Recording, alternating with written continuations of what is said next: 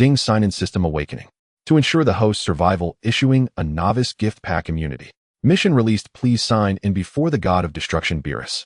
Reward the embryonic form of the Ultra Instinct realm. Hiss. Ling Xian clutched his head, the piercing pain making him feel as if his skull were about to split open. In truth, Ling Xian did not belong to this world at all. In his previous life, he had absurdly crossed over to this one after simply drinking a glass of cold water. Ling Xian was helpless, yet he had no choice but to accept the fact of his transmigration. Fortunately, upon arriving in this unfamiliar world, he awakened a Saiyan system. Listening to the electronic voice echoing in his mind, Ling Xian was stunned. God of destruction, Beerus. His pupils contracted sharply, his entire body trembling uncontrollably. System, is it the world I'm thinking of? Affirmative, host. Hiss. Ling Xian drew in a sharp breath. Wasn't the god of destruction Beerus a character from Dragon Ball? Did that not mean he had crossed into the Dragon Ball world? Ling Xian swallowed repeatedly. If it had been some ordinary world, it might still be manageable. No matter what happened, it likely would not cost him his life. But the Dragon Ball world was different. It was a realm of extreme martial might where planets and even entire universes could be annihilated at a whim. As an ordinary person, he would have the least right to speak in such a world. Common folk could scarcely escape such cataclysms and would only be buried along with their planets and universes. Can I really survive in the Dragon Ball world? Ling Xian's face was full of bitterness. Of all possible worlds, why did he have to cross into such a high-level martial realm?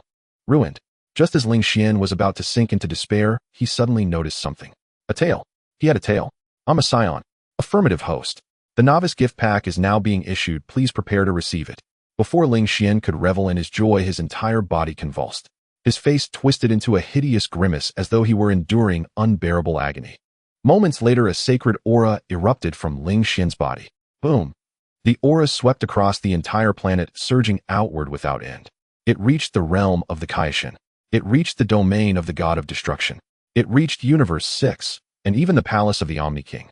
All the deities of the Dragon Ball world abruptly looked up, each furrowing their brows, their thoughts unreadable. At the same time, after receiving the novice gift pack, Ling Xian lay sprawled on the ground, the pain coursing through his body so intense that even drawing breath felt like his chest was being torn apart. Sai stem, am I dead? Reply to host, from now on, unless your lifespan is exhausted, you cannot die. Wah. What do you mean? The novice gift pack is named immunity. As the name suggests, it grants immunity to all negative effects. SP. Spell it out more clearly. It means that from now on you can ignore any damage within the Dragon Ball world. So you're saying I can ignore Son Goku's Kamehameha? Yes. I can ignore the destructive energy of a god of destruction. Yes. I can ignore even the erasure of the Omni King. At that, Ling Xian, still sprawled on the ground, held his breath, not daring to exhale. His heart was taut with nerves. He waited for what felt like an eternity. Yes. As the electronic voice echoed in his mind, Ling Xian ignored the pain in his body, sat bolt upright, and burst into foolish, unrestrained laughter. He had thought that after crossing over he would end up like the expendable earthling cannon fodder. Who could have imagined that heaven had treated him so generously?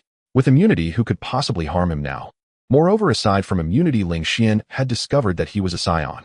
With immunity combined with a Saiyan's physique, if he cultivated to the extreme, then punching Beerus and kicking the Omni King might no longer be mere fantasy. However, although Ling Xian had obtained immunity and no one could harm him anymore, he still possessed a sense of self-awareness. He understood that he was only immune to all negative effects. It did not mean that he could already look down on deities such as the god of destruction. Dragon Ball was fundamentally a high-level martial world. Beyond overwhelming physical strength, there were countless bizarre techniques, such as Master Roshi's evil containment wave.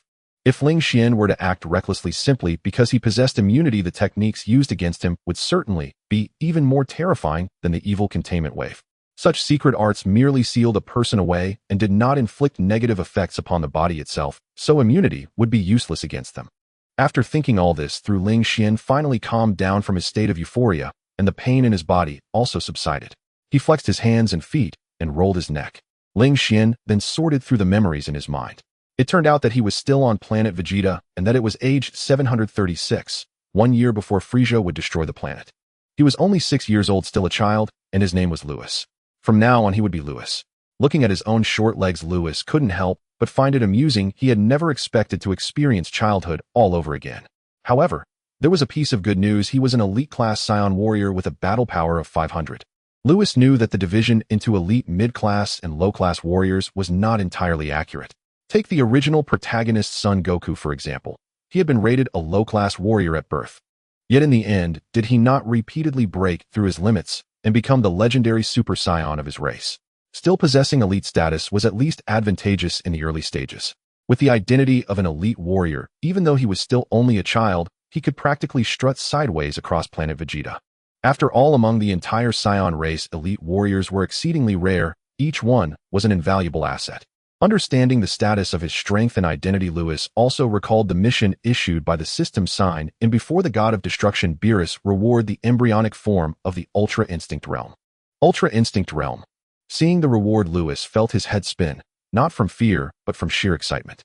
The Ultra Instinct Realm was a level belonging to angels. Even gods of destruction struggled to comprehend it. In the anime, only Son Goku had ever entered that realm. During the Tournament of Power, by relying on the perfected Ultra Instinct state, he had forced Jiren to the brink, leaving him gasping for breath. In the end, if Son Goku had not been exhausted, Jiren would have long since been defeated. Lewis was wildly excited now, yet beneath the excitement, he could not help but knit his brows. Sign in before Beerus. With his current battle power of 500, he was not even qualified to meet North Kai, let alone the supreme deity of Universe 7. System, does this mission have a time limit? None. Hearing this, Lewis finally allowed his tightly furrowed brows to relax slightly. With no time limit, it was acceptable. He could simply wait until his power had grown sufficiently before seeking out Beerus. Suddenly, a sharp light flashed through Ling Xin's mind. He had remembered something. It seems I might have a chance. Lewis was overjoyed. The destruction of Planet Vegeta had in fact not been Frieza's idea alone. Here lay a hidden secret. In the original story, Beerus had ordered King Vegeta to find the finest pillow in the world for him. Yet King Vegeta kept the best pillow for himself and presented Beerus with only the second best. As the mightiest deity in the universe, how could Beerus not be enraged when someone dared deceive him? Thus, before he went to sleep, he instructed Frieza to annihilate the Saiyan race. Lewis then recalled the current point in time. Right now, Vegeta was the same age as he was, and the anime had mentioned that when Beerus stepped on King Vegeta's head, Vegeta himself was present. At that time, Vegeta had seemed to be just about this age. Lewis drew in a cold breath. Doesn't that mean Beerus is very likely to descend upon Planet Vegeta sometime soon? If that was the case, the sign-in mission could be completed. Just as Lewis was reveling in this realization, an aura brimming with destructive power suddenly shrouded all of Planet Vegeta. He's here. Under normal circumstances, the aura of a god is imperceptible to ordinary people, yet Lewis, perhaps due to his immunity, could clearly sense this divine presence. The aura of a god naturally exerts an oppressive pressure on mortals, a suppression that belongs to those of a higher plane, and this very pressure itself is a kind of negative influence. Speak of the devil, and he appears. If Lewis was not mistaken, the god of destruction Beerus and his attendant must have descended upon Planet Vegeta. From this day onward, the fate of Planet Vegeta would be irrevocably altered. The destiny of Planet Vegeta and the Saiyan race would be a matter for later. For now, Lewis wished only to meet Beerus, for once he did, he could complete his sign-in and obtain the embryonic form of the autonomous Ultra state. The more Lewis thought about it, the more excited he became. To complete the sign-in task, he stepped out of his room and headed toward the royal palace of King Vegeta. Along the way, the surrounding buildings were filled with a harsh industrial feel, and he soon arrived before a grand palace. The palace was vast, and at the great doors atop the stairway stood 2 Saiyans on guard. Lewis walked up the steps. Lewis, by order of King Vegeta, no one is allowed to enter the palace. The 2 guards stepped forward and spoke. I have urgent business with King Vegeta, Lewis said as he climbed the stairs, his voice still childish yet firm. No. King Vegeta has ordered that no one may enter. I must go in. It concerns the fate of our Saiyan race. Lewis widened his eyes and uttered this bold claim. In truth, he had no interest in the fate of this evil Saiyan race, but if he wished to enter the palace, this excuse seemed to be his only option. According to his scouter, each of the 2 guards before him possessed a power level of 1200. They were adult Saiyans. That they commanded such force was only natural. Lewis had only 500 in combat power and was still a child. Forcing his way through was impossible. He spoke with utter seriousness, so much so that the 2 guards were momentarily stunned. Could he be serious? In their eyes, Lewis was still just a child. What could he possibly know about the fate of the Saiyan race? Yet an ordinary Saiyan would never joke about such a thing, and Lewis was a highly anticipated elite warrior besides. Very well, I will go report. Wait here. One of the guards turned to enter the palace. This matter is urgent, I will go in first. I will explain everything to King Vegeta, Lewis said, moving ahead of him. If he let the guard go in and make a report, would he still have a chance to see Beerus? Lewis strode past the guard, moving at a brisk pace. Wait. The guard tried to stop him. Forget it, he is an elite warrior. We cannot afford to offend him. Leave him be. If punishment comes, it will fall on him, and I have a feeling Lewis might actually be telling the truth. Lewis did not hear the guard's discussion behind him. He walked along a long corridor and quickly entered the palace interior. Red carpets and ornate lamps filled his vision. The inside of the palace was luxurious. King Vegeta, how dare you try to fool me? Lord Beerus, I did not. The pillow I offered you is truly the finest. You still dare to argue? A cold voice echoed through the palace, murderous intent saturating the air and causing the temperature in the hall to plummet. In one corner, a small boy watched his father being trampled into the floor, his body trembling uncontrollably. King Vegeta, you have greatly disappointed me. Beerus pressed his foot hard on King Vegeta's head, then suddenly frowned slightly and lifted his gaze. At his side, Whis also shifted his eyes toward the palace entrance where the silhouette of a small child had appeared. The child blinked his round eyes, the tail at his waist swaying back and forth. Lewis, what are you doing here? Get out. Pinned beneath Beerus' foot, King Vegeta was filled with regret. Why had he dared to defy the will of the god of destruction? Now it was over. Beerus was undoubtedly furious. And now the elite warrior of their race, Lewis, had appeared here as well. If Lewis were to provoke Beerus in any way, Planet Vegeta would truly be doomed. Yet King Vegeta suddenly realized that Beerus had gone still. At that moment, Beerus stared fixedly at the small figure at the doorway, his brows knitting ever tighter. How strange. Why did this little brat dare to meet his gaze so directly? Beerus cast another look at Prince Vegeta in the corner, who lay collapsed on the ground, shivering uncontrollably. Shouldn't this child be like King Vegeta's son? Whis was equally astonished. With a single glance, he had seen through Lewis's meager strength, yet this frail mortal could actually ignore the oppression of a higher being. In truth, angels had already returned to a state of perfect simplicity and no longer exerted oppressive pressure upon mortals. Gods of destruction, however, were different. They could not reach that realm and would unconsciously radiate the oppressive presence of a superior existence. An ordinary person who saw a god of destruction would at best collapse to the ground and at worst lose control of their bodily functions. As Beerus and Whis puzzled over this anomaly, a crisp chime suddenly sounded in Lewis's mind. Sign in before Beerus completed. Reward embryonic autonomous state. A low hum resonated through the hall. Within the killing intent that had filled the palace, a clear and ethereal aura suddenly arose like spring water, flowing, washing away every trace of icy murderousness. A thunderous boom seemed to resound in the minds of Beerus and Whis as though struck by a divine lightning bolt. Both widened their eyes, shocked to the core. Autonomous Ultra Instinct. No, that's not it, not true Ultra Instinct. It is merely the embryonic autonomous state, far from the realm of Ultra. Even so, how could this little fellow possibly comprehend such a state? Autonomous Ultra Instinct in fact comprised two realms, Autonomous and Ultra. These two realms were exceedingly complex, and without a doubt were far beyond the reach of ordinary beings. Compared to Beerus, Whis was even more astonished. As an angel, he naturally understood the difficulty of attaining the autonomous state. Yet this little boy had inexplicably broken through into that realm. The very thought seemed impossible. Lewis, get out of here. Leave at once. Seizing the moment before Lewis could anger Beerus, King Vegeta shouted for him to hurry away. Shut up. Say one more word, and I will erase you. Beerus lifted his foot from King Vegeta's head and spoke coldly. He strode forward with Whis following closely behind. In front of Lewis, Beerus looked at him and said, Kid, did you just comprehend the state of freedom? Whis remained silent, but his mind was occupied with another matter. A divine aura had appeared in the universe before they arrived at Vegeta's star. Could it be related to him? Big Kitty, what are you saying? I don't understand. Lewis blinked his round eyes and shook his head. Big Kitty. Hearing this, King Vegeta, who was lying on the ground, felt a darkness in his eyes and muttered before fainting, we're doomed.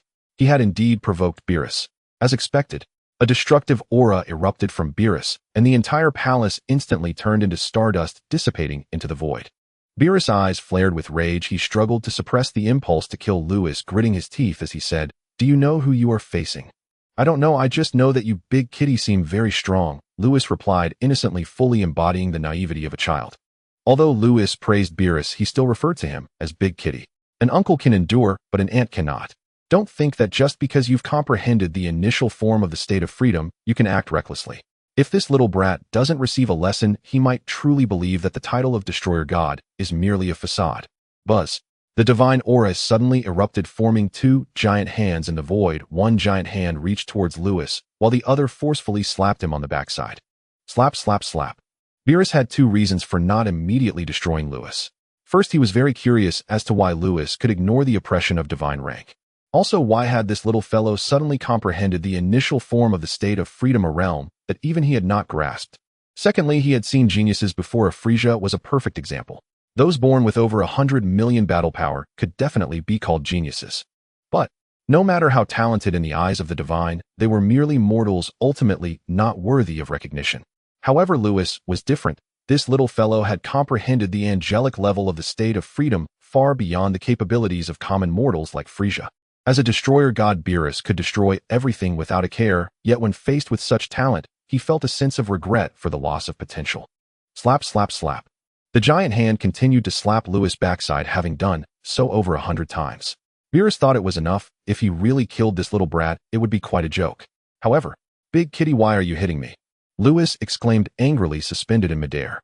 "You? How come you're fine?" Beerus was left dumbfounded by the sight before him. He was a destroyer god. Besides the oppression of rank, he had slapped Lewis' backside over 100 times. Although his strength wasn't strong, it was still an attack from a destroyer god. How could a weakling with only 500 battle power withstand that? "Why would I be hurt?" Lewis huffed, appearing angry on the outside, while inwardly he was already overjoyed. The events were unfolding just as he had imagined. First, signing in front of Beerus would certainly lead to an encounter with him. Lewis could sense the presence of the divine, and naturally the divine could discover his uniqueness, which referred to his immunity. If Lewis didn't take action, he might not be able to leave the palace. Of course, this doesn't mean he would be destroyed on the spot. With his immunity, no one could harm him. But being unharmed doesn't mean he couldn't be dealt with. Lewis knew that if a destroyer god wanted to deal with him, it was quite simple. For instance, they could imprison him and deny him food and water. In his mortal body, he would still die. Therefore, Lewis, leveraging his uniqueness, piqued Beerus and Weiss' curiosity. When the reward for comprehending the initial form of the state of freedom was issued, it was another bombshell. Such a rare occurrence must be irresistible to any divine being. That divine aura erupted near Vegeta's star. Could it be? Weiss, who had been silent for a long time, suddenly widened his eyes as if he had thought of something. He leaned in close to Beerus' ear and whispered something. Beerus was startled by what he heard. Seeing this, Lewis couldn't help but freeze. What was going on? Moments later, Beerus and Weiss turned their heads, staring intently at the suspended Lewis. Beerus said seriously, "Kid, are you interested in becoming a candidate for Destroyer God?" "Candidate for Destroyer God? What is that? Can I eat it?" "Candidate for Destroyer God is not a thing of cough cough, it's a divine position. If you agree, you'll be the most esteemed person in the universe." "Hey, Big Kitty, can becoming a candidate for Destroyer God make me stronger? We Saiyans want to become powerful." Lewis clenched his small fists and huffed. "He called me Big Kitty again." Beerus' mouth twitched slightly, but he nodded, saying, "Yes, if you agree, you will soon surpass King Vegeta." "Then I agree." Lewis grinned. He thought that Beerus would only see him as a genius, and for the sake of the average level of the universe's humans, he would at most leave him alone. Who would have thought that there would be an unexpected gain being considered by Beerus as a candidate for Destroyer God? Lewis had indeed underestimated the impact of comprehending the initial form of the state of freedom on Beerus. Moreover, the angelic level of the realm had been comprehended by a mere Saiyan. That was indeed quite extraordinary. Good, good, good. Beerus laughed heartily, repeating "good" 3 times. The anger that King Vegeta felt from being deceived dissipated at that moment. "Little guy, originally, I wanted to destroy your Saiyan race, but for your sake, I will let you go." However, the Saiyan race is inherently evil. Continuing to let them be is not a good thing for the 7th universe. Having Frieza alone is enough.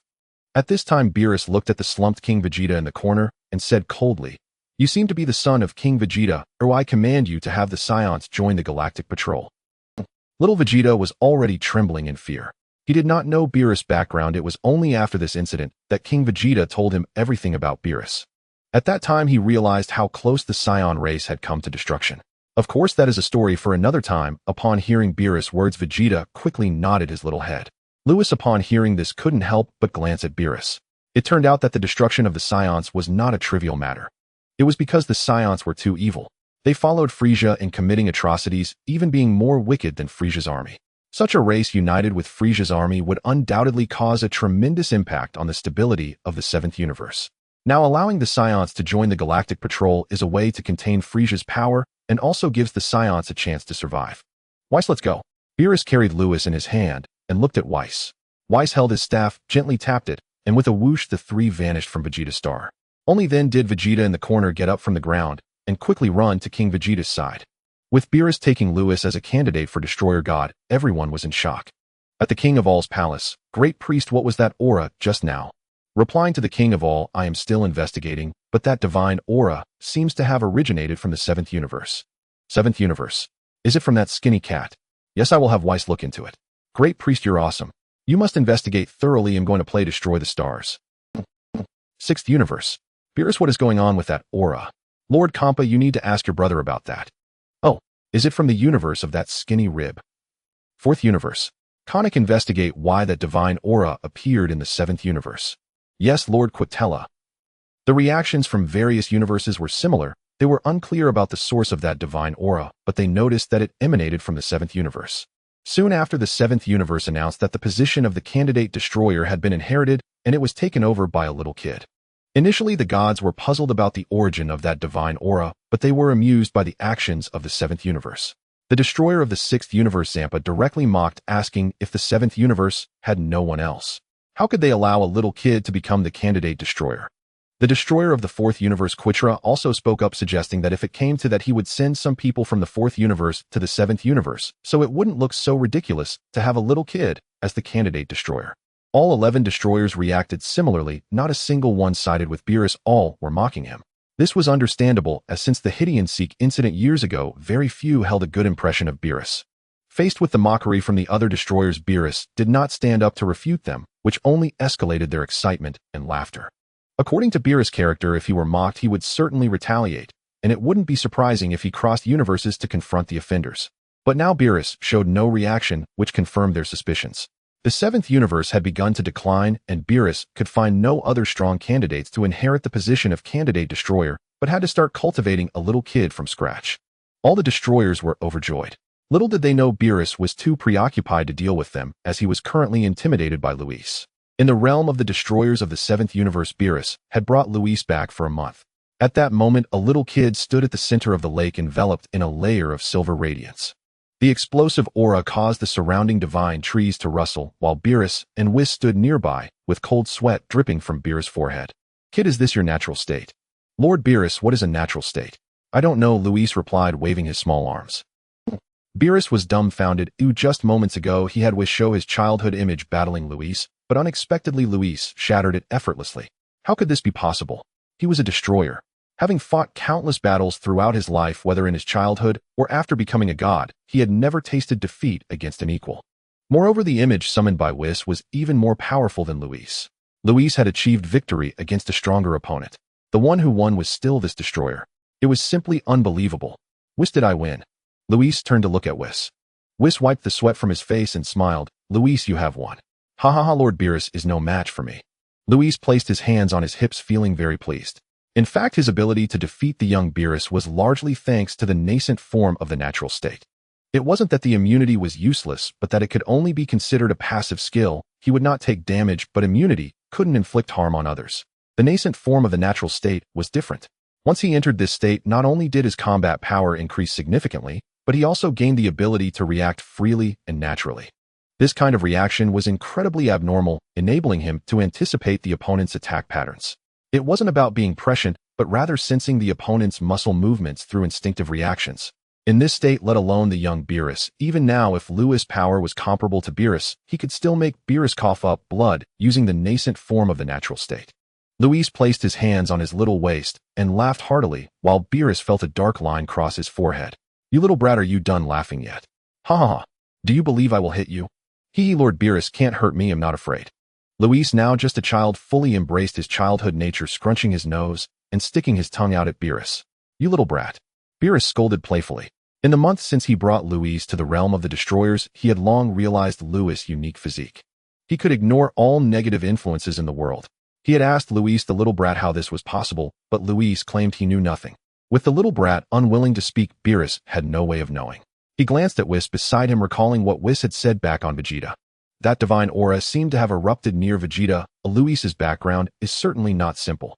It was also for this reason that Beerus considered taking Luis as a candidate destroyer. There were two reasons for this. First, Luis was very special. If he displayed any strange behavior, having Luis close by would allow him to respond immediately. Second, the other universe destroyers were not mistaken. The seventh universe had truly declined, aside from the generally low average level of humans. According to what Beerus knew, the strongest in the seventh universe was actually that trash Frieza. What a letdown.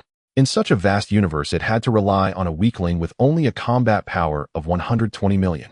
In fact, the strongest in the seventh universe was not Frieza. There were many hidden bosses yet to appear. When it came to the later stages, any randomly pulled out boss would far surpass those from other universes. But Beerus was unaware of this. He only wanted his universe to have a capable warrior.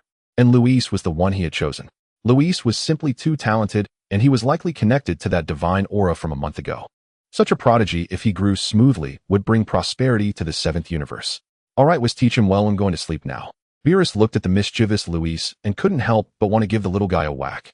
However, he found it impossible to hit Luis without hurting him, which was frustrating. Whis asked, Lord Beerus, are you trying to avoid them? The divine aura that erupted near Vegeta would certainly be known by all the gods in the universe. They would definitely come to investigate. Since you already know, why say anything? Beerus yawned and vanished by the lake. He had no desire to entertain that group of destroyers.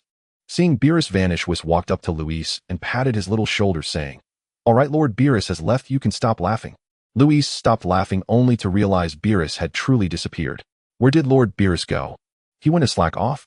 Well, since you have become the candidate destroyer, you must now accept the training of a destroyer. Slack off. Sleeping. It seemed the Dragon Ball storyline was about to begin. Luis squinted, knowing that the Dragon Ball plot began when Beerus instructed Frieza to eliminate the Saiyan race. But now that the Saiyan race had been spared from destruction due to his influence, would Goku still be sent to Earth?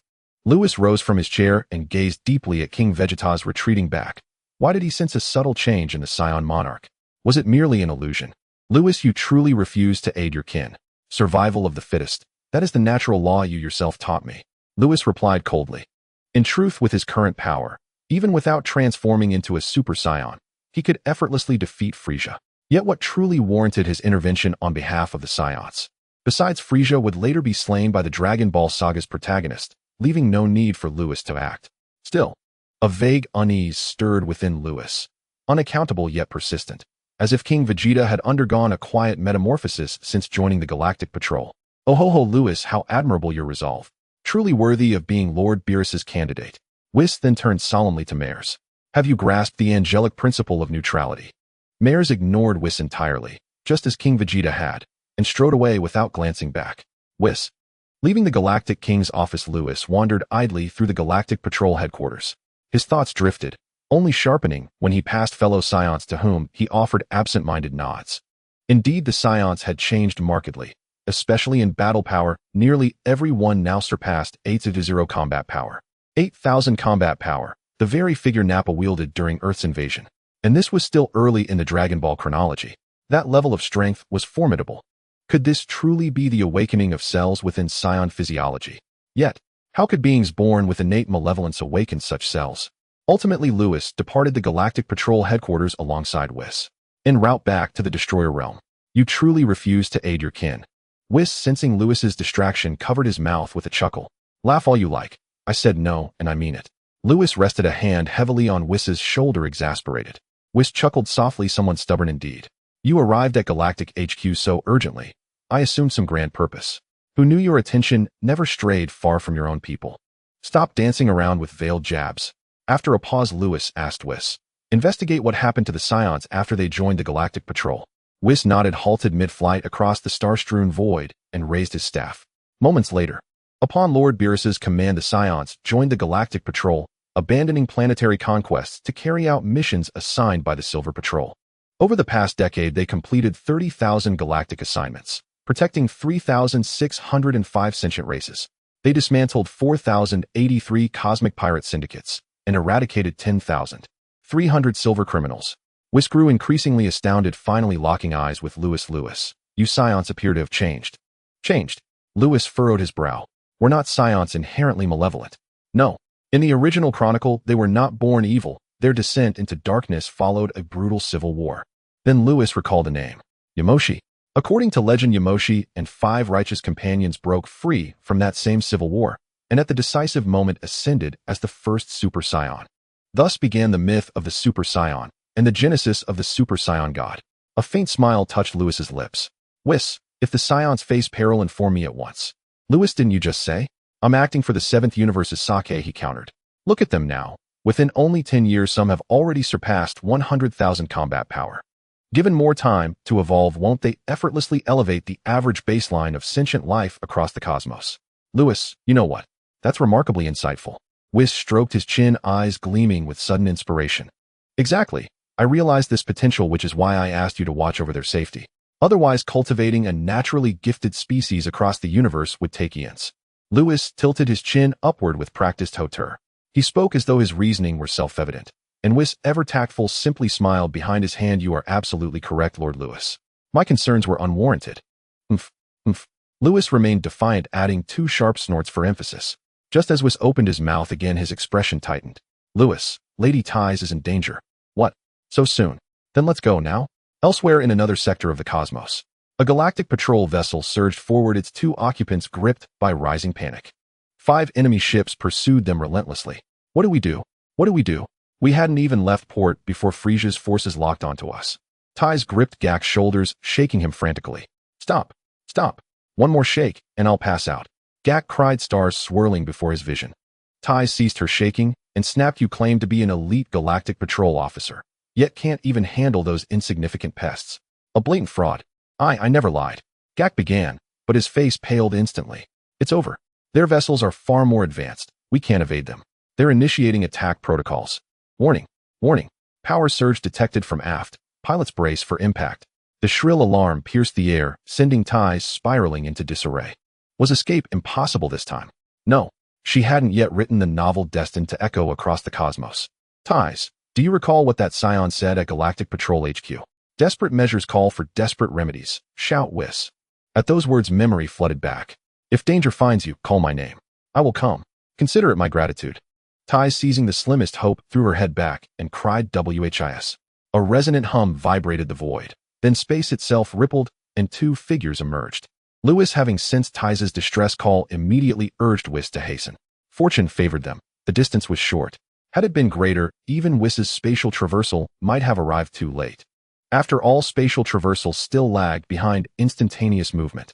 He'd need to master that technique soon. Lewis materialized outside the vessel. 5 electromagnetic shockwaves hurtled toward him. With a casual sweep of his hand, he deflected them aside, then clenched his fist in empty space. The 5 pursuing vessels froze mid-flight, crumpling instantly into mangled wreckage, their crews reduced to crimson pulp. Inside the ship, after shouting Whis, Ties squeezed her eyes shut, having long abandoned hope. Who, after all, could truly believe salvation would arrive merely upon uttering a name? Yet moments passed. The aft energy signature has vanished. Alert terminated. The alarm's off. Ties blinked, stunned, and slowly opened her eyes. Gak pointed wildly outward. Ties, look outside. Outside. She turned and froze. 2 figures floated serenely beyond the hull, smiling gently down at her. They were unmistakable. The Saiyan she'd met at Galactic Patrol HQ and his attendant. A sharp intake of breath escaped her. So it was possible. Uttering a name could summon salvation. Suddenly, the 2 figures vanished from view. In the next instant, they stood inside the vessel. Lewis smiled. I hadn't expected you'd encounter danger so soon. It's you actually came. Ties leapt into Lewis's arms, trembling with relief. She truly believed death imminent. Lewis stiffened. Her figure was exquisite, sculpted curves, soft warmth, and a delicate floral scent. Could you perhaps step down first? Her fragrance swirled around him, stirring something deep and urgent within his body. If she didn't descend immediately, he risked profound embarrassment. Sensing his tension, Ties sprang down, then burst into laughter. I'm so glad you came. I had no idea what to do. She lifted her porcelain chin, glancing sidelong at Gak, as if to say, see, your vaunted elite status couldn't resolve this. Yet the very Saiyan you called feral did. TCH. Gak grumbled irritably. Lewis, however, smiled gently. Madam, space is perilous. After today, shouldn't you return to Earth? Call me Ties, not Madam. Her gaze hardened with resolve. No, I'll continue voyaging the cosmos, until I pen the novel that shakes the universe. Lewis, Whis, a mere human from Earth, after surviving mortal peril, still dared sail the lethal void. Lewis paused, then said quietly, then may fortune favor your journey. He turned to depart with Whis. Wait, what is it? Lewis paused, turning back toward Ties. Could you protect me? I'll pay. I have wealth. My father is immensely rich. Ties flushed. A courageous dreamer, yes, but fear still quickened her pulse. This young man radiated kindness. And he was a Saiyan. His effortless reality-bending rescue confirmed his overwhelming strength. With him as her guardian, she'd no longer need rely on weakling Gak. Ties, I'm afraid I'm unavailable, Lewis replied, shaking his head. As a candidate destroyer, he needed to return to the destroyer realm to train to ascend. Otherwise, his current 10 billion combat power would prove woefully inadequate against the looming cosmic threats of the Dragon Ball saga. No, Gak is too feeble to shield me. You. Gak rolled his eyes. Lady, I'm standing right here. Just call me Lewis. Lewis is strongest. Those Frisia soldiers crumbled before you. Lewis, you're unparalleled, truly magnificent. Please, please. She batted her lashes playful and persuasive. Flattered by her effusive praise, Lewis's lips curved upward. Undeniably, Ty's flattery was masterfully delivered. Whis watched unimpressed. Humph. Men. Lewis felt utterly content within, lifting his head with a smug hum. Hold on. Hold on. Though what you say is true, and I am indeed extraordinary. Lewis, you're absolutely marvelous. Surely you won't refuse me, will you?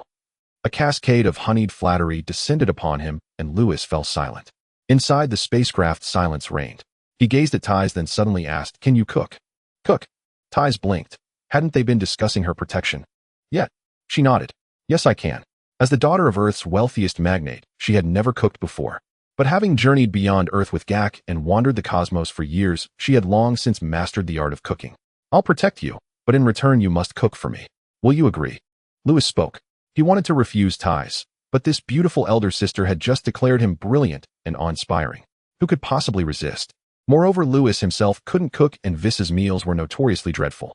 If Ty's could prepare food for him, protecting her didn't seem such an unreasonable bargain after all. Absolutely, agreed. Ty's turned with a playful grin. Gak, I now have Lewis's protection. Farewell, and may our paths cross again. Off you go, off you go. Women, truly insufferable. Always abandoning the bridge once they've crossed it. Gak sighed in exasperation. Vis, let's go. We're returning to the Destroyer Realm.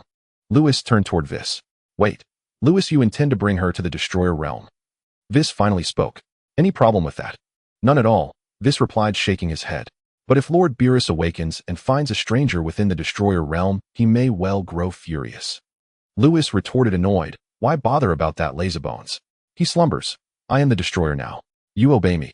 Vis's lips twitched faintly, but Lewis was right. With Beerus absent, he had to follow Lewis's command.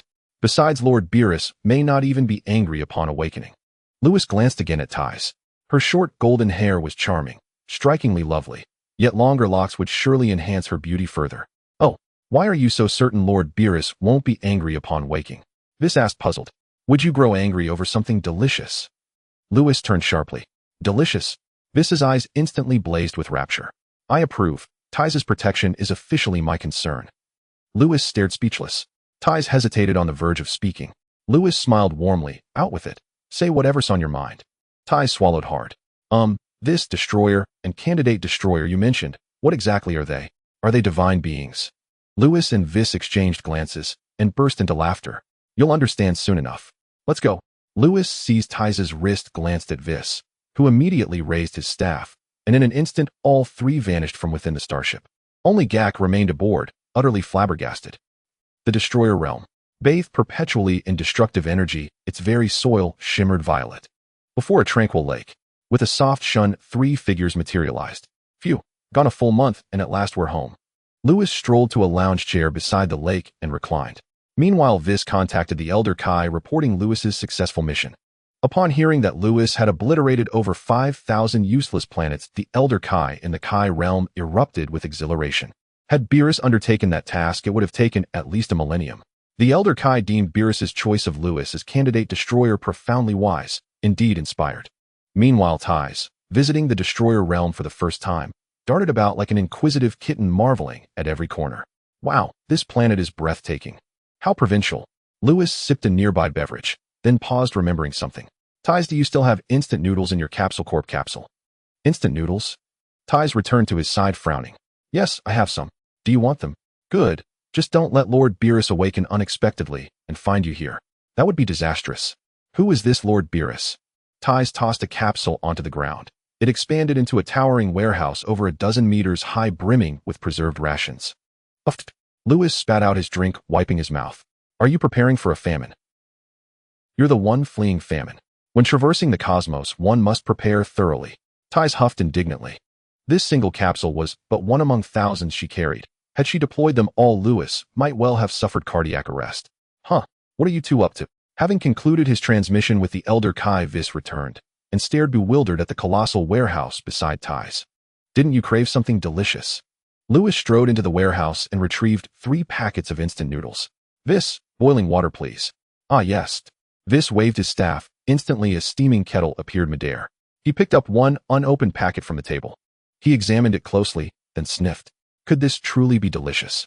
Ties helped Vis prepare it. Of course. Ties peeled away the plastic wrapper. Only then did Vis grasp the procedure. First remove the outer packaging. His expression flickered repeatedly with astonishment, as though he were a wide-eyed rustic. Lewis paid him no mind. He'd be stunned anew in moments.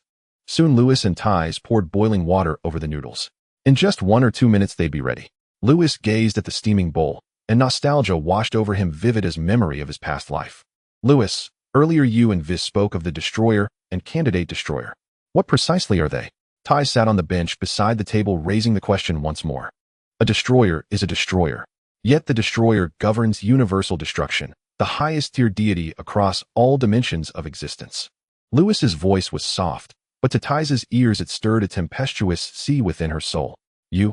Is this truly real? Absolutely. It's no fabrication. Gulp. Ties swallowed hard.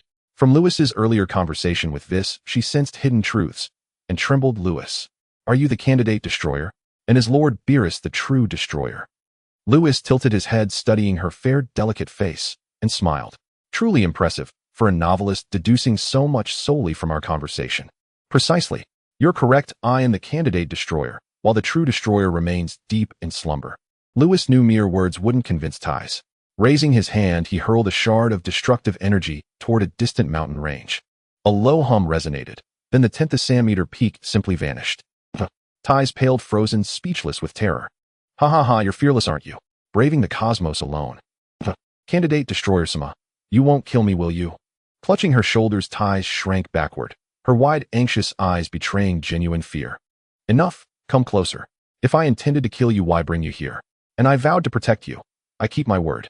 With a playful grin, Lewis added, though you will need to offer more flattering words. Ties exhaled in relief. A mountain had just vaporized in an instant.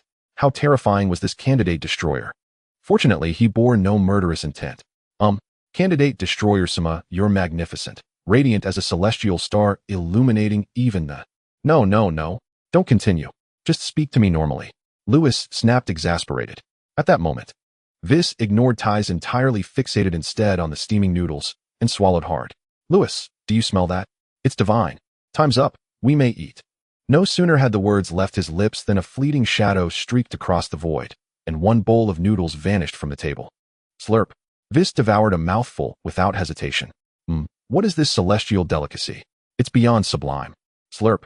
Each strand perfectly enrobed in broth. Upon contact with the tongue, its rich, profound aroma erupts, surging straight to the soul.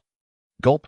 The broth itself is transcendent, surely brewed from countless rare, precious ingredients to yield that tiny sachet of seasoning. Sipping it, the liquid glides down the throat, warming the very core of one's being. With each bite of noodle and each sip of broth, Vis offered poetic commentary on gastronomy. His flushed, enraptured expression mirrored ecstatic rapture. Lewis, do these artificial additives really taste that extraordinary? Ties stared dumbfounded. Some souls simply adore additives. We needn't question their delight. Come, let's eat too. A faint twitch tugged at Lewis's lip. He handed Ties a packet and grabbed one for himself. Just as he raised it to his lips, boom! A cataclysmic explosion shook the heavens, originating from the distant Destroyer Palace. Ties, who was eating instant noodles, was startled. What was happening? Meanwhile, Weiss quickened his pace, finishing an entire bucket of noodles in mere seconds, leaving not a single drop of broth. The next second, Weiss, are you secretly eating good food again, without me? A purple figure flashed through the void as Beerus, dressed in pajamas, flew directly from the God of Destruction Palace to the lakeside. Ties, hurry up and eat.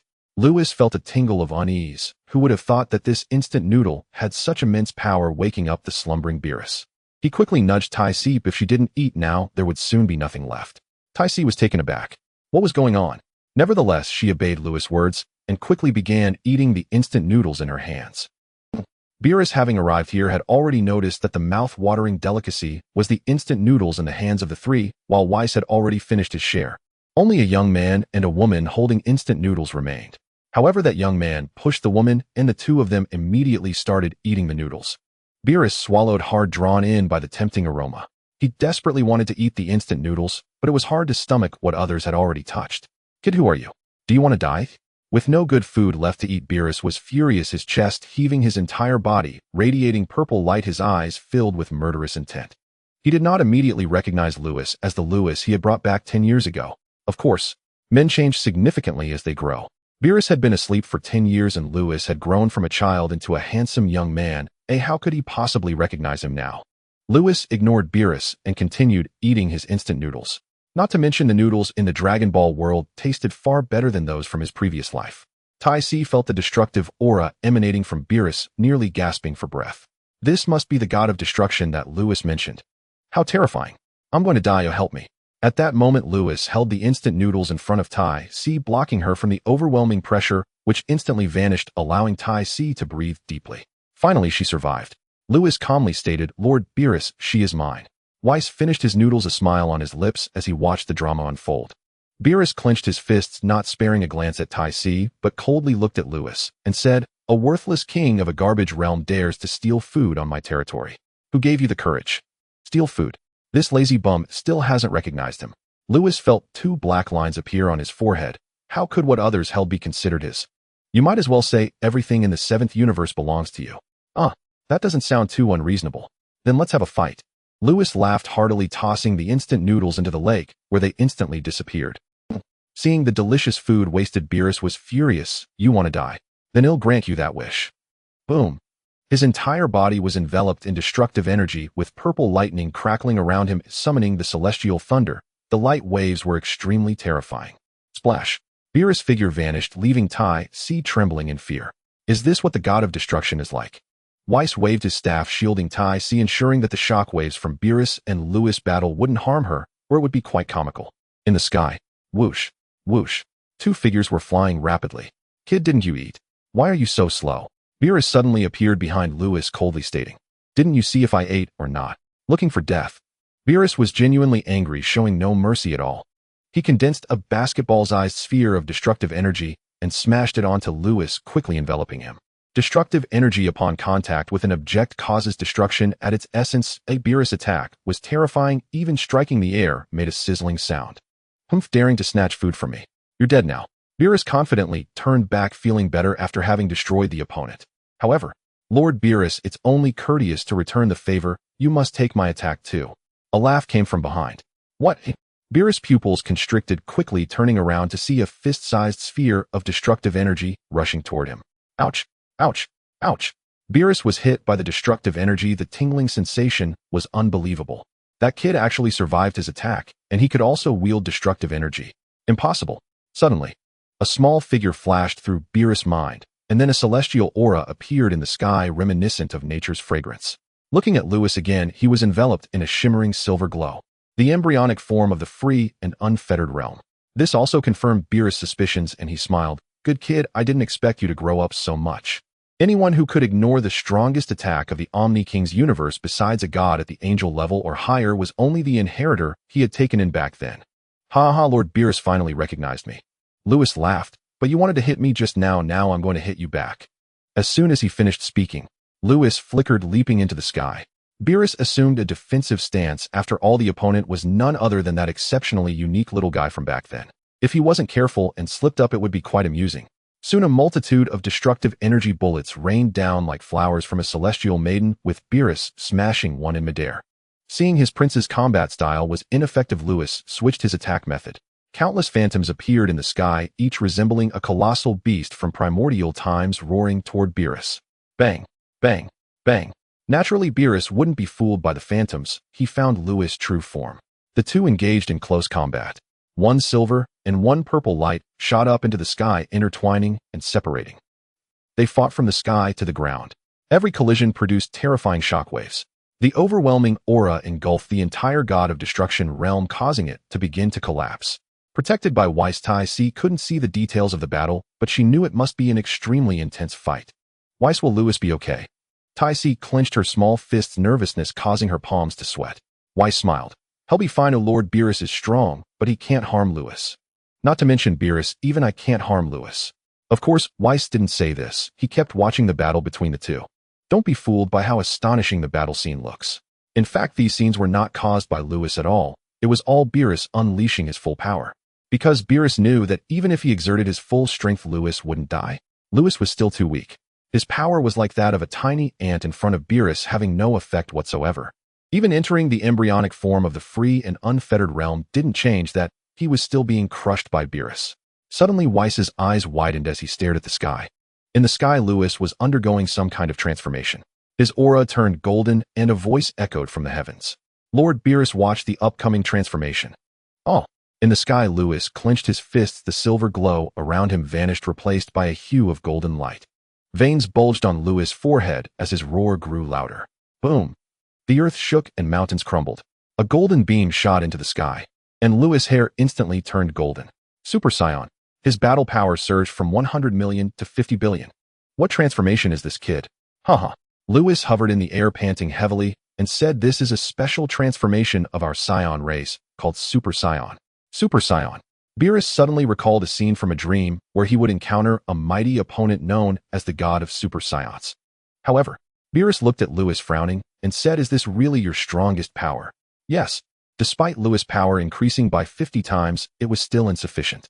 In the Super anime, a battle power of 100 billion should be comparable to Goku's when he first confronted Beerus on King Kai's planet. And when Goku challenged Beerus, he was crushed to the ground with just a finger. To Beerus, Lewis still seemed far too weak.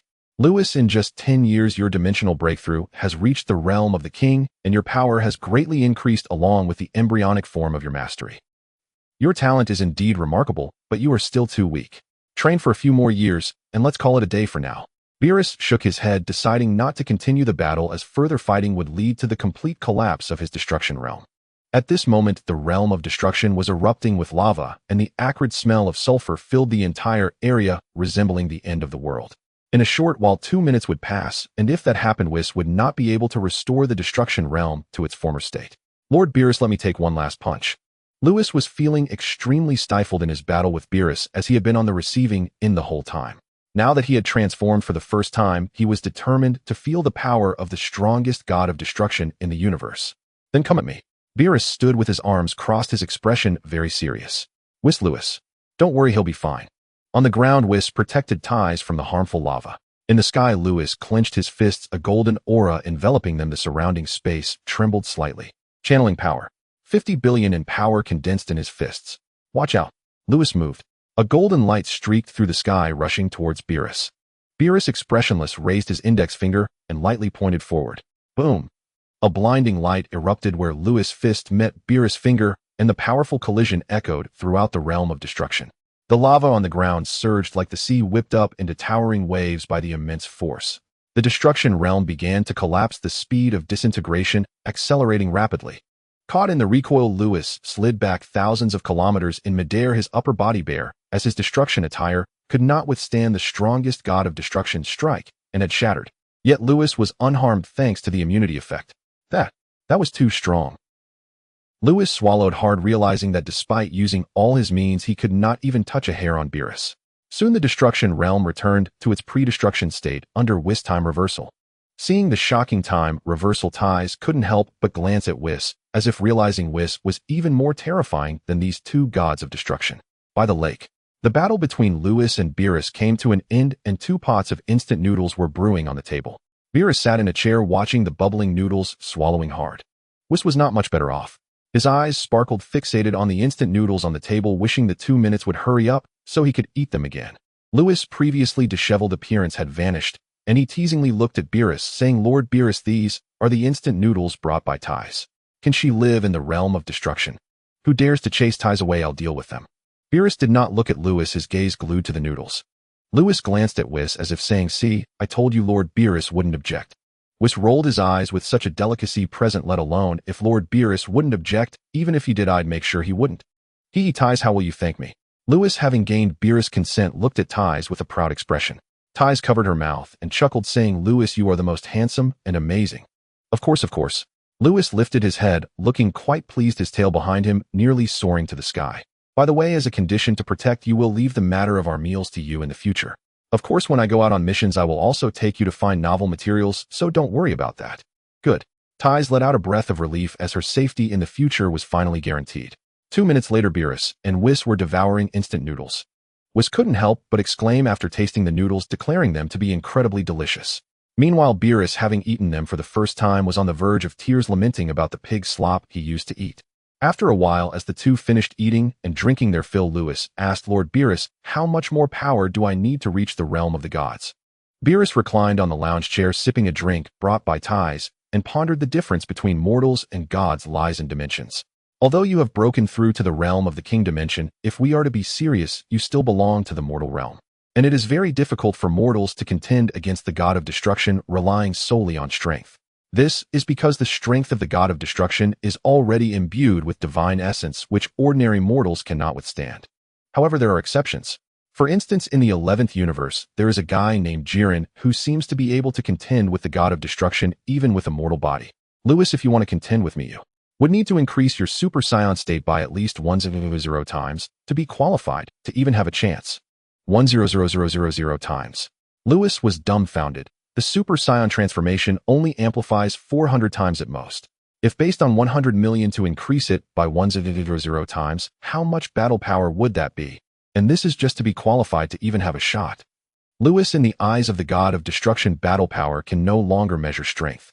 The dimensions are divided into Yama king gods angels, and power is divided into mortals god realm angel realm. And the god realm is further divided into 5 layers with Lord Beerus at the 5th layer of the god realm, while other gods of destruction in different universes, except for Quitella from the 4th universe, who just touched the 5th layer, are all at the 4th layer of the god realm. At this moment, Ties beside them exclaimed, "Wow, doesn't that make Lord Beerus the strongest god of destruction?" Indeed, indeed. Hearing Ties' exclamation, Beerus' vanity was greatly satisfied. No wonder Lewis got her to stay, as she knows how to flatter him. Lewis felt speechless, and then said, "Whis, what should I do to break through to the god realm?" Whis replied, "To break through to the god realm, there are 2 methods. First, as Lord Beerus just mentioned, there are indeed individuals in the 11th universe who can contend with the god of destruction using mortal strength, as they have trained their mortal power to the extreme. As far as I know, that guy named Jiren should be slightly stronger than the 4th layer of the god realm." Looking at the shocked expressions of Lewis and Ties, Whis continued, "The second method is to train the dimension, elevating it to the level of a deity. In this way, one's own power will undergo a qualitative change, transforming from mortal strength to divine strength. Divine strength is imperceptible to mortals, and its might is not something mortals can compare to. Take Shin, for example. Although he is merely a creator god, his own power is not very strong, but because his dimension is at the divine level, his strength is also divine power, which is why he is stronger than Frieza." Upon hearing this, Lewis suddenly realized, saying, "I understand. Does this mean that under equivalent power, divine strength will be stronger than mortal strength? In other words, if I base my current power of 100 million, and if the mortal power within me transforms into divine power, can I then break through to the god realm?" Haha, that's the gist of it. However, with your current power of 100 million, it's still not enough. So if you want to break through to the god realm, you should quickly elevate your dimension to the divine level.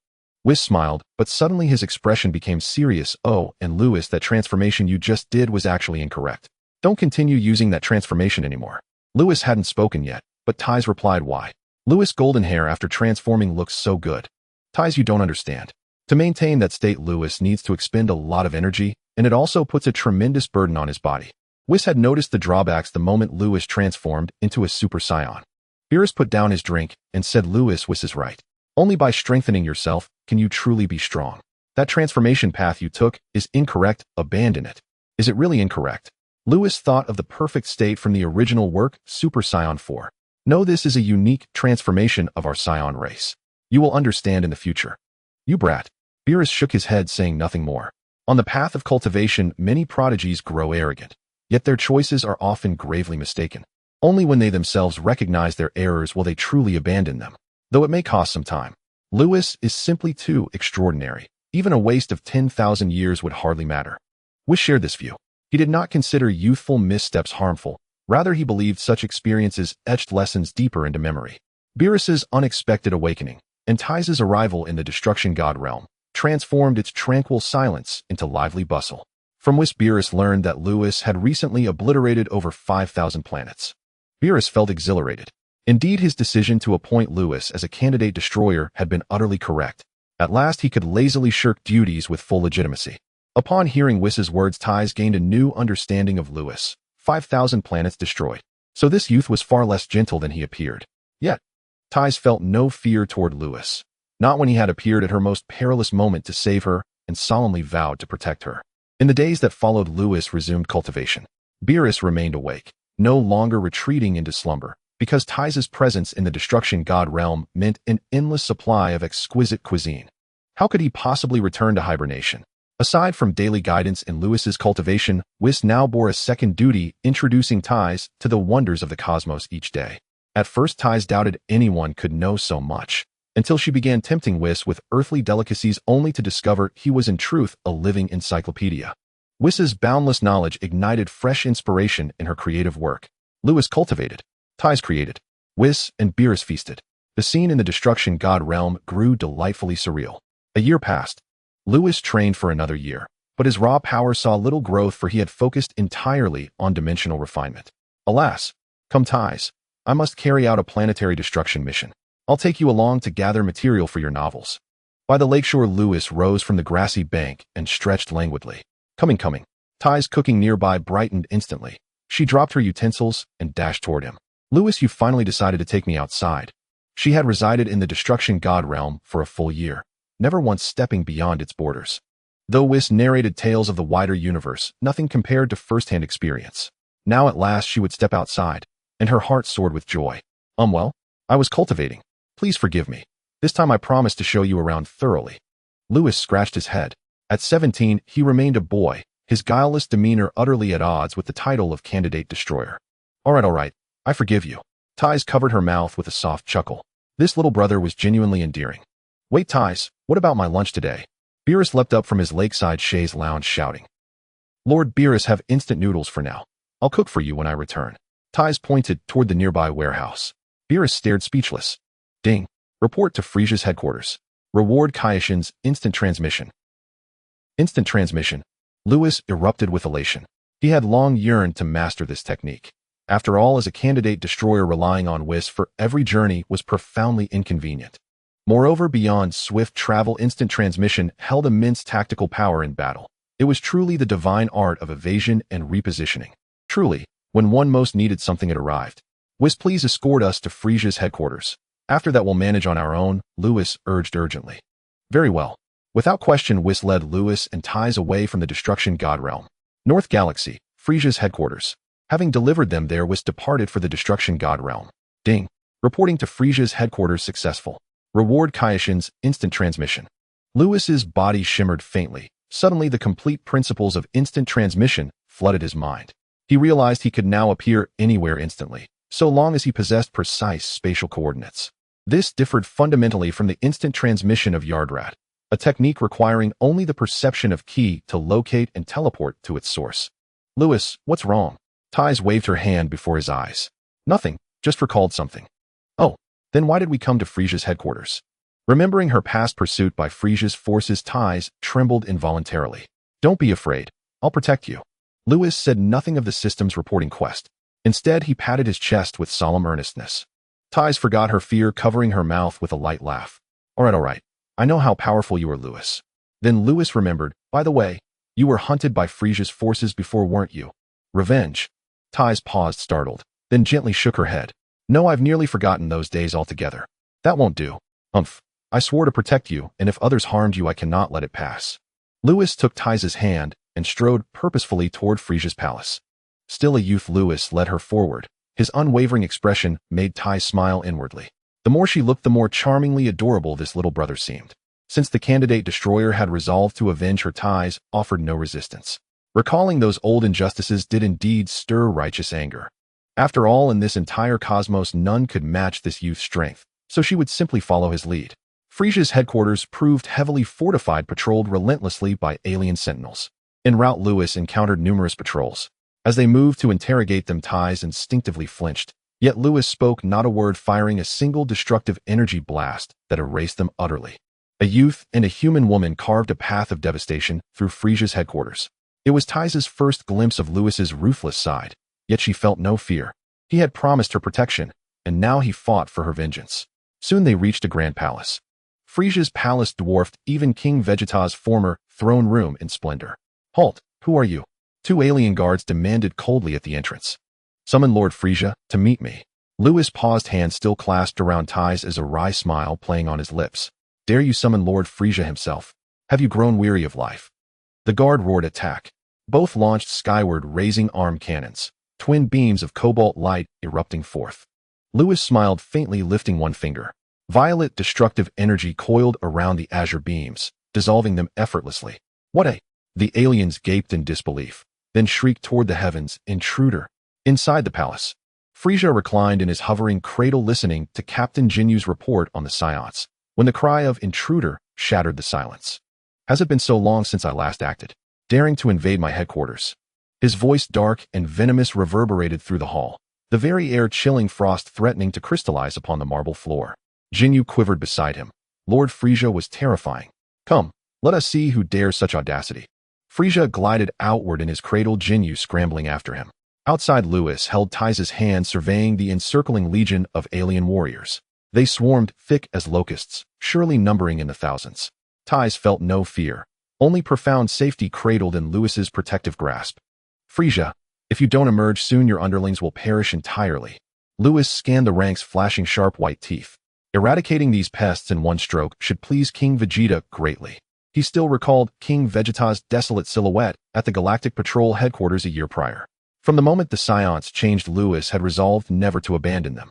His gaze drifted to Tai's beside him. Her persecution by Frieza's forces added fresh grievance to ancient grudges. "Oh ho ho!" A rasping voice echoed from the palace gates. Frieza floated forward on his cradle, Jinyu trailing closely behind. "Boy, who are you?" Frieza crossed his arms, eyes glacial and unblinking. Lewis remained silent, merely observing him with quiet intensity. Vile tanned white skin, a carapace of hardened bone encasing his frame. Triangular eyes, pure unadulterated malevolence. Exactly as depicted in legend. "Boy, our lord asks you a question. Are your ears deaf?" Jinyu barked. "Captain Jinyu." Lewis recognized the purple-skinned figure beside Frieza. "You actually remember me." Jinyu snorted, suddenly noticing something pointing at the tail behind Lewis with fear. "Lord Frieza, he is a Saiyan." It is no wonder Jinyu was so frightened. The Saiyans had changed dramatically over the years, with some even reaching powers close to his own. This is a Saiyan. If they transform into a great ape, their combat power could increase tenfold. Saiyan. Frieza narrowed his eyes. He had been troubled by the Saiyans for years, and never expected them to invade his headquarters now. "Show me how much power he has." "Yes, I want to see how much battle power he possesses to dare invade Lord Frieza's headquarters." Jinyu pressed the scouter. Beep, beep, beep. Combat power 100000. Gulp. Jinyu swallowed hard. This guy actually had a combat power of 100000. Frieza on the infant ship noticed Jinyu's expression and squinted. "What is his combat power?" Jinyu wiped the sweat from his face and said, "Report to Lord Frieza, he has a combat power of 1000. Wow. The surrounding aliens took a step back, their faces filled with terror. Jinyu Force Captain only had 1000 combat power. How could this kid have 1000 combat power? Frieza raised an eyebrow, his murderous intent suddenly dissipating, and smiled. "This gentleman has impressive strength. Come serve under me, and I can overlook your invasion of my headquarters." Frieza was someone who loved talents. Seeing a formidable person, he couldn't help but want to recruit him. Lewis smirked and teased, "What if I refuse?" Tai's was holding his little hand, quietly listening to the boy conversing with the Cosmic Emperor. It felt great to be protected. "Refuse." Frieza's expression instantly darkened. "Then you won't be able to leave my headquarters." Hearing their lord's words, the surrounding aliens took a step forward. The atmosphere became extremely tense. "Whether I can leave here is something to discuss later." Lewis chuckled. "Frieza, I came here to find some people." "Find someone?" Frieza paused slightly, then coldly said, "I see you're looking for death." Jinyu, get him. As the Cosmic Emperor, Frieza could no longer suppress his inner fury at someone invading his headquarters and daring to provoke him repeatedly. "Yes." Jinyu twisted his body and vanished from sight, appearing behind Lewis. "Kid, the gap between 1000 and 1200 combat power is quite significant. A die for me." Jinyu gathered a violent energy blast in his palm and smashed it towards Lewis. Lewis remained expressionless, and Tai's, who was being held, did not show any signs of fear. "Is this surrendering?" Frieza on the infant ship frowned. At this moment, 1000 combat power is weak, but what about 1000? Lewis smiled, his power exploding. In an instant, bang, bang, all the scouters of the aliens present exploded. Boom. The powerful airwave dispersed Jinyu's energy blast, and then blasted him away, smashing him hard into the ground. "No way." Jinyu on the ground's pupils shrank sharply. Oh, at that moment his scouter had turned into a piece of scrap metal. What just happened was merely in an instant. Just now he saw the combat power data soaring rapidly, then the scouter couldn't withstand it and exploded. "Tai's, were you scared just now?" Lewis smiled. "You said you'd protect me, so I wasn't scared," Tai's replied with a charming smile. Snow white skin, golden hair. Looking at Ty's, Lewis paused and said, I think you'd look even better with long hair. Long hair. Ty's touched her hair, wanting to ask. Lewis had already turned to look at Frisia, so Ty's could only keep the question to herself. All right, my time is precious. Frisia, have all your subordinates come here. Lewis said coldly, otherwise. What will happen otherwise? Frisia jumped down from the infant ship and walked forward. You don't think that with one's zero combat power you can do whatever you want in my headquarters, do you? Frisia had just heard Lewis and Jinya's conversation and did not expect this kid to be hiding his strength. Jinyu, lying on the ground, looked delighted. It was rumored that Frisia had always hidden his power. Could it really be like that? Ty's, who was chasing you, do you remember? Lewis ignored the advancing Frisia and asked sideways. Ty's thought for a moment and said, it seems to be a gang called Chio-E. Chio-E. Lewis frowned at this trash, seemed to have been killed by Vegeta in the anime. Kid, you're looking for death. Frisia, who was approaching, was furious. He couldn't believe he was being ignored by someone with only one's zero combat power. Frisia prepared to transform. Lewis suddenly disappeared from beside Ty's and appeared in front of Frisia, raising his knee to strike Frisia's abdomen. Bang! Frisia was sent flying. Ugh! Frisia crawled on the ground, spewing blood from his mouth. Everyone present was stunned. Could this be real? This was the Cosmic Emperor Frisia. How could he be beaten to the point of vomiting blood by a stranger? Oh, you have successfully enraged me. Ooh, I will kill you. Frisia stood up, screaming hysterically, his power exploding. The first stage of transformation was unlocked. At that moment, Frisia transformed into a bulkier form resembling King Cold. Power surged beyond 10000. The surrounding aliens were filled with joy. Their king had indeed been hiding his power. Stop chattering. Lewis appeared in front of Frisia in the next second and threw a punch. Boom. The terrifying power shattered all of Frisia's teeth. Puff. Shattered teeth and blood mixed together sprayed into the air. Oh. Frisia was flung away, crawling on the ground, helplessly wondering how this could be. Why was he unable to defeat someone with the same combat power of 100? Frisia, look at this. Lewis instantly teleported in front of Frisia, grabbing his head and lifting him up. With his other hand, he gathered a destructive energy ball. The destructive aura enveloped the entire Frisia headquarters. A fierce wind howled. Thunder roared. The surrounding aliens were instantly knocked to the ground, their souls trembling. Destruction. God. The destructive energy was pressed in front of him, and Frisia's pupils shrank sharply, his entire body trembling from deep within. He recognized this power. It was the power of a god of destruction. Who is this Saiyan? Isn't the god of destruction of the 7th universe Beerus? Why does this person before him have destructive power? Bring Chio-E here.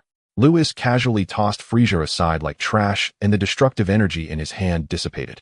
Yes.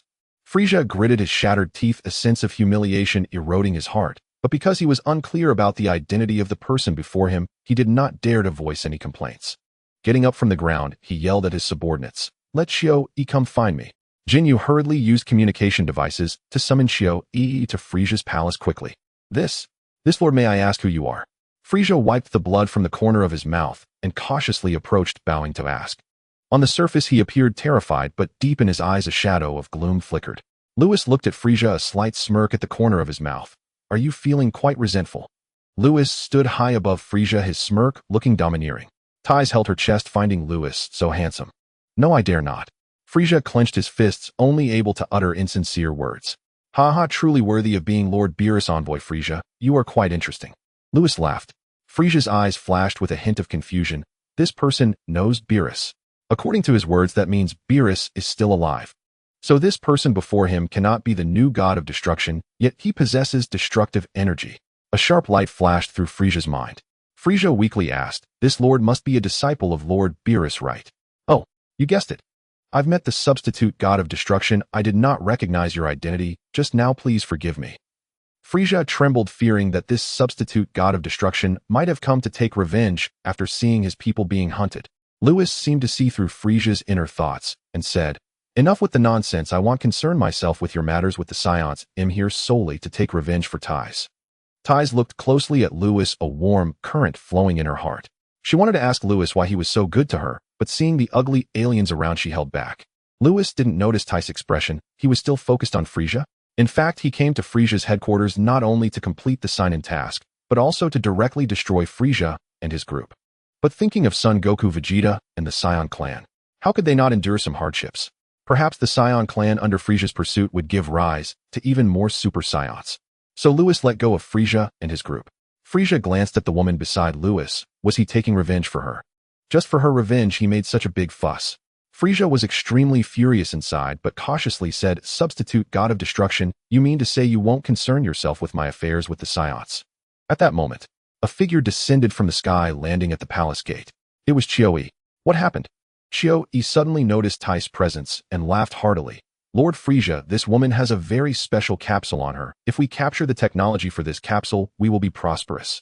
After he finished speaking, he suddenly felt something was off. Why was it so silent around? Everyone was looking at him with peculiar eyes. "Tai's, is it him?" "Yes." Tai's looked at Chio-E, recalling the days of being hunted, gritting her teeth. Then died. Lewis raised his hand. Destruction. A purple destructive energy slammed into Chio-E, and he instantly evaporated without even a struggle before death. Gulp. All the aliens present swallowed hard. Oh, what a terrifying Saiyan. "Tai's, let's go." After killing Chio-E, Lewis used the instant teleportation rewarded by the system to take Tai's away from there, leaving only a group of stunned aliens. "Lord Frieza, should we still pursue the Saiyans now?" "Hold off for now." Frieza clenched his fists. The Saiyans hiding in the Galactic Patrol headquarters were one thing, but now a substitute God of Destruction had emerged from among them. However, that guy just said that he wouldn't care about his affairs with the Saiyans. Moreover, the God of Destruction is responsible for destruction in the universe, inherently a cold and ruthless deity. That substitute God of Destruction probably spoke the truth. But regardless, the other party is a Saiyan, or would he really not care about the Saiyans? Leaving Frieza's headquarters, Lewis took Tai's to a primitive forest planet. This planet was subpar, and Lewis planned to destroy it. Lewis. My. Lewis walked in the forest, turning back.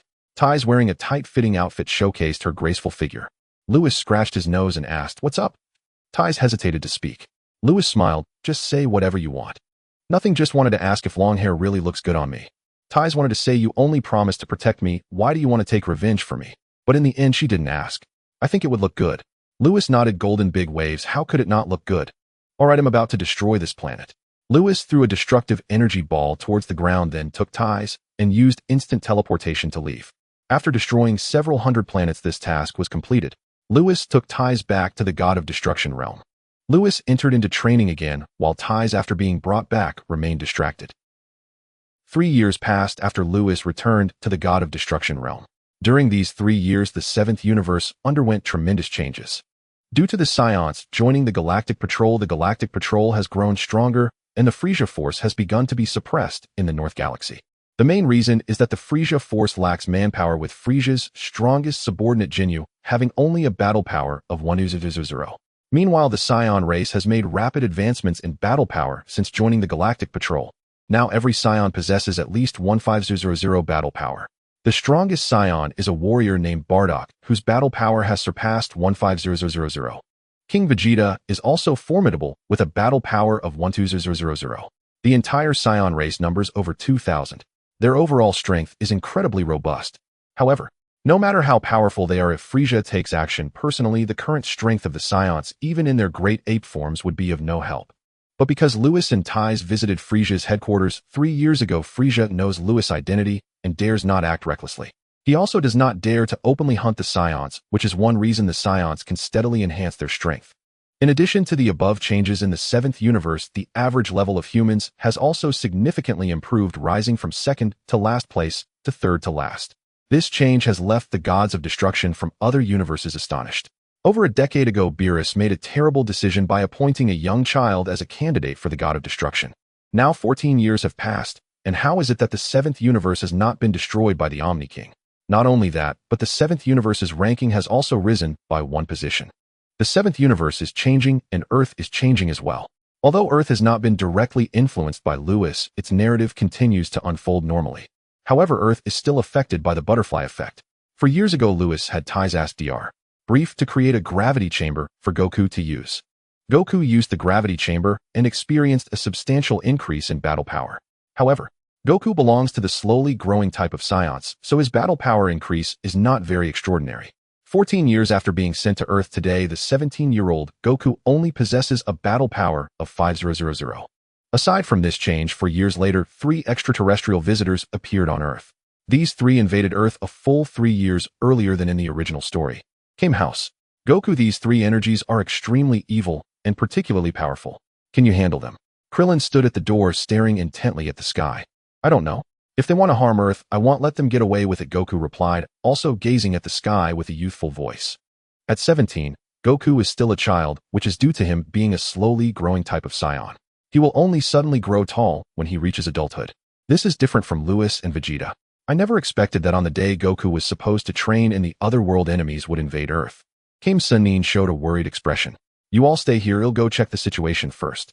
Goku soared into the air, flying toward the direction where the 3 spaceships descended. Outskirts of West City, Vegeta, Raditz, and Nappa crawled out of their spaceship. Each of them was ragged with clotted blood smeared on their bodies, looking very disheveled. Damn it. Frieza won't even let us return to the Galactic Patrol headquarters.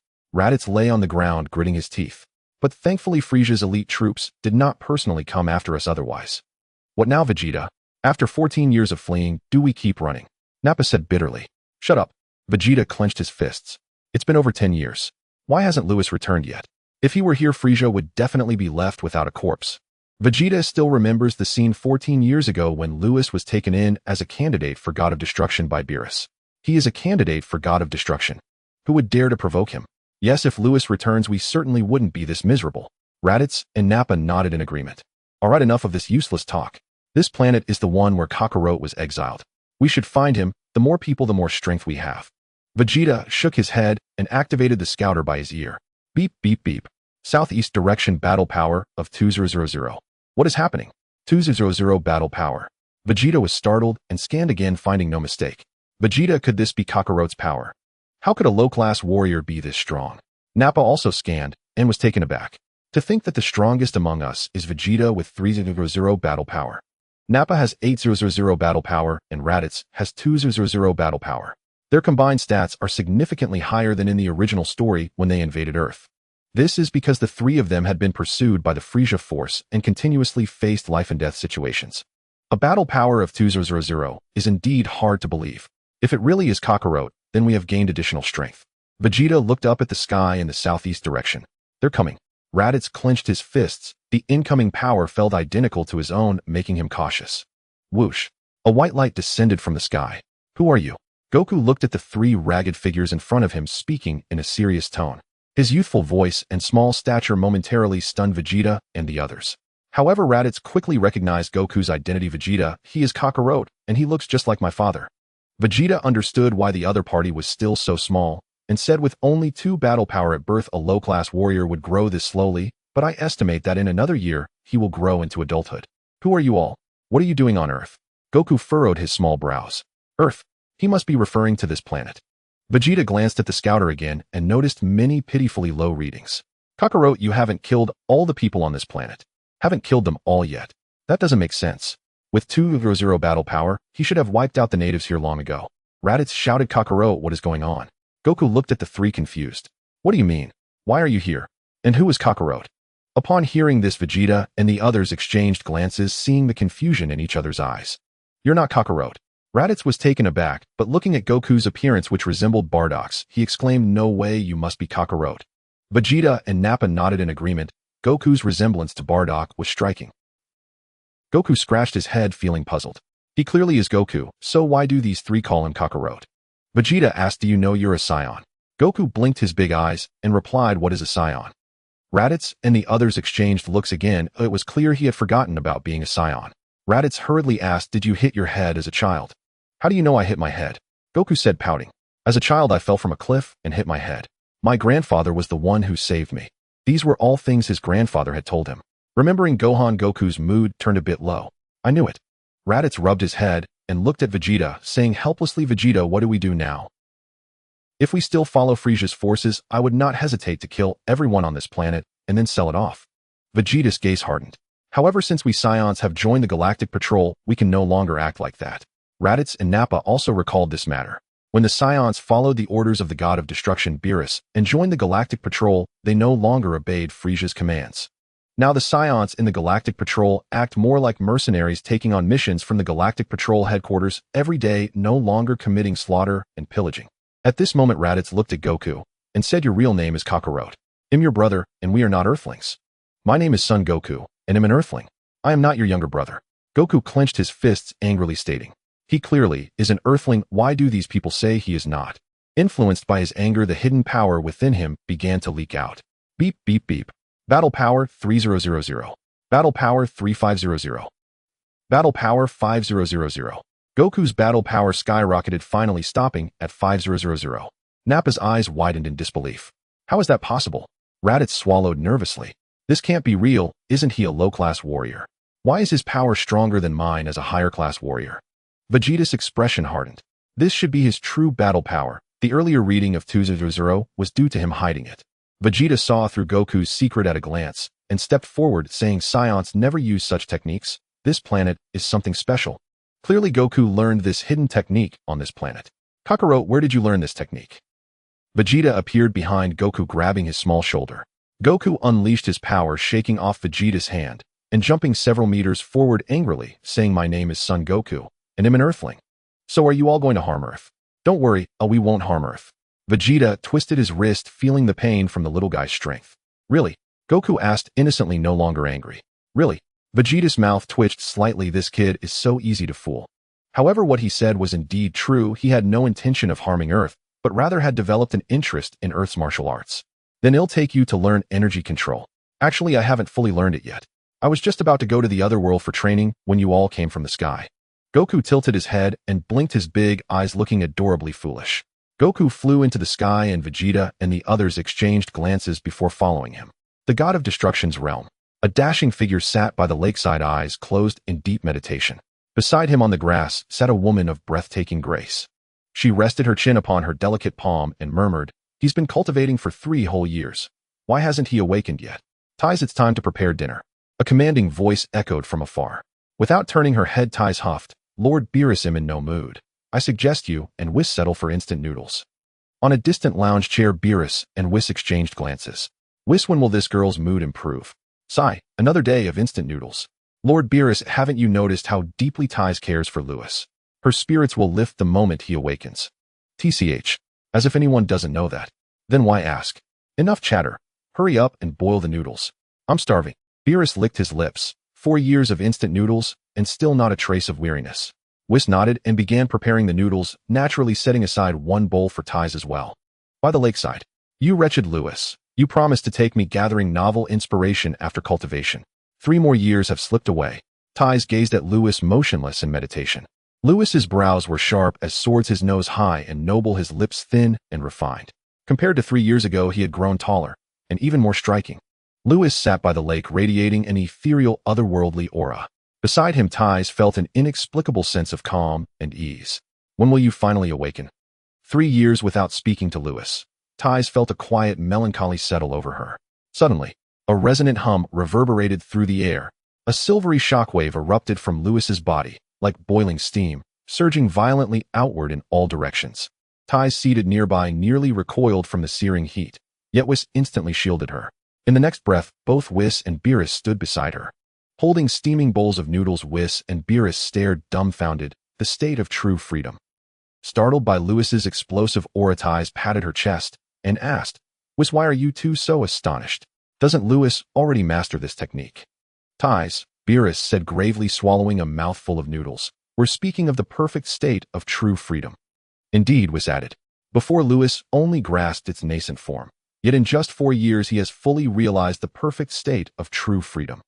Thank the heavens it's not the perfect state of true freedom, ultimate intent, or I'd be weeping into my noodles.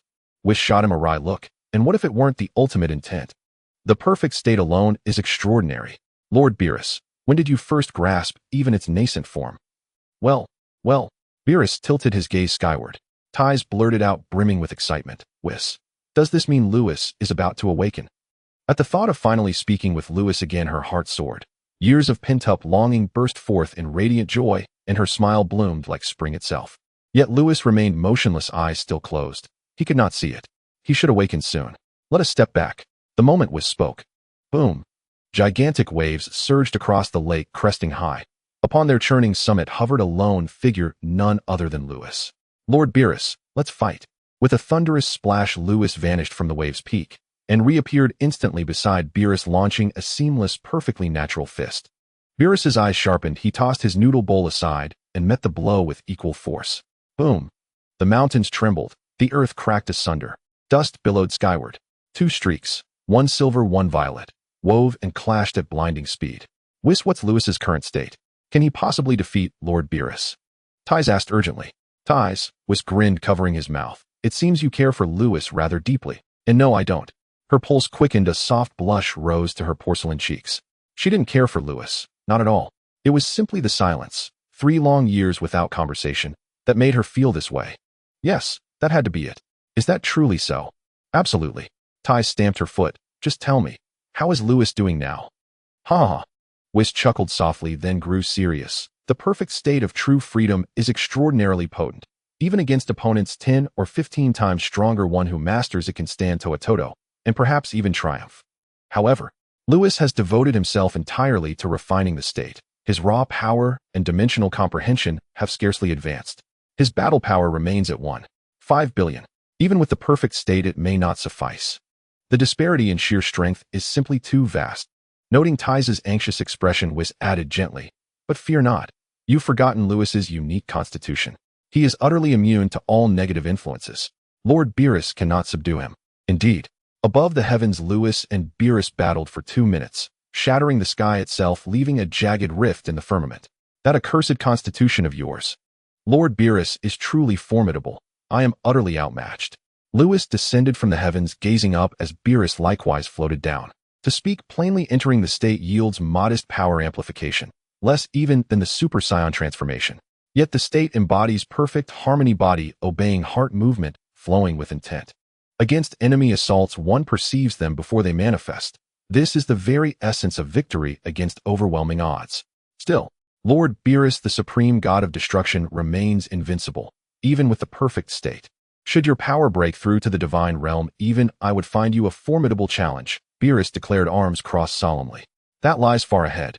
Lewis shook his head, then turned toward Whis and Ties, waving warmly. Whis, Ties, it's been too long. Whis smiled. 3 more years of cultivation. Indeed, a long while since we last spoke. You wretched Lewis. You swore it would be a brief cultivation, yet you vanished for years. Ties gnashed her tiny fangs, cheeks puffed with indignation. Well, I truly hadn't expected to meditate for so long. Lewis scratched his head. Why was she so furious? I don't care. I demand you take me gathering novel inspiration. Didn't I escort you across the cosmos 3 years ago? Only then did Lewis understand her anger. His prolonged cultivation had deprived her of novel inspiration, a grievance far weightier than mere time lost. You said it was 3 years ago. Ah well, I'll accompany you across the cosmos later today. You swore it. Ties' scowling lips curved upward into a radiant smile. Whis, Lord Beerus, come along. I'll prepare a feast for you all. Ties turned and strode away from the lakeside to begin cooking. Beerus and Whis exchanged a glance. Beerus clicked his tongue. So, her mood has improved. Of course, now that Lewis has awakened, how could it not? Whis rolled his eyes. Ever since Lewis took Ties on that cosmic excursion, she'd returned home and spent hours gazing silently at him. Even with eyes closed, one could sense something profoundly altered in Ties. Who doesn't know? I was merely asking. Beerus smirked, then broke into delighted laughter. At last, a feast. Ties' cooking is legendary. Beerus bounded off toward Ties. Lewis rubbed his head, puzzled, and asked Whis, what were you two discussing? Why would Ties' mood lift the moment I awoke? Never mind, let's go. Just thinking of Ties' feast makes my mouth water. Whis winked, then departed, leaving Lewis staring at his retreating back, bewildered, before following suit. On the lawn beside the god of destruction's palace, Ties laid out a lavish feast, tempura sushi. Beerus and Whis devoured it ravenously. Lewis's appetite surged. Truly, Ties' culinary mastery was astonishing. No trace remained of her identity as the heiress to Earth's greatest fortune. Ties, your cooking remains as exquisite as ever, Whis remarked, sated, leaning back comfortably. Heavens know I've voyaged across the cosmos for eons. One must cultivate some talents. Ties rested her chin on her palm, eyes fixed not on Whis, but on Lewis, as she mused. Without this skill, I'd have gone mad surviving on instant noodles and field rations. Lewis glanced up. Why was Ties staring at him so intently? Baffled, he lowered his gaze and resumed eating. Beerus wiped his mouth, satisfied. Nonsense. I find instant noodles delicious. Right? You and Whis do. Eating chemical-laden noodles daily without tiring. Truly remarkable. Giggle, giggle.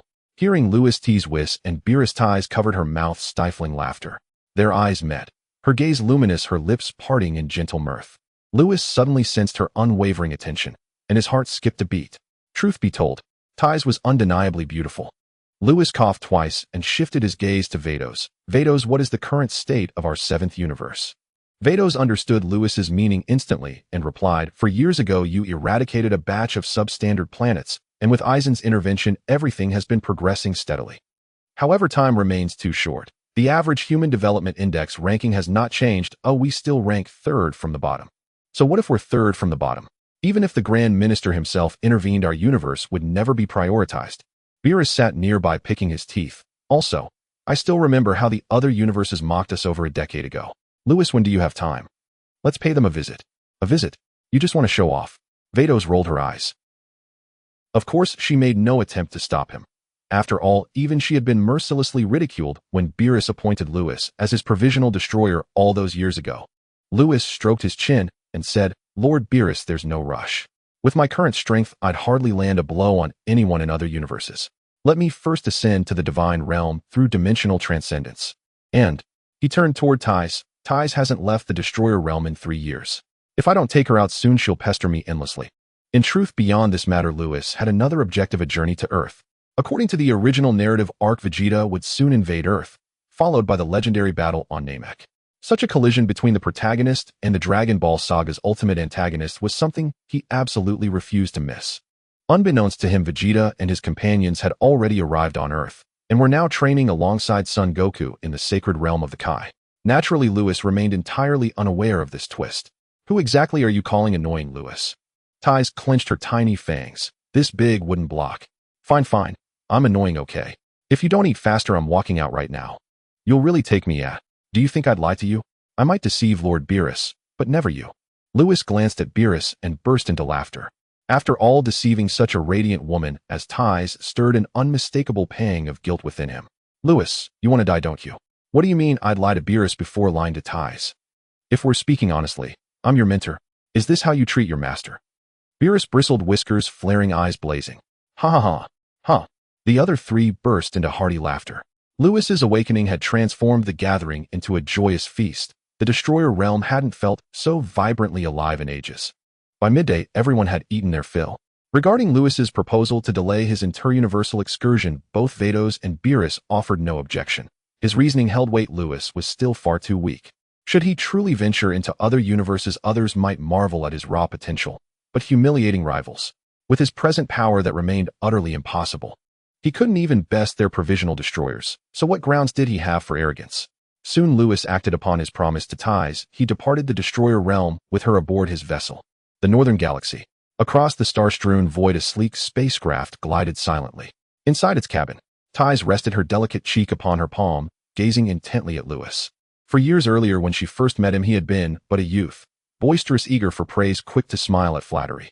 With only a few honeyed words, she'd secured his solemn vow to protect her. Now, recalling it, Tais couldn't help but chuckle. Lewis truly was a gentle giant, so easily swayed by mere pleasantries. His naivety was almost comical. He'd likely count money for the very person who sold him into slavery. Both exasperating and endearing. What she didn't know was that Lewis had long since discerned her true identity, a minor, yet cherished figure in the Dragon Ball Chronicles, connected intimately to the Z-Fighters. Were anything to befall her, it would indeed be a tragedy. As Tais watched Lewis, he noticed. His gaze, ever so slightly slanted, met hers. "Tais, why have you been staring at me so intently? Is there something on my face?" Lewis touched his cheek, finally breaking the silence. Since awakening, he'd sensed something subtly different about her. "No, it's just been so long since we last spoke." Her eyes darted away, her voice betraying her unspoken truth. For years, she had resided solely within the destroyer realm. There only 4 souls dwelled. Vados possessed profound wisdom, and aside from Lewis, he was the one with whom Tais conversed most frequently. As for Beerus, he was the authentic destroyer deity. Tais had long deciphered his temperament: outwardly stern, inwardly tender. A celestial feline with a heart of velvet beneath claws of thunder. Yet even he occasionally radiated an aura of overwhelming authority, making their exchanges rare and formal.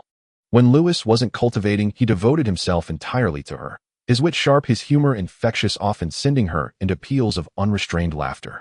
But during his cultivation, conversation dwindled. Vados remained deferential and reserved, Beerus imposing and solemn. Without Lewis beside her, the realm felt hollow, like music missing its melody. She waited beside him while he cultivated. Memories surfaced, the day she first entered the destroyer realm.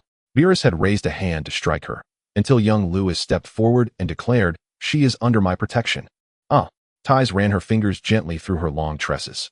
Hair she'd grown after Lewis once remarked 3 years ago at Frisia's headquarters, "I think you'd look beautiful with longer hair." And so she had. Just then, "Oh, Ties, when did you grow your hair so long?" Lewis stared, noticing it only now. Ties rolled her eyes, feigning irritation. "I cut or grow it as I please. Must I seek your approval? You're the one who said it would suit me, and now you ask this." Fists clenched, she nearly punched him. Unwittingly, her heart had surrendered to a boy, and now that boy had blossomed into a breathtaking man. Ties admitted it. She had fallen for him. Yet the man before her remained blissfully oblivious, a towering oak of obliviousness. "By the way, Lewis, where exactly are we headed?" She deflected, uncertain of his feelings, and too timid to voice her own. Lewis studied her peculiar expression. Something about her felt oddly unfamiliar, yet he smiled warmly. "I'm taking you to a rather fascinating planet." "Fascinating? In what way? Have you heard of the Dragon Balls?" "No." Ties shook her head. Lewis chuckled and explained, "They're extraordinary artifacts, capable of granting any wish." "What a... Such wonders truly exist. Summoning a dragon god to fulfill any desire. Is this real or myth?" "Granting any wish is unrealistic," Lewis countered, shaking his head. "Even the Super Dragon Balls cannot guarantee absolute omnipotence. Could they dare erase the Grand Minister himself?" He continued, "You're gathering material for your novels, aren't you? The Dragon Balls make superb inspiration, perfect for weaving into your stories." "Oh yes." Her eyes lit up like twin stars as she instinctively slipped her arm through his. "Lewis, you're brilliant. You've sparked my imagination." Lewis glanced down. His forearm nestled snugly between two soft, supple curves. Warmth. Yielding softness. He tried gently withdrawing it. But Ties held on with surprising strength. Pulling harder risked hurting her, pulling softly yielded nothing. So he let her hold on, while his heart hammered wildly against his ribs. Heaven above, Ties was going to be the death of him. The voyage from the Destroyer realm to Namek spanned 2 months, though not at full speed. En route, they paused frequently, feasting, exploring, reveling among the stars, while Lewis casually dismantled a few defective planets. Two souls adrift in cosmic solitude. Especially Ties, she often accidentally revealed more than intended, sending Lewis's pulse soaring. Their bond deepened, shifting imperceptibly, like dawn dissolving night. 6 months later, they finally arrived at Namek. Whoosh, whoosh. Their vessel descended from the cerulean sky. The hatch opened, and Lewis emerged, cradling Ties in his arms. Her face nestled against his chest, her arms locked tightly around his waist. He landed lightly upon the emerald soil, yet she refused to loosen her grip, and he, unwilling to break the moment, kept holding her close. Ties was exquisite. Alabaster skin, flawless bone structure, a figure sculpted by grace itself. Holding her felt like embracing a cloud of fragrant, pillowy sweetness, soft, yielding, intoxicating. Sweet, warm, and utterly maddening. After a breathless pause, Lewis's throat went dry, awareness stirring deep within. He gently patted her back. "Ties, we've arrived." "Already?" She bit her lower lip. Irritated he'd interrupted her embrace. Still, she reluctantly slipped from his arms. "Wow, so this is Namek. The grass is blue. It's so strange. Still, the atmosphere feels wonderfully serene." Clad in a flowing white gown, Ties strode barefoot across the sapphire meadow, her long, slender legs gleaming in the gentle light. Lewis watched her graceful stride, then rubbed his nose thoughtfully. Namek endured a cataclysmic climate collapse long ago. That it flourished again, thanks to the Namekians' relentless devotion, is nothing short of miraculous. As he spoke, a faint energy signature rippled across the sky, approximately 20,000 combat power. Ties noticed his shift in focus. "Lewis, what is it?" Lewis smiled. "The great elder of Namek must have sensed my arrival." An enigmatic sage, the elder commanded esoteric arts, including prophecy, which he wielded with uncanny precision. He had surely foreseen the descent of a provisional destroyer, and dispatched emissaries accordingly. Lewis recounted the elder's lore to Ties, whose mouth formed a perfect astonished O. "When I traveled with Gohan, I never knew such a wondrous race existed." "That's because you were always fleeing, never pausing long enough to see the universe's hidden marvels." After Lewis finished speaking, a Namekian, who resembled Piccolo, descended before him. Nailu respectfully said, "I have met the esteemed candidate god of destruction." This statement caught Lewis off guard. He hadn't expected the elder to be aware of his identity. "I want to meet your elder." "The elder has been waiting for the candidate god of destruction. Please follow me." Nailu kept observing Lewis. Lewis did not exude a strong aura. Could he really be the terrifying deity the elder spoke of? Nailu flew into the sky. Lewis embraced Ties, flying into the air. Ties' feet did not touch the ground, and she quickly wrapped her arms tightly around Lewis' waist, unsure whether it was out of fear of falling or to take advantage of him. Upon arriving at a village, at the end of the village stood a stone tower with a white house on top. The house was filled with the unique characteristics of Namek identical to that in the anime. Lewis and Nailu landed on the stone tower and then entered the house. Nailu wanted to say to leave the woman outside, but thinking that Lewis might be the terrifying deity mentioned by the elder, he decided against it. Entering the house and reaching the second floor, Tai saw the giant Namekian and was so frightened that she hid in Lewis' embrace. Lewis Lewis was speechless. He had never noticed how clingy Tai was before. It seemed that since his awakening, Tai had become more affectionate. Don't be afraid, this is the Elder of Namek. The Elder of Namek. Tai finally revealed her face from Lewis' embrace, looking at the Elder. The Elder of Namek was indeed very large, standing at least 3 meters tall, but he appeared very old as indicated by his withered yellow skin. The Elder glanced at Tai and then turned to Lewis. I have met the esteemed candidate god of destruction. The Elder said apologetically, I am unable to stand and pay my respects due to my physical condition. Please forgive me, candidate god of destruction. It's fine. Lewis waved his hand and smiled. It seems the Elder had foreseen my movements long ago. The Elder was startled and quickly said, Please forgive me, my lord. I discovered your whereabouts while foreseeing Namek's future. Sweat beads the size of beans fell from his face, discovering the movements of a deity might lead to the extinction of his race. Lewis understood that the Elder indeed possessed prophetic skills and said, Hi, Elder, don't worry, I do not blame you. The Elder finally sighed in relief. Then, my lord, do you have any directives for your visit to Namek? I want to use your wish orbs. All right, I will have Nyla take you to collect the wish orbs. The Elder agreed without hesitation. Compared to how the Elder faced Frisia, his response to Lewis was simply too straightforward. How could he not be straightforward? Offending Frisia would at most lead to death, but offending Lewis would mean losing even the chance at reincarnation. After receiving the Elder's order, Nylu took Lewis outside. Lewis, it seems that Elder is quite afraid of you. Tai, held by Lewis and flying in the sky, enjoyed the warmth in his embrace. The Elder knows my identity and is certainly scared. Have you forgotten those planets that angered me before? Lewis referred to the planets he had destroyed while adventuring in the universe these past 6 months. Tai gulped at the thought. Then indeed, he should be afraid of you. God of Destruction is simply terrifying. With a mere flick of a finger, a planet can be obliterated, leaving no trace behind. The three departed from the Elder's village, traversing 6 other villages, and finally gathered all 7 Dragon Balls. In an open area, Nylu piled the Dragon Balls together and glanced at the young man. What kind of power did this deity possess to frighten the Elder into such a state? Nylu exhaled. Being in the presence of an unknown entity was quite stressful. Come forth, Shinran. Nyla shouted in the Namekian language. Suddenly the sky fell silent. Tai held her breath. Lewis also observed the 7 Dragon Balls on the ground. It was the first time he had seen Dragon Balls in this world. It must be said that the Dragon Balls of Namek were indeed large. Compared to the size of a fist-sized Dragon Ball on Earth, the ones from Namek were practically the size of basketballs. Of course, the wishes that could be granted by the Namekian Dragon Balls were naturally more numerous than those of the Earth. While Lewis pondered the pros and cons of the Namekian Dragon Balls from the original work, boom! Dark clouds gathered and thunder rolled. A thick beam of golden light suddenly erupted from the 7 enormous Dragon Balls, soaring into the sky. Thunder crashed. The dark sky instantly brightened, and the golden light coalesced into form. This scene left Tai in shock. Although Lewis had seen such a scene in the anime, witnessing it firsthand was quite astonishing. Roar! A gigantic green dragon appeared in the sky. Speak your wishes, no matter what wish it is I can. Hiss! Candidate god of destruction, what are you doing here? Shinran pulled out a handkerchief from somewhere and wiped the sweat from his face. Nyla's eyes widened in disbelief. What was going on? Even the dragon had to bow down to this young man. Is it wrong for me to be here? Lewis' mouth twitched slightly. He wanted to ask Shinran where he got that handkerchief. Tai covered her mouth and chuckled at the dragon's obsequious posture. Having come out of the god of destruction realm with Lewis, she had seen too many such bowing scenes. No, I am Shinran, and I have met the esteemed candidate god of destruction. Shinran's sweat kept pouring down his face. All right, let's talk. Grant my wish. Lewis said, for my first wish, let the Saiyans be able to survive in the universe. He knew that after the Saiyans had changed, he did not plan to ignore the Saiyan race anymore. For years ago, he had refused King Vegeta's request, so now he would do something for the Saiyan race.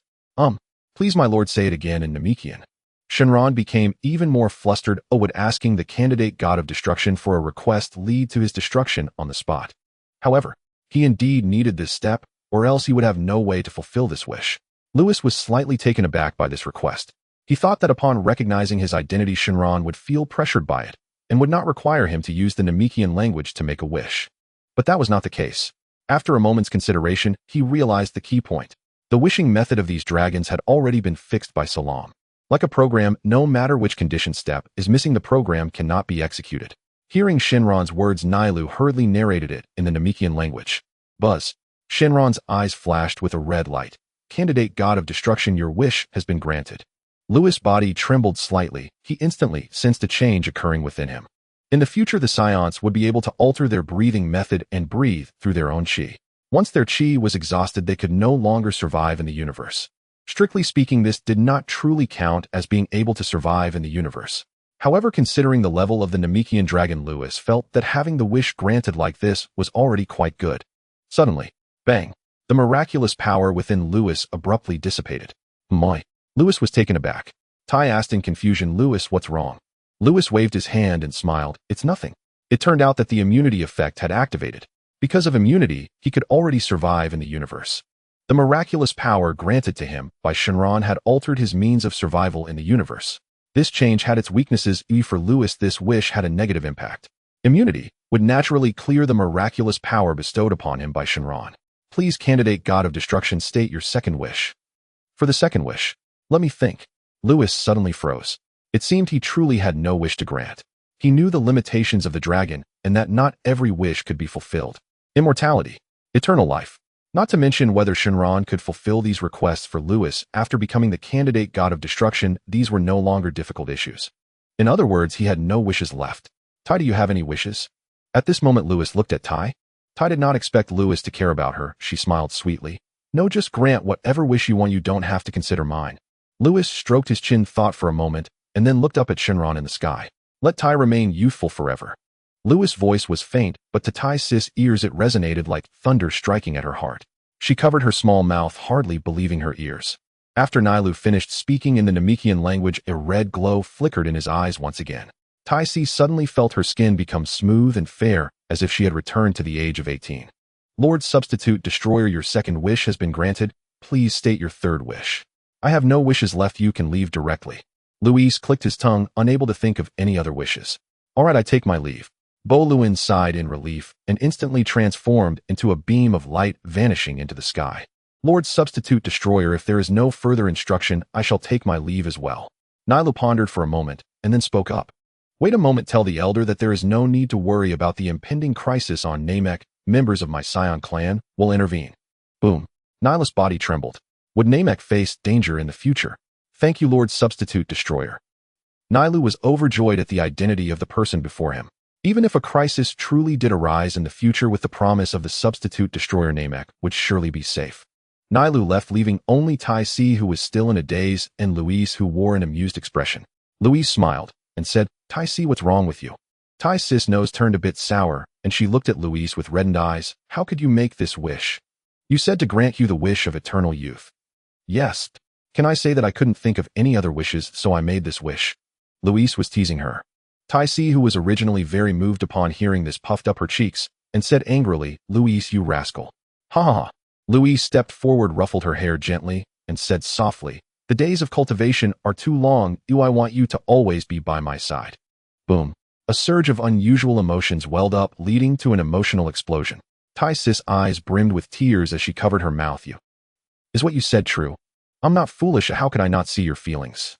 Luis reached out and gently wiped the tears from her face. Half a year ago, when he awakened, he noticed that Tai Si was acting a bit strangely. At first, he thought nothing of it. However, while accompanying her in the universe, he found that Tai Si was becoming increasingly clingy. Luis was not foolish. He could see through Tai Si's intentions. He also realized that at some point he had begun to care for her. Every time he saw Tai Si smile, he felt an overwhelming joy. Every time he saw her frown, he would also feel anxious. So, do you like me? Tai Si lowered her head and asked timidly. Fool, didn't I say it before? I just want to be with you forever. Luis held her in his arms and said earnestly, Tai Si, I like you. Luis, I like you too. Tai Si smiled brightly, and that stunning smile seemed to freeze time. Tai Si wrapped her arms around Luis' waist and looked up, beaming. Luis, I'm so happy. Ha ha ha, I'm also very happy. I never expected that the little sycophant I brought back would become my wife. You smelly Luis, you're the sycophant.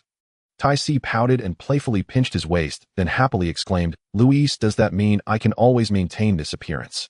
Yes. Luis looked at Tai Si, her cheeks delicate, her eyelashes long, and her eyelids fluttering, making her look bashful and adorable. She was clearly a mature lady, yet she displayed the demeanor of a young girl, Tai Si was truly beautiful. Tai Si. Louise cupped her small face. Tai Si gazed into his eyes and slowly closed her own. Half an hour later, Tai Si's small face was blushing and she touched her lips. Louise, it's all your fault. They're swollen now. I really can't be blamed. Louise held Tai Si tightly in his arms and whispered in her ear, it's all because Tai Si is too charming. You? Tai Si's heart raced. Louis' sweet words were so impactful that she felt weak all over. Tai Si lowered her head, nervously twisting her clothes, and said, Louise, you are breaking the rules. Louise, who previously understood nothing, would blush whenever she intentionally showed a bit of skin. Now that they had confirmed their relationship, the awkward Louise acted like a seasoned veteran. Louise, were you pretending before? I liked you so much, couldn't you see that? At first I really didn't notice, I only gradually realized later. Louise kissed her forehead. I never expected my Tai Si to be so bold. Inside the spaceship, Tai Si often ran out wrapped in a towel, and it would sometimes fall to the ground. Thinking about that scene made Louis' heart race wildly. I'm not bold, oh, I only act like this in front of you. She lowered her head, her entire face as red as a ripe apple. Little did she know in Louis' heart her words were even more outrageous. Louise cupped her small face and leaned down. After a long while, all right, my Tai Si, it's time for us to go to other places. Louise held Tai Si tightly and flew her into the sky. He now had someone to care about in this world. Being held, Tai Si felt elated. She could finally be rightfully embraced by Louise. After returning to the spaceship's landing site, the two of them boarded the ship and left Namek. On the other side, Nailu returned to the residence of the Elder, conveying Louis' words to him. The Elder murmured, so the substitute destroyer knows everything. Earth. It took 3 months to travel from Namek to Earth. It had been almost a year since Louis left the destroyer realm. The spaceship landed on the west capital wasteland. Louis, why did you suddenly want to come to Earth? There are my clansmen here. I also wanted to check on your parents. Louis took Tai Si towards the west capital city. You still have clansmen on Earth? Yes. Louis suddenly looked up at the sky, incredulously saying, and there's more than one. 4 powerful auras emanated from the heavens, judging by their battle power, the strongest seemed to have around 800. One of the auras is quite similar to Vegeta's. How could he be on Earth at this time? Shouldn't he invade Earth 2 years later? Louis frowned and murmured. Tai Si leaned against him, reaching out to touch his chiseled cheek. What's wrong? Nothing, been taking you to play in the heavens. The heavens.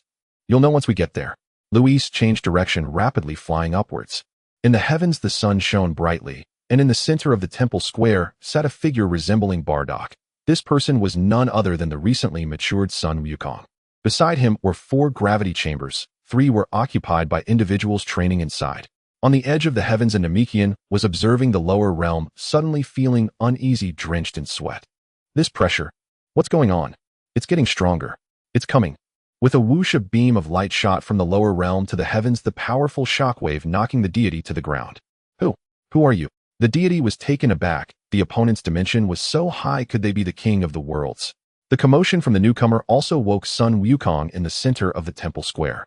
Who are you? Sun Wukong got into a fighting stance, looking at Louis and Tai Si. That's right, Kakarot is indeed training in the heavens at this time. He will train here for another 2 years before participating in the World Martial Arts Tournament, and after that it will be Vegeta and the others' turn to invade Earth after Chi-Chi gets married and gives birth to Sun Gohan. Louis pondered as he looked at Sun Wukong. Sun Wukong and the deity exchanged glances. What was this person doing? Why was he silent? Suddenly, Kakarot, is Vegeta inside? Louis pointed to the middle gravity chamber. Kakarot. Since Sun Wukong matured, although he still was a bit scatterbrained, he had grown more mature and was aware of his heritage. Upon hearing Louis call him Kakarot, he blurted out, "You're a Saiyan." The deity also noticed the tail at Louis' waist and couldn't help but breathe a sigh of relief. Wukong, it seems he belongs to the same race as you. In his view, since Vegeta, Raditz, and Nappa appeared on Earth without harmful intentions, this Saiyan should also not do anything reckless. Sun Wukong also noticed Louis' tail and asked, "Is Vegeta inside? Did you come here on the run?"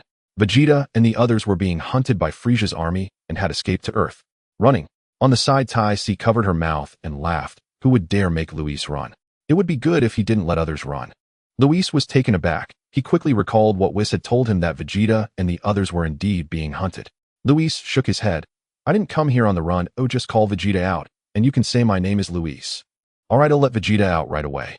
Sun Wukong went to the middle gravity chamber and pressed the communication button from the outside. "Vegeta, a Saiyan named Louis, is here to see you." Who did you say?" A loud shout came from the communication device, and then the gravity chamber opened from within, revealing a figure. He had a high hairline, a shiny forehead, and was dressed in a tight training suit. When Vegeta emerged, he tightly grabbed Sun Wukong. Is it really Luis who has come? Where is he? Before Sun Wukong could speak, Luis said, Vegeta, long time no see. Vegeta looked at the person behind Sun Wukong, swaying slightly. It was indeed Luis. Luis, you finally returned. Vegeta was extremely excited. Upon seeing Luis, he directly expressed the frustrations that had been bottled up inside him, recounting their escape from Planet Vegeta to the point where the Frieza army had prevented them from returning to the galactic headquarters. Ultimately, out of desperation, he, along with Raditz and Nappa, chose to come to Earth in search of help. After hearing everything, Luis finally understood why Vegeta had appeared on Earth. History truly has its way of correcting itself. Vegeta had indeed arrived on Earth and was even training in the other world alongside Son Goku. Luis, our planet Vegeta was destroyed by Frieza. You must avenge us, Saiyans. Vegeta clenched his fists and shouted. All right, I understand about Planet Vegeta. You all can take revenge on your own. I will not intervene. Luis waved his hand. Aren't you a candidate for the God of Destruction? With just a finger you could obliterate Frieza. Why won't you take action? Vegeta shouted back. Back then, King Vegeta had questioned Luis in the same way, and at that time Luis had coldly rejected King Vegeta's request. But now, I could eliminate Frieza, but would you truly allow me to do so? Luis replied calmly, this time, not coldly rejecting Vegeta's request. Since the Saiyans joined the Galactic Patrol, they had become different. Those fierce, ruthless Saiyans who once pillaged and plundered had indeed become protectors of the universe. This was now akin to the Salad Defense Team from Universe 6. Vegeta fell silent. Luis asked again, do you still want me to take action? If I were to take action, I would immediately seek revenge for. Luis glanced at Vegeta and Son Goku, then continued, I would immediately seek vengeance for our Saiyan race. Forget it. Vegeta's poker face surprisingly revealed a smile. Just let us handle it. Vegeta was the prince of the Saiyan race, a proud Saiyan. Faced with the enemy of his race, he truly was unwilling to have the candidate for the God of Destruction assist. He wanted to take revenge himself. Kakarot, do you want to come with me to take revenge? Vegeta looked at the dazed Son Goku. If it were in the past, he certainly would not have had the confidence to say this. After all, Frieza was the Cosmic Emperor. But after coming to Earth, he had gained confidence. The training methods on Earth and those gravity chambers. Furthermore, there was one crucial person, the Son Goku, in front of him. All right, I will go with you then. Son Goku scratched his head and chuckled.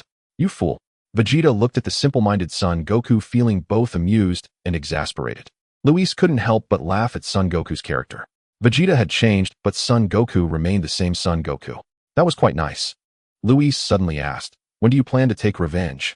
Son Goku looked at Vegeta. Vegeta frowned and said, in 2 years. I believe that in 2 years Kakarot and I will surpass Frieza's power. All right, then I will personally be there to witness your revenge. Luis did not remind Vegeta of Frieza's true power. After all, how could one transform into a Super Saiyan without encountering some hardships? Luis took Tai's hand, preparing to turn and leave, when he suddenly remembered something. Do you both want to go learn some powerful secret techniques elsewhere? What secret techniques? Son Goku asked. The Kaioken and Spirit Bomb. Luis slowly responded. If you want to learn, I can have King Kai teach you. Great. Vegeta nodded in agreement. A secret technique esteemed by a candidate for the God of Destruction must have something extraordinary about it. Son Goku smiled and said then, I want to learn too. With both agreeing, Luis did not immediately take them to King Kai. Firstly, from his observations, Vegeta's combat power was only around 700, while Son Goku seemed to be about 8000. Vegeta was still that perennial second place. Secondly, their martial arts training was still insufficient, especially Son Goku. Under Whis' guidance, Luis could see at a glance that Son Goku's martial arts foundation was lacking. Son Goku could only fully accept that person's teachings if he wanted to have a chance to enter the Ultra Instinct state during the power tournament in the future. That person, of course, referred to Bobo. Luis suspected Bobo might belong to the angelic race, as it was known that Bobo had been serving Earth's deity for a very long time. Moreover, Bobo's demeanor resembled that of an angel, indifferent to joy or sorrow, devoid of desires. Training young Son Goku, he could achieve a perfect balance. When training Son Goten and Trunks to transform into Super Saiyans, he could achieve the same balance.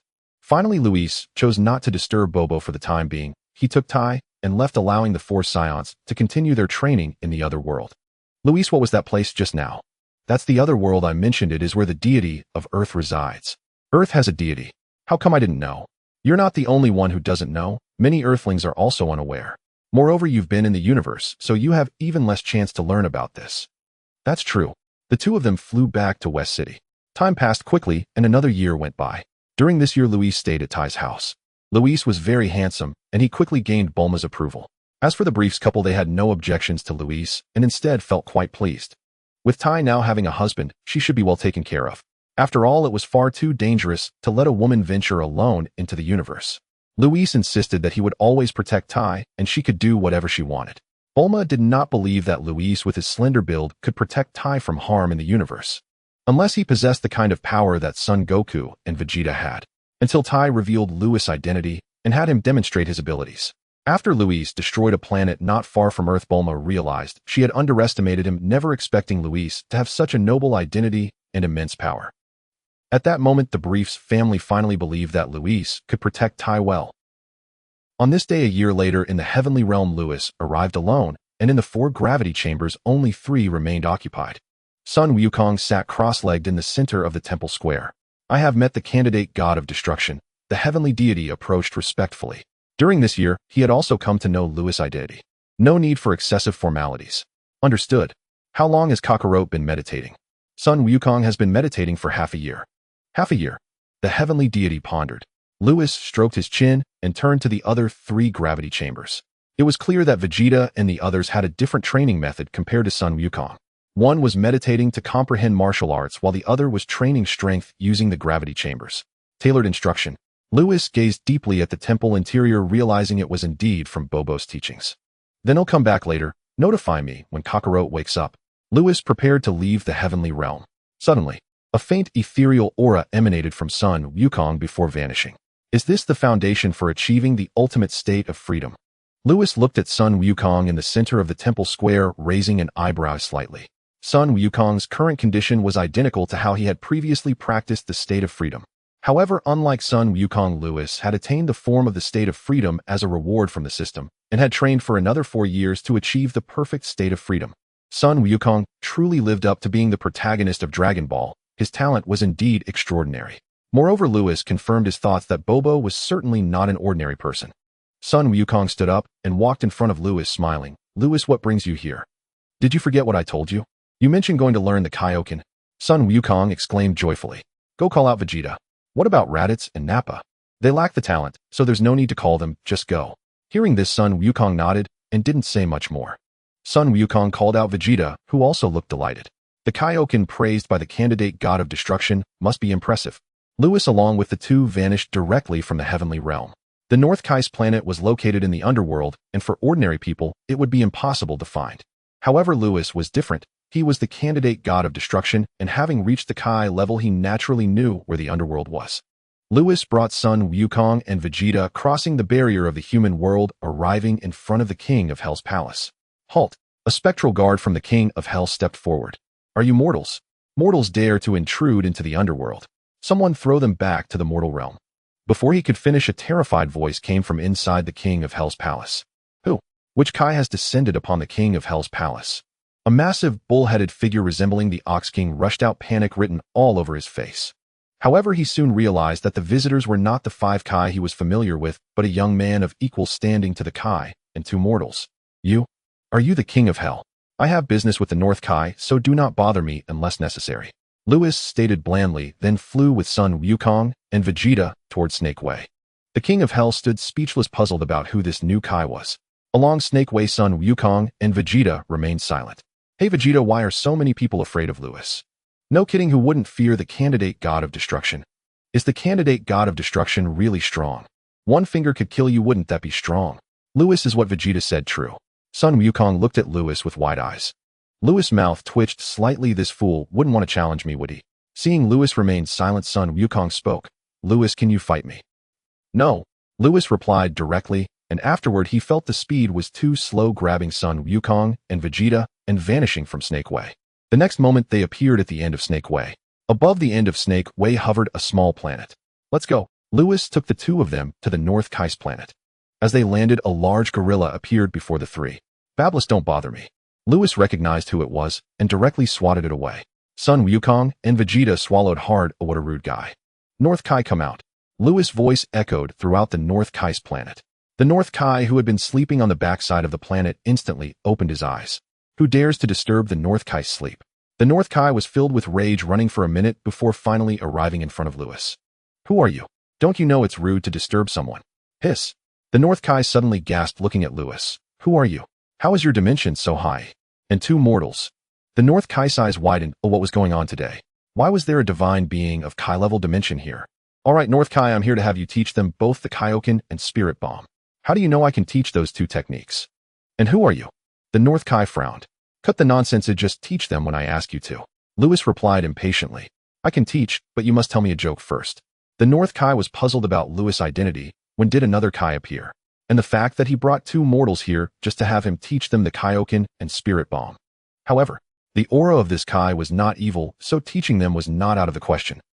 Lewis' forehead twitched with two black lines. Oh, another joke. North Kai, do you recognize this? Lewis raised his hand, and a purple energy appeared in his palm. Suddenly, a fierce wind arose, causing the entire North Kai's planet to tremble. Sun Wukong and Vegeta were shaken to their core. Facing this power, they had no thoughts of resistance. It was clear that if hit, they would not survive. Sun Wukong and Vegeta exchanged glances, realizing how terrifying Lewis was. You? How do you possess destruction energy? The North Kai was taken aback, recalling the scene when Beerus destroyed his planet vividly. Could it be? Could Lord Beerus be dead? The North Kai's face turned pale as he swallowed, repeatedly trembling in fear. Far away in the realm of the gods of destruction, Beerus suddenly sneezed. Who is speaking ill of him? If Lord Beerus finds out what you said, do you think your North Kai's planet can survive? Lord Beerus isn't dead. The North Kai dropped to the ground, as if protecting his North Kai's planet, his voice trembling. No. Don't, this is my last planet. Alright, I'm not interested in your North Kai's planet. Oh, just teach them well. Lewis dissipated the destruction energy in his hand. If Lord Beerus isn't dead, then you must be the current candidate god of destruction. The North Kai stood up, shocked. Goodness, that lazy bum actually took a disciple. Lewis spoke. North Kai, is that alright? The North Kai did not dare to oppose, swallowing hard. Rest assured, candidate god of destruction, I will teach them well. Good, then I'll leave them to you. Lewis turned to Sun Wukong and Vegeta. You just focus on your training. I'll come back to pick you up in a year. As Lewis prepared to leave, he turned back and continued. By the way, not everyone can learn the Spirit Bomb. It's fine if you can't just focus on learning the Kaioken. Before they could transform into Super Saiyans, the Kaioken would be the most useful technique for them. As for the Spirit Bomb, it seemed only those with a pure heart could learn it. Not everyone could learn the Spirit Bomb, so Lewis was giving Vegeta a heads up to prevent him from collapsing if he couldn't learn it later. After finishing his words, Lewis left the place. Lewis returned to Earth, remaining constantly by Ty's side. Soon afterward, he received a transmission from Whis instructing him to bring Ties back to prepare a meal. How could Lewis possibly agree? With a playful grin, he declared that Ties was now his woman, and henceforth she would no longer be required to cook. This earned exasperated eye rolls from both Whis and Beerus, truly a man who prized romance over reverence for his master. At that moment, Ties suggested inviting Beerus and Whis to Earth instead. After all, her culinary skills were unremarkable on Earth. Countless others prepared far more exquisite dishes. Upon hearing this, Beerus and Whis' eyes gleamed with sudden, vivid anticipation. Yet an urgent matter presently detained them, forcing them to postpone their journey to Earth.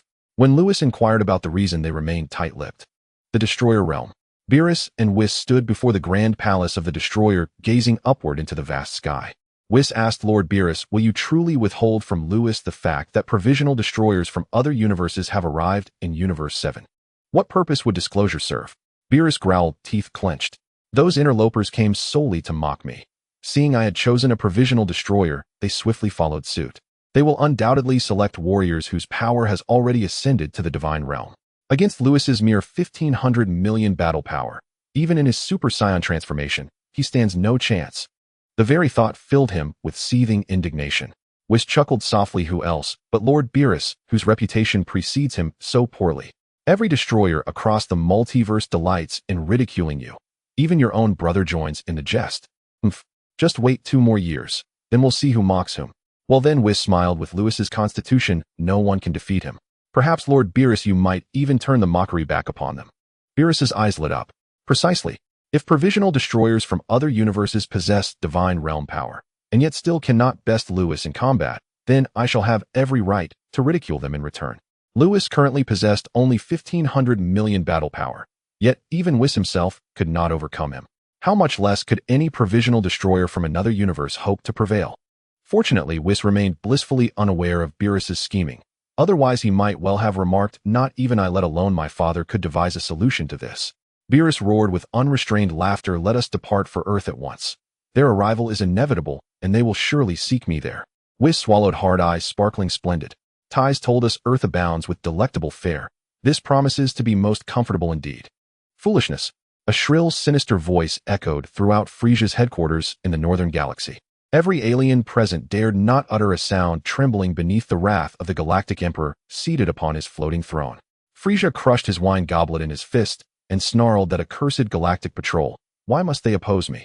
Frisia knew not why the Saiyans had joined the Galactic Patrol, but he knew only that they had betrayed him, and betrayal was the sin he loathed above all others.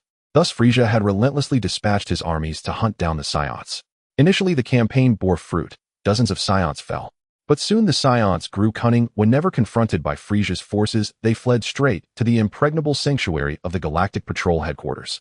Even Frisia himself dared not breach that fortress, and the memory of the Provisional Destroyer's incursion into his stronghold 4 years prior only deepened his caution. Frisia therefore abandoned the pursuit entirely. Over the past decade the Saiyans had grown ever stronger, especially Bardock, whose battle power now surpassed even that of Captain Jinyu. Unless Frisia intervened, personally no warrior within his ranks could hope to restrain them. Yet he remained wary, haunted by the specter of that Provisional Destroyer. At that moment a figure entered the throne room. Lord Frisia, I have heard a legend. The alien rushed forward breathless with urgency. A legend of immortality. Frisia, still seething with fury, instantly stilled, his expression shifting with startling swiftness. Speak, quickly. While on assignment, I learned from an ancient race that the legendary Dragon Balls, if gathered, grant any single wish. Any wish. Then it follows, not only immortality, but also immeasurable power. If the ancient race speaks truth, then yes, it is possible. Where are they? Tell me, where are the Dragon Balls? A flicker of triumph ignited in Frisia's gaze. The alien wiped sweat from his brow. My lord, I only heard the tale. I do not know where the Dragon Balls lie. Instantly the throne room chilled, thick with lethal, silent malice. Find them, by any means necessary.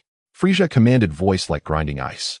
Once I attain eternal life and limitless strength, the Galactic Patrol headquarters shall crumble before me. Meanwhile on Earth, Lewis reclined in the backyard of Ty's home, sipping a cool beverage, living in serene contentment. Ty's was absent, having gone shopping with Bulma. After all, the sisters had not seen each other in many years. Their bond ran deep, sisterly affection pure and enduring. Now they spent every day inseparable. Suddenly, a radiant arc of prismatic light shimmered into existence before Lewis. Well, young man, you seem quite comfortable. Oh, if it isn't Lord Beerus himself. Lewis opened his eyes and smiled lazily. Did you not have pressing matters to attend to? You refused my invitation to Earth, yet here you are unbidden. What changed? His tone carried gentle, unmistakable teasing. Beerus gritted his teeth. This insufferable brat. Beerus's eyes twinkled mischievously. A piece of good news and a piece of bad news. Which would you hear first? Whis stood nearby, hand pressed to his mouth, stifling quiet laughter. Lewis closed his eyes again. Lord Beerus, I'd rather hear neither. A pause. 2 dark lines appeared across Beerus's forehead. Whis burst into open mirth. Refusal is not an option. Beerus huffed. The good news. You're about to rise to prominence. Lewis arched a brow, reopening his eyes. And the bad news. The bad news. You'll be fighting Provisional Destroyers from other universes. What? Lewis shot upright from his lounge chair, locking eyes with Beerus in stunned disbelief. At last he grasped the meaning behind rising to prominence. He would face these divine realm warriors, and thanks to his unique immunity, defeat was impossible.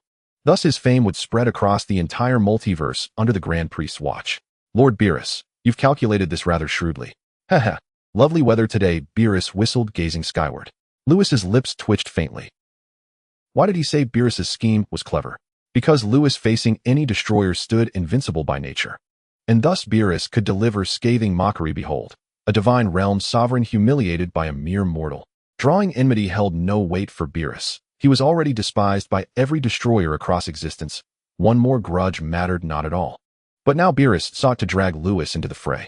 Enough, boy. I am your master. Will you aid me, or not? Beerus clapped Lewis firmly on the shoulder, utterly unblinking. Fine, I'll help. Satisfied. Lewis ground out between clenched teeth. Outwardly indignant, inwardly unmoved. For Lewis understood the principle of symbiotic flourishing. He and Universe 7 had long been bound as one. Moreover, to Lewis, Beerus and Whis were more than mentors. They were trusted companions. If Beerus yearned for vindication, Lewis would stand beside him without hesitation. A subtle smile curved Lewis's lips. He eagerly anticipated the forthcoming clashes with those provisional destroyers. Suddenly, Lewis furrowed his brow. Lord Beerus, besides Universe 11 have provisional destroyers now been appointed across all other universes? Whis finally spoke, laughing heartily indeed. The moment Lord Beerus selected you, every other destroyer followed suit, each appointing their own provisional successor. Lewis covered his eyes with one hand. At last he comprehended just how profoundly unpopular Beerus truly was, while others had long since prepared their countermeasures poised to ridicule him at the first opportunity. Beerus scratched his head, slightly abashed, never imagining that reclaiming his dignity would require intervention from his own chosen heir. Very well, Lord Beerus. When will they arrive in Universe 7? 1 year from now. 1 year. Yes, anything wrong? Beerus regarded Lewis with genuine curiosity. Lewis shook his head. Vegeta and Son Goku had traveled to King Kai's realm to master the Kaioken technique, and he would retrieve them precisely 1 year hence. It was also in that same year that the two vowed to confront Frieza for vengeance. Coincidentally, or perhaps fatefully, the provisional destroyers from other universes would descend upon Universe 7 at that exact time. A temporal collision loomed. In the end, Lewis said nothing further. Beerus and Whis settled comfortably on Earth. No sooner had they arrived than they confirmed Taiza's claim Earth was a true paradise of gastronomy. Even humble street-side snacks dazzled their palates with flavors wholly unknown to them. Why did we not discover this world sooner? They marveled. Beyond cuisine, they soon noticed something extraordinary about Earth. In its northern reaches rose a colossal stone tower piercing the heavens, and atop it floated a mysterious celestial realm. They ascended once to the celestial realm, yet found nothing amiss. Only ancient profound silence and the timeless aura emanating from both the tower and the realm above. In the end, Beerus and Whis simply let the matter rest. Beerus and the two of them were immersed in the world of delicacies while Lewis began his training. This was his first training session since leaving the God of Destruction realm, focusing on 3 aspects. In terms of strength, his current power measured at 1.5 billion before transforming, and upon transforming into a Super Saiyan, he could reach 75 billion battle power. On the dimensional front, he was at the level of the King of Worlds. As for the rules, he could only condense a destruction energy ball the size of a fist. It was extremely unrealistic to expect breakthroughs in all 3 areas within a year without system rewards. The system had not issued any sign-in tasks, so Lewis could only focus on one area, striving for a breakthrough after a year. As for which area to focus on, Lewis thought for a moment and decided that working on the dimensional aspect would be the best choice. There were several reasons for this. Firstly, in terms of strength, Lewis had already reached a bottleneck at his current stage, making further improvement difficult. Even if he could improve, it would be minimal unless he broke through to Super Saiyan 2. If he did so, he could amplify his original strength by 100 times, reaching 1.5 trillion battle power. However, let's not forget that Lewis had only recently broken through to Super Saiyan 1, making further breakthroughs unrealistic. This was also the reason why, after coming out of the God of Destruction realm, Lewis chose not to train, but instead stayed with Tais. Secondly, regarding the destruction rules, the size of the destruction energy ball he could condense depended on his own strength. The size of the container determines how much water it can hold. Lewis' ability to condense a fist-sized destruction energy ball was already his limit. There was no way to condense a larger destruction energy ball. Let's not forget that other candidates for the God of Destruction also follow the destruction rules. Even if Lewis could condense the destruction energy larger, it would still be incomparable to those who have practiced the destruction rules for thousands of years. Thirdly, the dimensional aspect is different from the previous 2. Lewis' current dimension had already reached the level of the King of Worlds. A breakthrough would elevate him to the divine level. The divine level is the dimension where the gods of destruction and the kings of worlds exist. Once Lewis breaks through to the divine level, his power will transform into divine power. As mentioned earlier, divine power is different from mortal power. Under equal battle power, the destructive force of divine power is much greater. Another significant benefit of breaking through to the divine dimension is that his lifespan would greatly increase.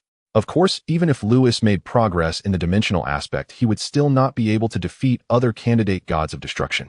Lewis never thought he could currently defeat others, but neither could they kill him. The outcome was already destined to be a draw. Weighing the 3 aspects, Lewis chose to focus on the dimensional aspect.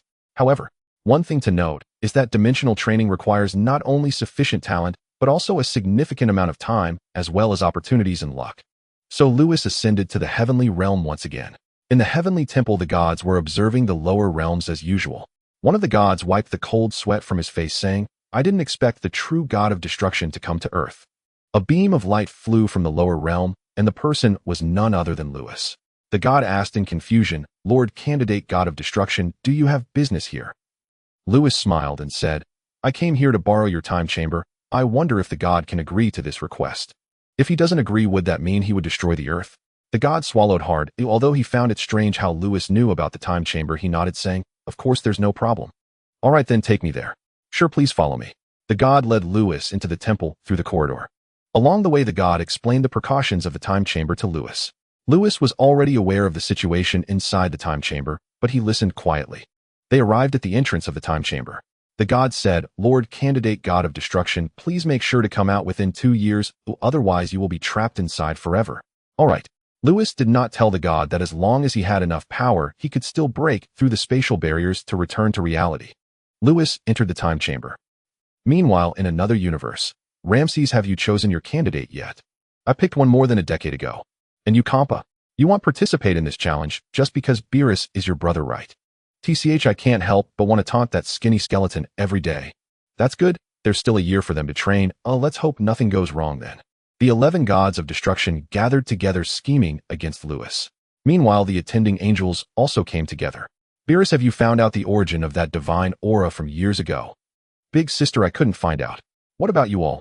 We couldn't find out either. When we asked Wiss, he claimed to know nothing. Maybe he really doesn't know? Well, let's take this opportunity to investigate the 7th universe thoroughly. Understood.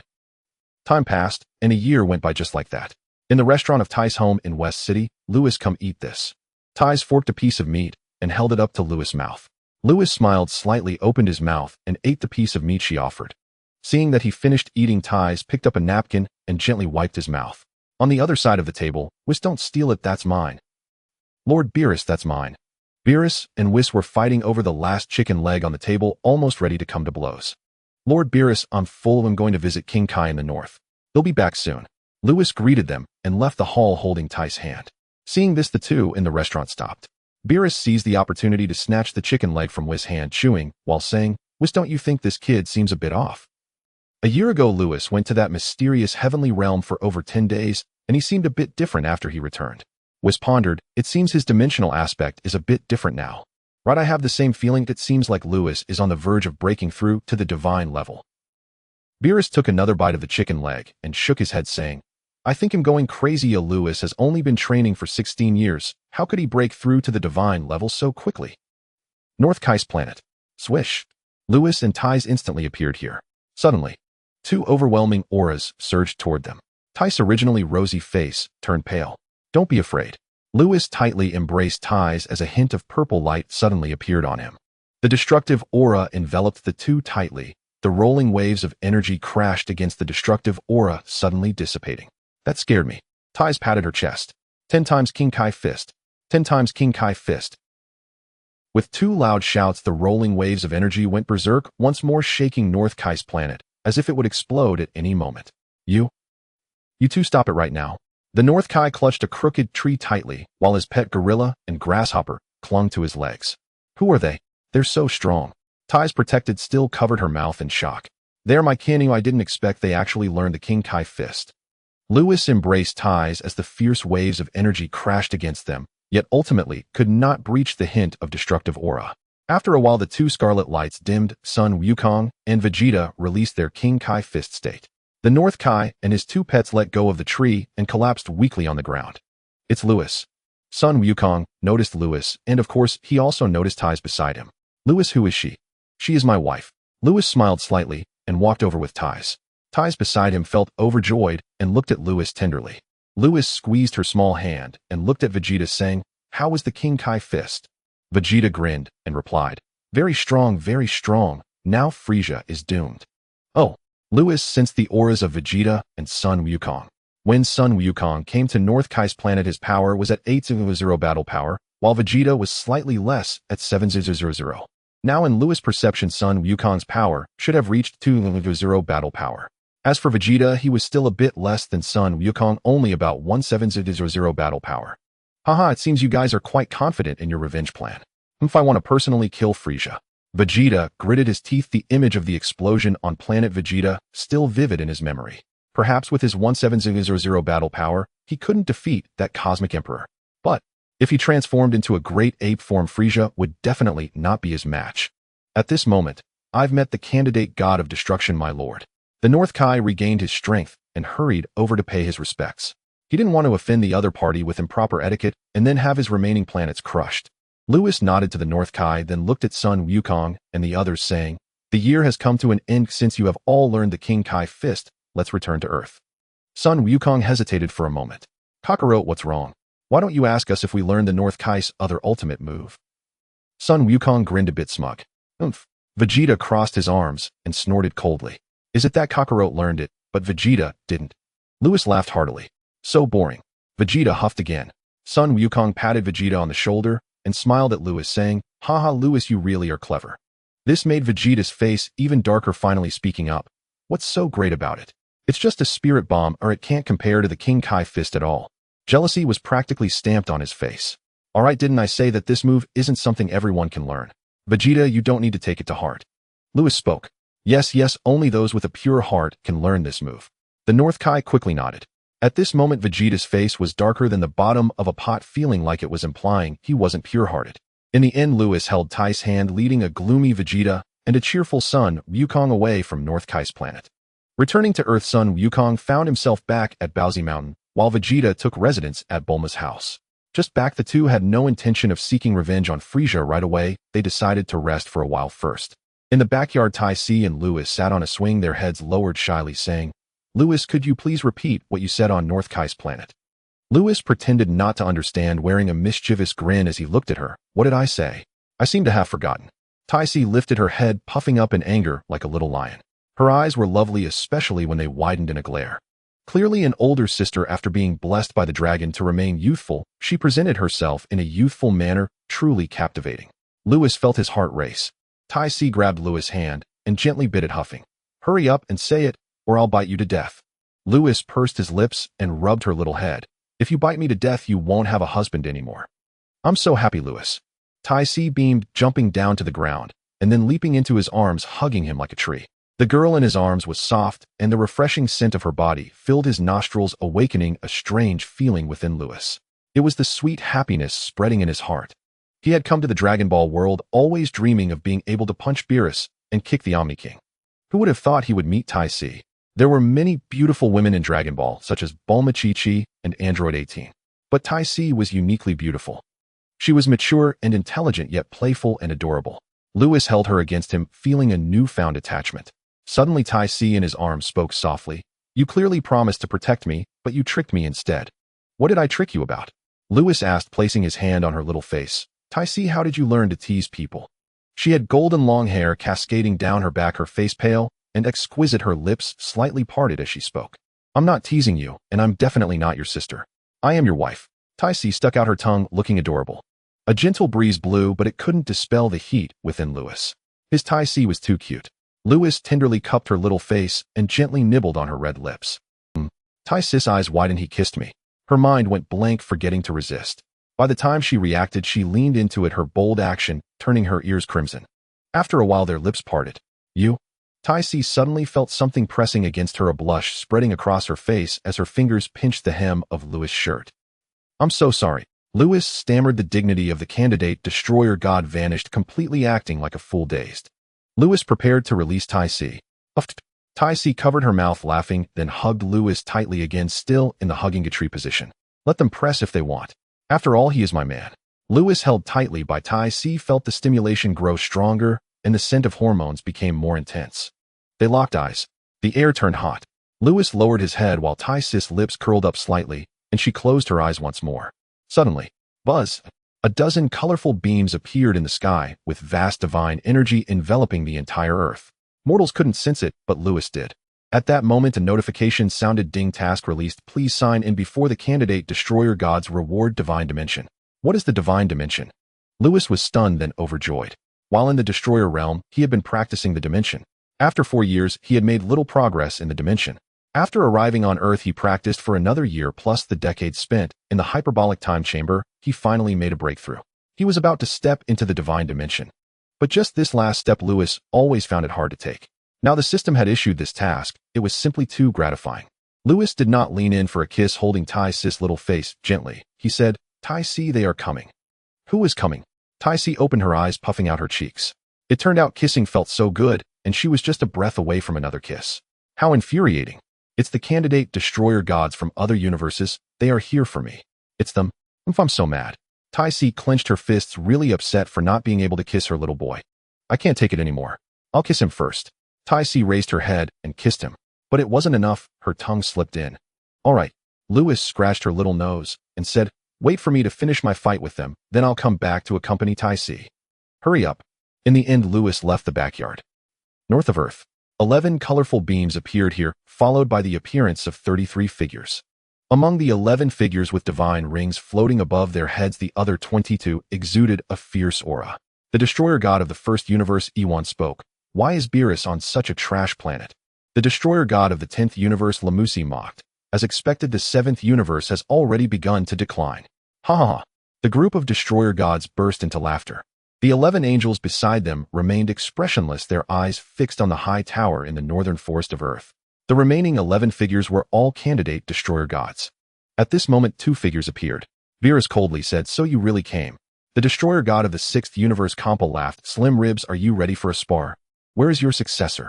Saying this, Kampa pretended to look around. Your successor? Surely you're not afraid of us, so you didn't bring him along. Ha ha, I see Beerus is also scared. Oh, why didn't you bring your people? The destroyer god of the 4th universe, Quitra, sneered. Ha ha ha. A group of destroyer gods was emboldened.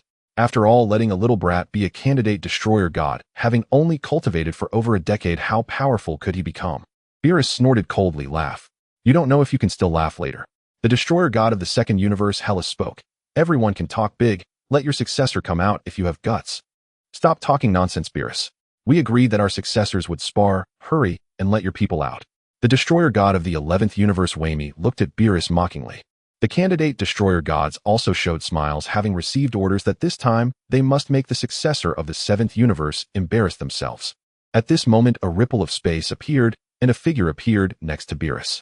The newcomer was none other than Lewis. Ding signed in successfully before the candidate destroyer god's reward, divine dimension. Buzz. A surge of divine energy suddenly erupted from Lewis as he finally stepped into that last crucial step.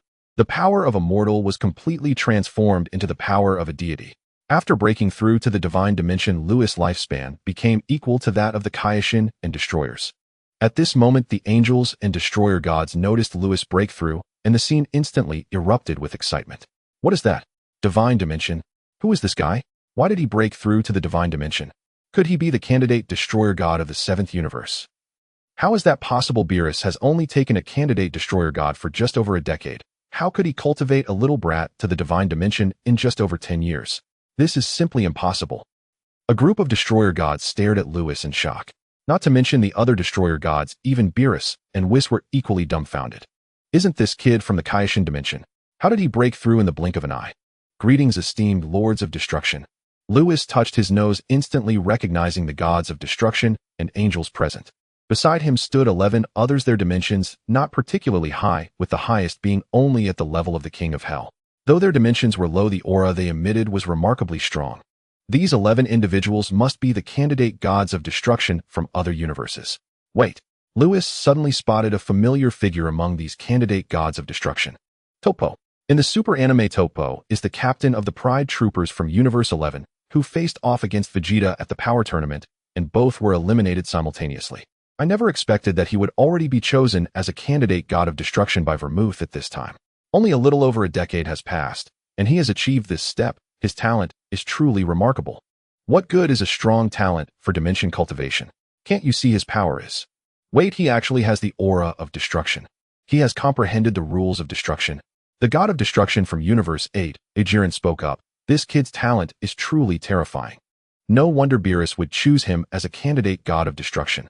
The god of destruction from Universe 12 said in disbelief. In just over a decade, he has cultivated his dimension to the level of a deity and has comprehended the rules of destruction.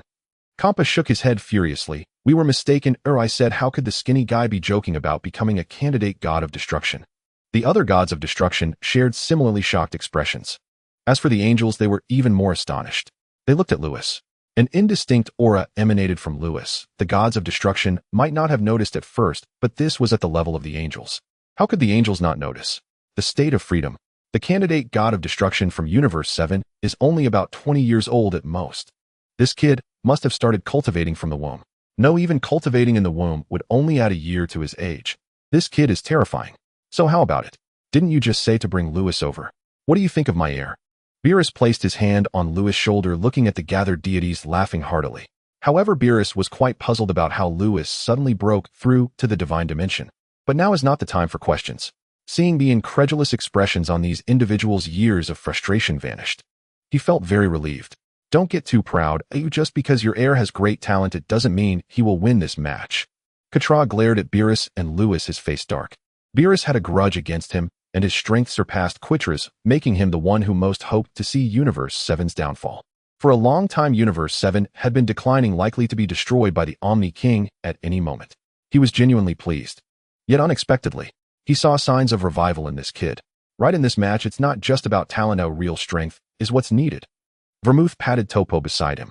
Topo stepped forward. Boom. The aura of destruction soared into the sky, the ground shattered, and the forest vanished. So strong. His rules of destruction are incredibly powerful. He is a formidable opponent. The candidate gods of destruction exclaimed one after another. The earth trembled, increasingly about to disintegrate under Topo's aura of destruction. Lewis remained by Beerus' side, expressionless, watching Topo destroy the earth. Kid, are you seeking death? Beerus' expression was darker than ink.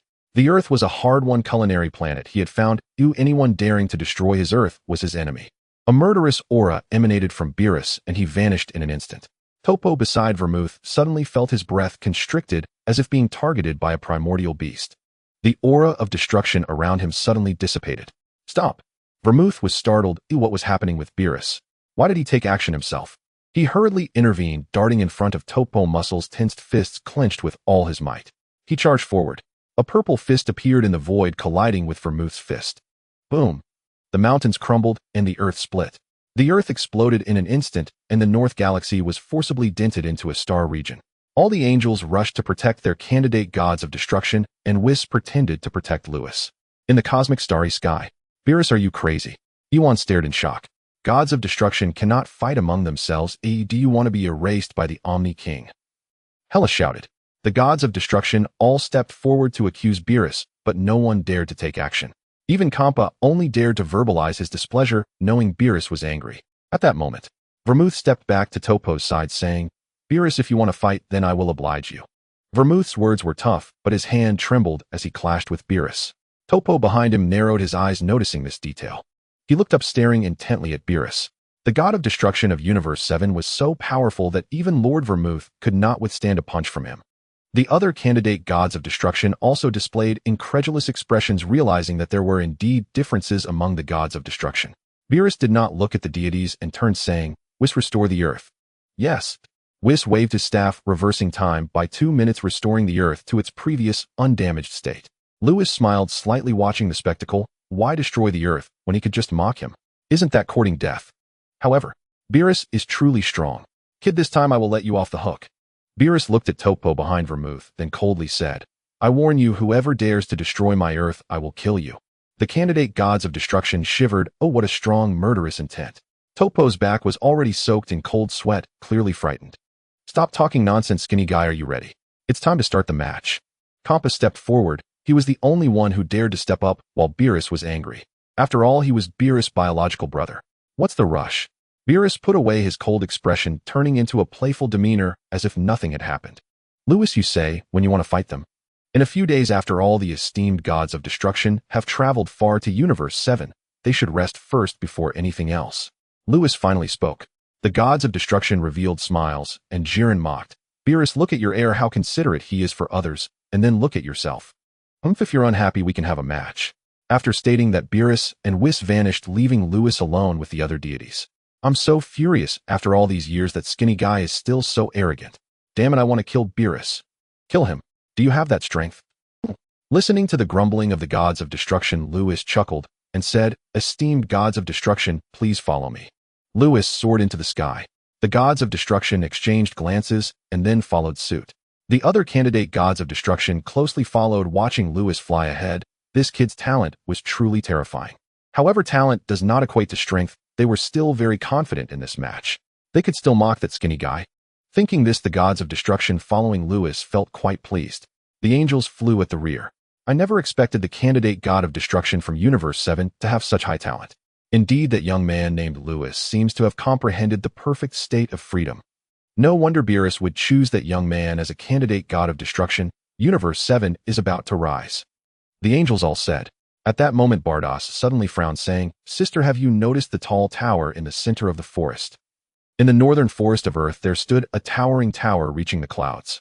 The angels trembled, having also noticed that ancient tower. Moreover, it was engraved with many mysterious symbols. The angels all looked at KX. KX with a serious expression said, "I see it, that tower is very ancient and I can't recognize its origin. This planet is not simple." Upon hearing this, the angels were all dumbfounded. If even their eldest sister could not recognize that tower, let these little ones finish their sparring before we ask Whis about it. KX's small brows furrowed together. Ask him what that divine aura was back then, and if he knows the origin of that tower on this planet. Unaware of the shock among the angels, Lewis had his sister-in-law Bulma arrange accommodations for the deities. With Beerus prior warning, the destroyers and candidates for the position dared not misbehave on Earth. Beerus was quite satisfied with the performance of the deities. After this, Beerus and Whis finally sought out Lewis to inquire about his breakthrough into the divine dimension. Lewis stated that he had long ago reached the King of Worlds bottleneck in dimensional training and had fortuitously broken through. Beerus and Whis were left speechless, knowing that Lewis was special, yet this kid's talent was undeniably formidable.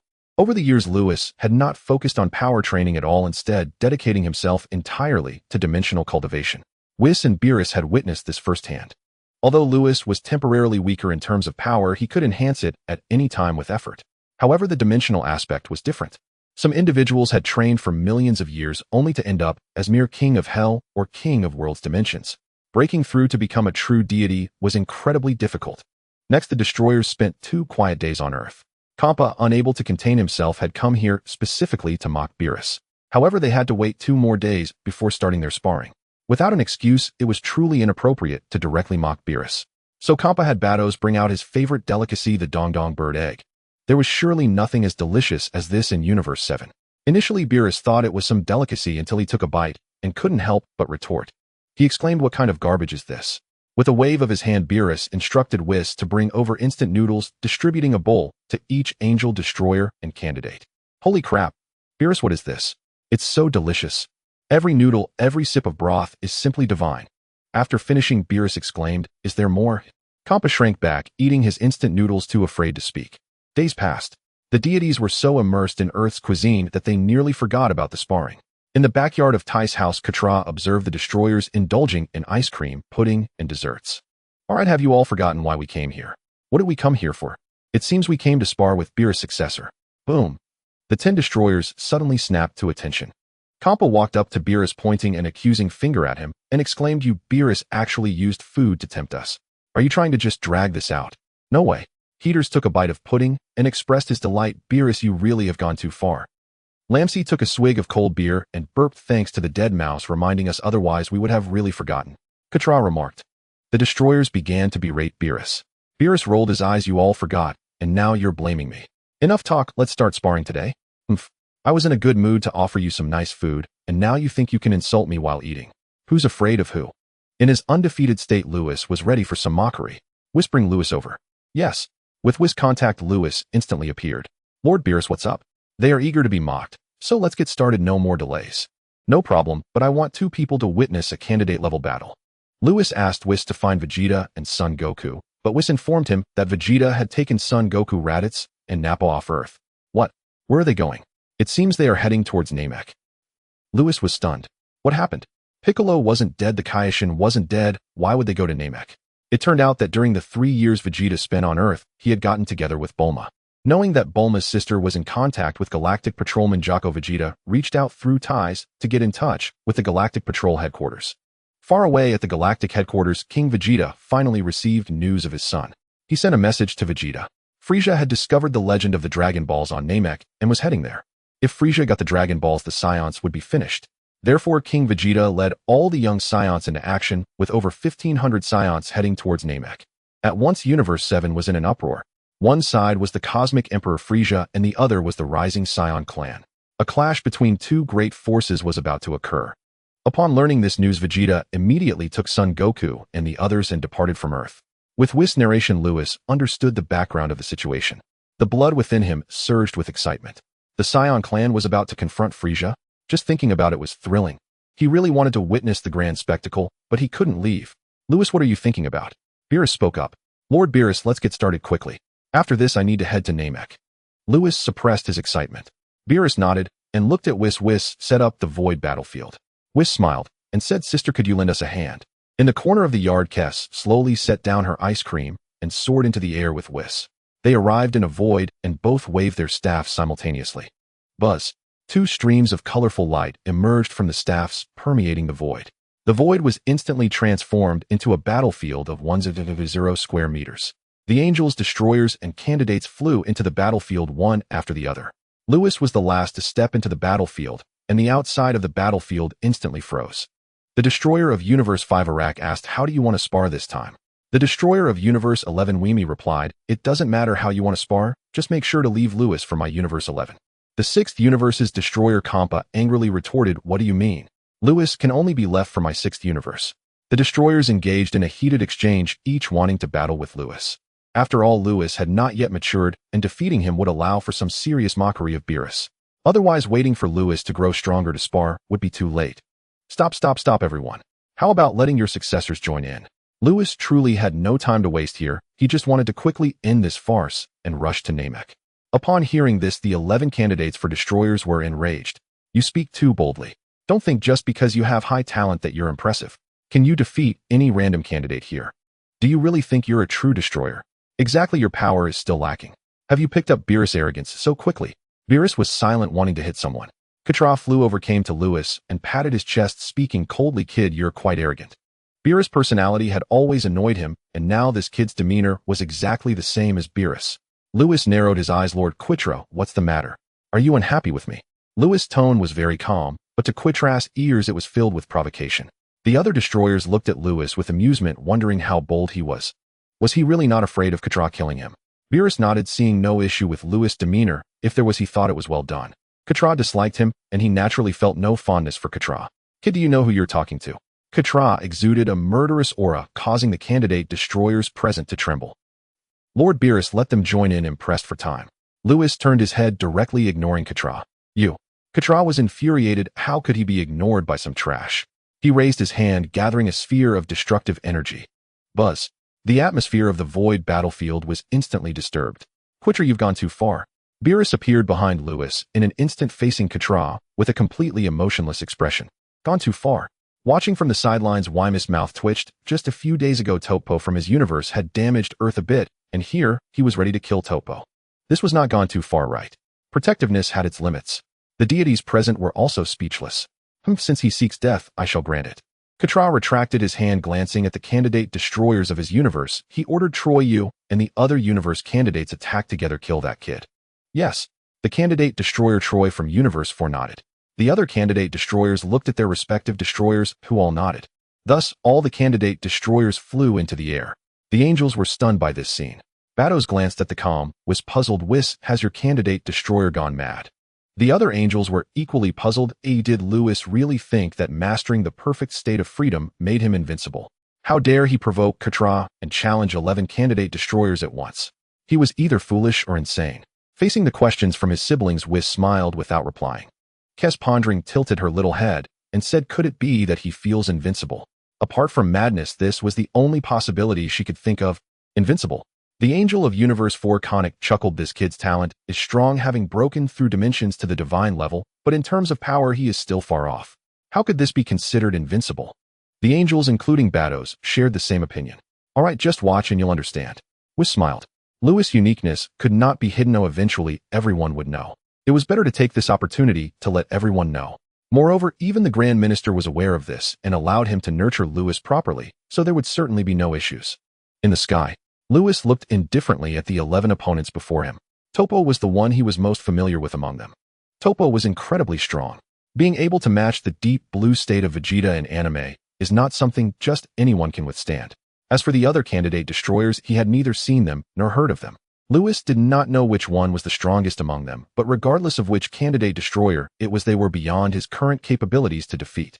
There is no doubt about it. "Kid, you're quite arrogant." Troy frowned and said, "He was chosen as a candidate destroyer by Kitra over a decade ago with the purpose of defeating the candidate destroyer of Universe 7 one day. Now he finally had the chance to encounter them. What's the matter? Is being arrogant against the law?" Lewis' lips curled up slightly. "You're so arrogant that you'll regret it later." What gave you the courage to challenge all 11 of us at once? The candidate destroyers shook their heads in disbelief. Lewis, undaunted, said, "Stop wasting words, let's get started. Since you want to die early, I'll grant your wish." Troy noticed Katra, giving him a look from afar. The other candidate destroyers readied themselves for battle.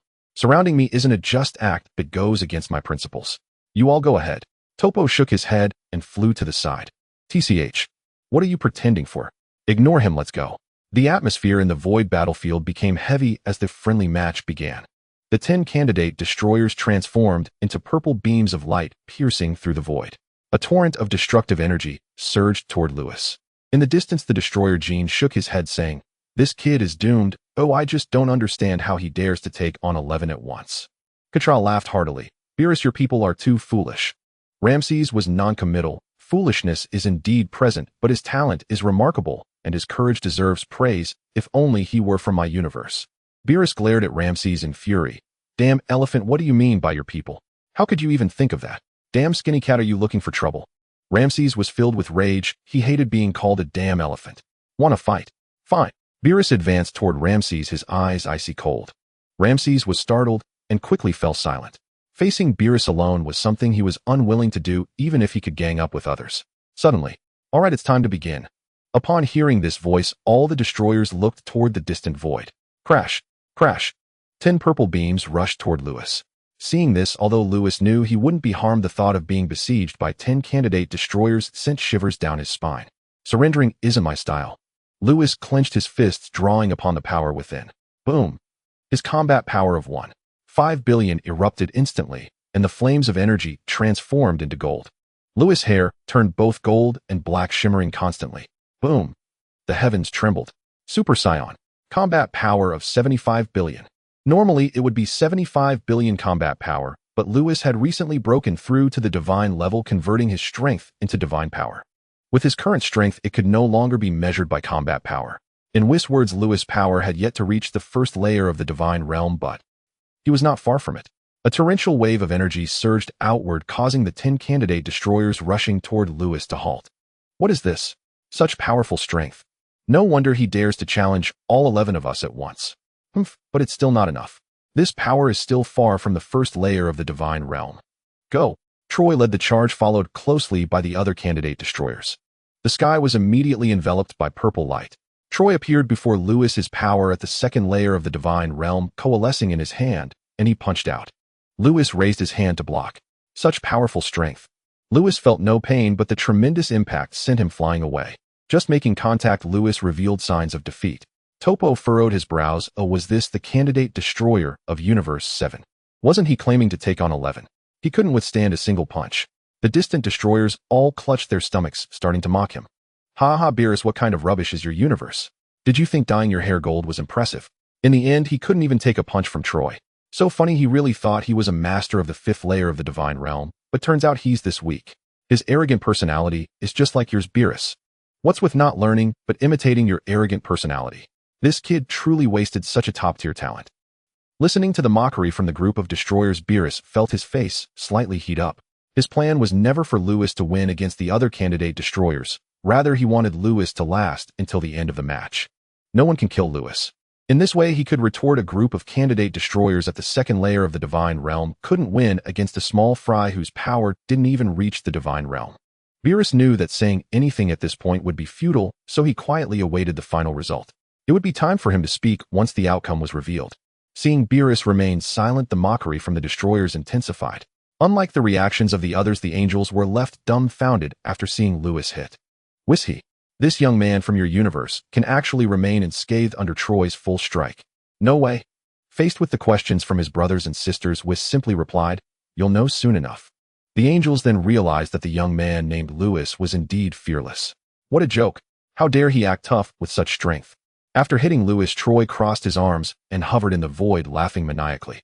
Lewis was struck with tremendous force, causing his candidate destroyer outfit to burst apart, and he was sent flying far away. The other candidate destroyers flickered in their forms, obeying their destroyer's orders, and would not let Lewis escape easily. They all pursued after him. One gathered a destructive energy bomb. The heavens dimmed. This was not a friendly match. It was aimed at taking a life. "Kid, let's see you be arrogant. Die for me." The candidate destroyers threw with all their might, and 10 destructive energy bombs soared toward Lewis with immense power. It was overwhelming. Lewis slammed against the barrier of the void battlefield, stopping him as he looked at the incoming destructive energy. Once I break through to the divine realm, I will take you all down.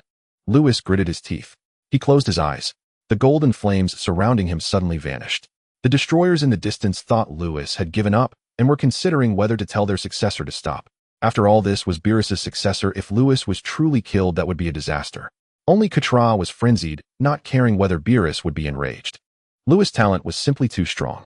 If he truly grew up, Universe 4 would again be overshadowed by Universe 7. No way. He had a grudge against Beerus and must kill Lewis. He gave Troy a look. Suddenly, in the distance, after the golden flames disappeared from Lewis, his hair returned to black. But in the next moment, Lewis emitted an ethereal aura and a silver glow shot up to the sky. With Lewis as the center, silver waves rolled. Perfect free state. Boom. A powerful force surged like a stampede, causing disturbances in the magnetic field and distorting space. The entire battlefield was enveloped by silver waves resembling a vast ocean. Lewis, moving in sync with his heart, dodged the 10 destructive energy bombs. This scene fell into the eyes of the destroyers, who were originally mocking Beerus and now fell silent. After a second, the group of destroyers erupted in chaos. Impossible. The free state. How could this kid possibly achieve the free state? Beerus, tell me this isn't real. All the destroyers fell into a world of shock. This was terrifying. The free state was a realm at the angel level. This realm itself was hard to comprehend, and it could be said that almost no one present could grasp it. Even if there were only the strongest destroyer, Beerus would have the possibility. However, what the destroyers did not know was that Beerus himself had not comprehended this realm either. He was still a bit away from touching the embryo of the free state. Ha ha ha. Beerus laughed joyfully, seeing the expressions of those who had mocked him for over 10 years turn to disbelief. It was hard not to feel happy. So what? Are you still mocking me for taking a little kid as a candidate destroyer? Don't get too proud. It's still the same saying, talent means nothing. Only strength is real strength. Katra gritted his teeth, feeling sour inside. Even he had not comprehended the free state, yet this kid could understand a realm at the angel level. Such top-tier talent was incredibly enticing. How great it would be if he were his successor. At this moment, Katra forgot how he had mocked Beerus earlier. Yes, so what if he possesses the free state? Xiang Pa clenched his fists. Which candidate destroyer here does not possess at least the second layer of the divine realm? With 1 against 10, even possessing the free state is impossible to win. His stamina is his biggest problem. Go bring that kid down. Helios and the other destroyers shouted in unison. If Lewis truly withstood them, they would be unable to mock Beerus. Instead, they would be mocked back. With 11 versus 10, they ultimately couldn't defeat him. Given Beerus' personality, he would surely keep bringing it up. What a disgrace. Upon hearing the commands from the destroyers, the stunned candidate destroyers unleashed all their power at once. Boom. The void battlefield trembled as if it were the end of the world, with the erupting purple light dazzling to the eye. Thankfully, the void battlefield was constructed by angels, preventing it from shaking the earth even slightly. 10 purple beams sliced through the sky, rushing toward him. Lewis twisted his body and dove in to meet them. He had endured Whis' full strike. Would he fear these 10 people at the second layer of the divine realm? Lewis quickly intertwined with the silver light. Bang! Bang! The powerful force stirred the air, instantly creating a violent whirlwind. With every punch and kick, Lewis, utilizing the free state, naturally weaved between the 10 candidate destroyers, occasionally landing a hit on them. This left the candidate destroyers in disbelief. Was the free state truly that powerful? Could he really stand against 10 foes and remain unscathed under siege? While the destroyers were astonished, the expressions of the angels began to change. Subsequently, the angels widened their eyes, turning to look at Whis. Whis scratched his nose. Why are you all looking at me? Kess looked grave and asked, Whis, can Lewis really ignore damage? The other angels fixed their gaze on Whis. They had known for a long time that Lewis would achieve the free state, and it was the perfect free state, which is why they weren't surprised when he entered this state. But when Lewis retaliated, they realized something was off. Lewis wasn't perfectly evading the attacks from the candidate destroyers due to the free state. Rather, he was being hit, and he could directly ignore it. Haha, didn't you all see it? Why are you still asking me? Whis smiled lightly. Boom. It's true. He really could ignore attacks. The angels swallowed hard. They were in disbelief and quickly turned their heads back to the distant battle. What is ignoring an attack? Is there really someone in this world who can do that? Yet the scene before them proved that there indeed exists such a person. The angels widened their eyes. The battle continued. With the perfect state of ease, Lewis slipped through the attacks of the many candidate destroyers like an eel. Even if he couldn't dodge, he directly ignored their attacks. The candidate destroyers quickly realized this, startled. Their attack struck Lewis, yet failed to inflict any harm. Time passed second by second. Eventually, Lewis' stamina faltered. Facing 10 opponents was still too difficult. Lewis' stamina could not sustain the state of ease for long. Once that state was gone, he wouldn't even have the qualification to resist the candidates. Ha ha, he's running out of stamina, charge at him. The fourth universe candidate destroyer Troy laughed heartily. It was too frustrating. He had worked hard to hit this kid, yet the kid took no damage at all. There must be some hidden card given to him by Beerus. No wonder he dared to face 10 alone. The other candidates shared the same thought, aside from that they couldn't think of any other possibility. Wait until he runs out of stamina. Let's see how he ignores our attacks then. Charge. The candidate destroyers roared towards Lewis. Lewis hovered in the void. He was utterly drained of strength. How frustrating. Lewis glanced at Beerus in the distance. Damn, to save face for him, he had to endure being beaten up for a while longer. Damn it. Forget it. No more resistance. Let destruction come. I'm really tired. Lewis gave up resisting and allowed the attacks of the other candidate destroyers to strike him. Seeing this, the candidate destroyers rejoiced, their unleashed power becoming even more ferocious. Boom. Boom. Lewis' figure was completely shrouded in thick smoke. Just as the 10 candidate destroyers thought they could kill Lewis. Their attacks hit Lewis, and a faint white glow emerged from him. Immunity to all negative effects. Lewis' clothes were torn to shreds, yet he was completely unharmed. In the distance, get ready. Lewis' figure was obscured by smoke. Seeing this, Beerus shouted, preparing to mock them back. Beerus' demeanor left the other destroyers stunned. Compass frowned. Skinny rack, aren't you sad at all that your disciple is dead? The 9th universe destroyer Sidra sneered. Beerus, are you out of your mind? Can't you see your disciple is dead? Don't be too arrogant, it's a pity to lose such a gifted genius. The 10th universe destroyer Vegeta shook his head. Other destroyers mocked as well, especially Quitella, who laughed loudly. He and Beerus had always been enemies, and it was wonderful to see his rival's successor die. However, the thick smoke in the sky began to dissipate, slowly revealing a figure. Quitelaw's laughter abruptly ceased, replaced by Beerus' hearty laughter. How is this possible? Quitelaw's pupils constricted sharply. The 12th universe destroyer Jin pointed to the sky, incredulous. Beerus, how can he be unharmed? Ha ha ha. Beerus laughed heartily, looking at the destroyers and saying, no way can it be that even with 10 attacking together, they still can't defeat him. The eyes of the destroyers were filled with shock. All 10 candidate destroyers' attacks hit Lewis, yet he suffered no harm. How is this possible? Beerus, what's wrong with your people? Why did they take no damage at all? Quitella said coldly, did you do something? Beerus approached Quitella, poked his chest, and sneered. You blind fools, can't you see if I did something? Looking at the angels in the distance, he continued, even if your eyesight is poor and you can't tell, can't your attendant angels see? Turning his head, Beerus pressed his face close to Quitella's, laughing heartily. You didn't think that 10 people attacking together could defeat my successor, did you? After being mocked for over a decade this time, he returned the mockery fiercely. It felt amazing. You? Quitella clenched his fists, rage boiling, but before he could speak, Beerus walked up to Destroyer Iwan. You furry ball, do you want to mock me? Do you have the qualifications? Furry ball. Iwan pointed at himself, furious. Beerus, you better die. Iwan was surrounded by purple light, destruction energy filling the sky.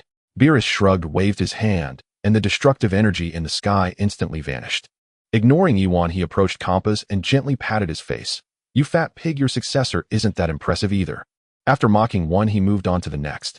Beerus walked up to Destroyer Vegeta, your candidate destroyer. Forget it, if he doesn't attack, I won't mock you. Ha ha ha. I'm dying of laughter. Truly a bunch of useless fools after preparing for over a decade just to see me make a fool of myself. Ha ha ha, in my eyes you all are just a joke. Beerus clutched his stomach, laughing heartily. Did you see my perspective? Truly a bunch of ignorant fools. I'm dying of laughter. Putting your faces in front of me to be hit, I can't believe there are such oddities in the world, and there are even 11 of them. Ha ha ha. Beerus continued to mock while the faces of the destroyers grew redder. Because what Beerus said was true, they had spent over a decade just to win against the 7th universe's candidate destroyer, and then to mock Beerus fiercely. Who would have thought that Lewis would be so extraordinary, able to withstand the attacks of 10 candidate destroyers at the 2nd layer of Divine Realm without suffering any damage? What a disgrace. At this moment, the 11 destroyers wished they could find a hole in the ground to hide in. They only hoped their successor could defeat Lewis in the upcoming brawl. But, no matter how they attacked, it had no effect. Lewis could completely ignore the attacks, suffering no damage at all. What on earth is this? After a long while, the candidate destroyers continued to attack Lewis, yet he remained completely unscathed. Eventually, the 10 candidate destroyers, exhausted, plummeted from the sky. Dear destroyers, your successor isn't that impressive either. In the air, Lewis bare-chested laughed heartily. On the ground, the destroyers were filled with rage. As the strongest gods in the universe, they had been mocked by a young kid. Hellas gritted his teeth. Beerus, is your successor this rude?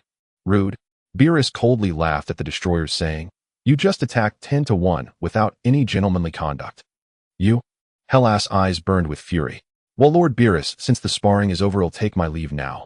In the air, Lewis prepared to use instant transmission to head to Namek, but suddenly turned to look at the destroyers below.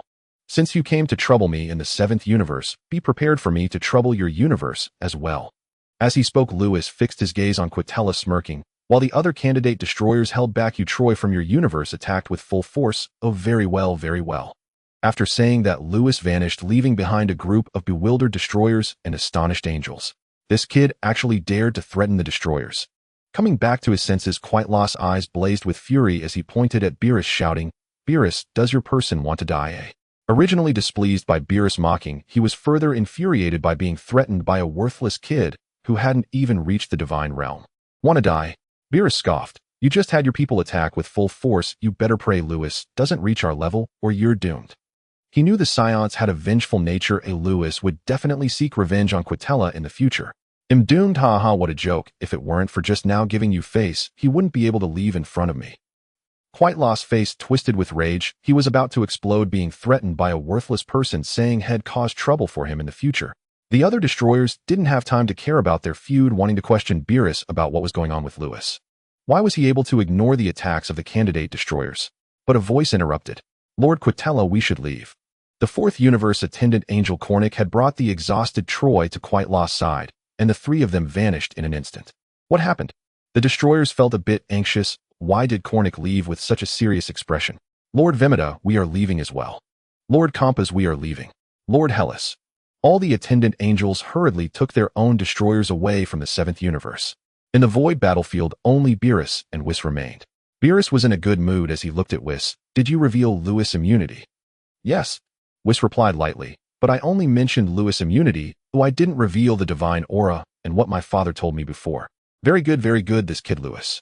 Before Beerus could finish his sentence, Whis continued, Lord Beerus, they also asked me about the tower in the northern part of Earth. What did you say? I said I didn't know, probably my sister and the others went to find my father. The angels and the god of destruction departed from Earth. At this moment, a spaceship marked with the Galactic Patrol insignia was swiftly traversing the starry sky of the 7th universe. Inside the battleship's hull, King Vegeta sat at the highest position, gazing down at the 15 Saiyans below, and spoke solemnly. I never expected there to be something as miraculous as the Dragon Balls in this world. This time Frieza has discovered the Dragon Balls, and we must not let them obtain them. King Vegeta, perhaps this is our opportunity for revenge as Saiyans. Bibidi stepped forward to say. He dared to say this because all 16 Saiyans in the hall had surpassed a battle power of 100. With such formidable strength, we can surely annihilate Frieza. No, I have a feeling that even if we transform into our great ape form, we still won't be a match for Frieza. King Vegeta, we must be cautious. A Saiyan resembling Son Goku stepped forward. This Saiyan was none other than Bardock. Bardock looked at King Vegeta, surprised that he would lead the Saiyans to join the Galactic Patrol. However, it was precisely because of this that the Saiyans underwent a new transformation. The Saiyans were no longer Frieza's lackeys. The Saiyans became the Cosmic Guardians. The combat power of the Saiyans soared rapidly. All these changes were due to King Vegeta's initial decision.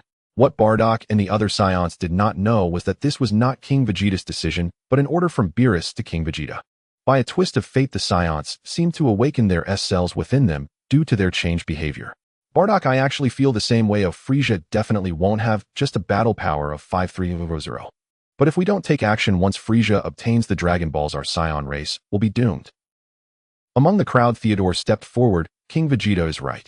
If we continue to endure once Frieza acquires the Dragon Balls, he will surely eliminate our Saiyan race at the first opportunity. King Vegeta looked at Bardock. Bardock, you are now our Saiyan's #1 warrior. Once we arrive at Namek, we will rely on you. The combat power of these 16 Saiyans had all surpassed 100. Among them, the strongest was Bardock, with a battle power of 1500.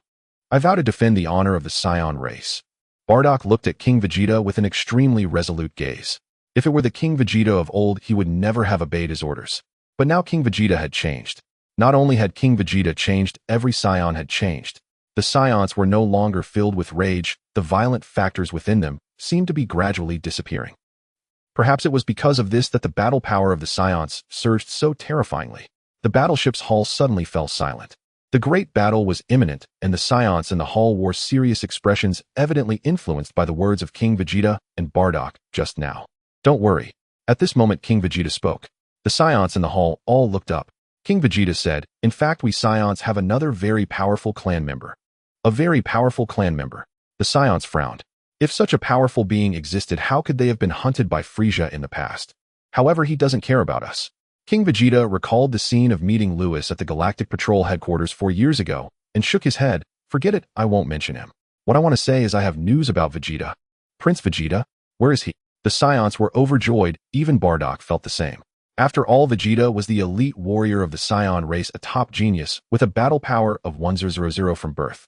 If he returned to participate in this great battle, the odds of victory would greatly increase. Bardock, I not only have news about my son, but also about Kakarot. King Vegeta recounted everything Vegeta had told him. Vegeta's power had reached a battle power of 17000. Son Goku's power had reached a battle power of 2000. Raditz's power had reached a battle power of 8000. And Nappa's power had reached a battle power of 1000. Now the 4 of them were on their way to Namek. Good. Bardock excitedly exclaimed 3 times. Bardock was so excited because before the explosion of Planet Vegeta, he had a premonition. His second son might transform into a Super Saiyan. This was also the reason he joined the Galactic Patrol and did not retrieve him immediately. Now, after more than a decade, Bardock never expected that his second son had actually been found by Vegeta and the others and had become the #1 warrior of the Saiyans. Perhaps that premonition could indeed be true. Theodore and Bibidai, along with the other Saiyans, were equally delighted. With their participation, they would surely eliminate Frieza's forces in one fell swoop. In the Starry Universe, besides the Saiyan battleship flying towards Namek, another large battleship was also heading towards Namek. Inside the battleship, Frieza sat in a baby pod laughing maniacally. "Once I find the Dragon Balls, I will kill the Saiyans at the first opportunity. What candidate god of destruction? What god of destruction? Beerus, I will kill them all.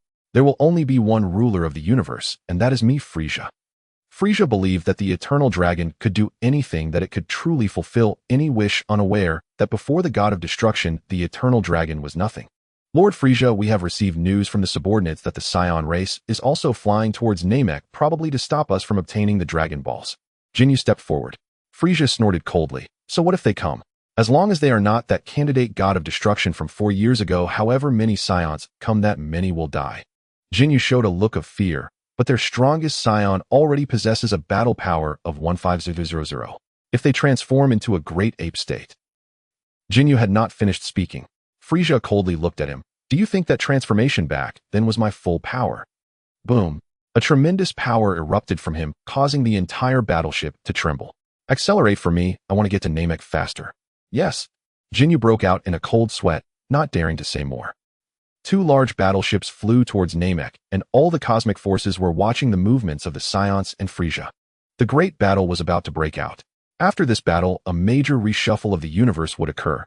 Evil organizations cooperating with Frieza's forces hoped Frieza would win, while justice organizations standing with the Galactic Patrol hoped the Saiyan race would prevail.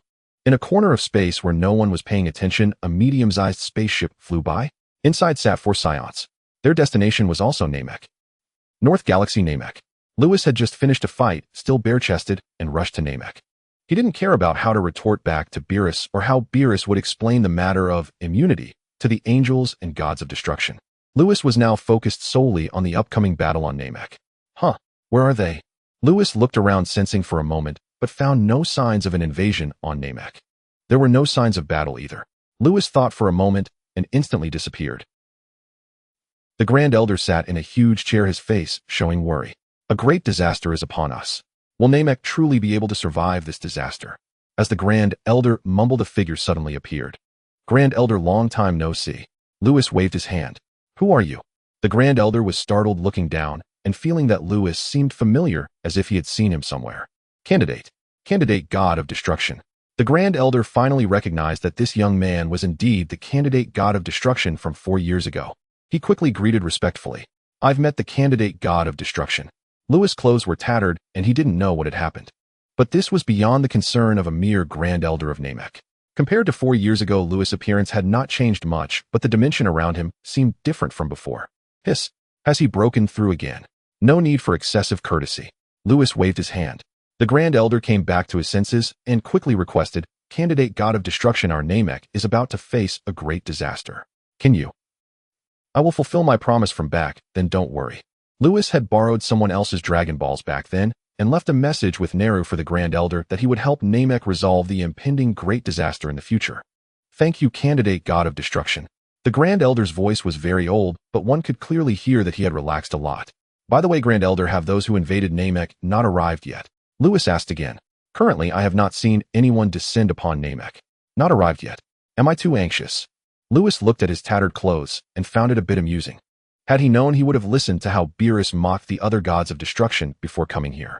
But now that he was already here, Lewis had no intention of returning to Earth, lest he leave Namek just as Frisia's men happened to arrive, which would spell doom for Namek. "I will stay on Namek, you can rest assured, Grand Elder."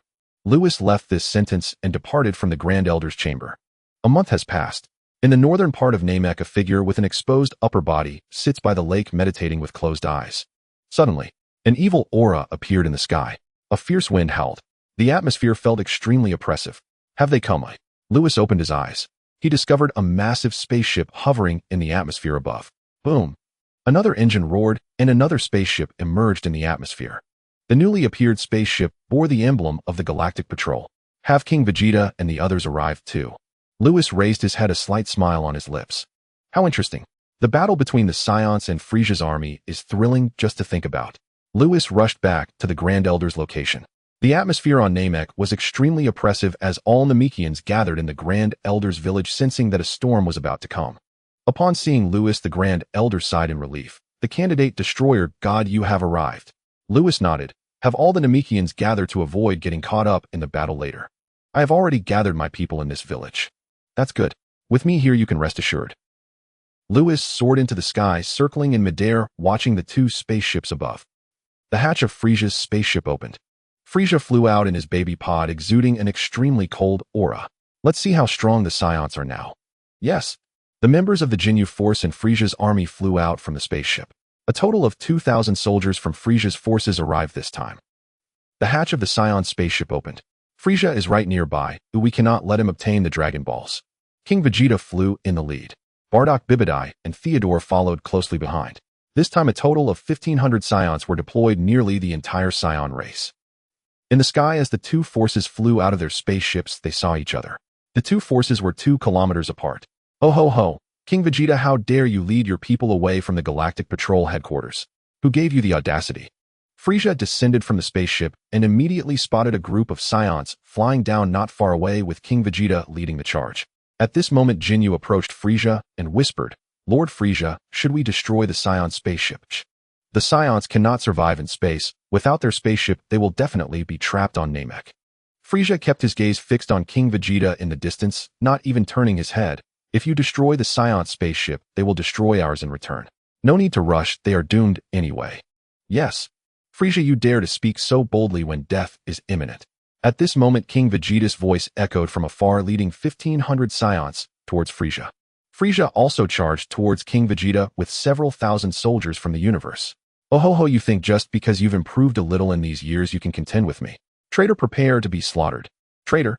We are not traitors. You have committed numerous atrocities and will be dealt with sooner or later. We Saiyans are following the trend." The verbal confrontation continued in the sky. The battle had not even begun, just the clash of words made the atmosphere tense again. King Vegeta finally led the Saiyans to confront Frisia's army. The Saiyans saw the tyrant who once ruled over them, their teeth gritted in anger. The two forces stood opposed and battle was imminent. "King Vegeta, tell me, why did you betray me? I want to know your true reason." Frisia hovered in the void, coldly staring at King Vegeta opposite him. The true reason. The Saiyans listening on the opposite side were also a bit puzzled. In fact, they did not know why King Vegeta made that decision back then. All they knew was that a distinguished guest had arrived at King Vegeta's palace, and shortly after the palace inexplicably exploded. Then King Vegeta announced the decision to join the Galactic Patrol. It was also because of this decision that the Saiyans had undergone such a transformation. "The reason for betraying you?" King Vegeta chuckled. "To be honest, it was a person you cannot provoke who ordered me to do this." If I didn't do it, the entire Saiyan race would perish. Wow. At this statement, both Frisia's camp and the Saiyan camp were in an uproar. A being that even Frisia cannot provoke. After all, Frisia is the emperor of the universe. Who else could he not provoke? Is it him? Frisia recalled the Saiyan who had invaded his headquarters 5 years ago upon hearing King Vegeta's words. He could think of no one other than this candidate destroyer god. It's not that there is no one beyond his reach in the universe. He also cannot provoke the legendary Majin Buu. And the real destroyer god. In fact, the one who truly ordered King Vegeta was Beerus, but Frisia would never think of this. He is Beerus' spokesperson. How could Beerus order him to make the Saiyans betray him? King Vegeta, who is that person you mentioned? Didn't you guess it? Sure enough, it was that guy. He clearly said he wouldn't interfere with the Saiyans' affairs, yet still help them in secret. Frisia was furious. He couldn't trust that candidate destroyer god's words. King Vegeta was puzzled. Was Frisia saying that Beerus didn't help the Saiyans? Why would Beerus help the Saiyans? One thought it was Lewis who helped the Saiyans, while the other was puzzled about why Beerus would help the Saiyans. The two were completely on different wavelengths. King Vegeta shook his head. Frisia, even without that person's orders, we Saiyans would find a way to break free from your control. Why? At this moment, Bardock stepped forward. Frisia, do you think we know nothing?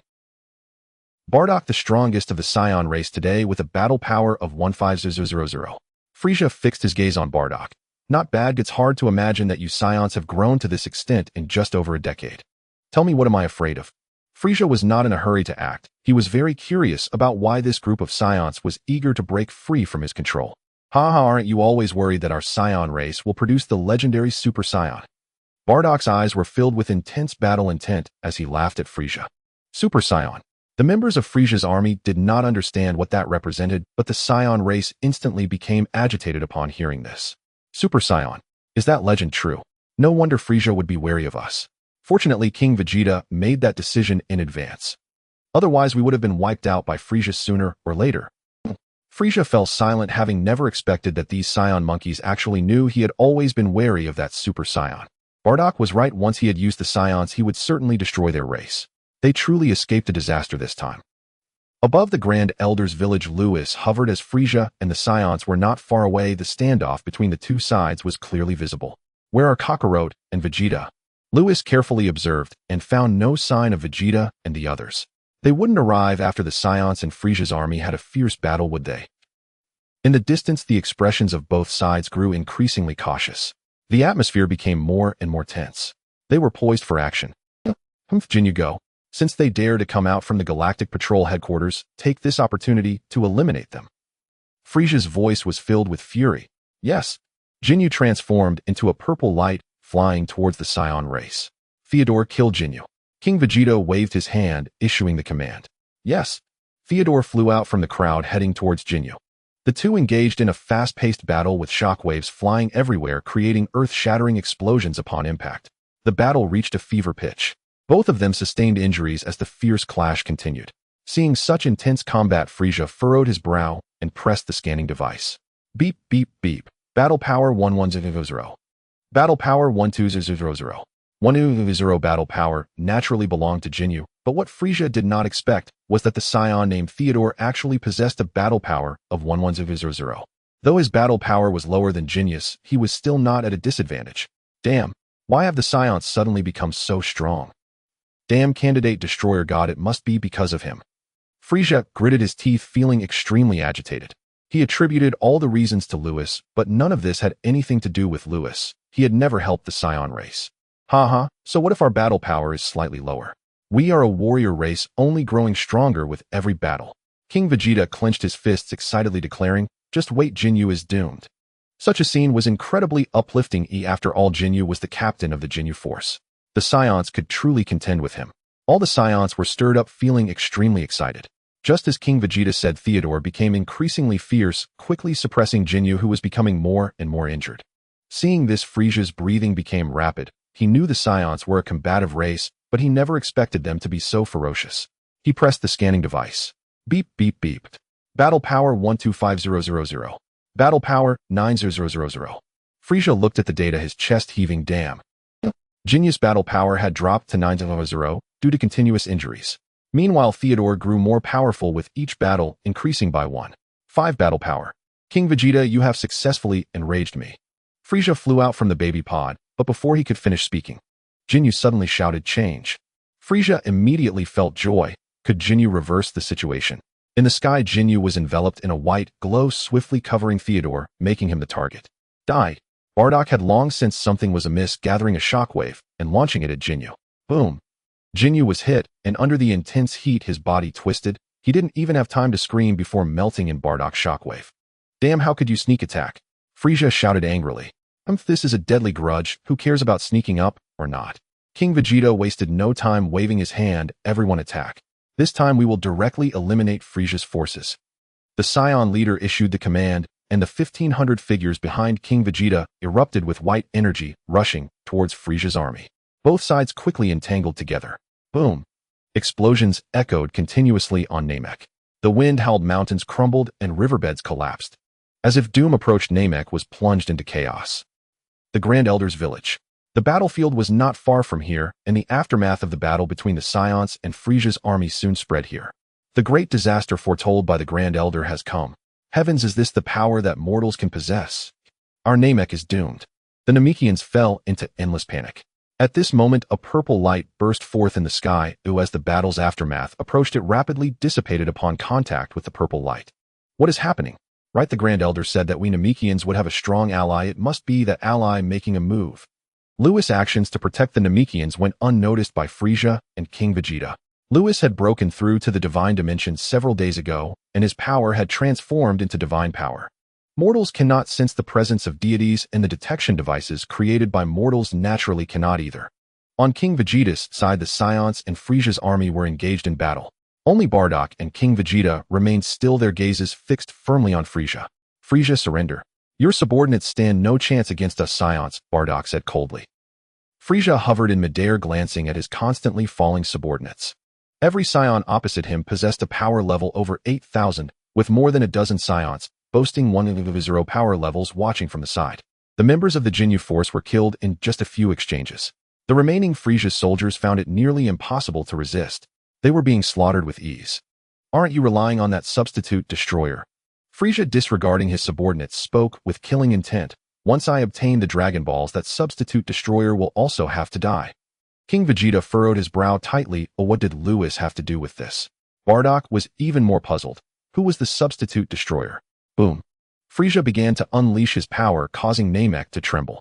The terrifying energy made King Vegeta's body shudder. Frieza indeed possessed a combat power of 5300, just as the rumors stated. Bardock, be careful. All right, King Vegeta, be ready to create the artificial moon at any time. In our normal state, we definitely can't defeat Frieza. Bardock moved, flashing in front of Frieza and delivering a powerful punch. Boom.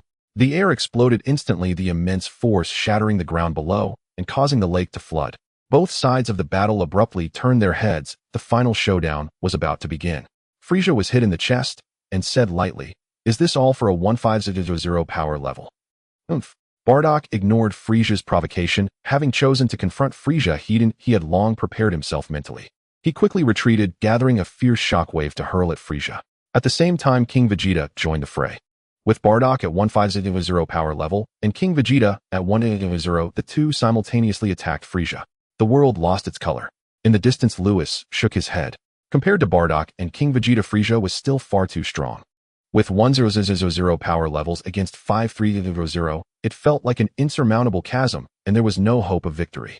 Indeed, after only a brief battle, Bardock and King Vegeta were struck and crashed violently towards the ground. King Vegeta, Bardock, Bibbert, and Theodore rushed at Frieza after taking down their opponents. Other Saiyans with 1,000 power levels did the same.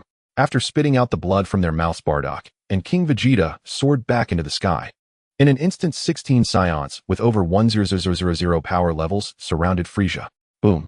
The magnetic field of heaven and earth became chaotic and lightning streaked across the clouds.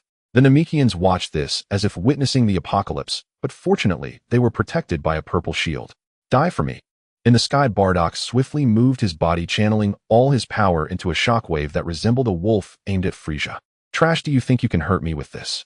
Frieza casually deflected Bibbert, facing the incoming shockwave without changing expression. He raised his hand and slapped down hard. Bardock's shockwave instantly changed direction. Die.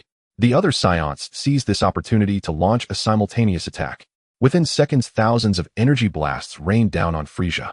Boom, boom. The place where Frisia stood erupted in a cataclysmic explosion as if being bombarded by thousands of nuclear bombs. Smoke filled the area, flames erupted everywhere. Buzz. The space trembled slightly at that moment. Huff huff. He should be dead, right? It's just 53000 power level. With the 16 of us surrounding him, he must be dead. Bibbert and Theodore gasped heavily. No. King Vegeta wiped the blood from the corner of his mouth and said solemnly, Frisia shouldn't be that simple, right? If it were that easy to deal with him, he wouldn't have been able to maintain his position as the Emperor of the universe for so long. Suddenly, whoosh, a gust of wind blew past. The smoke in midair slowly dissipated, revealing a massive figure. Bardock's pupils constricted fiercely. King Vegeta used the artificial moon. No sooner had he spoken than a purple light sliced through the sky. Bibbert and the other Saiyans suspended in midair were caught off guard and directly hit. The 16 Saiyans clutched their abdomens, spitting blood. How is this possible? Theodore looked on in disbelief. Ha ha, King Vegeta, do you know my true power? Frisia transformed into his first form, his combat power skyrocketing to 100. Frisia sneered. Now I possess 100 combat power. Let's see how you fight me. 1 million combat power. Bardock's heart skipped a beat. He had anticipated that Frisia's true power exceeded 530, but he never expected it to reach 100. This was troublesome. Bardock's panic was not without reason. They could transform into great ape form to combat Frisia. However, not every Saiyan could maintain their sanity in great ape form, just like Bardock himself could not. A mindless great ape could never defeat Frisia. There was no doubt about it. Among the Saiyans with power levels over 100, only King Vegeta, Bibbert, and Theodore were considered elite warriors. Die for me. Frisia roared, raising his hands high, gathering a 2-meter diameter energy sphere. He aimed to annihilate the Saiyan race in one blow. Others don't look at the sky. Bibbert, Theodore, you two look up quickly. An artificial moon shot up into the sky. King Vegeta had been ready to create the artificial moon before the battle began. Lewis watched clearly as King Vegeta and Frisia clashed. The Saiyans had indeed grown significantly over these years. Frisia's army was no match for the Saiyans. He saw King Vegeta throw a dazzling orb into the sky, transforming into great ape. In the distance, Lewis felt his tail twitching incessantly and dared not to look back at King Vegeta. Lewis suddenly looked up, sensing 4 familiar energy signatures rushing in from outside Namek. Kakarot, Vegeta, you finally arrived. Outside Namek, a medium-sized spaceship broke through the atmosphere. Vegeta, can you feel it? Such powerful energy. Goku clenched his fists, feeling the blood within him boil. I sensed it as such an evil energy, must be Frisia's. During the years on Earth, Vegeta and the others had also learned to control and sense energy. Vegeta looked through the spaceship's transparent glass at the ground below. This energy is terrifying. It must be over 1 million combat power. I wonder how my father and the others are doing now. 1 million combat power. Raditz was startled. Can we defeat Frisia? Nappa gritted his teeth. So what if it's 1 million combat power? If we transform into great ape form, we can also have 1 million combat power. Just as Nappa finished speaking, 3 violent energy signatures suddenly appeared below Namek. Raditz, hurry and accelerate. It must be my father transforming into great ape. An artificial moon hung in the sky above Namek. Roar, roar, roar. 3 terrifying roars resounded across the battlefield. Bibbert, Theodore, and King Vegeta transformed into great ape form. Their combat power soared above 100. The other Saiyans dared not look at the moon as they were not elite warriors and couldn't maintain their sanity in great ape form. Bardock was the same. He dared not look up and kept his gaze fixed on Frisia. Ha ha ha, you can transform, but we Saiyans can do the same.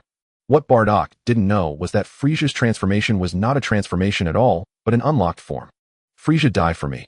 King Vegeta successfully transformed into a great ape while maintaining his sanity. He and Bibbert, Theodore launched a simultaneous attack on Frisia. The sky crackled with lightning. The wind howled. In the sky, the 3 great apes immediately engaged in a fierce struggle, with Frisia battling for 10 minutes. The strength of the 3 great apes was indeed formidable. Every punch shook the space. However, the speed of the great apes was noticeably slower than Frisia's, and he could easily dodge their attacks. Fortunately, it was 3 against 1. With Bardock occasionally launching surprise attacks, King Vegeta's side managed to hold their own. Damn Saiyan monkeys. Frisia dodged a punch and retreated 100 meters. He clenched his fists, fury surging within him. If it were just a single great ape with 1 million combat power, he wouldn't be concerned. He could even handle 2 at once. But having to deal with 3 great apes at the 1 million power level was quite troublesome. Frisia glanced around, realizing that all his subordinates had been wiped out. Meanwhile, not a single Saiyan had fallen. there were only a few seriously injured. Frieza surrender. The great ape form of King Vegeta flew in front of Frieza, staring him down. Bibert Theodore and Bardock hovered nearby, forming an encirclement. Bardock, what you said earlier was right. I do indeed fear you, Saiyans. Frieza looked coldly at Bardock. It seems my fears were not unfounded. Since that's the case, I will no longer hide my power. I will kill you directly, then find the Dragon Balls, and take revenge on your substitute destroyer. Suddenly, a deafening roar split the sky, the thunderous shriek of an engine, as a spacecraft descended from the heavens. At the same time, 4 figures streaked through the air toward the site. Who? Frieza, hovering above, had been preparing to ascend directly into his ultimate form, when he abruptly whirled his head around. Frieza, long time no see. Vegeta appeared before them in an instant. Son Goku followed closely behind, his gaze fixed intently on Frieza, until unexpectedly he laid eyes upon Bardock. He froze. Bardock too stood utterly still, as if time itself had ceased to flow. Within Goku's heart, an unfamiliar surge welled up. Since reaching maturity, he had known he was not of Earth, and that Raditz was his elder brother. According to Raditz, he also had living parents. Is this my father? Goku flew forward until he hovered face-to-face with Bardock, mouth parting slightly. Kakarot, you've returned. Bardock pressed his lips together. 1,000 words longed to pour forth. To this second son he had never held, but in that moment of reunion none would emerge. A gentle smile bloomed across Goku's face. His elder brother had spoken true. He bore an uncanny resemblance to his father. Only 2 jagged scars now traced their way across the man's stern visage, as father and son reunited elsewhere. Vegeta, you survived the relentless pursuit of my empire. Ha ha ha. I owe it all to you, Frieza. Without your cruelty, I would never have attained this power. Vegeta threw back his head and laughed, a torrent of raw energy, 17,000 in combat power erupting from his frame. The sight sent King Vegeta, still in his great Saiyan form, into rapturous delight. Vegeta, how much power do you wield now? This was his son, his pride. The stronger Vegeta grew, the brighter his own joy burned. Father, I command 17,000 combat power. At full strength we reach 1.7 million. Vegeta gazed at his father and laughed again. King Vegeta soared with elation. 1.7 million at full strength. Surely that meant transformation into the Great Saiyan. Unbeknownst to him, Vegeta's full strength referred to the Kaioken technique, a force far surpassing even the Great Saiyan's might. The Kaioken did not merely amplify physical strength and speed. It preserved agility, precision, and fluidity, qualities wholly absent in the Great Saiyan's lumbering form. 1.7 million combat power. Is that truly formidable? Frieza hovered serenely in the void, arms folded across his chest. His fury seemingly vanished, replaced by chilling resolve. He intended to unleash everything. At such full power, only the candidate destroyer, the destroyer Beerus, and the Majin Buu could rival him across the entire cosmos. 1.7 million, not formidable. Ha ha, that is the most absurd claim I've ever heard. Vegeta cracked his neck, voice icy and sharp. Frieza, 3 great Saiyan, each boasting over 1 million combat power, now stand beside me and Kakarot. You face 5 warriors of equal magnitude. He paused, then roared with triumphant laughter. Are you prepared to die? Wait. Bardock surged forward, hand clamped over his grievously wounded abdomen, voice low and taut. Frieza, you just declared you'd no longer conceal your strength. Surely this isn't your absolute limit. What a... Vegeta recoiled in shock, his eyes snapping instantly to Frieza. King Vegeta, Bido, and Theo likewise turned transfixed. Even the other Saiyans who had already withdrawn from battle now stared breathless at Frieza, who wore a faint mocking smirk as if silently confirming Bardock's accusation. Impossible. It can't be real. He's hiding even more power. I refuse to believe it. Behind King Vegeta, 1,500 Saiyans erupted into stunned outcry, faces pale with disbelief. Ha! Very well, then I'll confess this current form is merely my first unlocked transformation. 2 more await me, each exponentially greater than the last.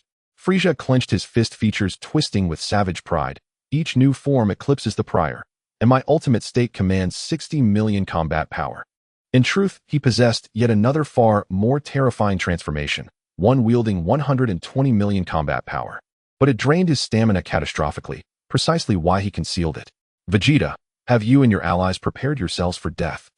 Frieza tossed Vegeta's own words back at him, then ignited his inner energy, unleashing a cataclysmic surge. Stop him now. Whether he lies or tells the truth, stop him before it's too late. God! Vegeta cried out in alarm. Kakarot, now? Tenfold Kaioken. A searing crimson aura exploded from his body, power surging to 1.7 million. Father, you're gravely injured. Here, take this Senzu bean. It will restore you completely. Goku pressed the bean into Bardock's palm, and in turn blazed with his own crimson radiance. A pressure of 2 million combat power reverberated through the heavens, making the very air hum. Bardock stared at the bean in his hand, then swallowed it whole without hesitation. Whoosh! A vortex of spiraling energy burst from his frame. Not only has my wound healed, I feel stronger than before. Bardock laughed aloud, astonished by its miraculous potency. Yet now was no time for wonder. Like the others, Bardock gathered his ki, and in moments 3 great Saiyamen and 3 warriors launched themselves toward Frieza. Other Saiyans yearned to join the fray, but obeyed orders to withdraw, retreating to the periphery. Raditz and Nappa, whose powers fell short of 100,000, likewise fell back. Namek trembled violently, its crust fracturing, molten lava erupting in furious geysers, as if the world itself were collapsing. Great heavens, can mortals truly wield such power? Will Namek explode? In the Elder's village, Namekians descended into panic. Lewis landed before the Elder's dwelling and turned to Nail. Tell the Elder to prepare immediately to summon Shinron. The planet may soon detonate. Nail pleaded urgently, Candidate Destroyer, with your power surely you could halt this catastrophe. Why do you remain idle? Suddenly, a frail, ancient voice echoed from within the house. Nail, obey the Candidate Destroyer's command. Yes, Elder. Gritting his teeth, Nail rushed off to gather the Dragon Balls. Lewis rose once more into the sky and cast a final glance down upon the Namekian villagers below. I could intervene, but then Kakarot might never achieve his transformation. Forgive me. I must temporarily sacrifice your Namek. I will compensate you generously.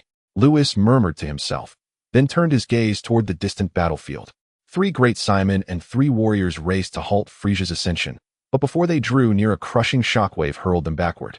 They fired energy blasts, yet an invisible barrier shimmered around Frieza, deflecting every strike. He remained untouched, and his transformation proceeded unimpeded. So Frieza is ascending to his ultimate form. Lewis observed the battle with quiet fascination. Of the 6 warriors, Son Goku stood supreme, not only in raw power but in mastery of technique. Bardock and the 3 great Saiyamen, by contrast, fought with crude, unrefined ferocity, their energy control chaotic and inefficient. Vegeta, however, clearly demonstrated vastly improved command over ki, evidence of shared roots with Goku. Both had trained under Popo, yet their styles diverged. Vegeta fought with brutal, overwhelming force, while Goku moved with effortless grace, embodying spontaneity, balance, and invincible calm. Boom! An earth-shattering wave of pressure rolled outward. He's entering his ultimate form. Lewis watched as Frieza's silhouette shrank, growing shorter, denser, yet radiating ever more terrifying power. Frieza achieved his ultimate state, his power restored to 60 million combat power. Energy compressed the surrounding air into a crackling, hissing maelstrom. He resembled a primordial leviathan, so fearsome that even distant Saiyans paled with terror. Frieza remains overwhelmingly powerful. Kakarot, this is your moment to transform. Everything depends on you now. Lewis remained unseen, guarding the Namekian elders from high above the village. On the horizon, Frieza had shrunk to a dwarf, shorter even than Vegeta, yet his power defied comprehension. Merely leaking into space, it warped reality itself. Gulp! Bardock swallowed hard, awestruck by the sheer suffocating weight of Frieza's presence. 60 million combat power. King Vegeta shook his great ape head wildly. How can such power exist? How is it possible? Do we still stand a chance? Bido and Theo stood dumbstruck. Even Vegeta stood paralyzed, having labored relentlessly to attain 17,000 combat power and tenfold Kaioken to reach 1.7 million. He had believed vengeance was finally within grasp, only to learn Frieza commanded 60 million. Worse, he sensed it was no lie. Frieza truly possessed that unimaginable might. We cannot win. Vegeta's eyes went hollow. Before the first blow was struck, his spirit shattered, his lips moving soundlessly again and again. Suddenly, Kakarot, what are you doing? Bardock shouted.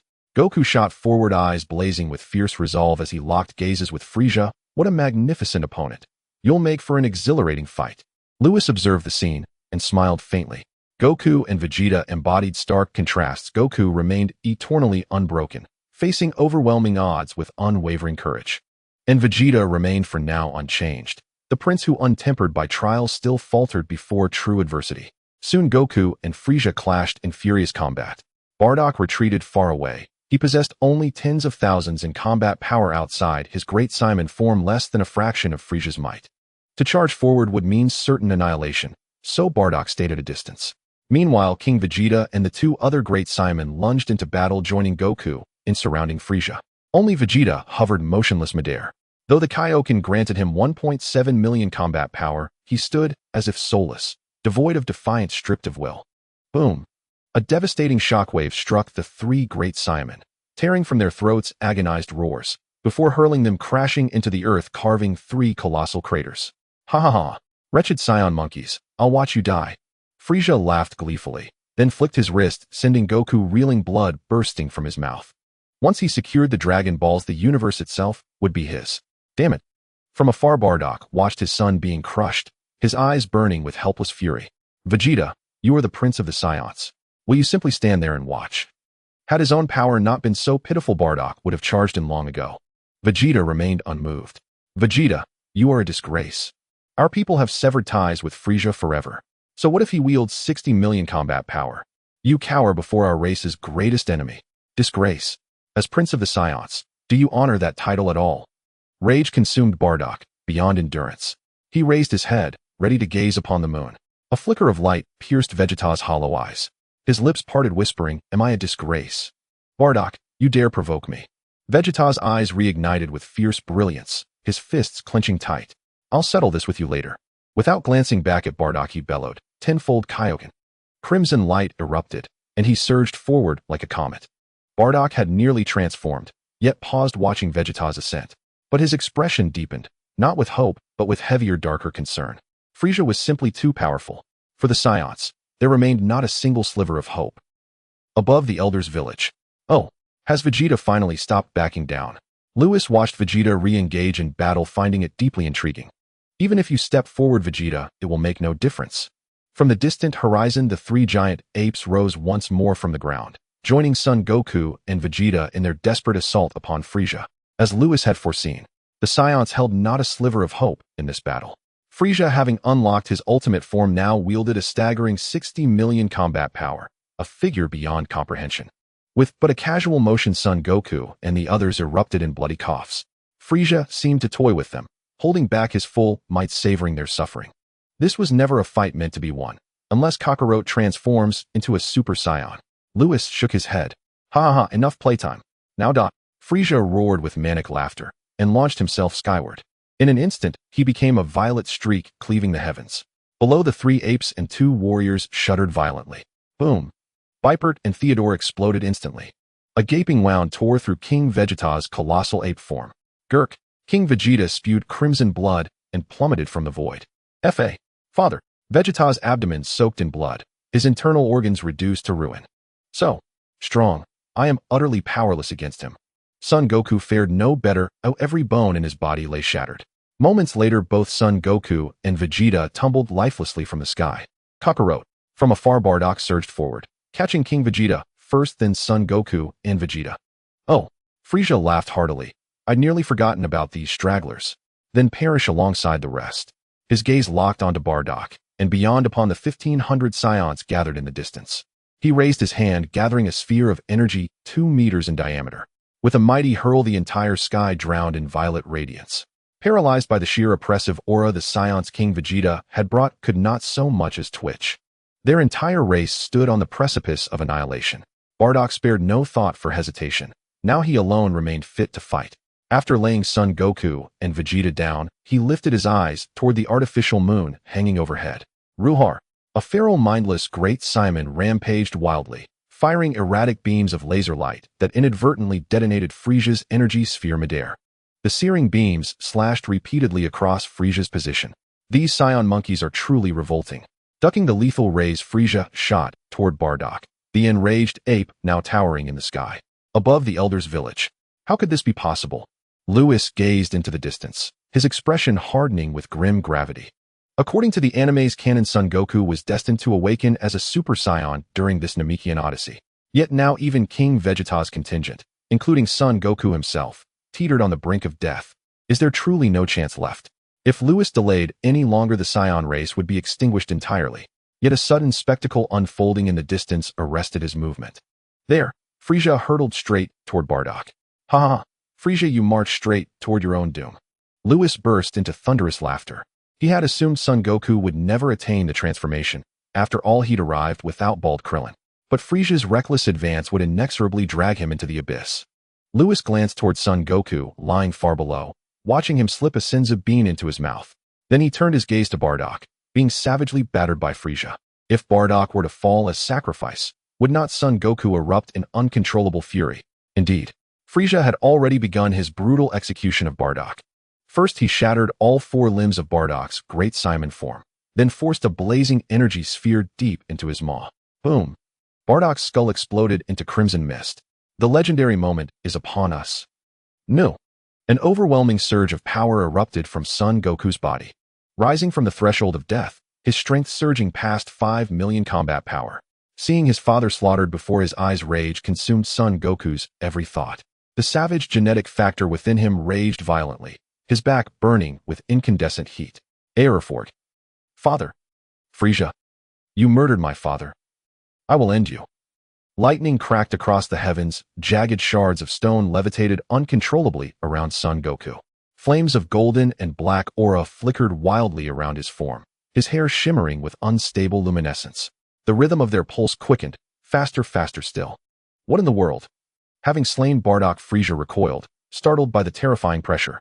You're still alive? Staring at Son Goku's explosive ascension, Frisia stood dumbstruck. Had he not just reduced Son Goku to near death? How could he possibly stand again? Super Saiyan. Lying broken and breathless upon the earth, Vegeta whispered faintly upon seeing Son Goku's transformed visage. Kakarot, you must slay Frisia. With those final words, Vegeta exhaled his last breath. Beside him lay King Vegeta, reverted to human form, yet utterly lifeless. Vegeta. Aerofort. Son Goku clenched his fists, veins bulging like coiled serpents. His golden aura ceased its frantic flicker. Whoosh! His hair solidified into radiant gold, unwavering, luminous, divine. Super Saiyan. Frisia, I swear I will kill you. Boom! A flash of gold streaked across the sky. Frisia's abdomen struck with cataclysmic force. He vomited blood and was hurled sideways over a kilometer. No, impossible. What manner of state is this? Super Saiyan. How can this be? Above the Elder's village, Lewis trembled, his body shaking uncontrollably. At last, he beheld the legendary scene. It was electrifying. With Son Goku's successful transformation, Frisia's defeat was now inevitable. Lewis vanished in an instant, departing the Elder's village forever. Elsewhere, far from the battlefield where Son Goku and Frisia clashed, Raditz knelt prostrate upon the ground, screaming in anguish, "My father is dead. Frisia, I will kill you." Raditz surged upward, launching into the sky. Wait, let me come too. Vegeta has fallen as well. I must avenge him. Nappa charged after him. I too shall avenge our leader. And I. The 1,500 Saiyans on the ground burned with seething hatred. They hated their own feeble strength. They hated how they had let King Vegeta, Bardock, and Beerus face Frisia alone, while they cowered behind the lines. Together the Saiyans prepared to take flight, rushing headlong toward Frisia. Suddenly, enough! Halt! Lewis materialized midair, halting their advance. Who are you? Gracie stepped forward, the strongest among them, boasting 90,000 combat power. With King Vegeta, Bardock, and Beerus gone, Gracie assumed command. Lewis, what brings you to Namek? From the crowd, Raditz and Nappa emerged, overwhelmed with elation. Lewis, Vegeta was slain by Frisia. You must avenge him. Seeing Lewis appear, Nappa rushed forward weeping. Others might not know Lewis's true identity, but Raditz and Nappa, having served closely beside Vegeta, knew well Lewis was the candidate destroyer god.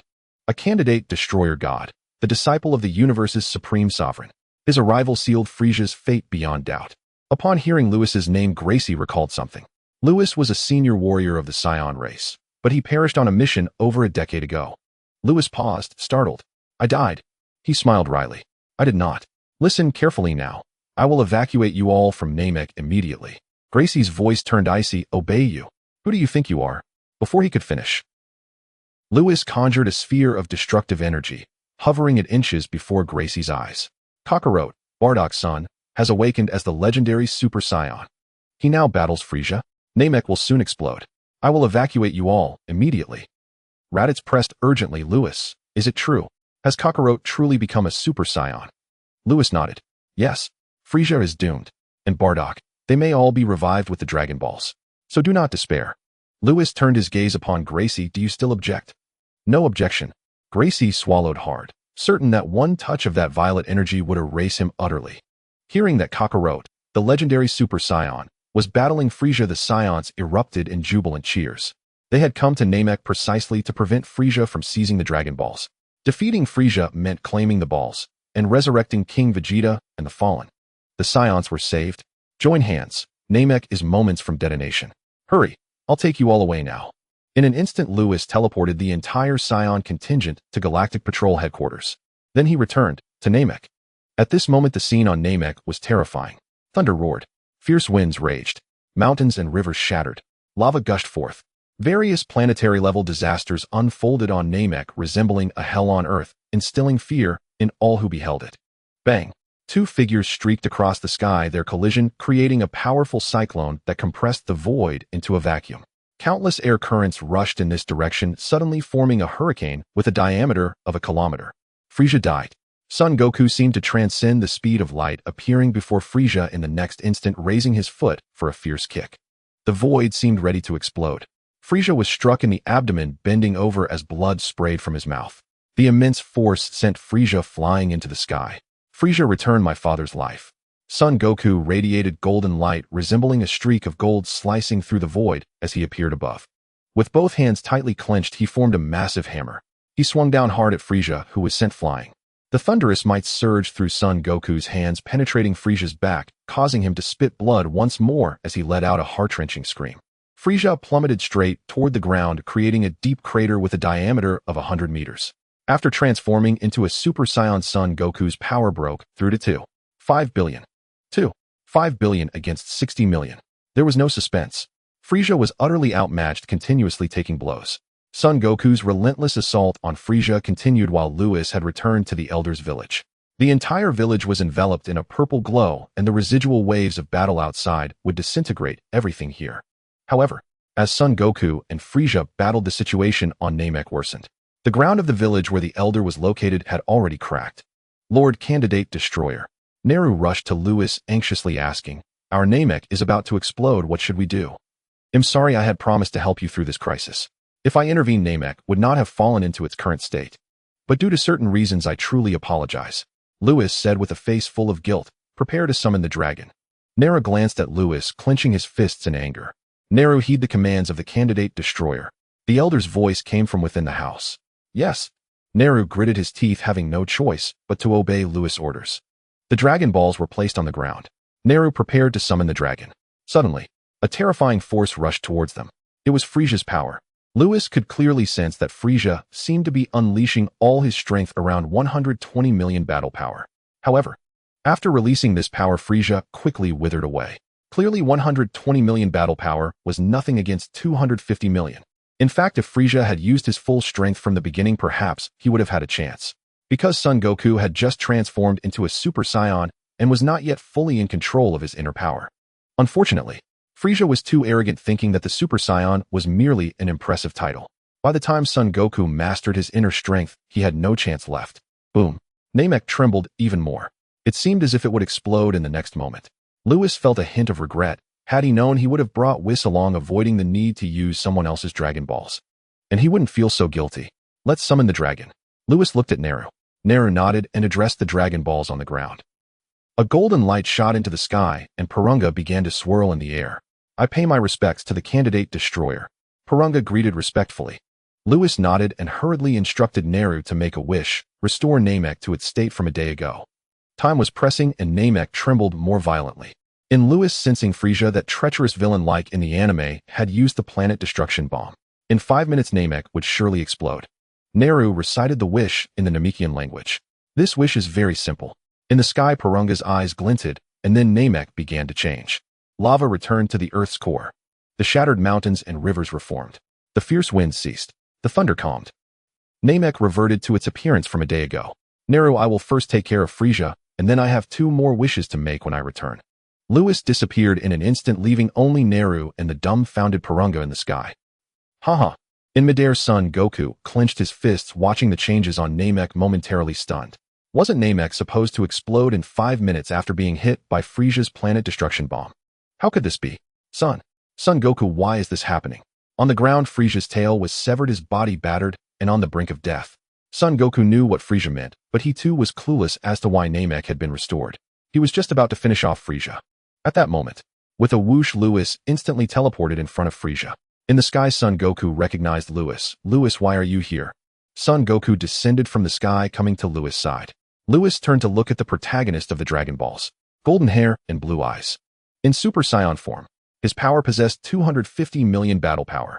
I have been here all along just to see you transform into a Super Saiyan. You have been here this whole time. Son Goku grasped his shoulder angrily, saying, since you are here, why not intervene? With your strength, you should be able to easily kill Frieza. Lewis' power and identity he had already learned through Vegeta. In the universe, hardly anyone could match Lewis. He'll explain that later. Lewis pointed at the nearly defeated Frieza on the ground. Kakarot, are you going to spare this guy? Son Goku glared at Frieza, gritting his teeth. No, I won't spare him. He killed my father and Vegeta. I must make him pay with his life. Lewis was taken aback. Had he really developed the killing intent toward Frieza? In the anime, didn't Son Goku give Frieza a chance at the last moment? It seemed he was affected by the butterfly effect. Let me kill him. Lewis waved his hand, raising it to condense a ball of destructive energy. The world shook. Frieza on the ground, who had been spitting blood, was left speechless at the sight of Lewis, the candidate destroyer. But it was evident that Frieza was filled with hatred toward Lewis. If looks could kill, Lewis couldn't fathom how many times he would have been killed by Frieza. Lewis raised his hand, pausing the destructive energy he had not unleashed. Forget it. Shaking his head, Lewis withdrew the destructive energy and instead used a ki blast to reduce Frieza to ashes. Although Frieza was despicable, he might be useful in the future, just like in the anime's Tournament of Power. Thus, Lewis chose not to destroy Frieza. After Frieza was killed, Son Goku's mood was extremely low. Lewis, if you had intervened, my father and Vegeta wouldn't have died. Lewis turned to Son Goku, smiling. Can't they be revived? Have you forgotten about the Dragon Balls? Dragon Balls? Son Goku's eyes lit up as he shook Lewis back and forth. I almost forgot. That's great. Now my father and Vegeta can be revived. Come, I have summoned the Dragon God, follow me. Lewis used instant teleportation to take Sun Wukong away from there. They quickly returned to the village of the Great Elder. Above them, a green western dragon circled in the sky, looking strange, as it was dripping with cold sweat, as if it was about to burst. Is there any other wish? If you don't speak soon, I can't hold it any longer. With a swish, Lewis appeared here with Sun Wukong. Sun Wukong was startled when he saw the dragon Shinron in the sky. This is the Namekian dragon. It can revive your father, don't worry. Lewis turned around and said, Shinron, revive Bardock. Nairu, seeing Lewis return, quickly repeated it in the Namekian language. In the sky, Shinron's body became increasingly transparent. Lord Candidate God of Destruction, I am sorry, but Bardock's body is already damaged, so this wish cannot be granted. Upon hearing this, Sun Wukong's face turned pale. Lewis, this is bad. When I fought Frieza, the ground spewed lava, swallowing my father and Vegeta's bodies. They can't be revived, can they? Is that so? Lewis frowned and said, Shinron, restore Frieza's body, the Saiyan's body from Namek. Sun Wukong was taken aback, then grabbed Lewis' shoulders, shaking him and laughing. Lewis, you are so smart. Since the Namekian dragon said there is no body, we can first restore Bardock and the others' bodies, and then revive them, right? Lord Candidate God of Destruction, your wish has been granted. As Shinron's voice fell, 5 corpses appeared on the ground: Bardock, Vegeta, King Vegeta, Bibidai, and Theodore. Lewis, their bodies have been restored. Sun Wukong was very happy. Suddenly, don't speak. Lewis suddenly had a bad premonition and felt something, his pupils constricting. He then soared into the sky, turning to Nairu and shouting. Nairu wished to transfer everyone on Namek, including these 5 corpses, to Earth. Hurry. Lewis shouted out urgently. Nairu was startled. He didn't know what was happening, but he complied.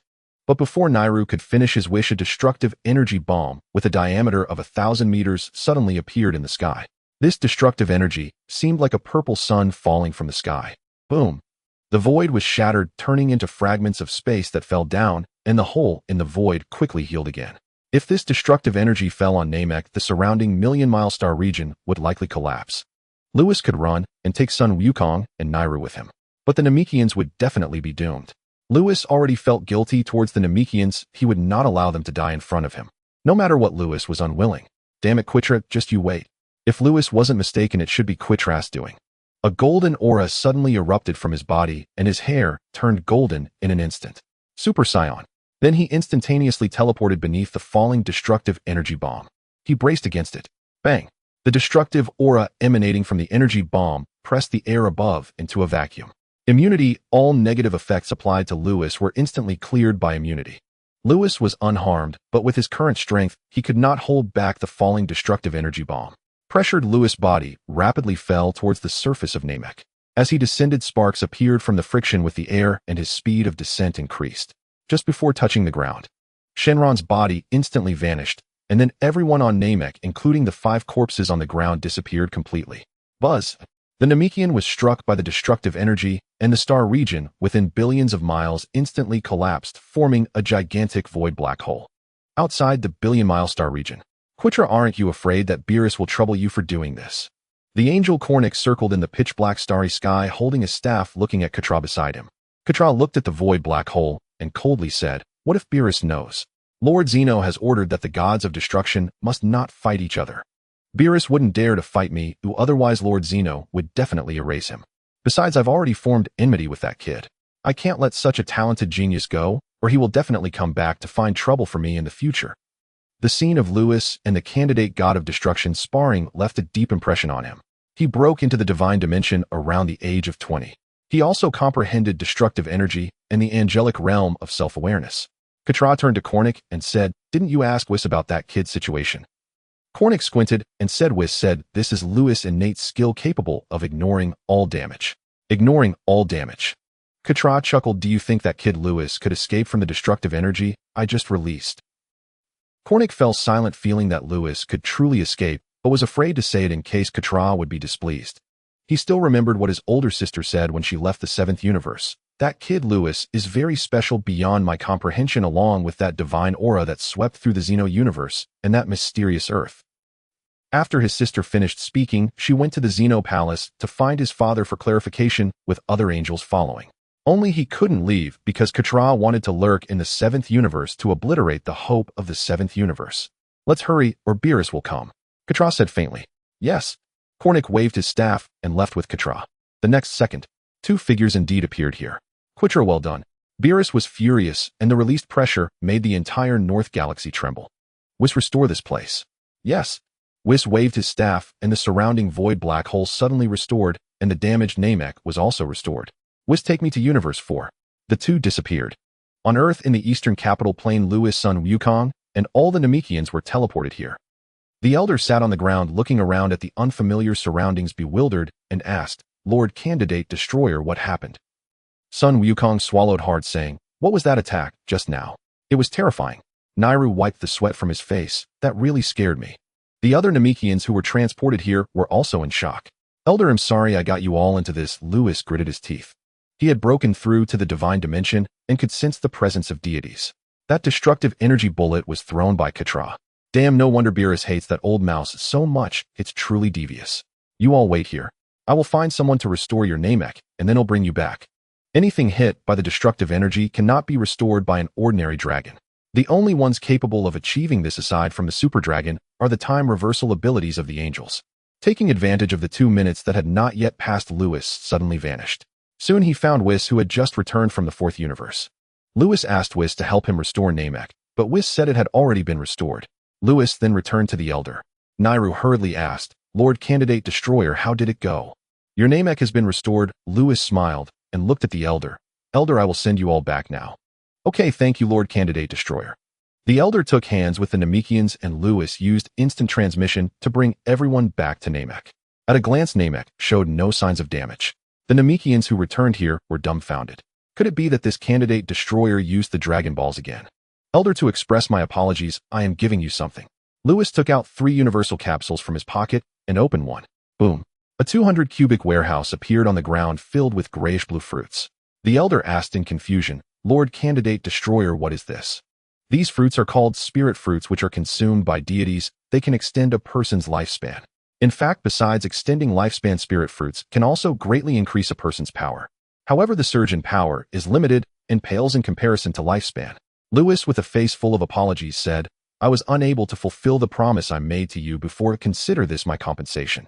The spirit fruits are consumed by deities and grow in places where deities reside. There are plenty in the Destroyer realm, and Lewis has been eating them since he was young." "Not allowed." The elder, slightly terrified, said, "Lord Candidate Destroyer, please take this back. It is not allowed." Lewis replied calmly, "All right, what I give away will not be taken back." In the anime, the elder passed away after the explosion of Namek due to his lifespan being exhausted. The elder is kind and friendly to people, and since Lewis has received his grace, he cannot turn a blind eye to this. Moreover, these spirit fruits are really nothing to Lewis. Nairu remembered to let the elder eat these spirit fruits. After finishing this warehouse of spirit fruits, he should be able to extend his lifespan by several hundred years. Nairu was stunned and ecstatic. The other Namekians were also excited.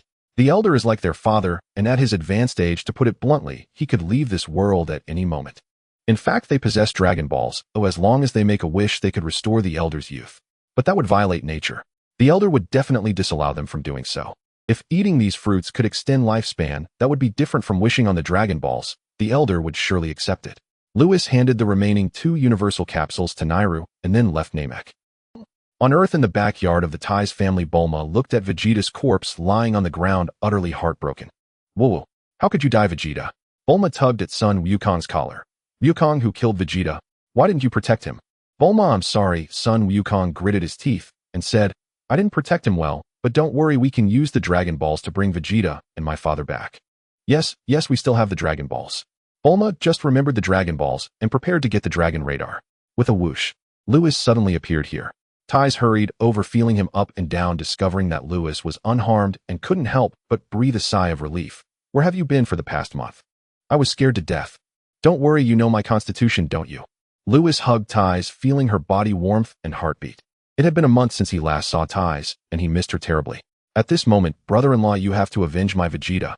Bulma walked over. Lewis released Ties and comforted, don't worry, Vegeta will be fine, and the murderer who killed Vegeta has already been dealt with by me. Lewis looked at Whis, who was lying on a beach chair, and said, Whis, help me revive these 5 people. It saves me the trouble of finding the Dragon Balls. Can Whis do that? Bulma was taken aback. Even Ties was puzzled. She knew Whis understood a lot and was very powerful, but can he revive someone? You really make me do everything. Whis stood up from the beach chair and waved his staff. A holy light passed over the 5 corpses on the ground. Suddenly, where is this? What happened to the Frieza race? The 5 corpses slowly opened their eyes, and Bulma was overjoyed, hugging the ground. Vegeta. The nearby son Wukong and Ties were dumbfounded. They really didn't need to summon the dragon to revive a person. Lewis smiled faintly. Reviving a person with a corpse is nothing. In the anime's Tournament of Power, Whis directly revived Frieza in his soul state. Lewis, after you handle your affairs, come back to the Destroyer Realm. After Whis finished, he disappeared. Lewis saw Whis vanish, but did not see Beerus. Where is Beerus? Could it be that he went back to the Destroyer Realm? Bulma. On the ground, Vegeta woke up in a daze, looking at Bulma, who was holding him. Didn't I die?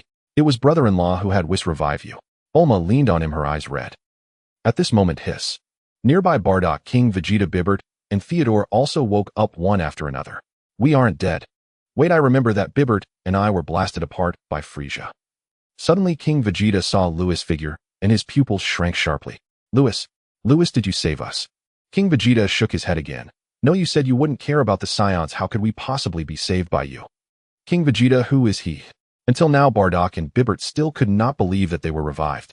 But who is this person in front of them? King Vegeta walked in front of Lewis, staring at him without turning his head. Bardock, I told you before that there is actually another powerful warrior among our Saiyans, but that warrior has never cared for us. Yes, you mentioned it. Bardock nodded, looking at King Vegeta's back. Suddenly his body trembled. Could it be that the person in King Vegeta's eyes is that powerful warrior? Wait, he has a tail? He really is a Saiyan. Bibert and Theodore spoke up. King Vegeta, could this be the powerful warrior you mentioned? Why have we never seen him before? Vegeta said, You have seen him. Did you forget that more than a decade ago there was a high-ranked warrior among our Saiyan clan named Lewis? Bibert and the others suddenly realized there really was a high-ranked warrior named Lewis. However, King Vegeta said that Lewis had died during a mission. In fact, he didn't die, though he left Planet Vegeta long ago. He was taken as a disciple by the most powerful deity in the universe. Now that he appears here, it is highly likely that he is the one who saved us. Upon hearing this, Bardock, Theodore, and Bibert felt a chill. Taken as a disciple by the most powerful deity in the universe. If he has such an identity, why didn't he come to help the Saiyans? Nearby, Tai's Bulma and son Wukong also realized that Lewis' past experiences were like this. Hearing this, Vegeta's expression turned strange, and Lewis did not disregard the Saiyans. Did he not ask Dr. Briefs to help Goku build a gravity chamber? Did he also take him and Goku to the North Kai to learn the Kaioken and Spirit Bomb? Lewis stood before the crowd, silent under their gaze. His expression calm. He said, I know you have many questions, so let me explain why I do not care for the Saiyans. Frieza is the representative of Lord Beerus, and during Lord Beerus' slumber, Frieza has been destroying planets. Your existence has only emboldened Frieza's army, causing their influence to spread rapidly and the number of destroyed planets to increase. Whether they are qualified planets or not, you will destroy them. This has caused a tremendous impact on the stability of the universe, which is why you angered Lord Beerus so early on. Lord Beerus has spared you out of consideration for me. As for my reasons for not caring about you. Lewis paused and said, I am the candidate for the god of destruction. His voice was flat, but it sounded like thunder to everyone present. Indeed, Lord Beerus originally harbored murderous intent towards the Saiyan race, but out of consideration for Lewis, the Saiyans were spared. The candidate for the god of destruction is the heir to the god of destruction, and the will of the god of destruction must be obeyed. Naturally, Lewis cannot intervene with the Saiyans anymore. Moreover, the gods are merciless, and Lewis certainly cannot excessively intervene in the development of the mortal realm. Now that they can be revived, it must be because Lewis has intervened in the mortal development, and he will surely be blamed by Beerus later. Vegeta King felt ashamed realizing he had wronged Lewis. Bardock and the others were initially angry that Lewis, a powerful Saiyan and a fellow clan member, did not care for the Saiyans. But after hearing the explanation, they felt their ears burn, overwhelmed with shame. It was not that others did not care for the Saiyans, but that others must uphold the duties of the gods. Lewis had no idea what everyone was thinking. If he did, he would surely laugh out loud. Although what he just said was fact, it was more that Lewis simply did not want to care about them. However, regardless of their past, the Saiyans are different now. Lewis said, alright, since you have all been revived, I must return to the god of destruction realm first. When Whis left, he did not see Beerus' figure, and Lewis speculated that Beerus might have gone to the fourth universe. He needed to hurry back and check. Vegeta King hurriedly asked Lewis, what about the other Saiyans now? You can just ask Kakarot about that. After saying this, Lewis vanished with ties. The crowd looked towards Goku. Goku recounted everything that happened on Namek. He transformed into a Super Saiyan. The Saiyans were sent back to the Galactic Patrol headquarters by Lewis. Frieza was killed by Lewis. They were revived by Whis. After hearing everything, several Saiyans swallowed hard. Super Saiyan. Kakarot, is what you said true? Did you really transform into a Super Saiyan? It was no wonder everyone was so excited. After all, the Super Saiyan was a legend of the Saiyan race. Frieza was wary of the legend of the Saiyans, which is why he targeted them. Now that they heard this news, no Saiyan could remain calm. Moreover, if this is true, does it mean that they can also transform into Super Saiyans? The faces of the crowd were almost flush against their own, and Goku felt a bit uneasy taking a step back. Goku scratched his head and said with a silly smile, Lewis said that state is called Super Saiyan. Oh, I don't know if it is. Seeing his foolish appearance, everyone was speechless. Vegeta shouted, Kakarot, transform, and let us see quickly. He remembered that just before he died, he seemed to have seen a golden-haired, blue-eyed figure. Bardock suppressed his excitement, saying, yes, Kakarot, let us see your transformation to know. Unlike the others, Bardock believed about 80% of what Goku said, because he had always had a premonition. His second son would transform into a Super Saiyan. Alright, you all step back a bit, we'll give it a try. Goku moved to the side, and Vegeta King and the others quickly made way. Bulma was also very interested in this so-called Super Saiyan. In an instant, everyone's gaze was fixed on Goku. However, after a moment, Goku still showed no signs of change. Kakarot, what's wrong? I seem to not be able to transform. Goku looked at everyone with a puzzled expression. Vegeta said, didn't you transform before? Why can't you do it now? Bardock said, maybe you're too nervous. Try again. Vegeta King and Bipart all nodded, encouraging Goku to try again. Alright, I'll try again. Goku attempted once more. After a while, it still didn't work. This time, even he was stunned. On Namek, he had transformed in a fit of rage after seeing his father killed. Why couldn't he do it now? Vegeta King frowned and asked Kakarot, aren't you lying to us? Bipart and Theodore looked at Goku with suspicion on their faces. Goku frowned and said, I'm not lying to you. I was the one who defeated Frieza. Bardock exclaimed incredulously, you defeated Frieza? Yes, but it was ultimately Lewis who killed Frieza. Don't you believe me? Goku felt a bit anxious. It seemed everyone was doubting him. But when he transformed, everyone was dead. Now he couldn't transform again, and Lewis left so quickly he truly couldn't explain. At this moment, Vegeta stepped forward and said seriously, Kakarot, I believe you. He paused for a moment and continued, before my death, I saw a golden figure. I absolutely won't be mistaken. When Vegeta said this, the others were initially stunned, then jumped up excitedly. We've made it. Bardock had already embraced Vegeta King, his face filled with excitement. The legend of the Saiyans is real. Then they would surely be able to transform in the future. In the God of Destruction realm, with a whoosh, two figures appeared by the lake. Ties jumped down from Lewis and asked in confusion, Lewis, how did you come back here again? I came back to find Lord Beerus. Lewis walked towards the God of Destruction palace and found it empty. Could it be that he really went to the fourth universe to cause trouble for Quitella? Whis? Lewis shouted as he looked up. His voice echoed through the palace. When the sound faded, Whis did not respond. Lord Beerus, please don't do anything reckless. Lewis' face was anxious. Now he confirmed that it must be Beerus who had Whis take him to the fourth universe. Quitella ambushed him, and Beerus must want to take revenge for him. But the Grand Priest stipulated that gods of destruction cannot battle. If Beerus and Quitella were to fight, it would be a serious crime. No, I must go stop him. Lewis was anxiously pacing around the palace. Beerus usually treated him impatiently, but Lewis knew that Beerus actually cared a lot for him. He was truly touched by Beerus standing up for him this time. Lewis, what's wrong? I'm thinking about how to get to the fourth universe. Leaving the seventh universe to go to the fourth universe is not that simple. There are barriers between the universes, and it's almost impossible for mortals to break through. Although Lewis' realm has broken through to the level of gods, his power has not yet reached the god level. Breaking through the barriers of the universe is indeed very difficult. Other universes. Tais had been in the god of destruction realm for so long that she was well aware of the structure of the universe. It turns out that there is not just one universe in the world, but as many as 11. Lewis, why don't you ask the old Kaishin? Tais remembered that Lewis had told her about an ancient Kaishin in the seventh universe. That old Kaishin must know a lot. Perhaps the old Kaishin knows how to leave the seventh universe. That's right. Lewis exclaimed joyfully, picking up Tais and giving her a firm kiss on her rosy lips. Tais, wait for me here. I will go to the Kaishin realm and return soon. Lewis put Tais down and then vanished. Then come back quickly. Tais shouted at the air, then helplessly walked out of the palace. She did not know what had happened, but from Lewis' anxious expression it was clear that there was something urgent. I hope he can resolve it smoothly. The King of Worlds. A green lawn, tall trees. A gentle breeze rustles the leaves. 3 people sit beneath a large tree. Ashin, do you understand the responsibilities of the King of Worlds? I understand, Ancestor. Then are you still afraid of the demon Majin Buu? Not anymore. Ashin looked at the old King of Worlds and chuckled. It turned out that there were destroyers in the universe, so there was no need to fear Majin Buu anymore. Suddenly, a figure appeared with a whoosh beside them. Seeing this person, Jebet next to Ashin shrank his neck, trembling uncontrollably.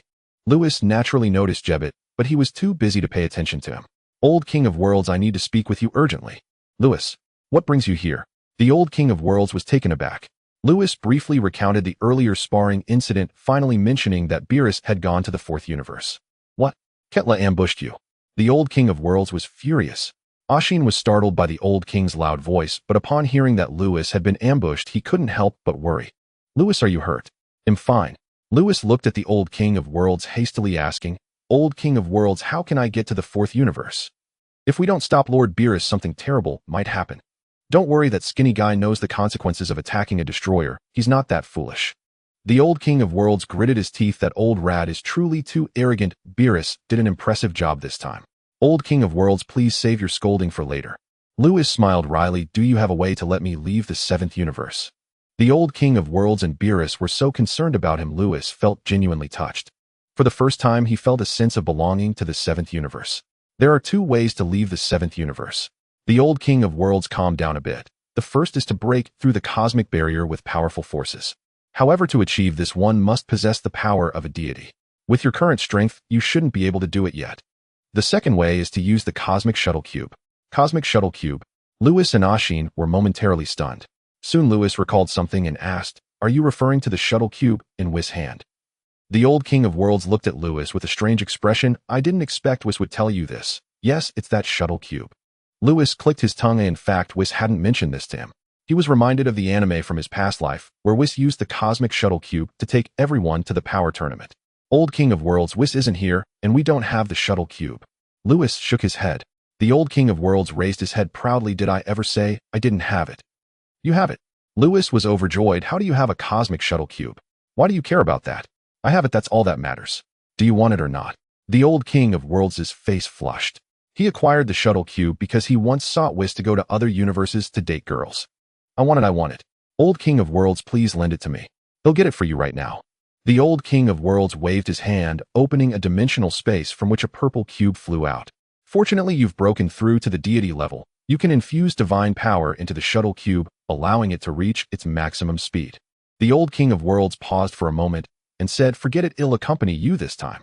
That damned old rat actually ambushed the candidate destroyer of his universe. Just thinking about it made him furious. He also wanted to go there. While he couldn't handle the destroyer, could he not deal with the King of Worlds there? It's great that you are coming along. Lewis was still worried about breaking through the cosmic barrier, wondering how to reach the fourth universe. With the old King of Worlds accompanying him, there was no need to worry anymore. Ashin, stay here and watch the seventh universe. We will be back soon. Yes. Ashin nodded. Soon Lewis and the old King of Worlds vanished from the King of Worlds realm aboard the cosmic shuttle cube. Inside the cube, Lewis felt a bit anxious. The old King of Worlds noticed his expression. Lewis, don't worry too much. That skinny guy is clever. He won't act recklessly. Lewis nodded. He had been too anxious before and forgot what kind of personality Beerus had. Beerus surely wouldn't fall for Ketla's trick that easily. His frustration wasn't due to that. He was reminded of what he said when leaving the Destroyer realm to Ties. He mentioned he would return soon. Now that he was going to another universe, he didn't know how long it would take. He hoped it would be quick, otherwise Ties would definitely be very worried. Prepare to breach the barrier, be cautious. The old King of Worlds' voice reached his ears. Lewis came back to his senses and looked ahead where a light membrane blocked their path. He increased the output of his divine power.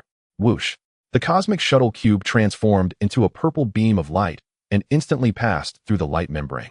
Soon they arrived in a pitch-black space. Looking around, he saw 11 gigantic spheres floating ahead. Lewis turned back, realizing that the seventh universe was also a similar sphere. The third sphere on the left is the fourth universe. Oh, just move in that direction. Okay. Ding, mission released. Please sign in at the fourth universe reward erasure prototype. The cosmic shuttle cube suddenly came to a halt. Lewis, what's wrong? Nothing. I'm going now. The fourth universe. A beam of light pierced through the barrier. Within the cube, Lewis' body trembled as a rule that erased everything began to grow within him. The old Kaioshin beside him collapsed in fear. Lewis was taken aback. Old Kaioshin, what's wrong? The old Kaioshin spoke with a tremor in his voice. What was that aura just now? If he wasn't mistaken, Lewis had just emanated a trace of erasure power. The old Kaioshin gulped hard. Erasure power was a technique only accessible to the Grand Priest and the Omni King. Why is this kid? I don't know either. Lewis could only play dumb. The old Kaioshin shakily stood up, staring intently at Lewis, his gaze growing stranger. Ignoring it. Erasure. Perfect freedom realm. This kid. No wonder Weiss said he was special. He has many secrets. The old Kaioshin recalled the divine aura Weiss had mentioned years ago. He could be certain that it was related to this kid before him. Lewis, you. The old Kaioshin opened his mouth, but ultimately asked nothing. Lewis sighed with relief upon seeing the old Kaioshin remain silent. It's fortunate that the old Kaioshin didn't ask anything, otherwise it would have been hard to explain. Old Kaioshin, let's go find Lord Beerus. Alright, Beerus should be in the God of Destruction realm in the fourth universe. The old Kaioshin looked up. Weiss. A holy light appeared within the cube. Weiss arrived slightly startled. Lewis, didn't I tell you to return to the God of Destruction realm? Why are you all here? Lewis rolled his eyes. If I don't come, wouldn't Lord Beerus be fighting with Quitella? The old Kaioshin asked. Weiss, that skinny skeleton wouldn't cause trouble, right? Lewis held his breath, afraid to hear news of a fight between Beerus and Quitella. Weiss shook his head and smiled. Although Lord Beerus can be quite arrogant, you know his character is one to avoid danger, old Kaioshin. Hearing this, the old Kaioshin couldn't help but twitch the corner of his mouth, recalling how Beerus had been sealed away for millions of years out of fear. So what is Lord Beerus doing now? Lewis was puzzled. Wasn't Beerus supposed to come to support him? Haha, once you arrive at the God of Destruction realm in the fourth universe, you'll find out. In the Omni King Palace. Besides Kaneko and Weiss, all other angels had gathered here. The angel from Universe 10, Kess, looked at the Grand Priest and respectfully said, Father, do you know about the events in Universe 7? The Grand Priest looked at his children and smiled. What is it? The angel from Universe 6, Obado, said, over a decade ago, a tremendously divine aura appeared in Universe 7. A few days ago, we visited Universe 7 to investigate this matter. As a result, we found that the candidate God of Destruction in Universe 7 is extremely special. He comprehended the rules of destruction in just over a decade. Furthermore, he also comprehended the perfect freedom realm, and most importantly, he can actually ignore any attack. Upon hearing this, all the angels present held their breath. The atmosphere became very tense. The angels doubted Lewis' identity. No matter how talented an ordinary person is, it shouldn't be possible to achieve this. After all, among the angels present, who could comprehend the perfect freedom realm in just over a decade during their childhood, it was impossible. Each angel had to endure numerous trials before they could gain fruition. If it were merely a matter of exceptional talent, then comprehending the perfect freedom realm could be accepted. But that ignoring simply cannot be explained by talent. So you all want to ask about Lewis' identity? The Grand Priest chuckled. Kess frowned. Father, with that expression, do you know his identity? Other angels stared closely at the Grand Priest. The Grand Priest clasped his hands and took 2 steps forward, his voice full of emotion. Actually, over a decade ago, when that divine aura appeared, I also investigated this matter. Indeed, that aura was emitted by the candidate god of destruction from Universe 7. Wow. The angels erupted in astonishment, completely shocked. That divine aura had swept through the entire Omni-King universe, detectable from every corner. It felt as if it were the very essence of the universe, pure and radiant. In the eyes of the angels, only their father or the Omni-King could emit such an aura. They never expected it to come from the candidate god of destruction of Universe 7. The attack, ignoring you mentioned, I have personally tested it. What happened? The angels swallowed hard, each clenching their fists, palms sweaty. They wanted to know the answer, but deep down they already had one. The Grand Priest had personally tested it over a decade ago. As a result, they led the candidate god of destruction of their universe to spar with Lewis. This indicated that Lewis was completely fine. In other words, Lewis passed the Grand Priest test. Didn't you all have the answer already? The Grand Priest smiled.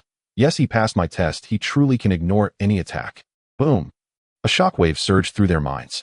All the angels were dumbfounded, although they were already mentally prepared. Hearing the Grand Priest's affirmation still shocked them. Their father was the strongest being beneath the Omni-King. Father, then do you know his identity? Kes asked eagerly. Right, he can't be from the Dark Demon Realm, right? Can't be, Lai asked. That young man has no dark aura. He can't possibly be from the Dark Demon Realm. Exactly, if he were from the Dark Demon Realm, Weiss would definitely have noticed and wouldn't have taken him as a candidate god of destruction. The angels spoke one after another. All right. The Grand Priest waved his hand. Actually, I have some speculations, and I have also indirectly tested the atmosphere from the Omni-King. The Grand Priest fell silent and said no more. But his expression told the angels that their father likely guessed Lewis' identity and that it was related to the Omni-King. The angels looked at each other, shock reflected in their eyes. Whatever he does, don't interfere. The Grand Priest looked at the angels with a serious expression. Did you all hear me clearly? The angels' hearts tightened, quickly responding yes. Suddenly, a faint aura of erasure emanated from the 4th universe. The other angels had little reaction. But Kes' pupils constricted as she turned to look deep into the Omni-King palace, glancing at her father. Father. All right, don't worry about it. At this moment, the Grand Priest looked towards the 4th universe with a faint smile. The other angels were confused what was going on with their elder sister and father. In the 4th universe, the realm of destruction gods. The environment here is similar to that of the destruction god realm in the 7th universe. Lakes, forests, and mountains. The land is similarly purple. You dead rat, have you not eaten? Put some strength into it. By the lake, Beerus sat in a chair, crossing his legs with an expression of enjoyment. Keitra behind him gritted his teeth, applying more pressure to Beerus' shoulders. Hiss! Beerus jumped up, cursing. Are you using so much strength because you have a problem with me, or what? Crack! Keitra clenched his fists, rage filling his chest, his breathing rapid. You skinny cat, if you have the guts, come at me. Fight! Beerus laughed heartily. Fighting is not something a cultured person like me does. You? Keitra gritted his teeth. Beside him, Troy dared not move, not even to breathe, fearing that the sound of his breath would attract the attention of the 2 gods. At this moment, swish! A rainbow-colored light descended from the sky. The old Kaioshin hurried to Beerus' side, examining him up and down. Beerus, you haven't been reckless, have you? The old Kaioshin's gaze moved up and down, making Beerus feel uncomfortable. Old man, if you keep looking at me like that, do you believe I will seal you again? The old Kaioshin immediately withdrew his gaze. However, he noticed that Beerus was in good condition, showing no signs of having fought. Lewis approached Beerus, expressing gratitude. Lord Beerus, thank you. Before he could finish speaking, Beerus' fist slammed into Lewis' chest. With a loud bang, the heavens shook. Lewis was completely unharmed while Keitra's eyelids twitched violently. My goodness, is this kid's body made of iron? The power of the 5th layer of the realm of God struck him, yet he felt nothing. Seeing this, Konnik swallowed hard. It seems what was said about being able to ignore is indeed true. Alright, a grown man, why are you being so sentimental? Ignoring Keitra and the others, Beerus patted Lewis' chest seriously, saying, You are my heir. Without my permission, no one is allowed to harm you. Beerus understood why Lewis had that expression, but isn't it only natural for him to stand up for his disciple? If anyone dares to touch you, I will make that person regret it. As he spoke, Beerus cast a murderous glance at Keitra. Beerus, are you done? I only ambushed your disciple. I've done everything you've asked me to do these past few days. Oh, what more do you want? Keitra clenched his fists, roaring. Lewis and the old Kaioshin exchanged glances, momentarily stunned. What has Beerus done? Why is this dead rat so angry? Whis smirked slightly, relaying to the old Kaioshin and Lewis what Beerus had been up to these past few days. It turned out that after Beerus discovered Keitra had ambushed Lewis, he was furious and couldn't help but charge straight at the fourth universe. But Beerus has always been afraid of death. If he acted, Zeno would definitely not spare him. This was exactly what Keitra wanted. So Beerus was being petty. Didn't you come to my seventh universe to ambush my heir? Then fine, I will return the favor. After Beerus had Whis take him to the fourth universe, he similarly ambushed the candidate destruction god Troy. It was only because the angel Konnik arrived in time and used time reversal that Troy was restored. Otherwise, Troy would have been dead long ago. Even after Troy recovered, Beerus would not let up. He hid near the destruction god realm of the fourth universe. As long as Troy dared to come out once, he would kill Troy once. And it didn't stop there. Beerus occasionally went to destroy a star domain in the fourth universe. He was certain that even if Keitra was furious, he wouldn't dare to confront him. If Keitra truly couldn't restrain himself and fought him, that would be even better. After all, if it escalated to Zeno, he would be justified. You Keitra ambushed my disciple, so is it unreasonable for me to destroy your universe? Thus, within 2 days, Beerus directly crippled one of the galaxies in the fourth universe. After that, Beerus' gaze shifted to another galaxy in the fourth universe. At this point, Keitra could no longer bear it. Fighting Beerus was out of the question. After all, whoever struck first would die. Keitra knew he was in the wrong, so he could only ask Beerus how he could be spared. Seeing his goal achieved, Beerus proposed that Keitra serve him for 3 days. Keitra felt immense humiliation, but had no choice but to comply lest his universe be constantly targeted by Beerus. What followed was the scene Lewis witnessed upon arriving in the fourth universe. Ha ha ha. Lewis couldn't help but laugh out loud. The old Kaioshin also covered his mouth, but he didn't want Lewis to be so bold as to laugh out loud. Too much bullying. Keitra's ears burned and Lewis' laughter nailed him firmly to the wall of shame. When did a candidate destruction god have the qualification to mock him? Too much bullying. Lewis' eyes sharpened. He stepped forward to face Keitra, merely 10 centimeters apart. Their eyes met. They could see each other's murderous intent. Are you jealous of my talent? Lewis taunted. What?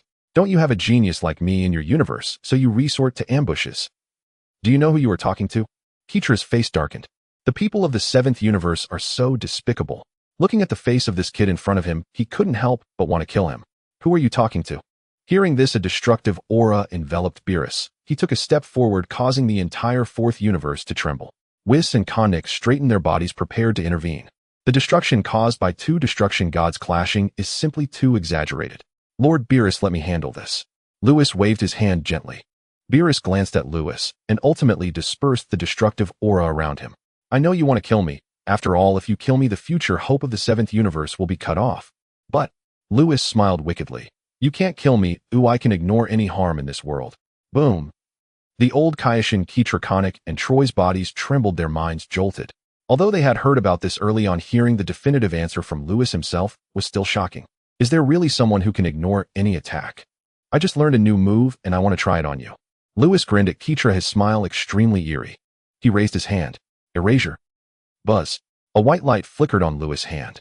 An unparalleled might seemed capable of erasing all material existence.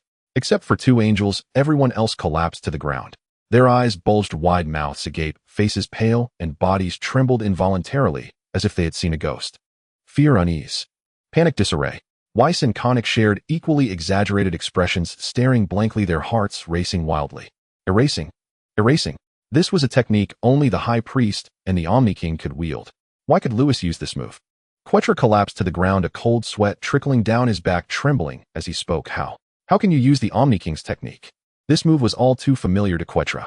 Long ago, the Omni King's universe had as many as 18 universes, but now only 12 remained. The 6 missing universes were erased by this very technique. The familiar scene, the familiar aura. Upon seeing this, Quetra felt like a mouse confronted by a cat, filled with fear and despair. No one could escape from erasure. Whis stared in disbelief. Lewis, when did you learn this technique? Whis knew that Lewis had extraordinary talent, having comprehended the destructive rules at the God of Destruction level and achieved the perfect realm of the angel level in just over a decade. But erasure was no ordinary technique. No, erasure was not a technique at all, but a collection of rules. Destruction, time, space, light, darkness. A law that integrated various rules into one. Such laws could only be comprehended by individuals of the level of high priests or above. Lewis had actually achieved this level. The old Supreme Kai sat on the ground silent, gazing intently at Lewis. It turned out he had not misperceived earlier that aura truly was the essence of erasure. Lewis did not look at Whis. Instead, he looked down at the collapsed Quetra and sneered. Lord Quetra, do you know who you are speaking to? Previously, Quetra had said the same words to Lewis, and Lewis echoed them back verbatim. I. Quetra felt the white glow directed at him. His scalp tingled, and fear rendered him speechless. Killing intent surged. The god of destruction realm felt like a 1,000-layer ice house, chilling to the bone. Beerus was also startled by this scene. He quickly opened his mouth. Lewis, don't act recklessly. Lewis' display was indeed too hard to believe. The supreme erasure. Once Lewis made a move, Quetra would completely vanish from this world. Perhaps only the legendary Super Shinron could revive Quetra. The repercussions of killing a god of destruction were too great. Although he greatly despised this dead mouse, he wouldn't dare to kill a god of destruction no matter how much he disliked him. Not to mention that Beerus could not kill Quetra. It would be quite simple for Beerus to truly kill this dead mouse if he wanted to. After all, Beerus' title of the first god of destruction in the Omni King's universe was not just for show. Weiss appeared in front of Lewis and urged, Lewis, don't act recklessly. Konik was still in shock. How could anyone use this technique? Mr. Lewis, please show mercy. Konik came to his senses and hurriedly spoke. He should have advised Quetra early on not to confront Lewis. Yet he still harbored a sliver of doubt in his heart. How could there be someone who could ignore any harm? Moreover, it was merely an ambush on a candidate god of destruction. No matter how angry Beerus was, he surely wouldn't act rashly.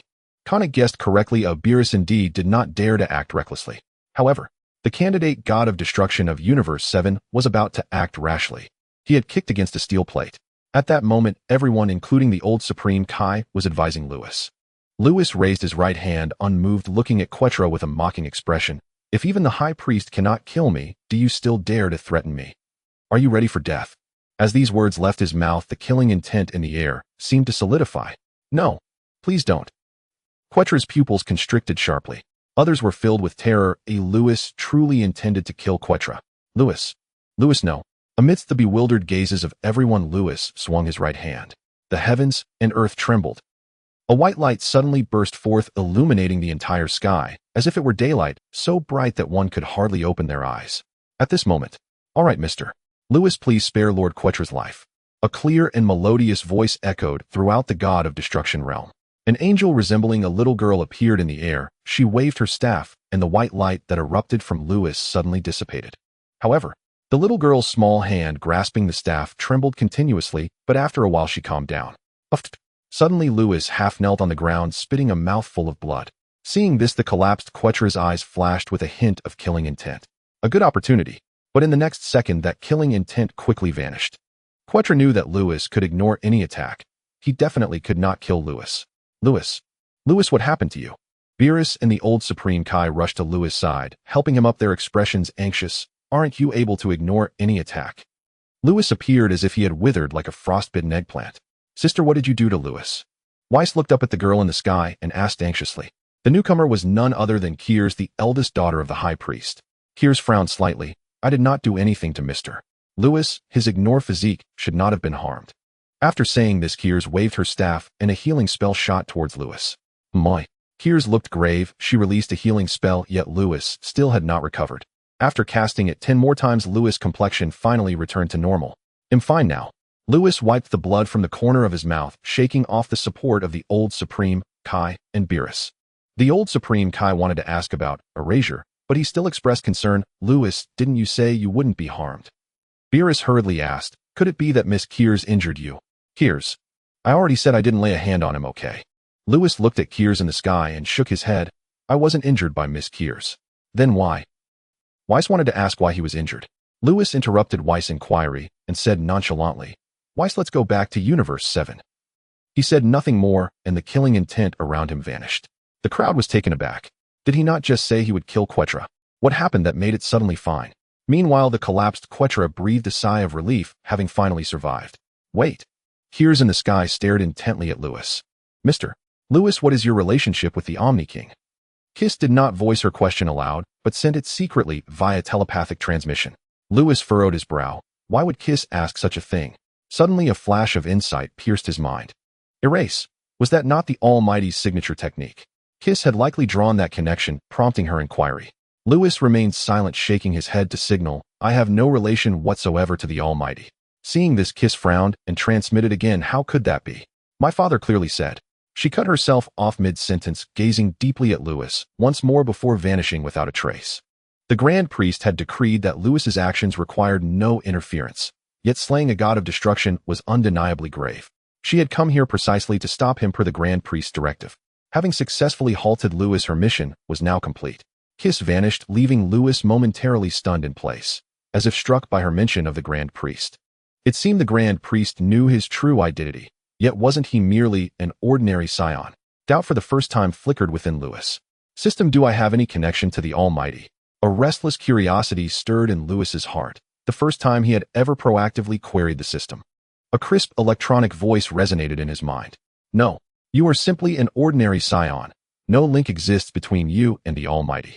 The individual the Grand Priest referred to is someone else, not you. Someone else. Who? The system fell silent. Lewis's jaw twitched violently, so it had ignited his curiosity only to leave him dangling. You wretched system. Lewis asked no further. He hadn't expected the system to respond at all. Yet its answer brought relief, confirmation that he bore no bond with the Almighty. Finally, under Wiss's guidance, Lewis departed the fourth universe. Only Katra, Troy, and Konik remained in the fourth universe's realm of destruction. Katra rose slowly from the ground, clenching his fists, his face dark with simmering fury. He stared fixedly at the spot where Lewis had vanished, saying nothing. Lord Katra, perhaps you should seek out Mr. Lewis and offer your apology, Konik ventured. Countless questions churned within him. His siblings had all visited the Almighty's palace, yet he alone had been left behind.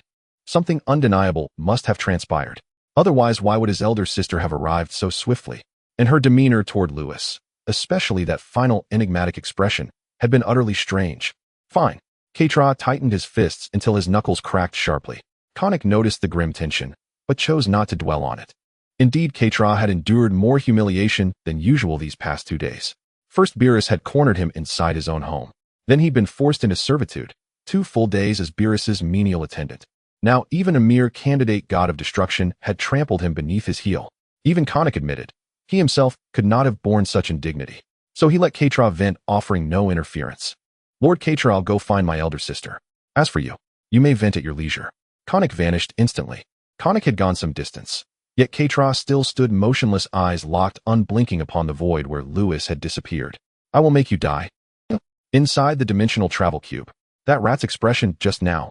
Absolutely hysterical. Ha ha ha. Beerus danced gleefully, his face alight with unrestrained mirth. Huh.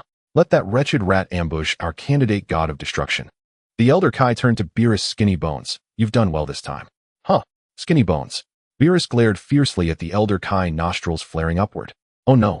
The Elder Kai clapped a hand over his mouth, having unwittingly spoken his private nickname for Beerus aloud. Beerus snorted. Fine.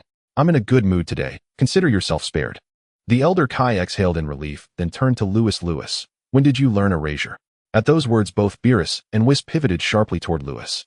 An air of solemn gravity settled within the dimensional travel cube. Lewis rubbed his nose and replied, only recently. Only recently? Wiss shook his head. Erasure is not a mere technique. It is the crystallization of universal laws formally designated by the divine priests as the law. To wield it, one must first comprehend myriad cosmic principles, then fuse them into singular unity. Wiss studied Lewis intently. Even among angels, many devote their entire existence to this pursuit and never succeed. Do you understand? Lewis met Wiss's gaze, mouth opening, yet no explanation came forth. Enough. Beerus stepped forward, shielding Lewis, then turned to face him directly. Lewis, will you ever endanger the 7th universe? Beerus's voice carried absolute gravity. His expression was uncharacteristically severe. The Elder Kai had never seen him like this. The 7th universe is my home. Lewis answered without hesitation. Hearing this, Beerus smiled. The Elder Kai smiled. Wiss, after a moment's pause, joined them in quiet laughter. They had received their answer and found it wholly satisfying. Beerus, now buoyant, asked, by the way, Lewis, why did you bleed earlier? The Elder Kai, equally puzzled, added, you're impervious to all harm. So how could you possibly bleed? Do you truly believe my current power can sustain erasure? Lewis sighed, exasperated. I was bluffing, and my own body rebelled, forcing me to vomit blood. Indeed, if one hasn't yet attained the divine realm, sustaining erasure is impossible. Wiss nodded, finally grasping the crux of the matter. Clearly Lewis had suffered backlash, not injury from another's assault.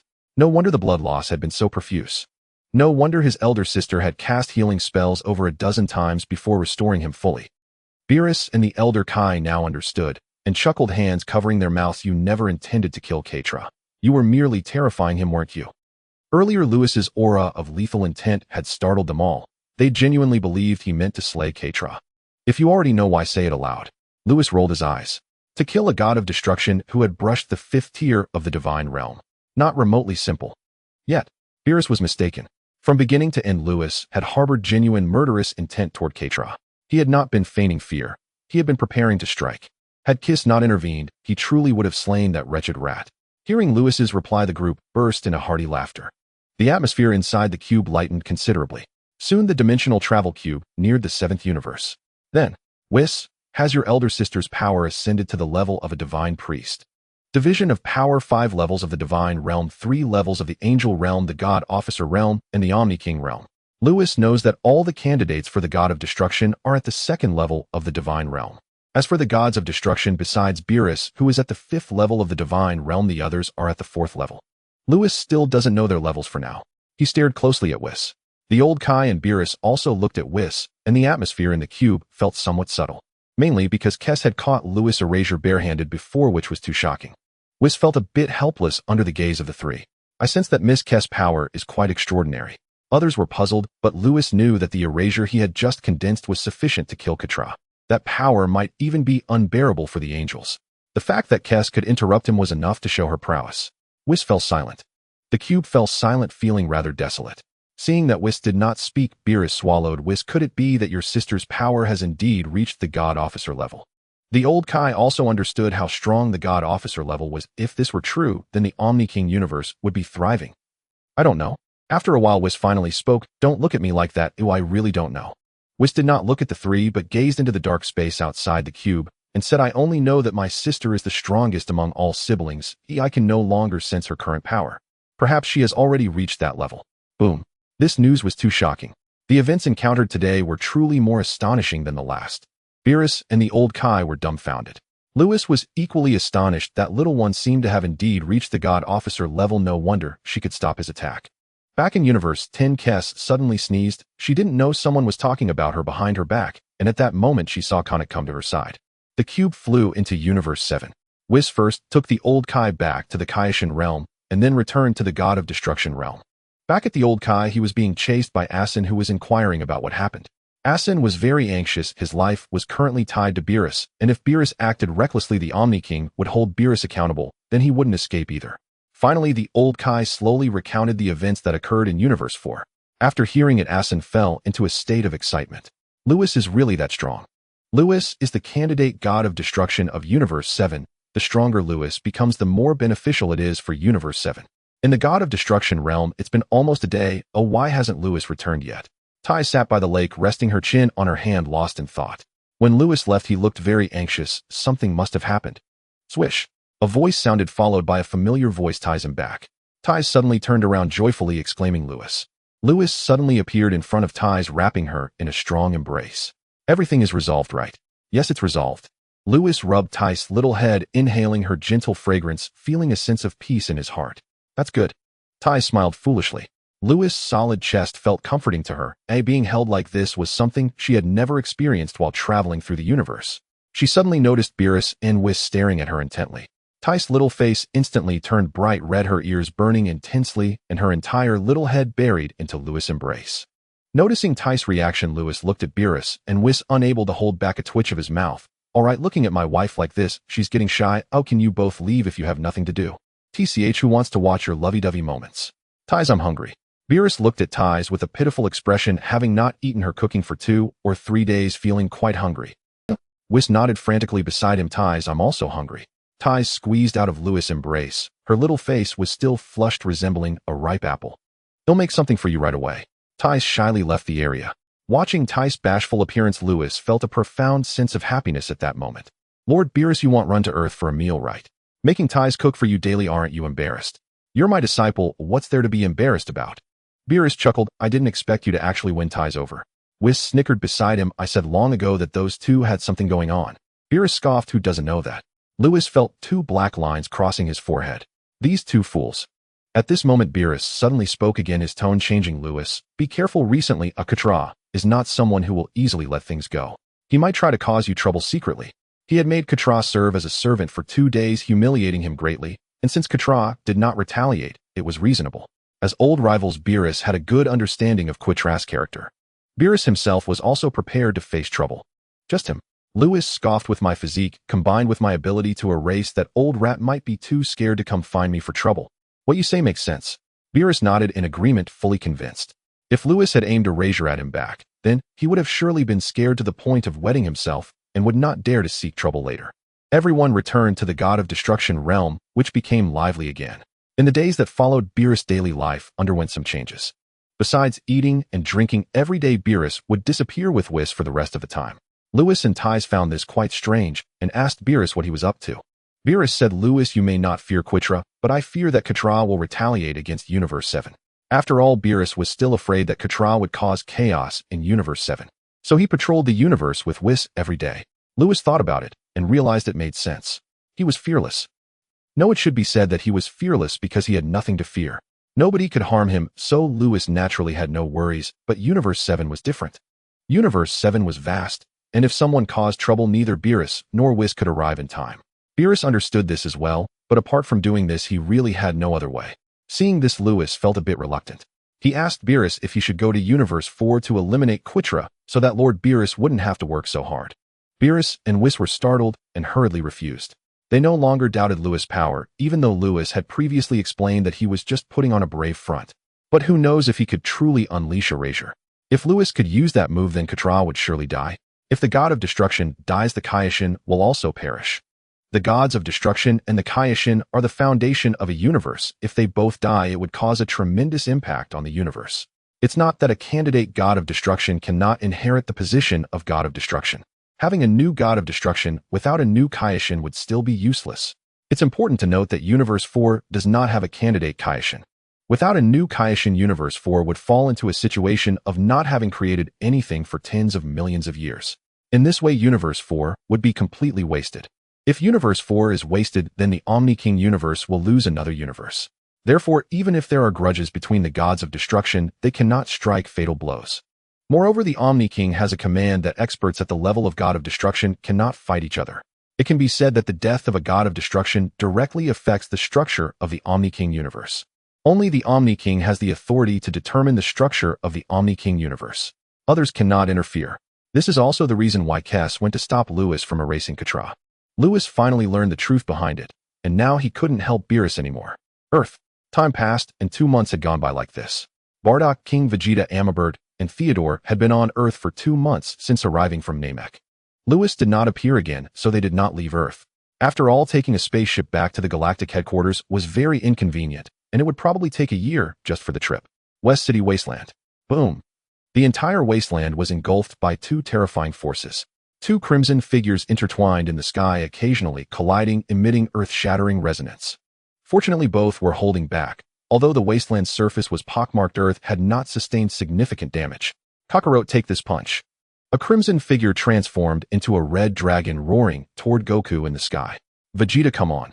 In the sky, Goku grinned and became exhilarated as he engaged Vegeta. Clenching his fist, he lunged forward with a punch at Vegeta, who was coming toward him. Bang! The air compressed together, producing a terrifying sonic boom. The immense force sent Vegeta staggering back over 100 meters. Goku also fell back several meters, feeling a soreness radiate through his hand, which was somewhat uncomfortable. I never expected you to come back from the dead and become so strong.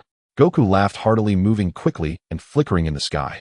In an instant, countless phantoms appeared in the void. Stop mocking me. Vegeta gritted his teeth, soaring into the sky and shattering Goku's clones with a punch. It was no wonder Vegeta was so furious. After reviving from death, his power had surged to 3.5 million battle power. Now, with a 10-fold boost from the Kaioken, his power had reached 35 million. Despite this, Vegeta still could not match Goku, who also utilized the 10-fold Kaioken. Goku's base power was 5 million, and with the Kaioken, he possessed 50 million battle power. This did not mean he was completely outmatched. 35 million battle power against 50 million still left room for a fight. However, Goku's combat style was peculiar. Each punch and kick flowed with natural ease. To describe it in 2 words, agile. While there was a disparity in power, there was also a difference in combat style, making it somewhat difficult for Vegeta to handle. Damn it. Vegeta shattered another clone of Goku. Suddenly, he felt an ominous premonition. He turned abruptly. Goku was grinning, hovering behind him. When did you sneak up on me? Vegeta's pupils contracted sharply. It's not a good habit to lose focus during a fight, Goku said, sweeping his foot and striking Vegeta in the abdomen. The powerful impact made Vegeta cry out in agony, sending his body soaring into the clouds. Goku tensed his body and flew toward the heavens. Boom! A moment of distraction put Vegeta in a passive position as the sky was filled with the sounds of collisions and Vegeta's cries. On the ground, 4 figures stood still, gazing up at the sky. King Vegeta exclaimed in disbelief, "Bardock, your son is too powerful." "Haha, Prince Vegeta isn't too shabby either," Bardock replied cheerfully. Bert and Theodore wiped the sweat from their brows, astonished by the 2 young warriors' terrifying power. Just imagine if either Vegeta or Goku landed a punch on them. They shivered suddenly. Bert and Theodore trembled, thinking better of it. "Bardock, it turns out that we Saiyans gain a significant boost in power when we come back from death," King Vegeta reflected. "It's not just Vegeta, it applies to you, Bert, and Theodore as well. Indeed, in these past years we Saiyans have undergone tremendous changes," Bardock nodded as he watched the battle above. This time, after reviving from death, Vegeta broke through to 3.5 million battle power. King Vegeta reached 1 million battle power. Bardock broke through to 2 million battle power. Bert and Theodore reached 6.0 battle power. "King Vegeta, shall we have a spar as well?" Bardock looked up at the sky, feeling a surge of excitement. "Fighting you would just be asking for punishment, wouldn't it?" King Vegeta smirked. He didn't share his son's penchant for being beaten. It would be quite funny if the 2 fathers ended up getting beaten by the other 2 fathers. Boring. Bardock ascended into the air, flying back toward West City. He had lost interest in the outcome of Goku and Vegeta's upcoming fight, as surely his son would win this time. Suddenly, a terrifying pressure emanated from the sky. Golden light radiated, dyeing the clouds into golden cotton candy. Boom! Vegeta transformed into a projectile, crashing down fiercely toward the ground. Boom! The earth split apart. Bardock, who initially wanted to leave, hurriedly stopped and looked up at the sky. He saw a golden figure descending from the heavens. Blonde hair and blue eyes. Golden aura. An overwhelming presence enveloped the area. Seeing this, King Vegeta, Bert, and Theodore were left speechless. Super Saiyan. "King Vegeta, it's a Super Saiyan." Theodore and Bert grabbed King Vegeta by the collar, shaking him wildly. I see it. King Vegeta's head spun from the shaking. At this moment, a disheveled figure crawled out of a deep pit in the ground. I knew the legend of the Super Saiyan was true, but it's really infuriating. Vegeta lay on the ground, staring at the golden figure in the sky, feeling a twinge of bitterness in his heart. Clearly, he was the prince of the Saiyans. Why could a low-level warrior transform into the legendary Super Saiyan? In midair, Bardock quickly flew back to Goku's side. "Kakarot, is this state of yours the Super Saiyan?" Bardock stuttered, overwhelmed with excitement. Vegeta and the others flew over, gazing at Goku with eager expressions. Goku hovered in the void, unyielding, exuding an aura of malevolence. His cold gaze swept across the crowd. Gulp! Everyone swallowed hard. Goku's powerful presence made them take a few steps back. How had Goku transformed into a different person? Haha, this is what Lewis referred to as the Super Saiyan. I don't know, you guys take a look and see if it's true. Goku had been attempting to transform into a Super Saiyan before battling Vegeta. After 2 months of relentless attempts, he still hadn't succeeded.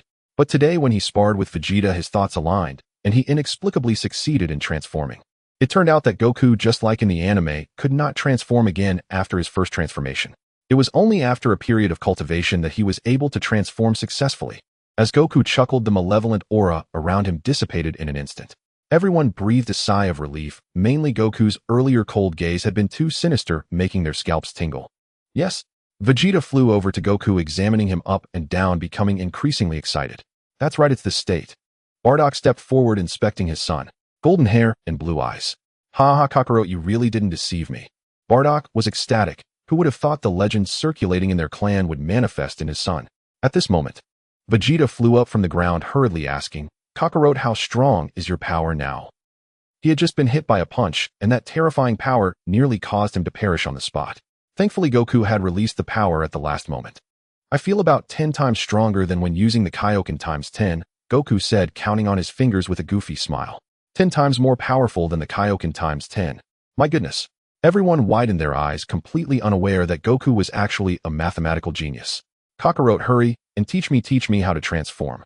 Vegeta could no longer care about his pride. He set aside his dignity and begged Goku. Suddenly, the air became deathly silent. When had Bardock and the others ever seen Vegeta display such a demeanor? He was the proud Prince Vegeta, especially Bardock, who understood his son's character very well. Now, in order to transform into a Super Saiyan, he had actually bowed and scraped. As everyone seemed to witness a ghost, someone spoke up. A voice rang out. Everyone turned their heads sharply. They saw a man in a God of Destruction outfit holding a woman appear beside them. "Lewis, you're back," Goku exclaimed excitedly, approaching Lewis. "Look, I can finally transform into a Super Saiyan again." Lewis, holding ties, understood Goku's meaning. "Not bad, you mastered the transformation technique in just 2 months." One must admit that Goku's talent was exceptional. If it weren't for his system, if it were him, he probably wouldn't even be able to master the Super Saiyan transformation as quickly as Goku. Hearing Lewis' words, Bardock pondered weakly, asking, "Lewis, can you also transform into a Super Saiyan?" Lewis had never transformed into a Super Saiyan in front of everyone, and Goku and the others couldn't help but watch him closely. Of course. With a whoosh, Lewis' hair instantly turned golden, and he became as sinister as Goku. Ties in his arms instantly brightened at the sight, just like her hair color. "So cool. You can too." Vegeta's mouth dropped wide open. He knew Lewis' power must be very strong, otherwise he couldn't be a candidate for God of Destruction. But the Super Saiyan is a legend of the Saiyan race. There had never been a Super Saiyan before. Why were there suddenly 2 now? Fortunately, Lewis was a high-level warrior and a candidate for God of Destruction. A Lewis could transform, so Vegeta could accept that. But why could Goku, a low-level warrior, also transform? This is so infuriating. Everyone was shocked by Lewis' display. "Lewis, please teach me how to transform into a Super Saiyan." Vegeta spoke. As he did, Bardock and the others also came to their senses. "Lewis, please teach us how to transform into a Super Saiyan." If they could all transform into Super Saiyans, no one in the universe would be able to rival the Saiyan race. King Vegeta and Bardock understood this point very well. "Kakarot can teach you. Oh, just go to him. I don't have that much time." Lewis looked at King Vegeta and the others. "You have all been away from the Galactic Patrol headquarters for a long time. Your clan members are waiting for you. You should head back." Right? They had been on Earth for 2 months, along with the time spent going to Namek. It had been nearly half a year. "Then we will go back regarding the Super Saiyan thing. At that time, Kakarot can learn instant transmission just like me, and he can visit you anytime." Lewis glanced at King Vegeta and said indifferently, "Frieza is already dead. His subordinates are no longer a threat. Still, as I've said, I won't interfere with Saiyan matters. How you develop is none of my concern. I am a candidate for God of Destruction." Lewis' voice was somewhat cold, but to everyone's ears it was not unpleasant. They had already understood the cause and effect. Lewis was a candidate for God of Destruction. The true God of Destruction originally intended to annihilate the Saiyan race, but because of Lewis' presence the Saiyans were able to survive. A candidate for God of Destruction must follow the true God of Destruction's will. Lewis cannot interfere too much in mortal affairs. This is not his fault. The Cosmic Emperor Frieza actually died at the hands of our Saiyans. "Oh, just thinking about it feels surreal," King Vegeta remarked. "Who would have thought that the legends of the Saiyans were true?" Bardock nodded. "Indeed, we have been away from the Galactic Patrol headquarters for quite some time. It is time to return." "All right, I will take you back now. When Kakarot learns instant transmission, he can come find you." Lewis prepared to take them back. Bardock stubbornly asked, "Lewis, do we have a chance to transform into Super Saiyans?" Beppert and Theodore perked up their ears. Vegeta and his son leaned in closer. Lewis fell silent. Everyone held their breath, clearly eager to transform as well. "You all should have a chance." Lewis observed the crowd and spoke slowly. To transform into a Super Saiyan, the cells within must be sufficiently activated. Additionally, a certain level of foundational combat power is required. Vegeta can definitely transform into a Super Saiyan, that is beyond doubt. Both King Vegeta and Bardock's powers have surpassed 1 million battle power. Beppert and Theodore both have battle powers of 6,000. Overall, their talents are quite impressive. Even if they cannot transform for now, they will certainly be able to do so once their powers meet the requirements. "Really?" Bardock exclaimed joyfully. King Vegeta clenched his fist and asked nervously, "Can we really do it?" "Yes, you all can." Lewis smiled. Beppert and Theodore hugged each other, laughing heartily. Vegeta raised the corner of his mouth slightly, casting a proud glance at Goku beside him. As if to say, "Just wait, once I successfully transform, I will give you a good beating." Goku with his broad smile remained oblivious. Vegeta's expression darkened. "What a big fool. All right, I will take you back first." In the end, Lewis brought King Vegeta and the others back to the Galactic Patrol headquarters. As for Vegeta, he had already gotten together with Bulma. Earth is his new home, so he did not return to his clan. The Divine Realm. After bringing King Vegeta and the others back, Lewis took ties back home and then came here alone. The Supreme Kai was observing the lower realm from the edge of the Divine Realm. Upon seeing Lewis, he approached with a respectful demeanor, saying, "I greet you, candidate Destroyer God." Beside him, Boppo also bowed. Lewis had come to the Divine Realm several times before, but had never seen the mysterious Boppo until now. Not to mention anything else, Boppo was genuinely dark, resembling a piece of charcoal. Boppo touched his face and said lightly, "Candidate Destroyer God, is there something on my face?" "No." Lewis' mouth twitched slightly before turning to the Supreme Kai. "Supreme Kai, I would like to borrow your room of spirit and time again." "No problem, I will have Boppo take you there." The Supreme Kai nodded. However, he had one doubt. Lewis had entered the room of spirit and time once before and stayed for over a decade. Why wasn't Lewis trapped inside? In the Supreme Kai's curious gaze, Lewis had already followed Boppo into the temple. Walking along the corridor, Lewis looked at Boppo's back and could not help but ask, "Boppo, do you know the Grand Minister?" "I don't know him."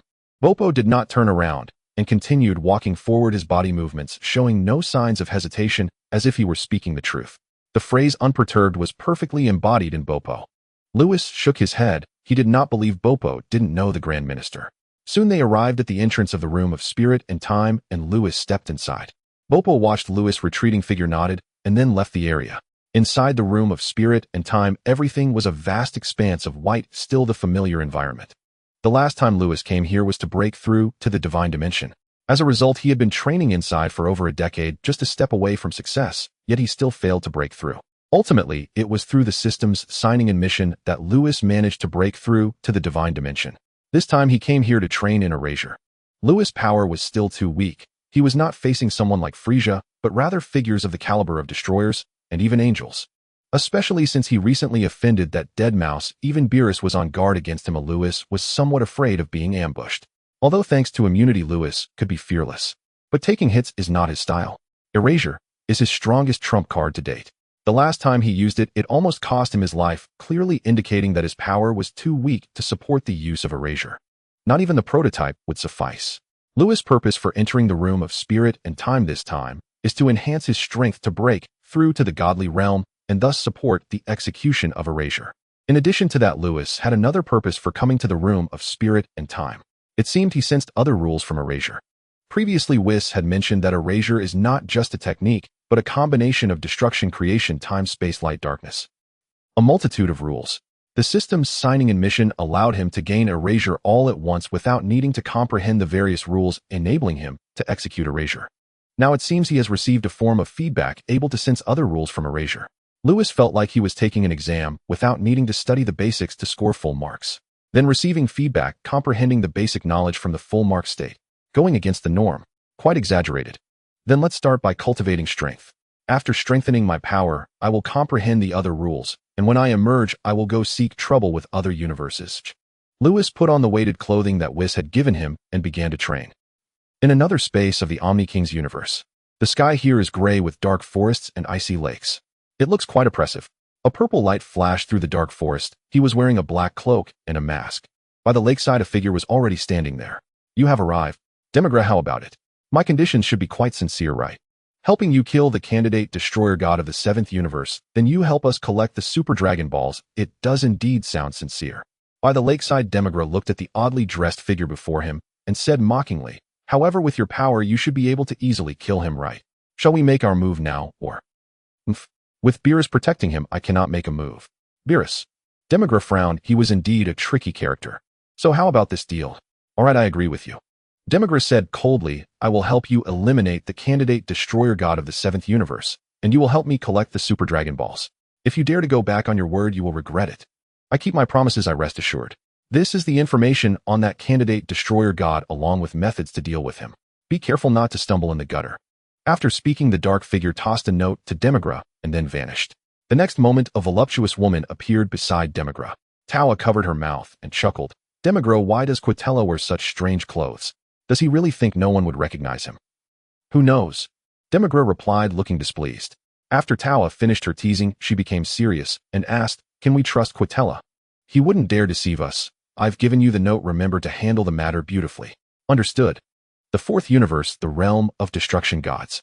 Angel Conic returned from the 10th universe, his face etched with profound shock, primarily due to the astonishing words spoken by his elder sister. Even after traversing all the way back from the 10th universe to the 4th, his emotions remained unsettled. Suddenly, Katra descended from the heavens. "Lord Katra, where are you headed?" "I destroyed a few planets," Katra replied calmly, hands clasped behind his back. Conic nodded. Katra had suffered a grave humiliation. Venting his fury was only natural.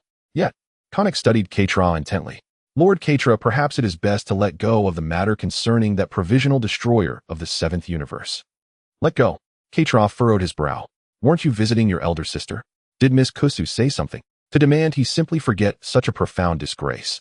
Impossible. He had knelt before Lewis himself, observing up close, and long ago discerned that Lewis's erasure was not true erasure. Though its aura resembled the genuine technique, true erasure could never be wielded by one who had not yet attained the divine realm. That youth had likely grasped only the faintest glimmer of its essence, and even that sliver of understanding had nearly cost him half his life to manifest. Revenge must strike now, before Lewis fully matured. Moreover, Katra had already devised a countermeasure, and entrusted the method for defeating Lewis to Demigura. Lord Katra, I beg you, he is truly beyond your reach. Konik had not finished speaking. Understood. Katra curled his lip dismissively and strode away. Watching his retreating figure, Konik shook his head in quiet resignation. According to his elder sister, Lewis might possess a direct connection to the Omni King. No one knew of Katra and Demigura's secret conspiracy. Ever since the last so-called sparring incident, the destroyers across the Omni King's universes fell into an uncharacteristic silence. None dared mock the seventh universe anymore. Some even trembled at its very name. After all, Lewis had declared, should you provoke the seventh universe, prepare yourselves. I shall return the favor in kind. His prodigious talent was undeniable. To be marked by such a being was enough to shatter one's peace of mind. Now each destroyer devoted themselves solely to training their provisional destroyers, lest Lewis arrive in earnest and their successors collapse within 2 exchanges, disgracing them utterly. As for the seventh universe, Beerus continued his daily patrols across the cosmos, vigilantly guarding against Katra's potential incursion. Yet after 2 months of relentless surveillance, Katra showed no sign of movement. Beerus even journeyed personally to the fourth universe. Their meeting promised another cataclysmic clash, until it did not. Instead, Katra greeted Beerus with no trace of anger, only cheerful hospitality, inviting him to partake in a fine meal. Beerus's scalp prickled. Since when had that wretched rat grown so benevolent? There had to be treachery afoot. Yet despite prolonged observation, Beerus detected no irregularity in Katra's conduct. In the end, he withdrew, returning silently to the seventh universe. Inside the hyperbolic time chamber, 5 years had passed. A striking figure performed push-ups clad in a bulky gravity suit, his garments drenched in sweat. 999998. 999999. 10000000. Lewis clenched his teeth, completing the final rep, then collapsed utterly spent. The grueling exertion left him trembling muscles seized in violent spasm. Though agony racked his body, the fruits of such arduous cultivation were undeniable. Boom! Latent potential surged awake, torrents of power erupting from the deepest recesses of his being. After half a day's rest, exhausted cells began to recover and the searing pain subsided. At last Lewis stirred again, feeling the raw strength pulsing within. Huh! He balled his fists and roared. Whoosh! Golden aura churned violently, radiating outward from Lewis like a tidal wave sweeping across the chamber in a blinding flash of gold. Super Saiyan. Divine energy amplified by the Super Saiyan state surged 50-fold. Crack! A sharp fissure split the air, the shackles of limitation shattered. Power ascended to the divine realm. Boom! It erupted like a volcanic cataclysm. The entire hyperbolic time chamber world trembled violently. Lewis stood as an ancient war god incarnate, golden radiance blazing from every pore, aura overwhelming and irresistible. Unrivaled force compressed the void itself, carving a perfect vacuum around him. Haha!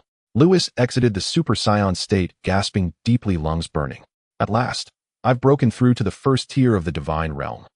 5 years of cultivation, all for this singular goal, to ascend to the divine realm.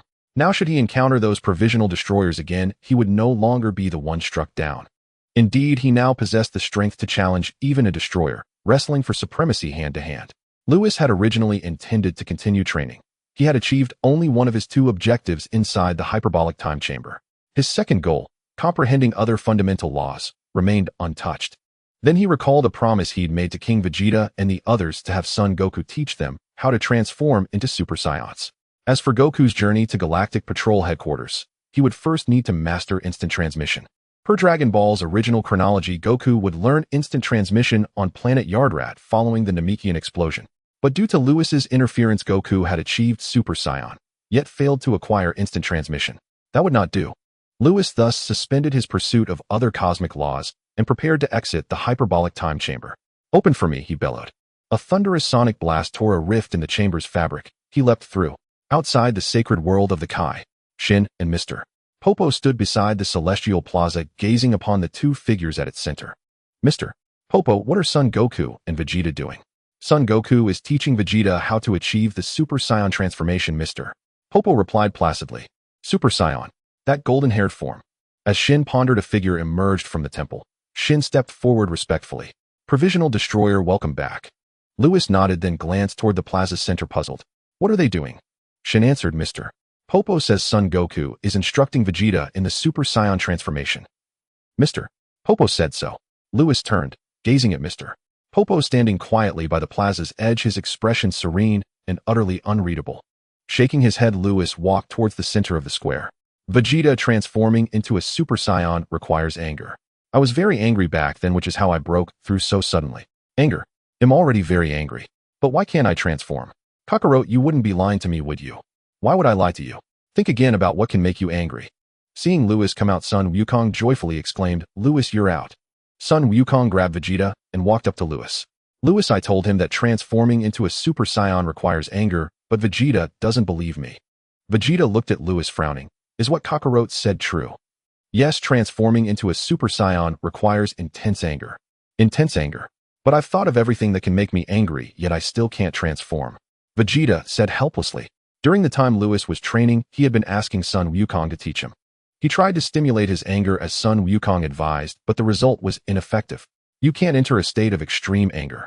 Lewis pondered for a moment, then looked at Vegeta with a teasing expression. Shall I give it a try? It should feel quite satisfying to insult someone. Especially to insult this proud second place. Will you help me enter a state of extreme anger? Then let's give it a try. Vegeta was truly out of options. Hearing this, Lewis smiled happily, as if he had thought of something joyful.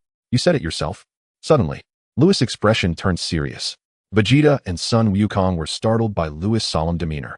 Lewis remained silent, and Vegeta and Sun Wukong did not speak either. The heavenly realm fell silent, creating an eerie atmosphere. Lewis stared at Vegeta for a long time before finally uttering two words, trash. Trash.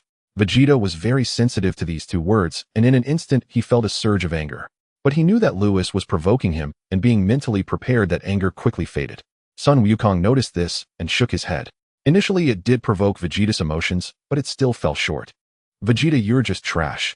As Prince Vegeta, you couldn't even protect your own planet. Where were you when Frieza destroyed your planet? You were being hunted by Frieza's army.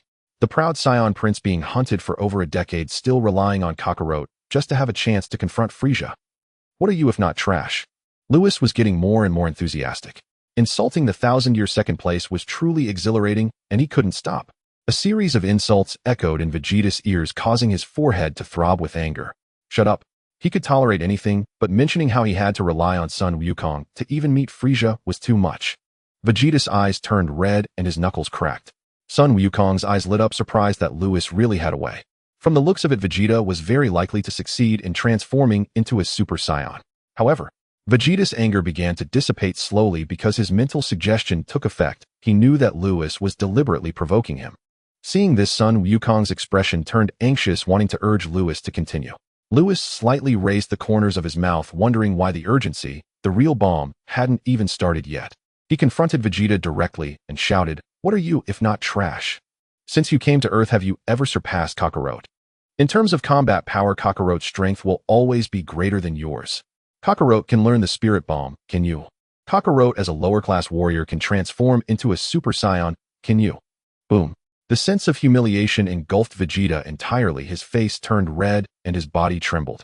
"Shut up. I command you to be silent. Shut up."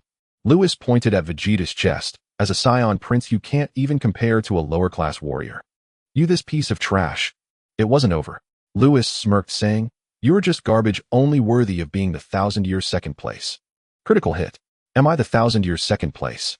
Vegeta pointed at himself, his face flushed, ears burning, feeling utterly humiliated. What a disgrace. Boom. Now Vegeta could no longer hold back. His anger erupted.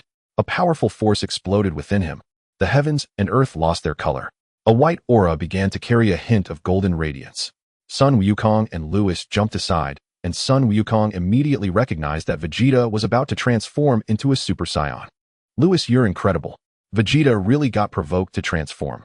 "Just a piece of cake." Lewis chuckled. Lewis knew what mattered to Vegeta.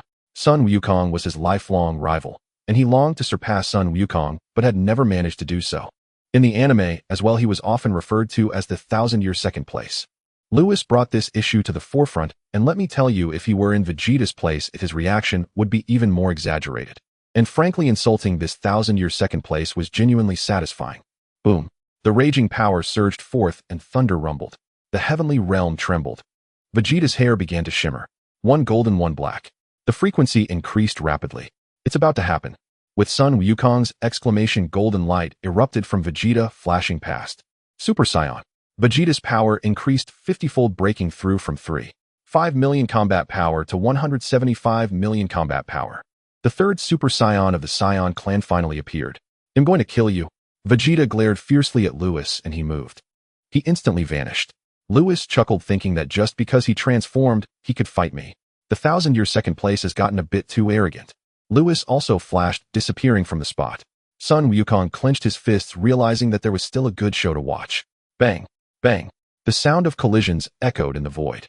In just a few seconds, the sound of Vegeta's painful screams echoed. Oh, Vegeta, do you still dare to lay a hand on me? I don't dare anymore. In the next moment, Vegeta suddenly appeared from the void, looking like a beaten dog, crashing down to the ground. Vegeta, just don't provoke me again, ha. Lewis hovered in midair, laughing joyfully. Damn. Next time I will. Lying on the ground, Vegeta looked up at the sky, feeling extremely frustrated. He had transformed into a Super Saiyan, but still couldn't defeat Lewis. However, others are candidates for the God of Destruction, so it's normal not to win. It's just, being insulted and then beaten up really makes me furious. Seeing this, Sun Wukong laughed heartily from the side. For some reason, seeing Vegeta getting beaten made him very happy. A farce came to an end. Lewis finally suggested to Sun Wukong that he should learn instant transmission. Upon hearing this, Vegeta quickly got up from the ground, expressing that he wanted to learn too. Lewis naturally had no objections, as instant transmission was a very useful technique, whether for escaping or in battle. The only question is whether Vegeta can learn it. After all, in the anime, Vegeta didn't know this move. P.S. Thanks to Yang Liangel for sending a love letter. In the Divine Palace of the Heavenly Realm, Lewis paused slightly. Sun Wukong asked Lewis, "What's wrong with you?" Vegeta also looked at Lewis with a puzzled expression. "It's nothing." Lewis shook his head. Tawa. The system had just released a sign-in task asking him to sign in front of Tawa, which caught him off guard. However, the reward is quite good. Super Saiyan at full power is different from an ordinary Super Saiyan, as it consumes much less energy. Previously, when he transformed into a Super Saiyan and pushed his power to the first level of the realm of gods, that state was indeed very exhausting. Thankfully, Lewis' dimensional breakthrough had reached the divine level, and divine power had already formed within him, which nourished his body well. This made it much easier for him to maintain the Super Saiyan state. However, the consumption was still substantial. There was no problem challenging others on Eon, but if he were to fight against 10 candidate gods of destruction again, while he could retaliate, he absolutely couldn't sustain a prolonged battle. If he entered full power state, it would be different. Lewis recalled the scene in the anime where Sun Wukong and his son fought against Cell. That consumption was truly low. With this state, he would definitely be able to have some fun in other universes. The reward is excellent, but how should he find Tawa? Let's go to Yardrat. Lewis couldn't think of a way for now, and could only go with the flow. He disappeared from the heavenly realm with the two of them. In the dark demon realm, in the dark forest, Tawa, the candidate god of destruction from the 7th universe, has appeared. Go. Yes. The cosmic starry sky is beautiful, with a purple planet in the same galaxy as Namek. This planet is indeed Yardrat. From the outside, Yardrat seems to be draped in purple clouds, incredibly enchanting. In the anime, Sun Wukong escaped here just in time on a ship of the Jinyu Force during the last moments of the Namek explosion. Today, 3 uninvited guests arrived on Yardrat. Sun Wukong walked through the town of Yardrat, looking at the surroundings. Lewis, is this Yardrat you mentioned? Vegeta frowned slightly. It is rumored that Yardrat, like Namek, is a very mysterious planet. Yes, there is a secret technique here called instant transmission, which is quite similar to the move I just used to bring you here. Lewis said as he walked. Both of you can transform into Super Saiyans. Once you learn this technique, you can go to the Galactic Patrol headquarters to teach your kin how to transform. Sun Wukong and Vegeta nodded. They had experienced the power of Super Saiyans, and if all Saiyans could transform, their race would become the strongest in the universe. Especially Vegeta, as the Prince of the Saiyans, he greatly hoped to see his race reach this day. Let's go find the leader here. Soon Lewis brought the two of them to the center of the town and found the leader of Yardrat, Supa. In the room, Supa bowed respectfully, saying, "Greetings, candidate god of destruction." Sun Wukong and Vegeta were taken aback, the leader of Yardrat actually recognized Lewis.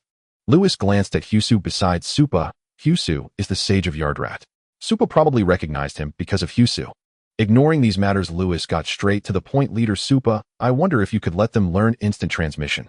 Sun Wukong and Vegeta straightened their backs slightly, watching Supa intently. That's not a problem. Supa nodded. Hyusu pulled at Supa's sleeve as if hinting at something. Supa looked at Lewis, wanting to say something, but hesitating. Just say it directly. Since you helped me with this favor, I must help you in return.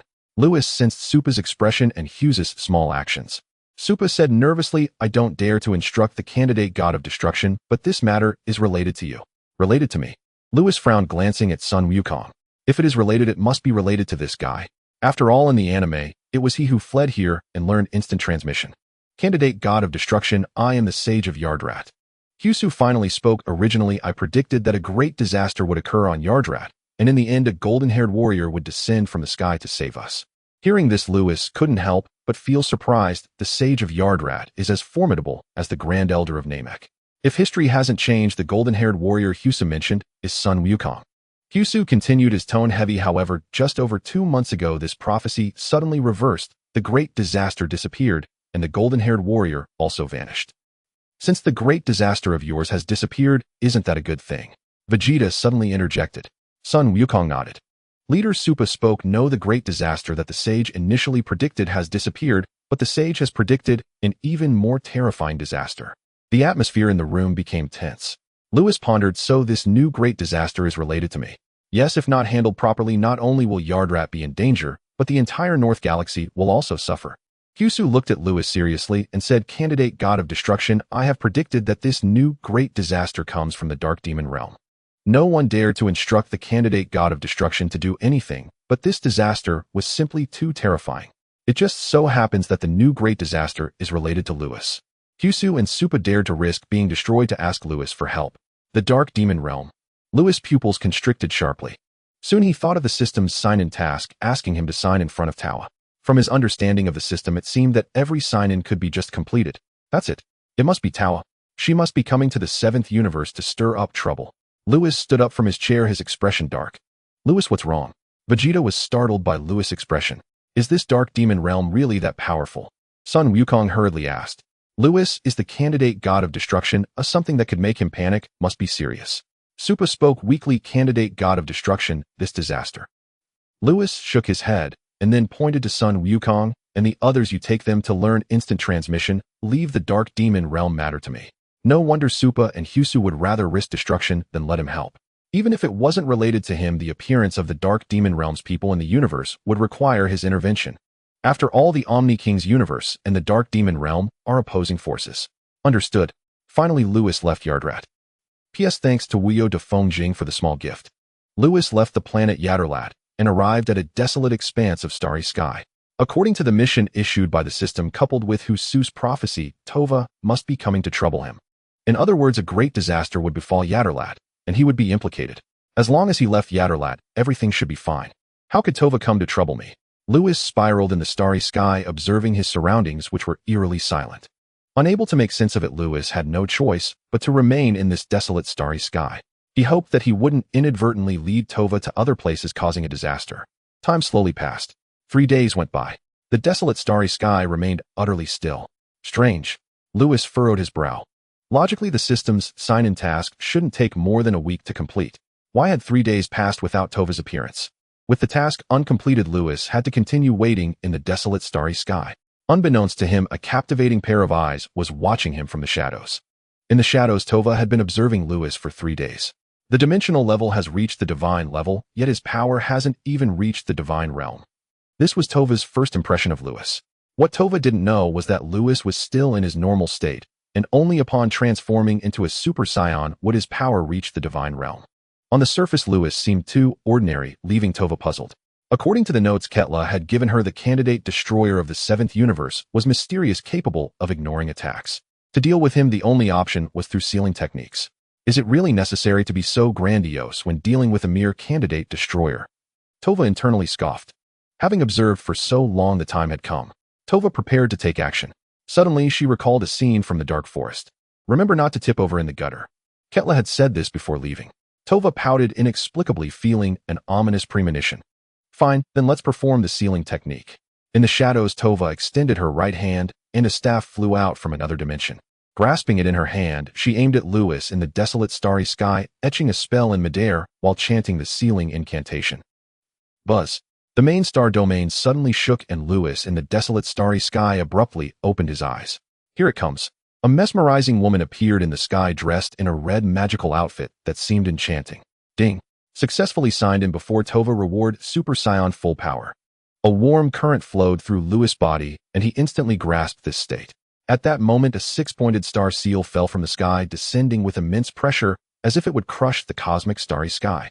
Immunity. Lewis' body swayed slightly, and then returned to normal. Tova, who was etching the sealing incantation, suddenly shook. How is this possible? This is a sealing technique that can seal powers below the third layer of the divine realm. As long as one's power hasn't broken through to the fourth layer of the divine realm, they surely wouldn't be able to stand against this sealing technique. No wonder Ketla warned not to tip over in the gutter. Tova realized suddenly. At that moment, Tova's sister of Depura, subordinate of Demigra. Lewis looked up and sneered. I wonder if I'm right. Tova. Her ominous premonition intensified, and the sealing incantation she was etching grew faster.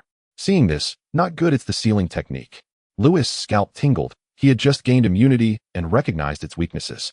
He could ignore all worldly harm, but he had no way to deal with the sealing. Because the seal wouldn't harm him, it would only confine him, and his immunity couldn't take effect. Damn it, Tova, who taught you this? Lewis clenched his fists and his hair color instantly turned golden. Unlike before this time, his Super Saiyan state appeared very calm, devoid of any hint of rage. This was the full power of a Super Saiyan. In terms of power, it still had a 50-fold increase, but the physical consumption and burden on the body had noticeably reduced by more than half.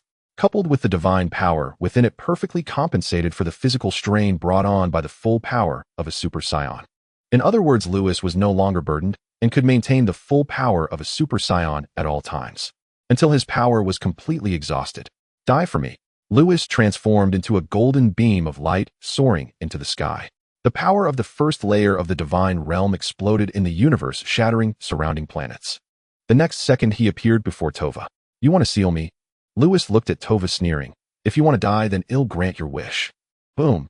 Lewis took advantage of the fact that Tova's sealing was not yet complete, aimed at her, and condensed a purple energy sphere. Destruction. Buzz. The starry sky trembled, and even the Namekians on the other side of the galaxy could feel this terrifying pressure. There was no need to mention the Yatterlat people, as they all looked up, gazing at the cosmic starry sky. A great disaster is coming. On Yatterlat, Supa and Husu looked up, revealing expressions of concern. The purple destructive energy ripped through the void and instantly appeared before Tova. In a panic, just as the destructive energy was about to hit her, she halted her incantation. Just a little more for the candidate destroyer of the seventh universe. Tova sighed in relief, flashing a stunning smile at Lewis. What? Lewis was taken aback. Buzz. The six-pointed star seal instantly formed, sealing the main star domain. The destructive energy he unleashed struck the six-pointed star seal, but had no effect. The seal was complete. Even destructive energy couldn't shatter it. The area of 10,000 miles was enveloped by the six-pointed star seal and began to shrink towards Lewis. Tova took out a jar. Once the six-pointed star seal shrank to the size of a fingernail, she would be able to capture Lewis in the jar and permanently seal him. Tova, who told you to seal me? Lewis looked at the shrinking six-pointed star seal around him, his expression impassive. Does it matter who guided you? Mister. Lewis is so calm, could it be that he's resigned? Tova laughed, covering her mouth, looking at Lewis with a teasing expression. Inside the six-pointed star seal, Lewis crossed his arms, looking at Tova outside. It must be Ketla. Just 3 months ago, after finishing a sparring session with candidate destroyers from other universes, he was ambushed by Ketla and now was sealed again. The only ones who could think of sealing techniques along with those who held a grudge against him were none other than Ketla. Tova put away her staff, squinting her eyes. Who it is seems to have become unimportant. Are you not resisting, just waiting to die? Waiting to die? Lewis revealed a strange smile, looking at Tova. If you were wiped out, I wonder if your master Demigra would seek the Super Dragon Balls to resurrect you. A six-pointed star seal was etched across the inky expanse of the cosmos, centered upon Lewis, its golden ring contracting steadily. Lewis hovered motionless in the void, arms crossed, a chilling, enigmatic smile playing upon his lips. Erase. Outside the six-pointed star seal, Tova frowned, gazing inward at Lewis with profound bewilderment. She had no concept whatsoever of what erasure meant. In Tova's understanding, the most formidable being in existence was her master Demigula. As for the erasure wielded by the Omni King and the Grand Divine Official, she had neither witnessed it nor even heard tell of it. For reasons unknown, an omen of dread deepened within her heart. A low, resonant hum pierced the silence. Then the temperature of the cosmic void plummeted. The first tier of divine realm power began to coalesce. Lewis's aura swelled with relentless intensity. The surrounding space trembled violently. Is he beginning to resist? Though unease gnawed at her, Tova remained utterly convinced that Lewis could not break her six-pointed star sealing art. This technique was capable of sealing even the third tier of divine realm power. How could it possibly fail against one whose strength lay only in the first tier? Suddenly Lewis spoke again from within the seal. Do you know why Katra dares not act in person? Why? Tova instinctively replied. Lewis said nothing, only erupted into wild, unbridled laughter. Two dark lines flickered across Tova's brow. Surely this man was unhinged. Lewis fixed her with a piercing, malevolent gaze and sneered, because he fears death. His entire purpose in cultivating strength within the hyperbolic time chamber had been to amass sufficient power to sustain the execution of erasure. Now, having ascended to the first tier of divine realm power, he finally possessed the capacity to channel erasure without collapsing from grievous injury before the technique could even be unleashed. At that very moment, the sealing art lost all efficacy against him, unless wielded by a divine official or higher. Lewis now stood virtually invincible. With a thunderous surge, he unleashed his full might. Golden flames erupted from his body, soaring skyward like a celestial pillar. Radiant golden light exploded outward, brilliant as a newborn sun, flooding the abyssal starfield with blinding daylight. Katra fears death. Tova's heartbeat faltered. From the torrent of Lewis's unleashed power, she sensed the unmistakable chill of annihilation. Impossible. Katra was a destroyer who had brushed the fifth tier of divine realm power. Would he truly fear a mere candidate destroyer? This boy must be mad. Yet, your six-pointed star seal is worthless. Shatter. Erase. Within the seal, Lewis raised his right hand. Power surged through him like a cataclysmic flood, converging violently upon his palm. Boom. The infinite stars convulsed. The golden six-pointed seal dimmed, flickering like a dying ember. Lewis swung his arm downward, and a searing white halo engulfed the entire sigil, cleaving reality itself. As Pangu split heaven and earth, all that lay in its path dissolved into absolute nothingness. Tova's scalp prickled with primal terror. She no longer believed the six-pointed star seal could contain him. Damn it, he speaks the truth. Katra, you deceived me. Flee. She brandished her staff. The void tore open, revealing a jagged spatial rift. As the white halo touched the seal's boundary, Tova leapt headlong into the tear. At the threshold of escape, she cast one final glance back. Her soul recoiled in utter horror. The white light struck the seal, and the sigil disintegrated instantly. Then, unrelenting, the radiance surged onward. Tova dared not look back again. She accelerated violently, vanishing from that realm. He escaped. Damnable. Lewis roared in fury as he watched her vanish. Just then, Lewis, why have you invoked erasure once more? Whis appeared beside him. Lewis cried out joyfully, Whis, restore my strength. Having expended erasure, his reserves were utterly drained. He had reverted to his baseline form, barely retaining enough energy to speak. Whis paused, then waved his staff. A silvery luminescence enveloped Lewis, restoring him fully in an instant. Whis, take me to the dark demon realm. Lewis ground his teeth. To be outmaneuvered by a mere woman. That humiliation burned beyond endurance. What business do you have in the dark demon realm? Whis frowned. That domain was no place for the uninitiated. Its denizens included countless masters, even divine officials. Even he could not guarantee safe passage. I go to kill someone. Lewis's rage blazed uncontrollably. A reason had long since fled. Whis observed him silently for 3 seconds, then nodded. Very well. He wished to counsel Lewis, but the young man's mind was consumed by wrath. No words would reach him. Better perhaps to accompany him there. Given Lewis's constitution, none could harm him. Even those beneath divine official rank dared not provoke him. Indeed, they might soon need his protection. After all, that technique, erasure, was no mere parlor trick. Come, I'll show you the dark demon realm. Whis and Lewis vanished on the spot. Dark demon realm. Obsidian forest. Katra, Tova has departed to subdue the 7th universe's candidate destroyer. Where are the super Dragon Balls you promised? Once you've sealed them, I'll deliver them. Sealed? Demigula scoffed. Merely a candidate destroyer. Why resort to sealing arts? Katra did not bristle at the mockery. Had he not witnessed Lewis's ability, ignorance, he too would never have believed any being could render all damage null. As Katra prepared to reply, suddenly, a rift tore open above the obsidian forest, and Tova tumbled forth ragged and disheveled. Chew, Katra, you deceived me. Seeing Katra immediately upon returning to the Dark Demon realm, Tova stormed forward, face contorted in fury, and shouted, "You claim Beerus forbade your interference. That was all lies." Katra's eyes flashed cold as ice. Creatures of the Dark Demon realm were vermin. How dare one address him so insolently? Demigula noted Katra's gaze and felt a surge of lethal intent rise within himself. Yet he turned instead to Tova, puzzled. What happened? Lord Demigula, Katra's claim that he dared not act personally is false. He fears death. Fears death. Demigula blinked, just as he prepared to press further.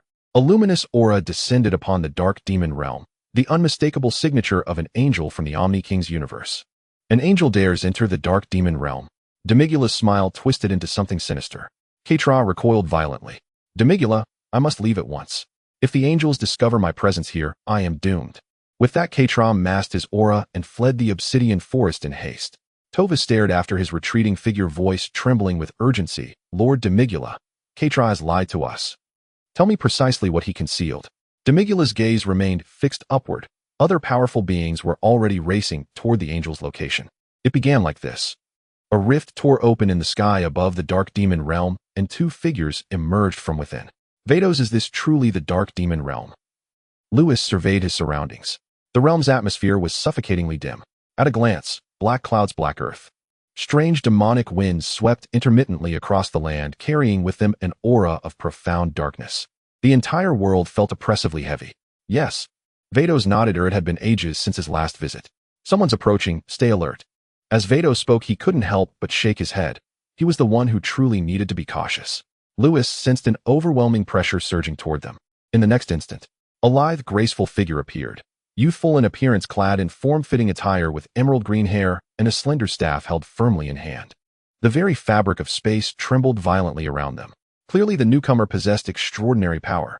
Then 12 more figures streaked in from the distance, each radiating immense strength. Why, if it isn't Mr. Vados of the Grand Priest Universe? What brings you to the Dark Demon realm? Asked Putine. Her companions silently took positions behind her, saying nothing. Greetings, Miss Putine. I am merely accompanying someone here, replied Vados, calm-faced, though inwardly he was already braced for battle. Outside the Grand Priest universe, he could act freely. Putine. Lewis blinked faintly. He recalled a sorceress by that name from a Dragon Ball side story.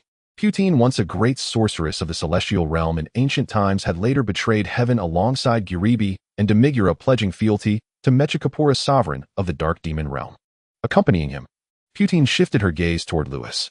Black hair, brown tail. His dimensional resonance hovered at the divine level, yet his raw power fell short even of the divine realm. Wait, a destructive aura. Mr. Vados, surely this young man isn't the 7th universe's candidate destroyer. His power seems rather underwhelming. Putine smiled sweetly. Her smile was charming, but Lewis instantly broke out in gooseflesh. Good grief, this ancient sorceress, millennia old, pretending to be a maiden. Indeed, he is the disciple Lord Beerus accepted over a decade ago. His aptitude is quite promising.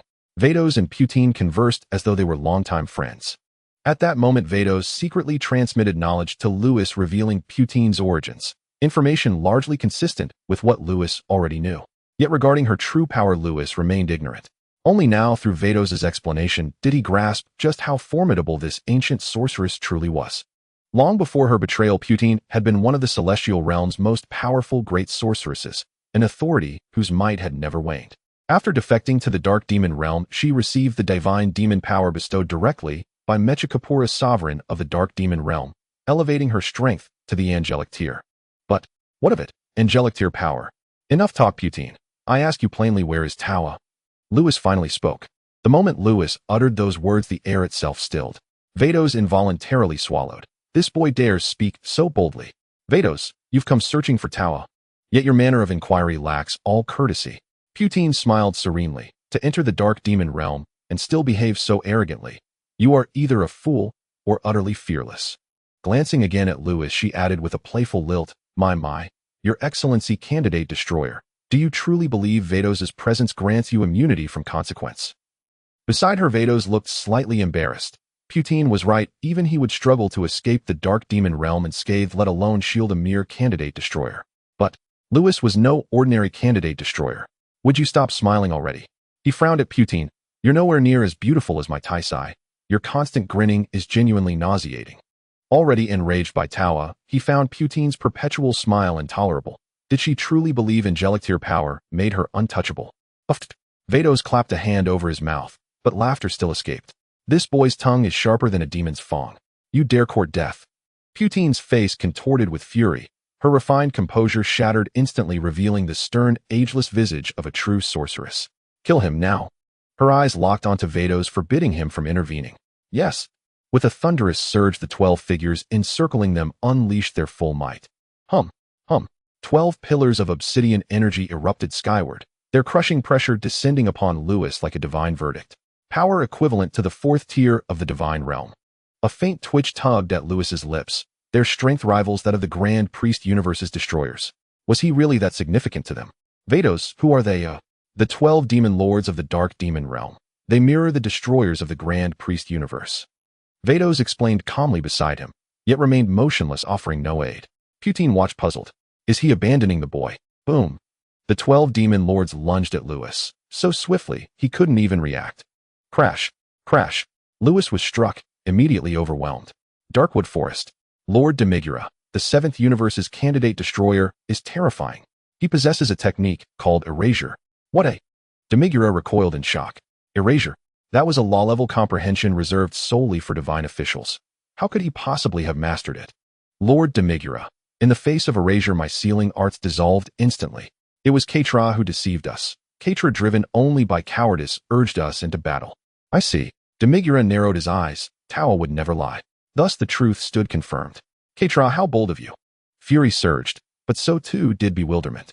How could a candidate destroyer whose power barely reached the 1st tier of the divine realm comprehend erasure?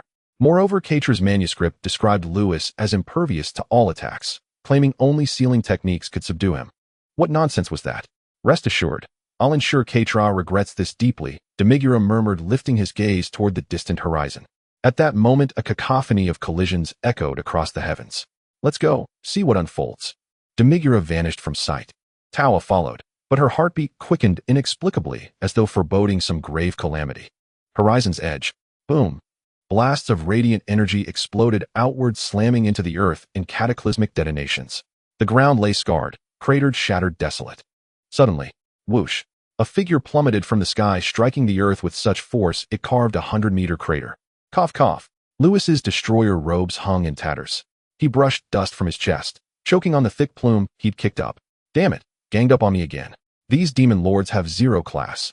Last time being ganged up by 10 substitute destroyers was already frustrating enough, but this time he was actually besieged by 12 dark overlords from the Dark Demon Realm. Lewis felt quite aggrieved. However, while he felt aggrieved, there were others who found it even harder to believe. 12 dark figures circled above, and the atmosphere was eerily silent as the demon kings, looking like they had seen a ghost, stood there dumbfounded. How is this possible? This kid is still unharmed. Our power is at the 4th layer of the divine realm. In the entire King universe, that level of power is already on par with a destroyer. Why? How can a worthless being whose power doesn't even reach the divine realm survive against all 12 of us demon kings? He hasn't sustained any injuries at all. How can this be possible? Meanwhile, in the void nearby, Weiss revealed a smile as he watched the spectacle. Not to mention you 12 demon kings. Even if Demigula personally arrived, they would have no way to deal with Lewis. Weiss, what's going on with this kid? Purton glanced at Lewis on the ground and coldly turned her head. Weiss naturally would not reveal Lewis' uniqueness, smiling as he said, Miss Purton, why not tell me where Tova is? Otherwise something big might happen soon. Something big. Purton laughed heartily. With just you, an angel at the 2nd layer of the angel realm. The power of the angel realm is divided into 3 layers, and Weiss is currently at the 2nd layer. However, just one 2nd layer angel thinks they can cause something big in the Dark Demon Realm. They must be out of their mind. Weiss shook his head, saying, alas, why won't anyone listen to advice? Lewis' power had broken through to the 1st layer of the divine realm, and he had just performed erasure once earlier. Clearly, Lewis was now capable of sustaining the casting of erasure. In his perception, although Lewis' erasure was not as powerful as the one executed by the king, he still sensed a deadly threat from Lewis' erasure. If these demon kings forced Lewis to use erasure, then they would all meet their doom. Weiss smiled bitterly and once again advised, Miss Purton, why not just let Tova come out? Otherwise it will truly be catastrophic. Purton interrupted his speech coldly, stating, saying so much, are you trying to find a way to help your substitute destroyer? Holding her staff, Purdon fixed her gaze on Weiss, ready to unleash her destructive strike at any movement from him. Alas, good words are hard to persuade a stubborn ghost. Weiss also fell silent, but he was prepared for battle and to recruit. If he didn't recruit, he and Lewis might not escape the Dark Demon Realm. After all, the Dark Demon Realm even had experts at the Divine Officer level. Purdon noticed that Weiss had not moved and finally shifted her gaze to Lewis on the ground. Damn, this is too much. Lewis had been ambushed by a little girl and then ganged up on again, unable to endure any longer. Whoosh! A golden light soared into the sky, full power of the Super Saiyan.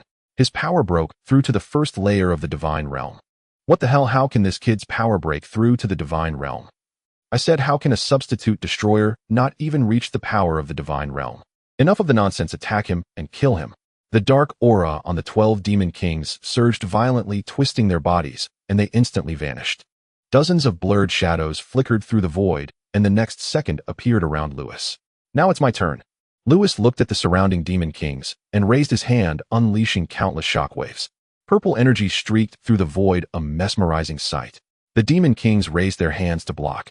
All the destructive energy crashed into them as if it were merely a tickle. In an instant, smoke billowed everywhere. Where are they? As the smoke dissipated, the Demon Kings were momentarily stunned. The next second, one of the Demon Kings let out a scream of pain, then turned into a cannonball hurtling straight backward. Boom! Shattering one mountain after another. Damn it! Attack! The Demon Kings were furious. They 12 had ganged up on one person, yet he still had the chance to counterattack. How humiliating! The Demon Kings found Lewis and all rushed to his side. Punches, kicks, energy explosions. The attacks of the 11 Demon Kings were like a torrential storm, extremely terrifying. The Demon King who had been repelled also returned to join the fray. From the sky to the ground, the space trembled and the ground cracked. The violent power stirred the magnetic field of heaven and earth, raising endless fierce winds that swept around, causing the creatures of the Dark Demon Realm to panic. Bang!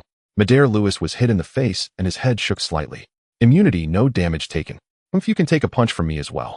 Lewis abandoned his resistance from behind and threw a punch at that Demon King. The power of the first layer of the Divine Realm surged into the air, producing a loud sonic boom. The Demon King did not react in time, his face hurting as he flew backward. At the same time, the remaining 11 Demon Kings seized the opportunity to attack Lewis from behind. Boom! Boom! Lewis was bombarded without end, and the entire sky seemed on the verge of shattering, the scene extremely terrifying. This scene fell into Purdon's eyes, and the corner of her mouth curled up slightly, as she did not believe this kid could endure any longer. Purdon withdrew her gaze and turned to Weiss. Weiss, your substitute destroyer is finished, and you should prepare to be finished too. Since Weiss had come alone to the Dark Demon Realm, he could not miss such a good opportunity. Is that so? As soon as Weiss' words fell, a silver light suddenly flashed through the spot that was bombarded in the sky. Whoosh! Perfect free realm. Shadow shifting. Lewis flew out of the bombardment area. His destroyer attire had vanished, revealing his strong physique. At first glance, Lewis bore no injuries at all. Impossible. Perfect free realm. He hasn't taken any damage at all. How did he do that? Purdon was dumbfounded, her mind blank. After all, this was a joint attack from 12 Demon Kings. How could this kid remain unharmed? Moreover, he had actually comprehended the perfect free realm. Why has the world changed? The 12 Demon Kings were equally shocked, realizing from the very beginning that something was off with Lewis. They had thought it was a protective measure from Weiss for this kid, able to block only one round. Now they realized they were wrong, and terribly so. If I don't believe it, let me give him a try. Purdon vanished from beside Weiss, who did not stop her. However, Weiss knew something big was about to happen, and he hurriedly waved his staff. Recruit. Whoosh. A silver light shot out from the Dark Demon Realm. Purdon noticed Weiss' movement behind her, but did not stop him. After all, the Dark Demon Realm was her territory. As long as the king did not move, bringing in more people wouldn't help. Purdon stood in front of Lewis with the 12 Demon Kings gathering behind her. The 13 of them fixed their gazes on Lewis. They'll say it again, let Tova come out. Lewis, bare-chested, hovered in the void. Twice ganged up on, and twice he was no match. However, compared to the previous group of substitute destroyers, these 12 Demon Kings were much stronger.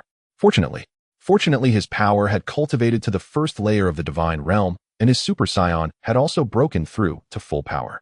Due to the divine dimension, the divine power within him nourished his body, and the consumption and burden of full power of the Super Saiyan were minimal. That was why he could hold out for so long, and even have the opportunity to counterattack against the Demon Kings with the fourth layer of Divine Realm power. He had made much progress compared to last time. Bring out Tawa, now, or you will die. Lewis seethed with suppressed fury. He had no intention of prolonging the battle. He knew full well that even at the peak of his perfect autonomous state, he could not slay these demon lords. With his immunity, victory would be at best a 50-50 gamble, until his stamina waned to exhaustion. This outcome mirrored his previous sparring with the candidate destroyer. It was utterly meaningless. The demon lords had been frozen in stunned disbelief. How could anyone simply ignore damage? Yet the next instant Lewis's words made them burst into laughter. Boy, you're dreadfully arrogant, to threaten us with death. Though we have no idea how you've achieved immunity to harm, thinking you can kill us. You must be mad. Silence. Putin raised her hand, and instantly the demon lords behind her fell utterly still. 12 demon lords struck you, and yet you stand unscathed. Let us see whether your immunity is truly absolute. Putin fixed Lewis with an unblinking gaze. This boy was profoundly unsettling. She moved. Time itself flickered, stuttered, for a single breath. Then, transcending both space and chronology, she materialized before him. Her fist crashed into Lewis's chest. Like Vados, she wielded second-tier angelic power and unleashed it without restraint. The heavens shattered with a thunderous rupture. The entire dark demon realm trembled to its foundations. Surely he must be dead now. In the next instant, HSSSS. Putin sucked in a sharp, ragged breath. Her fist remained pressed against his chest. He was utterly unharmed, truly immune to injury. How did you do this? Putin's face paled to ashen gray. In that moment, she bore no resemblance to a peerless angel-tier master, only to a frail, trembling woman utterly unnerved by Lewis. Still refusing to bring out Tawa? Very well, this is your doing. The silvery radiance around Lewis vanished instantly as he withdrew from his perfect autonomous state. Then, Super Saiyan full power activated. He raised his right hand, aiming it squarely at Putin. Erase. A blinding white light erupted. Erase. Putin's pupils contracted violently. Wasn't this law reserved exclusively for divine officers? How could he possibly command it? And worse, she sensed it was no illusion. This was true erasure. No, don't.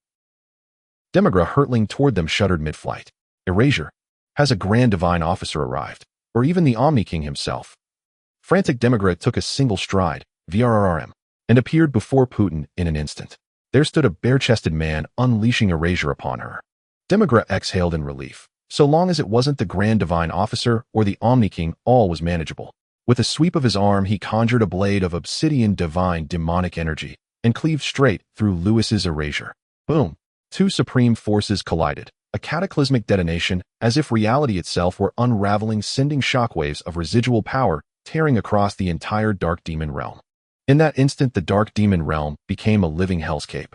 Demigro waved his hand once more, and the realm instantly restored itself to pristine order. By then, Putin was drenched in cold sweat, her cerulean hair plastered to her temples. She looked every bit the ancient sorceress. Demigra. He commands erasure? I saw it. Demigra's gaze locked onto Lewis. Even the blast's lingering force had failed to wound him. Immunity to harm. Recalling Katra's codex, Demigra realized this youth must be the 7th universe's candidate destroyer. At that very moment, Tawa finally arrived. The sight of Lewis turned her blood to ice. Her voice stammered uncontrollably. Demigra-sama, it's Lewis. He's followed me here. She never imagined he'd track her all the way to the Dark Demon realm. If he captured her, all would be lost. Vados also appeared beside Lewis. Seeing him strain to revert to his base form, Vados raised his staff and restored Lewis's vitality.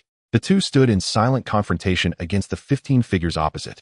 Demigra glanced at Lewis, then shifted his gaze to Vados. Vados, it has been a long time.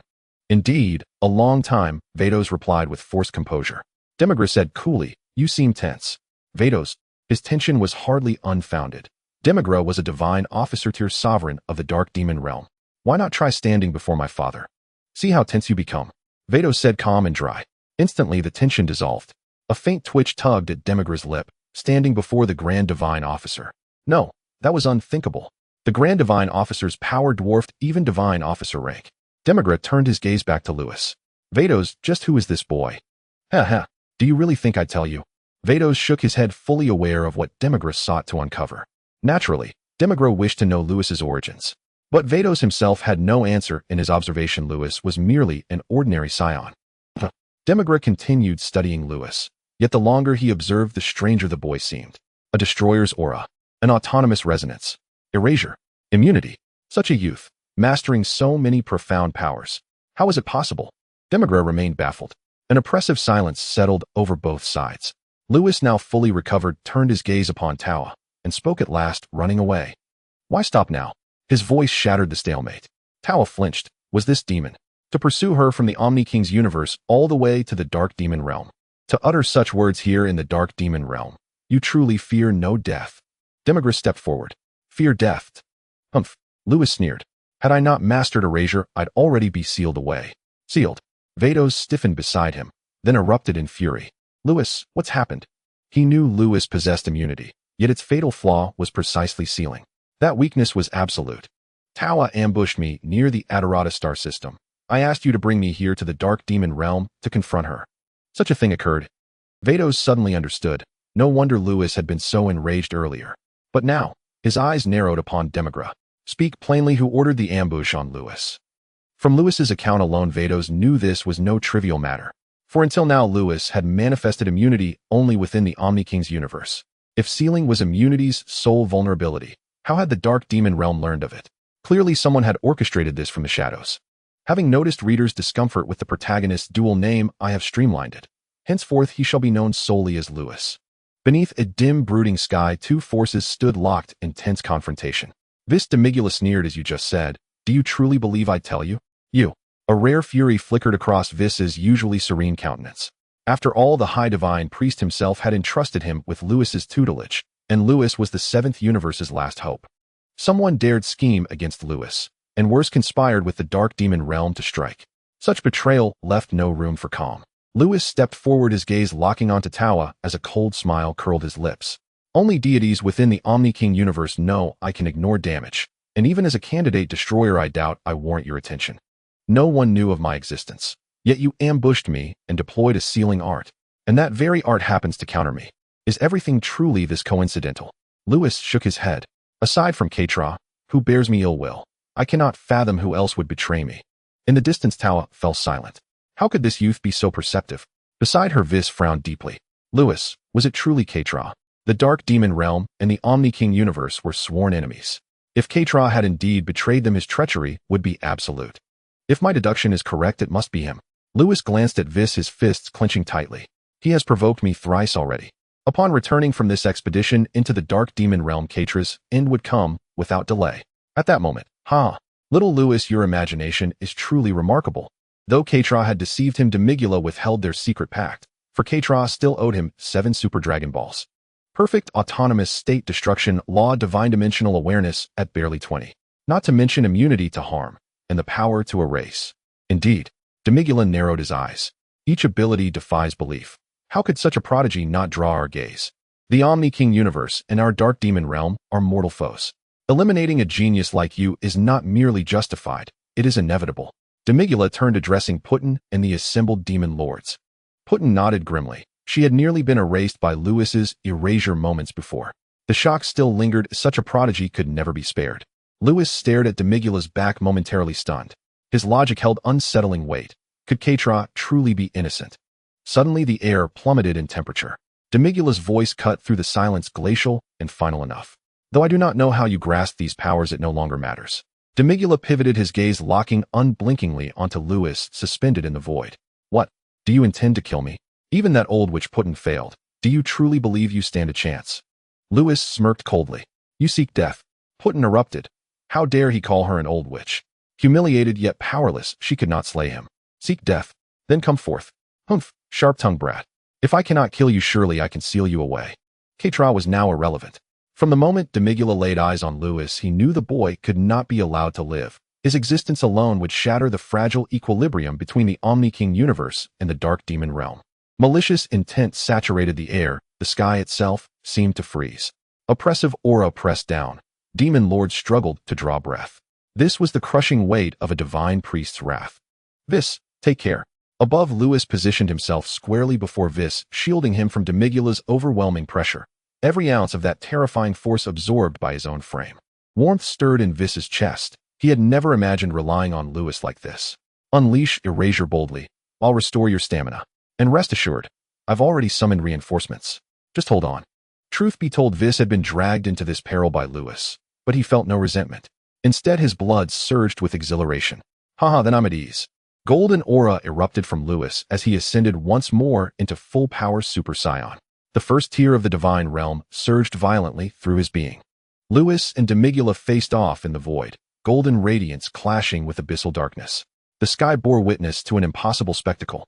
A mere novice wielding only the first tier of the divine realm dared confront Demigula, a demon god whose power resonated at the divine priest level. Even the other demon lords fled far beyond the battlefield. Putin herself, possessing angelic realm strength, dared not approach. It wasn't reluctance, they had already tried.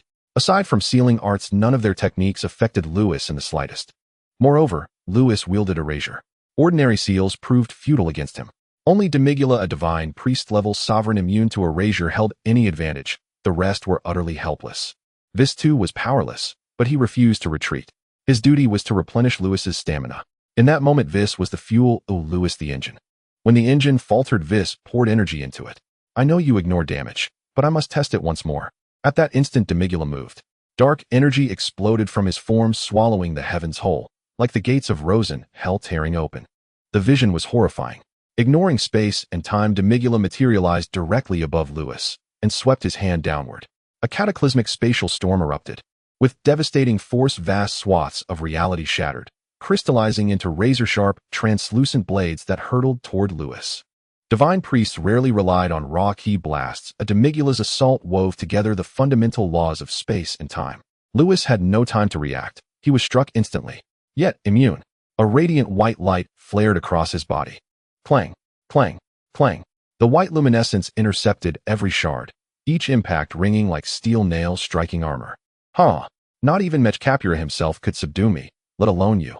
Lewis tilted his head upward, laughing heartily as spatial fragments battered his frame. His smile was dazzling, but if Ties were present, she would recognize it as forced bravado. Their power disparity was staggering. Lewis had considered counterattacking.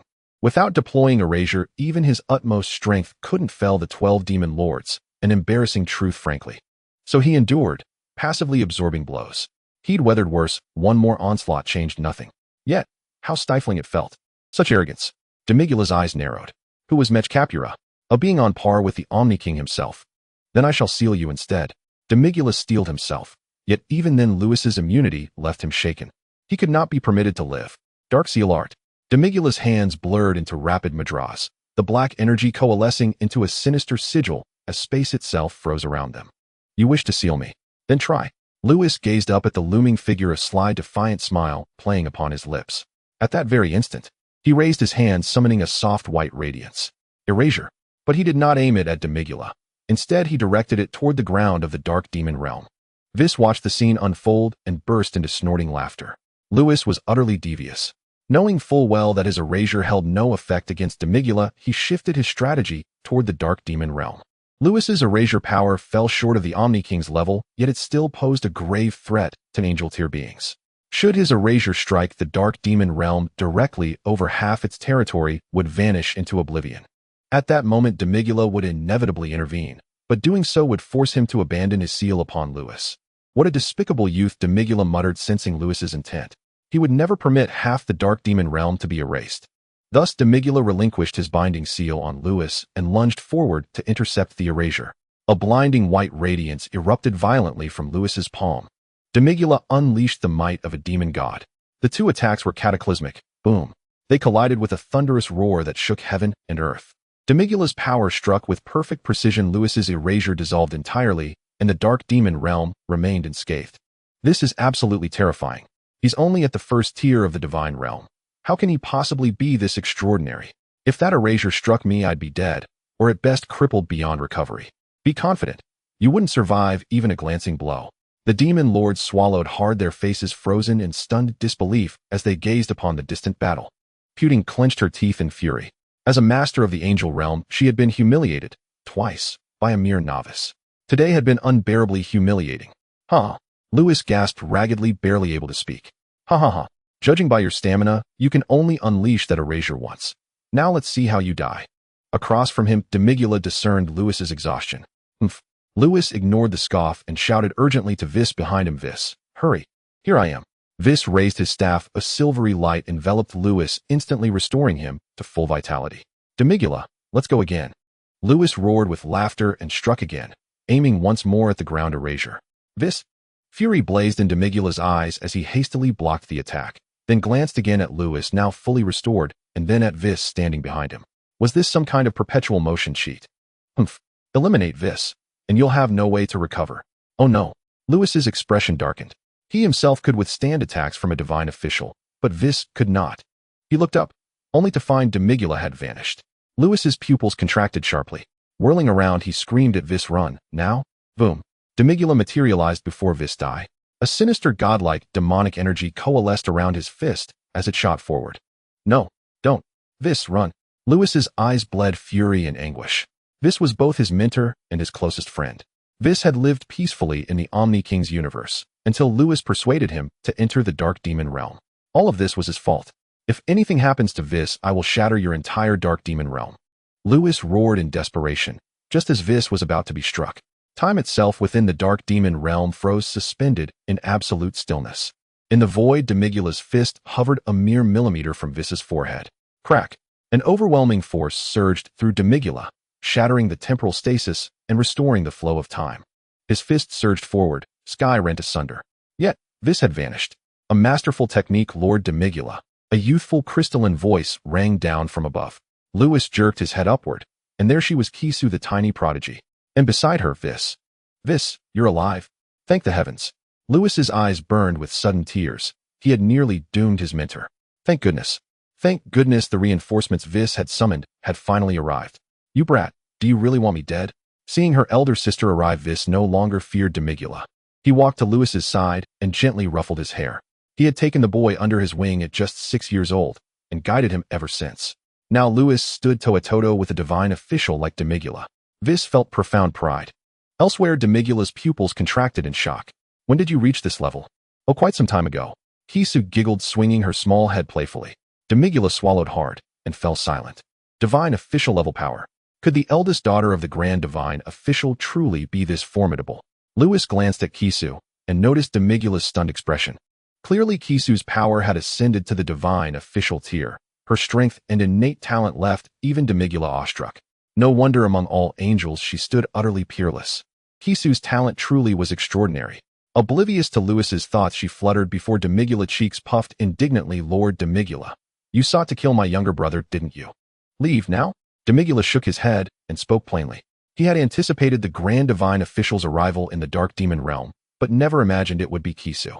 Kisu's power had ascended to the Divine Official tier, and the other demon gods of the Dark Demon realm remained deep in slumber. Meanwhile, Mech Capura was still incapacitated.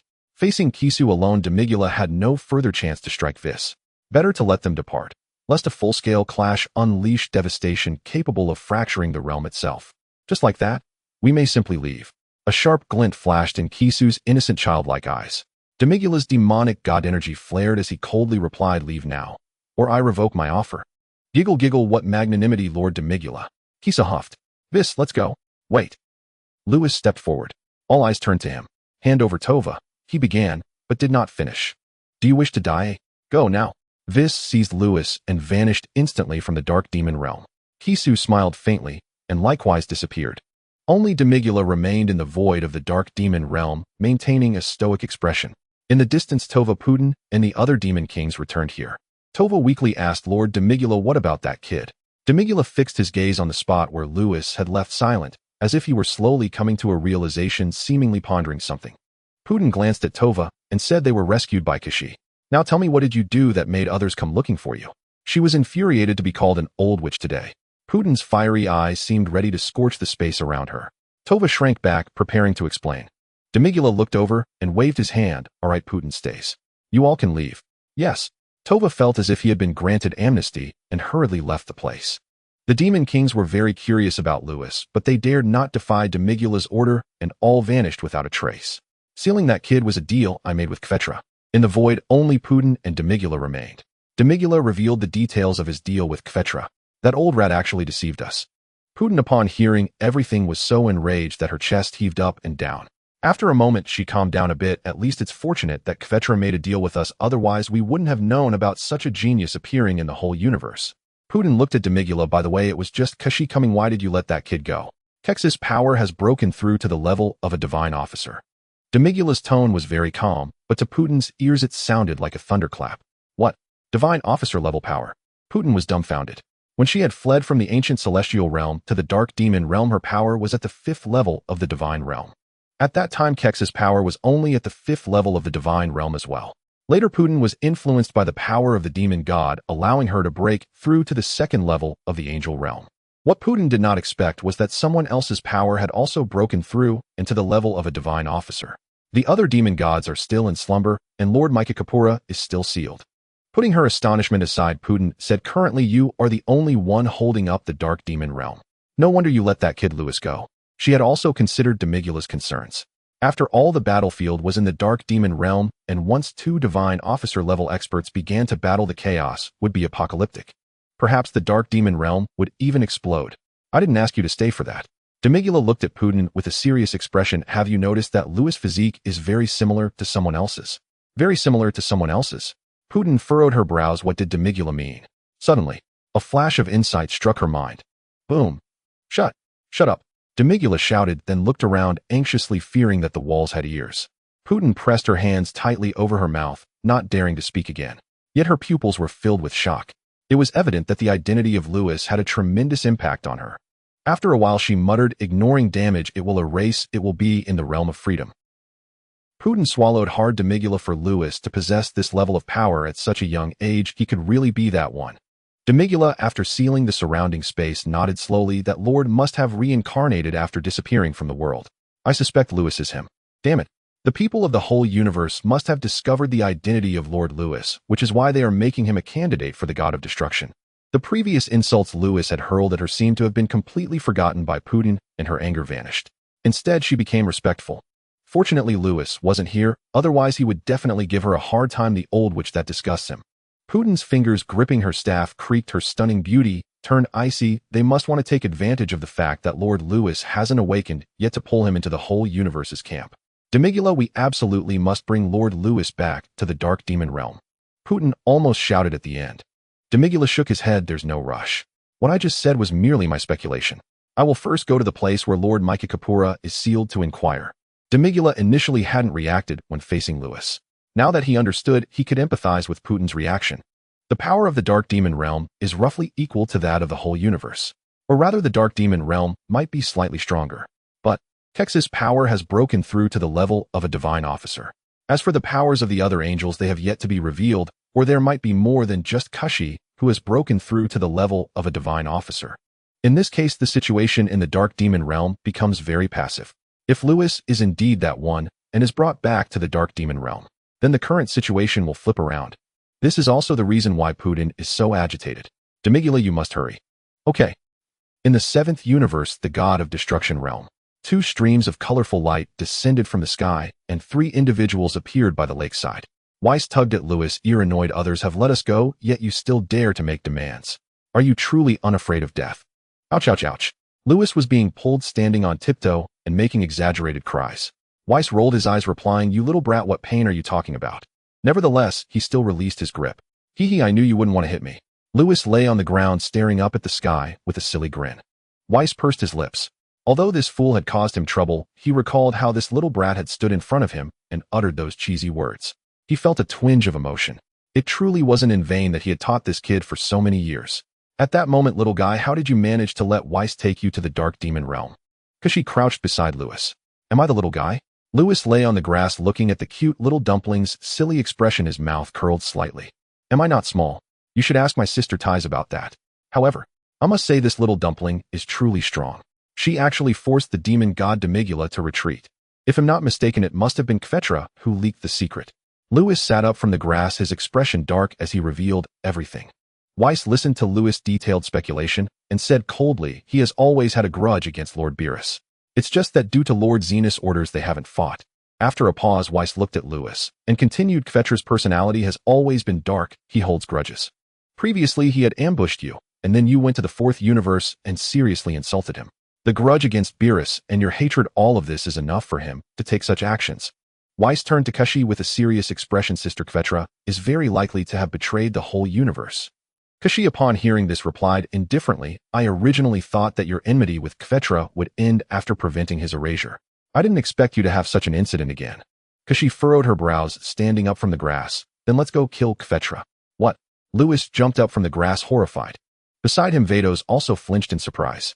Within any given universe, two divine roles are indispensable: the Supreme Kai and the Destroyer. One governs creation, the other destruction. Perfectly balanced, neither dispensable. Yet now Kusu had just declared she would slay Quitella. What would become of Universe 4? Recall, Universe 4 possesses a substitute Destroyer, but no substitute Supreme Kai. To eliminate Quitella would spell utter ruin for Universe 4. Miss Kusu, these are merely my conjectures. Are we truly going to erase Quitella? Lewis swallowed hard. He had returned burning with murderous intent toward Quitella, fully prepared to defy Kusu, even though she had previously barred him from erasing Quitella. Yet Kusu's words unsettled Lewis, shaking his certainty. Elder sister, you.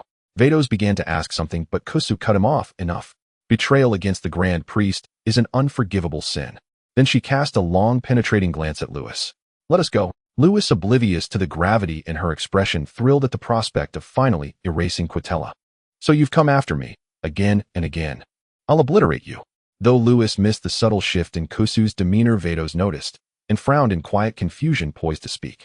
Kusu shook her head at him, then swept her hand wide. In an instant, a radiant arc of prismatic light enveloped Lewis and Vados, surging skyward from the lakeshore. Far away, Beerus, midway through slurping instant noodles, jolted upright and bellowed, "Where are you two off to?" "To catch you a rat for dinner." His laughter echoed across the Destroyer realm as Lewis vanished into thin air. Beerus froze. "Catch me a rat." What did that even mean?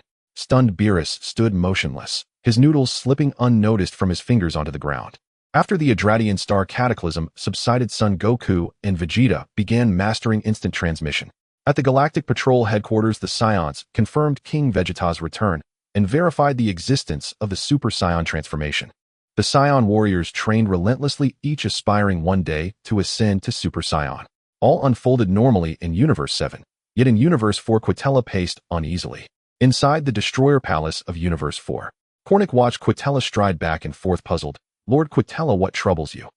Nearby, Troy, who had remained despondent since his crushing defeat by Lewis, paid no heed to Quitella's odd behavior, content merely to fade into obscurity. "It's nothing." Quitella shook his head. Though he claimed all was well, his agitated expression betrayed him. Cornic knew something grave must have occurred. "Are you certain?" "Absolutely certain. Leave me be. I need no oversight." Quitella turned his back on them and waved dismissively. "Very well. If anything arises, please tell me." Cornic and Troy departed the Destroyer Palace. No sooner had they stepped outside than Quitella's face darkened, clouded with dread. Ever since returning from the dark matter realm, his heart had pounded violently, fueled by mounting anxiety, unease, and other corrosive emotions. Why is this happening? Clutching his chest, Quitella felt the premonition of doom intensify. Had Vados sensed his intrusion into the dark matter realm? Impossible. He'd masked his aura flawlessly. Suddenly, "Rat, emerge and face your death." A voice thick with lethal intent reverberated across the entire Destroyer realm. Quitella's pupils contracted sharply. He had been discovered. Outside the Destroyer Palace, Cornic and Troy, having just exited, recoiled at the sudden, thunderous proclamation. They looked up. A colossal beam of iridescent light descended from the heavens. As the radiance dissipated, Lewis, Kusu, and Vados stood before them. "Elder sister, Vados, what brings you here?" Cornic then turned to Lewis, brow furrowed. "And what did your earlier remark imply?" "Quitella must die." Was this an execution squad? Kusu gripped her slender staff, her round eyes blazing. "Cornic, do not interfere when Quitella's fate is sealed." "Elder sister, you." "Enough. She'll explain later." "Quitella's end is inevitable," Vados interjected firmly. Hearing those words, Cornic trembled. What catastrophe could possibly compel the elder sister to sanction Lewis's assault upon Quitella? Just then, Quitella emerged from the palace. "Greetings, Miss Kusu." "Oh, Master Vados and Mr. Lewis, isn't it? Our rivalry concluded after our last duel. Why have you returned?" His expression remained placid, his tone utterly unchanged.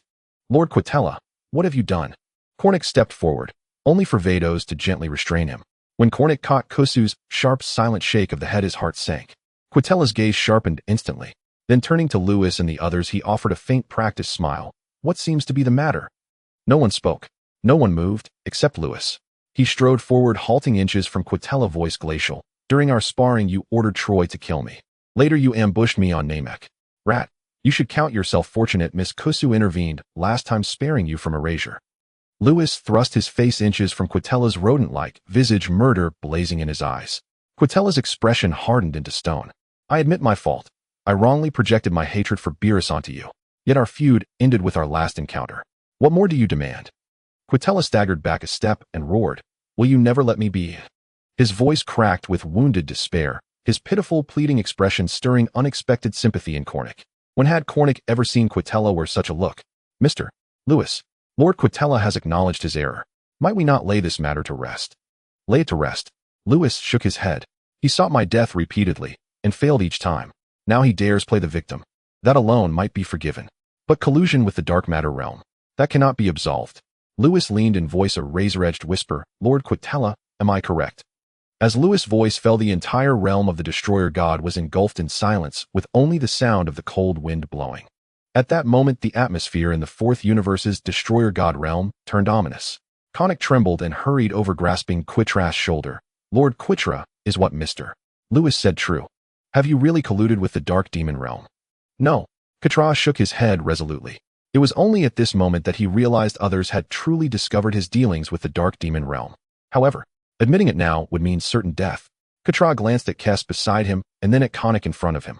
If he did not confess with Conic around, he might still have a sliver of hope for survival. "Mr. Lewis, Lord Quitra has said, so do you have evidence?" Conic hurriedly turned to ask. This matter was too serious.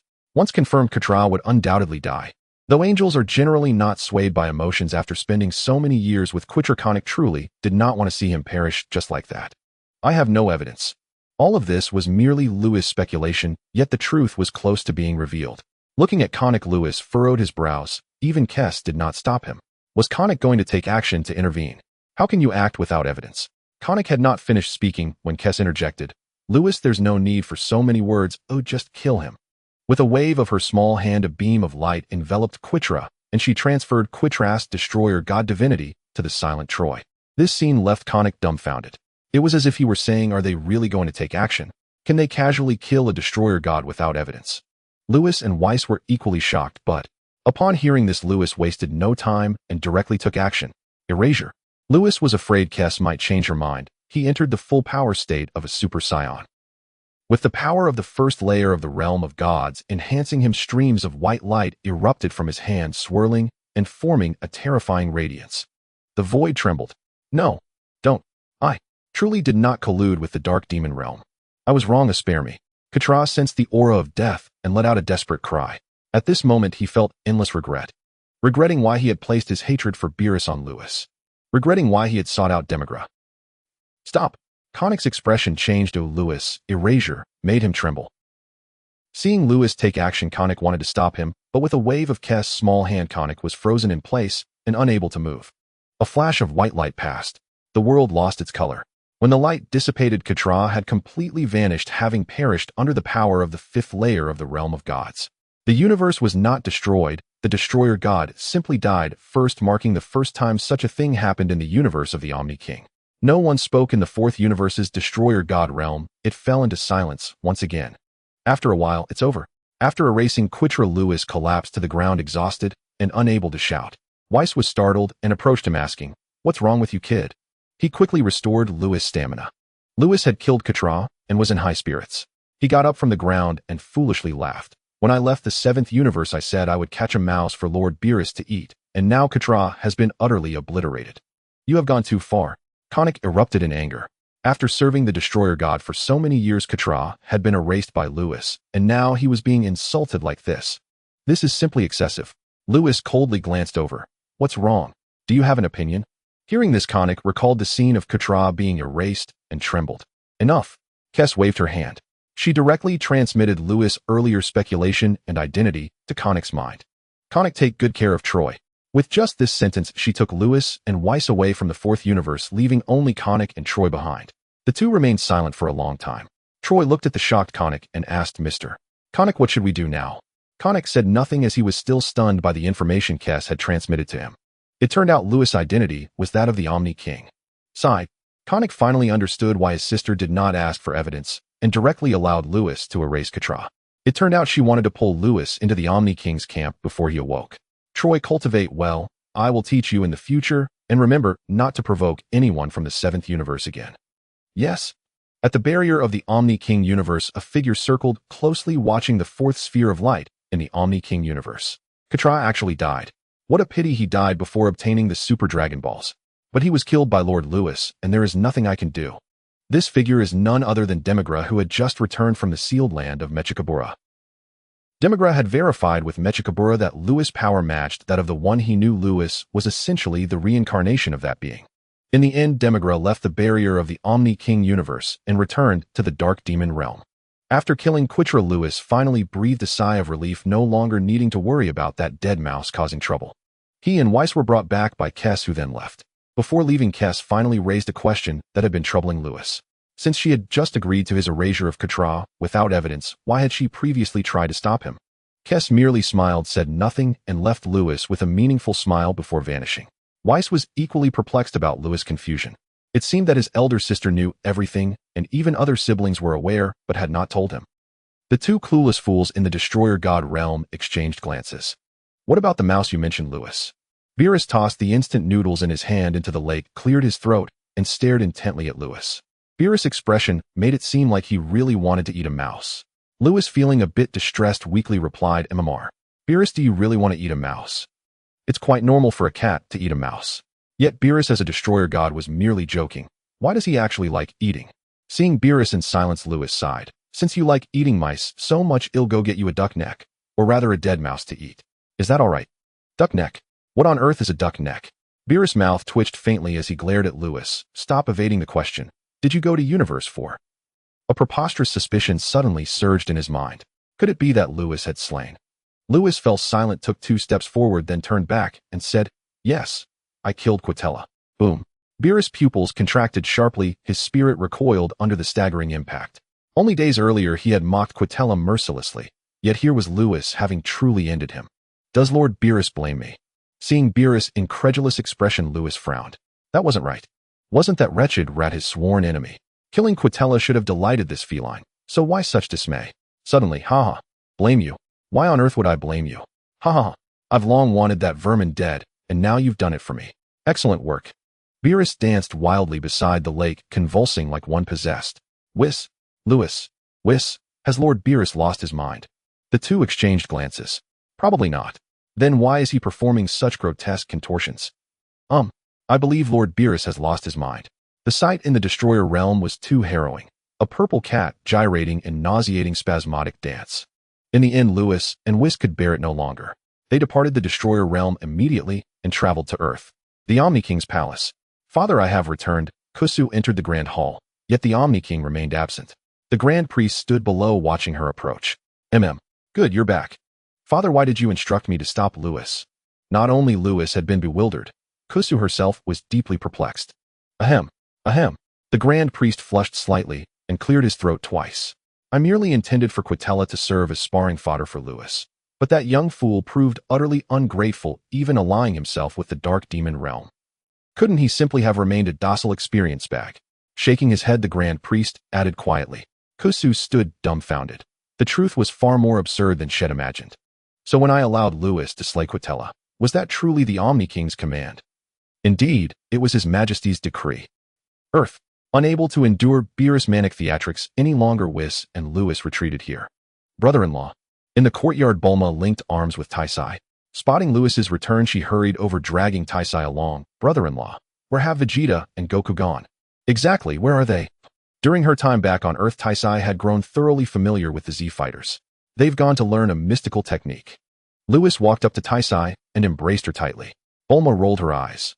There they go again, showing off their affection.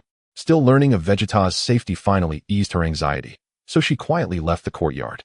As for Whis, he'd vanished the moment he arrived, heading straight for Taisai's family restaurant. "What's wrong?" Sensing something amiss in Lewis's demeanor, Taisai reached out with her delicate hand and gently smoothed his furrowed brow. "Nothing serious, just a dead rat who dared cross me. A little weary, that's all." Lewis rested his head upon Taisai's fragrant shoulder, breathing in her subtle, soothing scent, his heart settling into profound calm. Taisai patted the young man's back and laughed softly. "You're a candidate destroyer. If someone provokes you, why not simply obliterate them?" Her concern stemmed from seeing his restless expression. Her heart ached. Hearing her words, Lewis lifted his gaze, cradled her exquisite face in both hands, and kissed her tenderly. "Obliterate them?" Gazing into her beautiful eyes, Lewis chuckled. "My dear sister Taisai, your own heart harbors quite the lethal edge. When has anyone ever offended you without suffering immediate annihilation?" Taisai met his gaze, exasperated yet amused. After all these years by your side, my heart has grown colder than a fishmonger's cleaver. As long as you're happy, that's all that matters. She stroked his head. Lewis's heart hammered fiercely. Her words were dangerously disarming. Sniffle, sniffle, Sister Taisai, I'm so moved. Lewis burrowed into her embrace. Get out. Taisai sighed in exasperation. He truly was an eternally boyish giant. Yes, sir. Pretending heartbreak, Lewis wriggled free, only for her voice to ring out instantly. I told you to roll, not leave. Get back here. Taisai pressed his head firmly against her soft chest and held him close.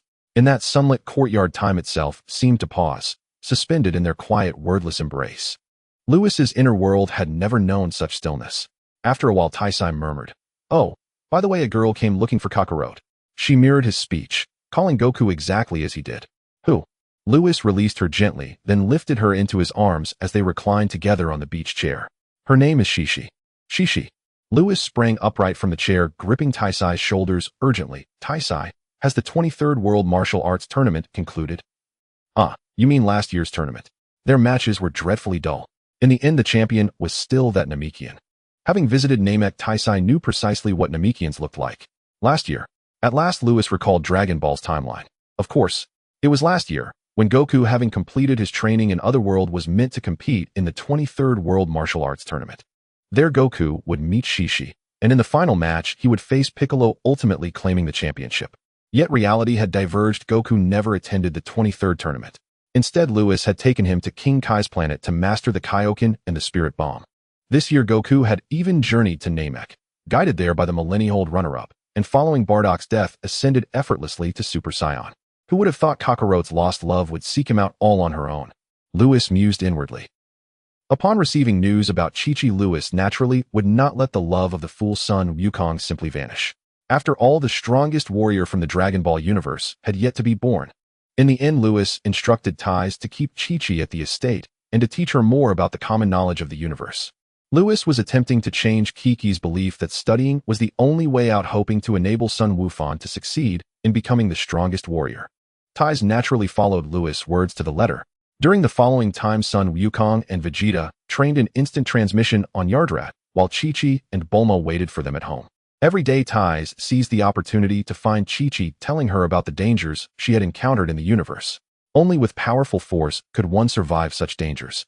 In addition, Tais also educated Chi-Chi about the knowledge of gods in the universe, angels, destroyers, and candidate destroyers. She explained all these divine roles to Chi-Chi. The aforementioned gods desired the destruction of planets, and mere mortals had no strength to resist. Chi-Chi listened in trepidation, finally realizing that studying was utterly useless. In the end, Chi-Chi resolved that she would ensure her and Sun Wukong's future child would receive proper training. Without needing her child to protect her and Sun Wukong, she at least wanted her child to possess the power of self-preservation. After learning about Kiki's thoughts, Lewis embraced Tais and kissed her fervently for half an hour, leaving her lips swollen. Hope for the strongest individual had emerged. Kiki's mindset had changed, and Lewis finally departed from Tais' estate. He arrived at the heavenly realm. God of the heavens, the usual arrangement. May I borrow your hyperbolic time chamber? In the reverent gaze of the God of the heavens, Lewis entered the temple. Walking through the corridor, he entered the hyperbolic time chamber. Back here again. Lewis sighed. He had last trained here for 5 years, successfully breaking through to the first layer of the realm of gods. It was during that time that he could successfully utilize erasure. Thankfully, he had trained his power to support the use of erasure, or his subsequent journey in the Dark Demon Realm would have been disastrous. The Dark Demon Realm left a deep impression on Lewis, one he could not forget. 12 demon kings attacking simultaneously, the old witch's intervention, and Demigra intent to kill Whis. Especially the latter event. He nearly caused Whis' demise, which Lewis simply could not tolerate. Now back here, Lewis wished to grow even stronger, all for the day he could destroy Demigra. This time, in addition to training his power, he also aimed to continue pursuing the goals he had not completed during his last stay. That was to comprehend other principles through erasure. For instance, rules of time, space, light, darkness. Let's start with the rule of time. The rule of time was mysterious and elusive, making it the best choice for Lewis to achieve significant improvements in a short time. Time could accelerate, pause, and even rewind. Of course, this was just the most basic application of time. Lewis recalled a fantasy novel he had read in his past life, which spoke of crossing the river of time to return to the primordial moment to eliminate evil. If he mastered the rule of time, perhaps he could achieve that as well. Lewis finally began his training. He first concentrated the power of erasure in his palm, and as soon as that power manifested, the entire hyperbolic time chamber trembled. Soon invisible strands of rules began to leak from the erasure in his palm. Lewis closed his eyes and began to comprehend. Time flew by, and a month passed within the hyperbolic time chamber. What is time? The power of erasure in Lewis' palm dissipated, and the surrounding invisible rules vanished as well. Because he had concentrated on erasure, Lewis struggled to stay upright on the ground. After a month of comprehension, he couldn't even recognize the rule of time. How could he comprehend anything like this? Lewis looked up at the sky, unable to help but complain about whether his talent was too weak. Upon reflection, it seemed that it truly was.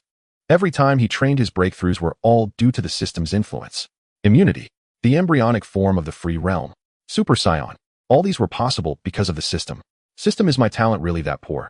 Lewis stretched out his hand toward the vast sky, as if the system were up there. After a while he sighed, indeed my talent is too poor, even the system is ignoring me. No. What? Lewis was taken aback. He finally heard that electronic voice again. Host, if your talent were weak, no one would surpass your talent. Immunity originally belongs to your physique. Erasure is also your power. Your power can break through because you have always trained. Oh, I only help you break through when you reach a bottleneck, not that I directly grant you this power. What? Lewis regained some strength and got up from the ground dumbfounded. What do you mean that immunity is originally my physique? What do you mean that erasure is originally my power? What do you mean by that, system? The system fell silent and did not speak further. If I can possess this power, does that mean I really have some relation to the Omni King? No, I said that person is not you. You have no relation to the Omni King. You are no one but yourself. This time the system finally spoke again. Lewis grew angry and waved his arm toward the sky. What do you mean by that? After a long time the system remained silent. Lewis swung his arm even more forcefully. Suddenly a flash of insight struck him. He observed the motion of his arm swinging left and right. Once an action has been taken, it cannot be reversed. Just like how time once passed cannot return. Understood.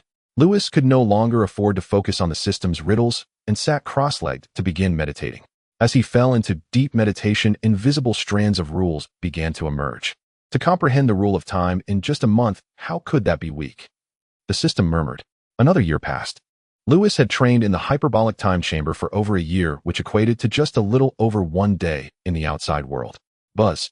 The invisible rules swirling around Lewis gradually solidified, transitioning from quantity to quality. Silver light soared into the sky. The entire hyperbolic time chamber trembled as the area where Lewis was located experienced temporal chaos. The next moment. Stop for me. The silver light on Lewis erupted violently. Crash. The tumultuous time was instantly calmed by the aura of time emanating from Lewis. Gulp. Lewis swallowed hard. I truly comprehended the rule of time from erasure. Huh. Does that mean I can also comprehend the rule of space? Lewis laughed joyfully. Speaking of spatial rules, according to Lewis, there seem to be few who are proficient in spatial rules within the entire King universe. If there is, Lewis knows of the Kaishin. The Kaishin can traverse freely within this universe and even reach the King Palace directly. However, they cannot travel to other universes. Aside from that, Lewis also knows of a deity who is very skilled in space, or rather in time and space. The legendary Kaishin of time. To say that the Kaishin of time is proficient in time and space would be an understatement, as she directly controls time and space. But since Lewis has crossed over to the Dragon Ball world, he has never encountered this deity, nor has he even heard of the name of the Kaishin of time. After this round of training, he intends to ask Whis whether this deity exists in the Dragon Ball world. Lewis continues his training. He has only been in the hyperbolic time chamber for a little more than a year. Since spatial rules have been mentioned, Lewis naturally wishes to comprehend them. Once he grasps spatial rules, he might be able to merge them with time rules to form time-space rules. Then he would be another person to comprehend time-space rules after the Kaishin of time. Northern Galaxy Headquarters. It has been a year since Frieza's death. In this year, the Saiyans diligently follow King Vegeta's orders. Aside from executing the tasks assigned by the Galactic Patrol, they spend all their other time training in the gravity chambers created by the Galactic Patrol. All for the hope of one day transforming into Super Saiyans. Especially King Vegeta, Bibidai, and Theodore, as well as Raditz and Nappa. They are all elite warriors undergoing rigorous training every day. After being revived by Whis, King Vegeta's power broke through to 1 million battle power, and now a year later it has skyrocketed to 2 million battle power. Bibidi and Theodore's powers are similar, having also broken through from 6,000 battle power to 1 million battle power. Raditz and Nappa did not come back from the brink of death, although they too are undergoing rigorous training. However, their improvement is not significant. Raditz 6,000 battle power. Nappa 700 battle power. As for Bardock, aside from Son Wukong and Vegeta, Bardock is the first warrior of the Saiyan clan, of course excluding Broly. In this year, Bardock directly broke through from 2 million battle power to 4 million battle power. The increase is quite astonishing. The remaining Saiyans all possess over 100 battle power. The significant change in the Saiyans is clearly due to the awakening of the S cells. On this day, Gak hurriedly entered the Galactic Patrol headquarters lobby and arrived at the top office. Gak said frantically, "Galaxy King, it's bad. The Gula forces from the Eastern Galaxy are heading towards our Northern Galaxy." Upon hearing Gak's words, the giant octopus trembled in his chair. "What? Gula?" The Galaxy King suddenly stood up, staring fixedly at Gak. If we are to talk about the strongest boss in the 7th universe during the early stages aside from Frieza, there is also Frieza's older brother. Compared to Frieza, Gula's power is even stronger. In the anime movie, when Gula invaded Earth, he transformed into his ultimate state, boasting a battle power of over 400 million. This is bad. Gula must have learned about Frieza's death, so he's come to seize territory. What should we do? The Galaxy King anxiously walked back and forth. According to investigations, the entire Frieza clan has been in discord, so the Frieza clan's leader King Cold had long since separated Frieza and Gula. Frieza controls the Northern Galaxy. Gula controls the Eastern Galaxy. King Cold controls the Southern Galaxy. Each person governs one galaxy. Now that there is no Frieza in the Northern Galaxy, Gula must be eyeing this place. Galaxy King, don't we still have the Saiyan clan? Ever since they defeated Frieza, their power has become even stronger, and they can surely repel Gula. Gak said excitedly, "Perhaps we can even kill Gula." Gak, you have been in the Northern Galaxy for so long that you have no idea what kind of power Gula possesses. The Galaxy King looked at Gak and shook his head, saying, "As Frieza's older brother, Gula's power is not something Frieza can compare to. Don't even mention letting that Super Saiyan who killed Frieza take action. Even adding a few more Super Saiyans like that would absolutely not match Gula." "No way, isn't it said that Super Saiyans are the nemesis of the Frieza clan?" Gak said, dumbfounded. "I don't know about the nemesis, but I do know that Gula's power is very terrifying. We might need to call upon the candidate god of destruction to take action." Having said that, the Galaxy King shook his head again. The candidate god of destruction controls destruction. How could such a deity possibly concern themselves with the mundane affairs of the universe? Now that the Northern Galaxy has finally become somewhat stable, we cannot allow the Frieza clan to interfere. The Galaxy King fixed his gaze on Gak and said, "Beerus is not here now. Aside from the Saiyans, we have no other options. Go and inform King Vegeta of this matter." "Yes." After Gak left the Galactic Patrol, the news quickly spread throughout the Galactic Patrol headquarters. The headquarters was suddenly thrown into panic.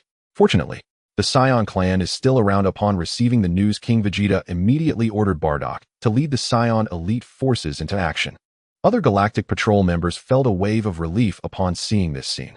The Saiyan clan is already the strongest force of the Galactic Patrol, and with their involvement, they are sure to triumph. Northern Kai's planet. This is bad. This is bad. Frieza's death has actually alarmed Gula. Now the Northern Galaxy is doomed. No, I must quickly notify Son Wukong and Vegeta. Kaishin realm. It's not good, oh ancestor. You must come see. Our universe is about to face trouble. What trouble? The Frieza clan is about to go to war with the Saiyan clan. The average level index of our universe's humans has finally increased again. Should I go stop them? Shut up. You can panic over such a trivial matter. You've embarrassed the face of the Kaishin. But what? Our role as Kaishin is to oversee creation. We cannot interfere too much with worldly matters. Let it develop naturally. Sometimes battle is not the destruction of civilization, but the propagation of civilization. Furthermore, if the direction of civilization's development is incorrect, a god of destruction will also intervene. When has it come to your turn to take action? Ancestor, I understand. In the North Galaxy, dark currents surged at this moment on Earth. In the Tai family manor, a purple cat sat cross-legged on the lawn. A rich aura of time enveloped the surroundings. Centered around the purple cat, a transparent cubic space covered an area of 10 meters in radius. From a distance, it appeared like a room. Next to the transparent cube room, there were two people lounging on beach chairs, occasionally sipping their drinks. "I didn't expect you to have comprehended the rules of time and space, kid," Weiss said lightly. Lewis had disappeared for a month a year ago, and upon his return, he was enveloped by an aura of temporal energy. Lewis had entered the full power state of a Super Saiyan, his strength breaking through to the second level of the divine realm. This startled Weiss. How could Lewis' strength have surged so much in less than a month? The increase in power wasn't the key. The key was, when did Lewis comprehend the rules of time and space? At that time, Weiss was shocked for 2.5 days, unable to comprehend it. However, thinking about how Lewis could also erase and ignore any damage made it seem less shocking. It was as if encountering a ghost often, when seeing one again, how could one still be shocked? Lewis' abnormality wasn't a recent development. In the end, Weiss chose to face everything calmly. Haha, how about this time room I created? Lewis chuckled. He had been in the mind time room for over a month before coming out. The first thing he did upon returning was create a room similar to the mind time room in the manor. Just as Beerus was rushing from the God of Destruction realm to Earth, Lewis let Beerus enter and try it out. This brings us back to a year ago when, due to Quitra's death, Beerus danced a disgusting dance of joy for 3 days and nights. He looked like he had contracted a snake spirit disease. Lewis and Weiss couldn't bear to watch and simply left Beerus in the God of Destruction realm, ignoring him. After the two arrived on Earth, Beerus realized too late. He called for Weiss, but Weiss completely ignored him. In a fit of anger, Beerus flew from the God of Destruction realm to Earth. 1 day outside is equivalent to half a year inside. That's impressive. Weiss nodded as he looked at the transparent cube room. You comprehended the rules of time and space and created this time room. It seems you have a good grasp on the rules of time and space. How do I compare to the Kaioshin of time? Lewis looked over. Weiss was dumbfounded. I never told you about the Kaioshin of time, eh? How did you know? After saying that, Weiss shook his head, or it seemed this kid always knew a lot of things. For instance, he knew about the old Kaioshin being sealed in the Sword of Kaioshin. It was no longer surprising. I can only reverse time by 2 minutes at most, but you can accelerate time by half a year. Accelerating and reversing time are not the same concept. Accelerating time is more complex than reversing it. Clearly, your mastery of time has surpassed mine, and your control over space is naturally greater than mine. Yet the time rules you currently control cannot be compared to those of the Kaioshin of time. Lewis murmured to himself, so there really is a Kaioshin of time. Lewis wanted to ask how far he was from the Kaioshin of time when the transparent cube room suddenly flashed with a silver light. Inside, the purple cat radiated a natural aura. The realm of freedom. Weiss smiled. Lord Beerus has finally comprehended the realm of freedom. A long time ago, Beerus had touched upon the realm of freedom, but he had never broken through to this step. Unexpectedly, this time in the time room created by Lewis, he finally stepped into the realm of freedom. The power of the 5th layer of the divine realm erupted from Beerus. The cube room suddenly shattered. Beerus was enveloped in a silver glow, and his appearance was identical to Lewis in the state of freedom. Lewis, come over and give me a beating. Didn't I just tell Weiss to leave you alone? Is it necessary to be this angry? Stop rambling. Beerus vanished from his spot. Lewis chuckled, enveloped in silver light, and shot up from the beach chair. The two quickly exchanged blows in the sky, with silver light flashing continuously like countless fireworks, blooming, glimmering, and dazzling. Skinny skeleton, you hit my face. Let's see how I can kill you. You little brat, why are you using the time rules? Don't pull my pants. After several hundred rounds, the two descended from the sky. The Lewis God of Destruction outfit had turned into rags draped over him like a beggar. In comparison to Lewis, Beerus looked even more disheveled. Although he was unharmed, his clothes had also turned into rags. Especially in the crotch area, there was a huge hole. Ha ha ha. Seeing this, Weiss clutched his stomach, rolling back and forth on the beach chair, unable to stop laughing. Stop laughing, quickly restore my clothes. Beerus covered his crotch and cursed. Ha ha. Weiss continued to laugh, nearly convulsing. Beerus' face grew darker. Let me handle it. Lewis smiled, raised his hand, and concentrated a touch of the time rule. With a wave of his hand, the clothes on both him and Beerus instantly restored to their original state. Lewis was reversing time on a single object. You little. Beerus swallowed hard. During the recent scuffle, both had entered the state of freedom. Undoubtedly, Lewis was simply no match for him. After all, Lewis did not transform into a Super Saiyan. Whether in strength or speed, he could not compete with him. However, later on, whenever Lewis was hit, he would directly use the time rule to reverse time. He saw through all of Beerus' attacks. Lewis truly achieved foreknowledge. This put him in a passive position. Lord Beerus, how does the realm of freedom feel? Lewis laughed. In this realm, I can only say it's unfathomable. I can't even imagine the ultimate realm after freedom. Beerus shook his head, his tone filled with awe, truly worthy of a realm at the angel level. If I were to face those 10 guys again, I would definitely have the confidence to take them all down at once. Ha, indeed, this realm is truly too powerful, but unfortunately my current base strength is still too weak to unleash the power of the realm of freedom. Lewis sighed. If he could enter the realm of freedom while in the Super Saiyan state, he would become powerful. Weiss said beside him, Lewis, I told you long ago that your transformation was a wrong path. You shouldn't transform anymore. Only your own strength is true strength. Beerus looked at Lewis. You probably can't use the realm of freedom while in the Super Saiyan state, right? You found that out, Lord Beerus. Lewis smiled helplessly. The premise of entering the realm of freedom is a calm mind not swayed by unusual emotions. Lewis transforms into a Super Saiyan. While he is nurtured by divine power, his body feels no burden. However, the Super Saiyan state is a state of rage. There is a saying, the angrier one is the stronger the power of the Super Saiyan. Thus, Lewis cannot enter the realm of freedom while in the Super Saiyan state, unless it's Ultra Instinct. Ultra 4 is the ultimate sublimation of the Saiyan bloodline. It differs from Ultra 1, Ultra 2, and Ultra 3. The first three states will maintain the Saiyan's unique berserk factor. This is also why the more angered one becomes, the stronger the power in the Super Saiyan state grows. However, in Ultra 4 this issue is perfectly resolved. Ultra 4 represents the ultimate sublimation of the bloodline, or one could say that Ultra 4 is another normal state for Saiyans reaching a point of returning to simplicity, no longer influenced by berserk emotions.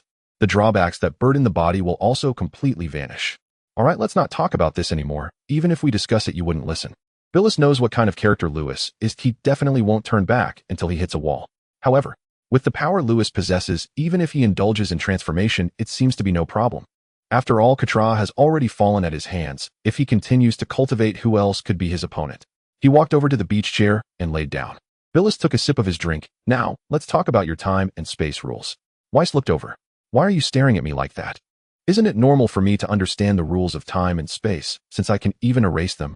Lewis approached the beach chair next to Beerus, lying down, while the three old men relaxed on their beach chairs, sipping drinks, living comfortably. This reasoning is so powerful that it seems impossible to refute.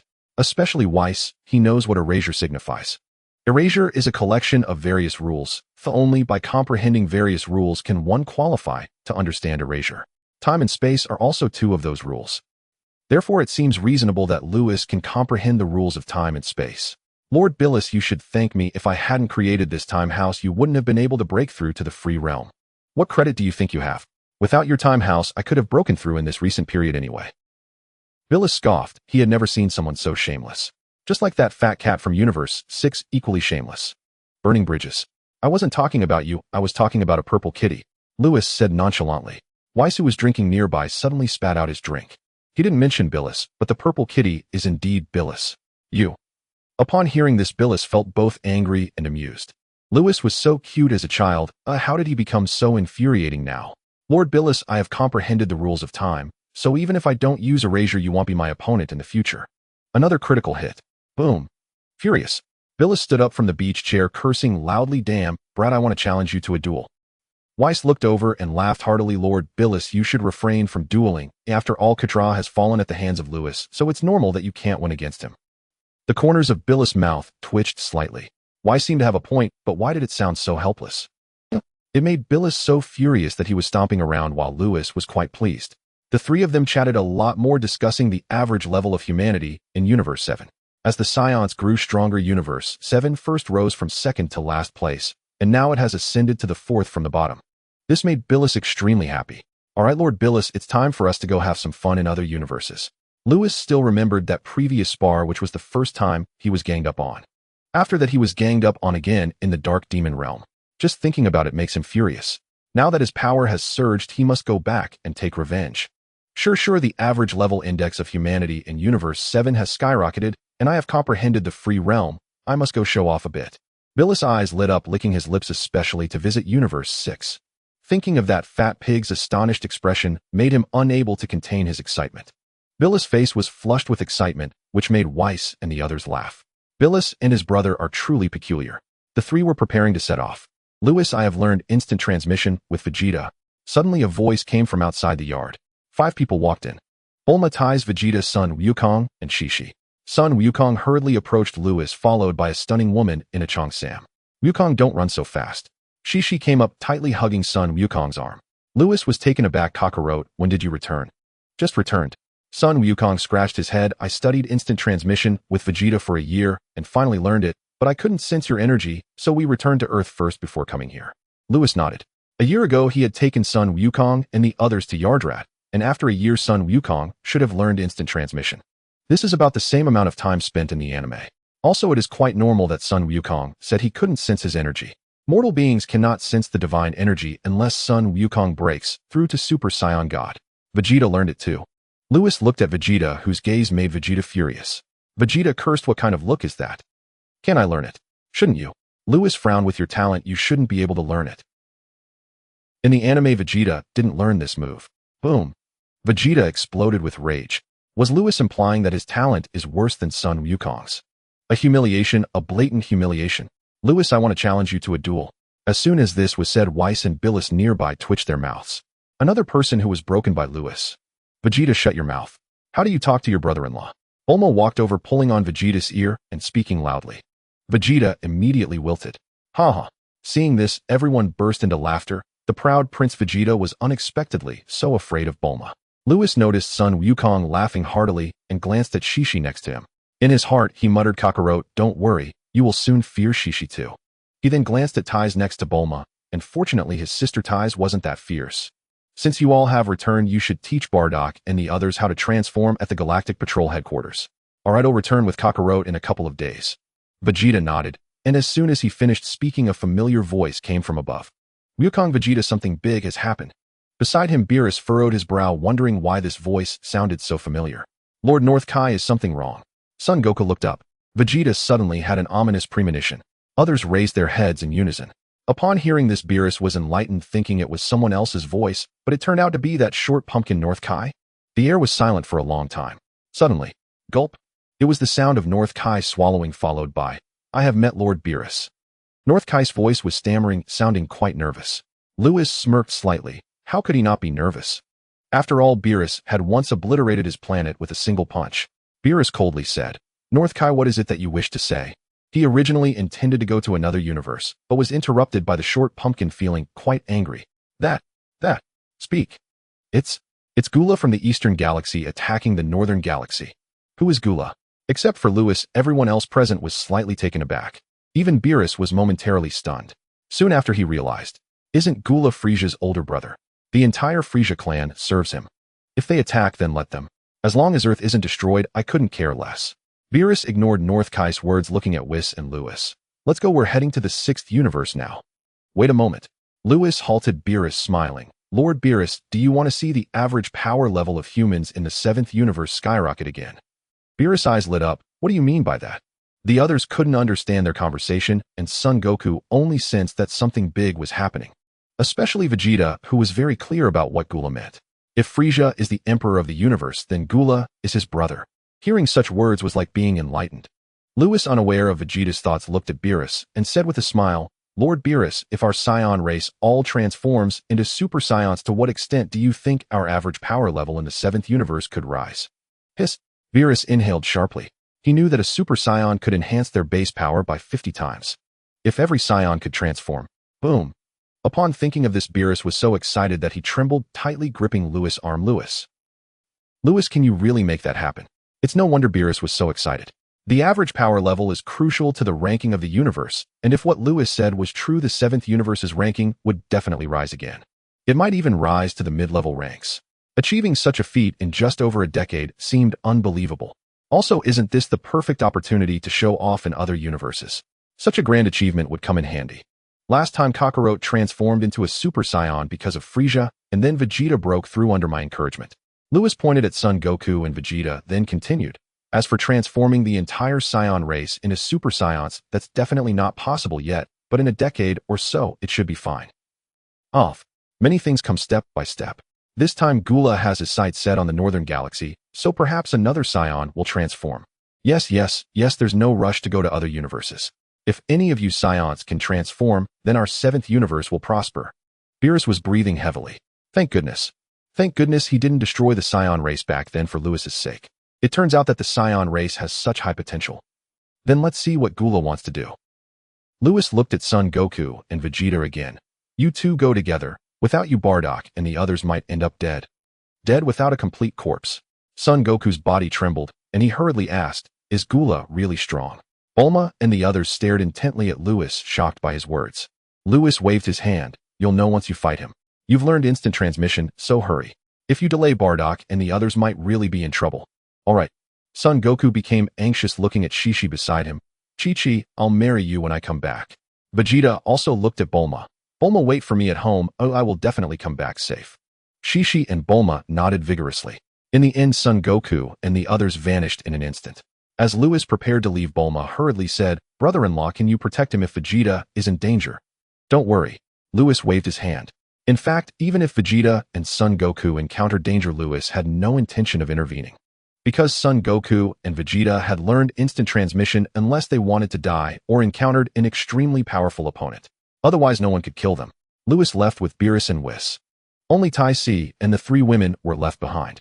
Tai Si comforted, "Chi-Chi, Bulma, don't worry, Lewis is here." Yes. The two already knew Lewis' identity, so they were no longer worried. At this moment, "By the way, Chi-Chi, how did you make Goku agree to marry you?" Bulma looked at Chi-Chi, who was dressed in a chi-pao, smiling. Tai Si was also curious. She covered her face shyly and said, "I just said there would be a big feast for the wedding, and then he agreed." Bulma. Tai Si. In the Kaioshin realm, Saiyan squatted on the lawn looking at the crystal ball placed on the ground by the old Kaioshin. "Ancestor, that's great. Lewis and Lord Beerus have gone to the edge of the northern galaxy. With them there, they can definitely stop this battle." Suddenly, "Ouch, Ancestor, what are you doing?" Saiyan covered his head, squatting on the ground, crying out in pain. "You know nothing."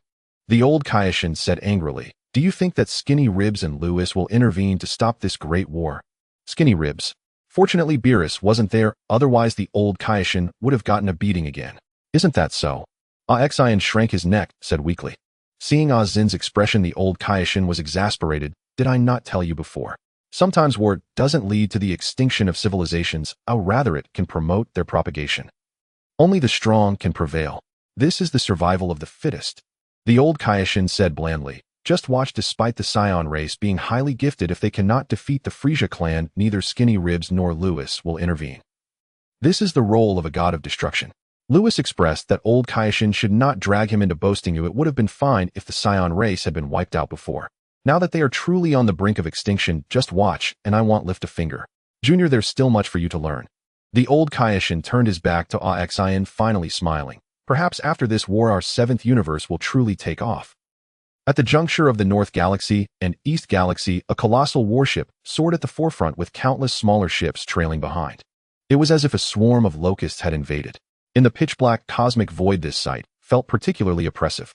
Inside the massive warship, an alien sat in a baby pod, his head round, blood-red eyes and black lips. Surrounding him was an overwhelming sense of oppression. This person was none other than the formidable brother of Frieza, Gula. Gula tapped his fingers rhythmically on the baby pod, producing a shrill sound that echoed throughout the command hall. At that moment, the captain of Gula's mech squad, Shaviza, respectfully reported, "King Gula, we have entered the North Galaxy." "Shaviza, do you think the Super Saiyan is really that strong?" Gula turned his head to look at the blonde Shaviza. "Anyone who can kill King Frieza must possess some strength, but no matter how strong they are, they cannot surpass King Gula." Shaviza flattered, "Indeed, King Gula is invincible." The other two members of Gula's mech squad echoed loudly. "Just some strength." Gula gazed out through the transparent window, muttering to himself. He shook his head and coldly said, "Accelerate the attack. I want to see just how strong those Saiyan monkeys can be." As soon as he finished speaking, 10 small ships appeared 1 kilometer ahead of the gigantic warship. The vast Gula cosmic army suddenly halted its flight, and a voice came from the ship's control room. "Report to King Gula, an unidentified ship has been detected ahead." "Oh." Gula's face twisted into a sinister smile as he asked, "Who has the audacity to block my path, Gula? Destroy them." "Yes." The control room received Gula's order and issued an attack command. Across the cosmic void, the immense fleet of spaceships began to charge their energy cannons. Fire! Thousands of spaceships unleashed energy blasts in an attack. Boom! Boom! In an instant, thousands of energy blasts struck the 10 small ships ahead, illuminating the dark cosmos like it was daytime. "Continue forward." Gula issued the command from the command hall. The entire Gula cosmic army prepared to move ahead. Suddenly, as the smoke from the bombardment cleared, several figures emerged. They hovered in the cosmic void with tails hanging at their waists. "Report to King Gula, it's the Saiyans," came the voice from the control room. "What?" Gula's eyes widened as he brought the baby pod to the transparent window, fixating on the dozen figures 1 kilometer away. "Saiyans." "King Gula, when did the Saiyans become capable of surviving in space?" Shaviza exclaimed in surprise. The other 2 mech squad members, Nizi and Dre, also widened their eyes. Wasn't it said that Saiyans couldn't survive in space? Enough nonsense, strap on oxygen devices and go kill them. Gula frowned, though he too felt puzzled. However, he hadn't sought out the Saiyans, yet they had come to deliver themselves to death. He would grant them that. Thus Shaviza and the others donned their oxygen devices and flew out of the warship, charging toward the figures. 1 kilometer away, 15 figures hovered. Bardock, Raditz, Naba, Bibarit, and Theodore along with 10 other Saiyans. The elite combat power of the Saiyan clan had gathered here. In the words of King Vegeta, if Bardock and the others couldn't defeat Gula, then sending more Saiyans would only lead to their demise. Hence, only 15 Saiyans were present. Meanwhile, King Vegeta was urgently trying to contact Son Goku on Earth from the Galactic Patrol headquarters. If the Super Saiyans of the Saiyan clan did not arrive, Bardock and the others would be doomed. Yet even so, Bardock and his companions did not flinch. I never expected our Saiyan clan could survive in space. Raditz communicated through spirit transmission. It was Lewis who made a wish to the dragon. A year ago, Bardock was taken back to the galactic headquarters by Lewis, who mentioned this. At first he thought Lewis was joking, but upon trying it once it turned out Saiyans could indeed survive in space. At this moment Naba spoke up, "They are coming." He spotted Shaviza and the others approaching with oxygen devices. Seeing this, Bardock sneered, those three were too weak. He had stayed on Earth for 2 years, and had already learned to sense chi. In his sensing, the strongest was that green-skinned guy whose power was less than 1/10 of his. Raditz, go kill them. Yes. Raditz nodded and instantaneously erupted with a white aura flying towards Shaviza and the others. At that moment, a group of people suddenly appeared in the distance. Lewis, Beerus with Son Goku and Vegeta. Seeing Raditz entangled with Shaviza and the other, Son Goku sighed in relief. Fortunately, the real battle hasn't begun yet. Vegeta nodded, looking around and realizing his father was not present. Unbeknownst to him, King Vegeta was currently sending messages to the two from the galactic headquarters. Lewis watched the battle between Raditz and Shaviza unfold and asked Lord Beerus, "What do you think of our Saiyan clan? Your talent goes without saying, but the talents of the others leave much to be desired." Beerus crossed his arms and glanced at Son Goku and Vegeta. Beside him, of course, these two are quite impressive as well. P.S. There are 3 extra chapters. Please give a good review. Hehe.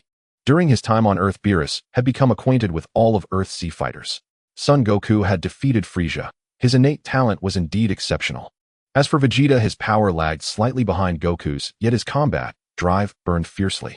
Still, Beerus could clearly see that Vegeta's martial foundation was inferior to Goku's, and his mental cultivation fell short as well. Merely exceptional. Lewis chuckled. In the Dragon Ball universe, if these two protagonists are merely exceptional, then no one in this world possesses truly extraordinary talent. Is it not so? Beerus glanced intently once more at Goku and Vegeta standing nearby. Whis too observed the two closely, then fell into deep contemplation. 2 piercing gazes locked onto them. Goku and Vegeta shuddered involuntarily. What had they done wrong? Had they somehow provoked destruction? Lewis shook his head and smiled. Sometimes Lord Beerus' appearances can be deceiving. Oh, Beerus furrowed his brow. Lewis spoke calmly. Universe 11 has a warrior named Jiren. In my view, Jiren falls short of both of them. His voice was quiet, yet it startled both Beerus and Whis. Are you certain you're not jesting? Beerus had long heard of Jiren's renown, the mortal said to rival a god of destruction in sheer might. His upcoming journey with Lewis across universes even included plans to visit Universe 11, to witness Jiren's prowess firsthand. Whether I jest or not, you shall discover in due time. Moreover, the Saiyan race may seem lackluster to you, but in truth their innate talent ranks among the very highest across the Grand Priest's multiverse. Lewis had initially believed the Saiyans were inherently malevolent. If so, their cells would remain perpetually suppressed by innate ferocity, never awakening. That was precisely why Lewis had previously ignored the Saiyans warriors whose power was feeble and whose temper volatile were unworthy of protection. Later, however, Lewis realized he was mistaken. The Saiyans were not born evil, rather their environment had shaped them. Once every Saiyans factor fully awakens, any of them could ascend to Super Saiyan. Imagine this 6 Saiyans merging into one Super Saiyan god. Then there is the fusion technique, 2 Saiyans uniting into a single fused warrior. What does that imply? The very thought sends chills down the spine. At that moment, Lord Beerus withdrew his gaze from Goku and Vegeta, his tone grave. Lewis speaks truly. We may have gravely underestimated the Saiyans. Beerus's pupils contracted sharply as he turned, locking eyes with Whis. He glanced again at Goku and Vegeta beside him. Meanwhile, the 2 Saiyans stood bewildered, struggling to follow the conversation among the 3 deities. Especially Vegeta. He had always prided himself on the Saiyans' elite aptitude. Yet could their potential truly be that staggering? Suddenly, boom, boom, a thunderous clash echoed from afar. A Saiyan with waist-length hair battled 3 extraterrestrial warriors.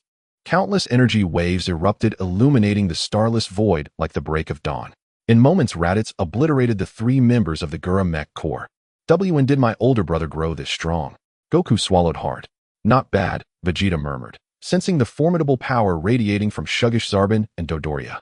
The younger Raditz would never have bested them before. It seems this young man hasn't idled away the past year. No sooner had Vegeta spoken than a figure shot forth from the colossal warship hovering in deep space. That figure rode a small cradle-like vessel. I told Frieza to eradicate your entire Saiyan race back then, yet he refused to listen. Sound cannot travel through vacuum. Yet the instant Gura emerged, his frigid voice reverberated across the infinite black expanse. Danger! He's overwhelmingly powerful. Goku cried urgently. Vegeta, let's go now. In flashes of golden light, the two warriors streaked toward the distant battlefield. Only Lewis, Whis, and Beerus remained where they stood. Watching Goku and Vegeta vanish into the distance, Beerus asked, Whis, what did you mean just now? If my perception serves me, the savage aura within the Saiyans' bodies is gradually fading. That may well be the source of their ascension. Moreover, the less residual savagery they retain, the stronger they become. Of course, that savage aura doesn't vanish entirely. It lies dormant only to erupt explosively upon transformation into a Super Saiyan, transmuting into immense power. Lord Beerus, the Saiyans' innate talent may surpass even that of the Frost Demons. Whis turned slowly, his gaze heavy with implication as he looked at Lewis. Am I correct? For years he had remained by Beerus's and Lewis's side, never truly studying the Saiyans up close. Not until this moment, gazing upon Bardock and the dozen Saiyans far in the distance, had he grasped this truth. Haha. Lewis laughed lightly, offering no further explanation. Whether Saiyan talent exceeds that of the Frost Demons depends entirely on which Saiyan and which Frost Demon you compare. Measured against Goku, any Frost Demon pales in comparison.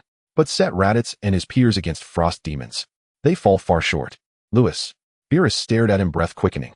He had entrusted the Frost Demons as his proxies, precisely because he acknowledged their extraordinary aptitude. Now was claimed Saiyan talent surpassed theirs. Was this claim genuine? If so, Beerus recalled the Saiyan race's total population, over 2,000 warriors. Each upon ascending to Super Saiyan would outmatch Frieza, Gura, and King Cold alike. The more he pondered, the more exhilarated he grew. You'll learn all in good time, Lord Beerus. Now let us watch the spectacle unfold. With that, Lewis shifted his gaze toward the distant battle. Beerus nodded.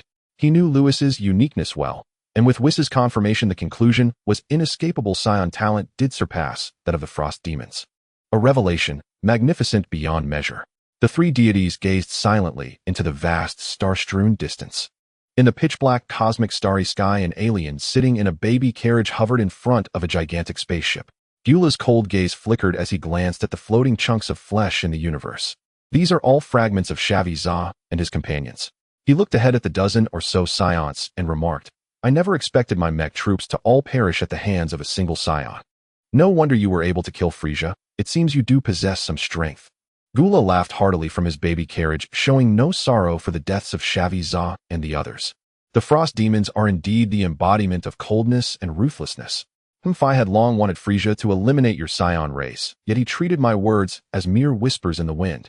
However, no matter what, Frieza is also one of the Frost Demons. Since you have killed him, you shall meet your demise as well, allowing me to take over his territory. Gyula had no intention of letting his subordinates take action anymore, as Shavi Za and his two companions were already dead. Sending others would only lead to more deaths. In the starry sky, Gyula's aura grew increasingly terrifying. In his normal state, his combat power stood at 60 million. Boom. With full force unleashed, the baby carriage Gyula was and suddenly exploded. A terrifying aura spread across the starry sky, causing the magnetic field to go haywire, with numerous ions gathering together to form silver, dragon-like shapes. Affected by this power, Gyula's fleet of spaceships swayed violently, prompting his subordinates to quickly retreat. Be careful. In front, Bardock wore a grave expression as he looked at Gyula. Gyula's aura was extremely terrifying, resembling that of a primordial behemoth. An endless pressure surged towards them. I never expected Gyula to be so powerful. In Bardock's sense, Gyula in this state had power comparable to Frieza's ultimate form. Prepare to gather the artificial moon. King Vegeta is already contacting Kakarot to see if he can make it in time. Gyula's aura was very terrifying. Bardock currently had only 4 million combat power. If he fought Gyula in his normal state, he would undoubtedly be obliterated. Although lower-level warriors would lose their sanity in their great ape form, Bardock could no longer afford to care about that. Yes. Feeling the power, Gyula unleashed. A glimmer of fear flashed in the eyes of the Saiyans like bird, but they quickly suppressed that fear. Suddenly, Father, I'm here. A voice called out, and then 2 beams of light flew towards them. It's Kakarot. Kakarot is here. And Vegeta is here too. The Saiyans were overjoyed. If these two hadn't arrived, they would have been doomed. My. In the distance, Gula paused upon seeing the two. So there are more foolish ones coming to seek death. Ew, I shall grant you that. Gula transformed into a purple beam of light and charged toward Bardock. The void trembled. Fall back. Goku quickly urged everyone to retreat as he saw Gula charging. Vegeta transformed into a Super Saiyan. Alright. As soon as he spoke, brilliant golden light erupted from Goku, and the others shining like two newborn suns blindingly bright. A tremendous momentum radiated outward, causing the vacuum of space to erupt with a thunderous roar. Once their transformation was complete, the two instantly flew towards Gula. No, it can't be. Golden-haired form. Prince Vegeta. When did Prince Vegeta also transform into a Super Saiyan? Isn't it better to transform? Ha ha ha, now Gula is doomed. The retreating Saiyans were ecstatic upon seeing this. As Gula approached, he couldn't help but shiver at the sight. Golden hair and blue eyes. Just like the legends passed down among the Frost Demons. Super Saiyan. Is this the Super Saiyan that killed Frieza? If I want to see if a Super Saiyan is truly that strong. Gula accelerated, and in the next moment, he clashed with Goku. You all fall back. I need to help those two. The retreating Bardock suddenly stopped. Having learned to sense ki on Earth, he could clearly perceive that Gula in this state was not weaker than Frieza's ultimate form. Let's not forget that Frieza can transform, so Gula should be able to as well. If Gula transforms again his strength. Bardock's heart trembled. Could it be that even the Super Saiyan couldn't match Gula? Bardock shot forward. Father, Raditz shouted. Raditz, we can't help, but we need to leave. Bardock will be fine. That was Bala holding Raditz back. The group of Saiyans retreated while Goku and Vegeta engaged Gula in battle. Boom. Boom. The forces unleashed from their collision stirred a storm in the starry sky, shaking the stars. Bang. Gula was struck by Goku's punch, hurtling through the cosmic sky. Suddenly, a golden light shot forward, and Vegeta instantly caught up with Gula. Vegeta's hands converged into a massive hammer. Infusing it with immense power, he struck down. Gula's head caved in several centimeters as he let out a heart-wrenching scream, flying back towards Goku. Bardock also joined the battle, and the fight reached a fever pitch. In an instant, the entire starry sky erupted. In the distance, two Super Saiyans. Beerus laughed heartily upon seeing this. The more Super Saiyans there were, the higher his universe's ranking. Lewis looked over and asked, Lord Beerus, how strong is Gula's true power? You'd have to ask Whis about that. In terms of combat power in the 7th universe, Gula's ultimate form possesses 470 million combat power. Whis said nonchalantly. 470 million. Lewis shook his head. He could clearly sense that Goku and Vegeta's powers weren't very strong, likely not exceeding 400 million. If that were the case, Goku and Vegeta wouldn't be able to defeat Gula. What are their current combat powers? Goku's power is 300 million and Vegeta's power is 250 million. Whis stated. This means Goku's normal combat power is 6 million and Vegeta's normal combat power is 5 million. Compared to before, their improvement wasn't significant, only increasing by about 1 million in combat power. This was due to their learning instant transmission. Lewis naturally understood this, and he didn't think there was anything wrong with spending a year learning instant transmission. After all, instant transmission is a vital skill for survival. Even if it takes 10 years, it's worth it. From what Whis says, does that mean Goku and Vegeta cannot defeat Gula? Beerus watched the battle ahead. There are many factors that influence the outcome of a battle. It is not simply the case that higher combat power guarantees victory. As a god of destruction, Beerus has fought countless battles and naturally understands this. However, given the current situation based on the revealed powers of Sun Wukong and Vegeta, it will be somewhat difficult for them to defeat Gula. After all, the entire Frieza race serves him, and Beerus is aware of Gula's ultimate form's power. Lewis chuckled. Two Super Saiyans trying to defeat Gula might be a bit challenging. But what if there were one more Super Saiyan? One more Super Saiyan. Beerus and Whis were momentarily stunned. Isn't Bardock already engaged in a fight? Given his current state, as long as he is sufficiently enraged, he can transform into a Super Saiyan. Lewis continued to watch the battle ahead, and said calmly, Whis, control Kakarot and Vegeta for a moment, let them be severely injured by Gula. If my son is injured, Bardock will surely be furious, and that will allow him to transform into a Super Saiyan. Lewis revealed a mischievous smile. Upon hearing this, Beerus' body shook violently. Oh, what a cunning bastard. Even Whis felt a chill down his spine. If others didn't provoke him, they still suffered so much. What would happen if they did? The last person who offended him has already been erased. In the distance of the starry sky. Boom. Various energy blasts filled with boundless power roared wildly, traversing the cosmic expanse and striking planet after planet, causing a series of explosions. The power unleashed by the explosions swept across the entire star region, filling the cosmic sky with all kinds of violent energy. The magnetic field of the stars was in utter chaos. Crash! Two golden beams of light resembling golden dragons intertwined in the starry sky, at the center of which was an alien with a bruised face. In his normal state, Gula has a combat power of 60 million. Against Sun Wukong, who transforms into a Super Saiyan with a combat power of 300 million, and Vegeta with 250 million, he is simply no match. Ah! Gula was continuously hit, letting out heart-wrenching cries of pain. On the other side, Bardock was looking for an opportunity, occasionally landing a blow on Gula. Damn Saiyan monkey. Gula was struck by a punch and flew into the starry sky. This scene was seen from afar by Lewis, who couldn't help but marvel at how resilient the Frieza race is. Gula, with only 60 million combat power, has been fighting for so long and is still full of energy. Above the stars, Gula steadied himself, wiped the blood from the corner of his mouth, and coldly remarked, "So this is the power of you Super Saiyans. I must admit it is indeed very strong. No wonder you could kill Frieza. However, if this is all the power you have, then next year on this day will be your day of reckoning." Gula laughed maniacally.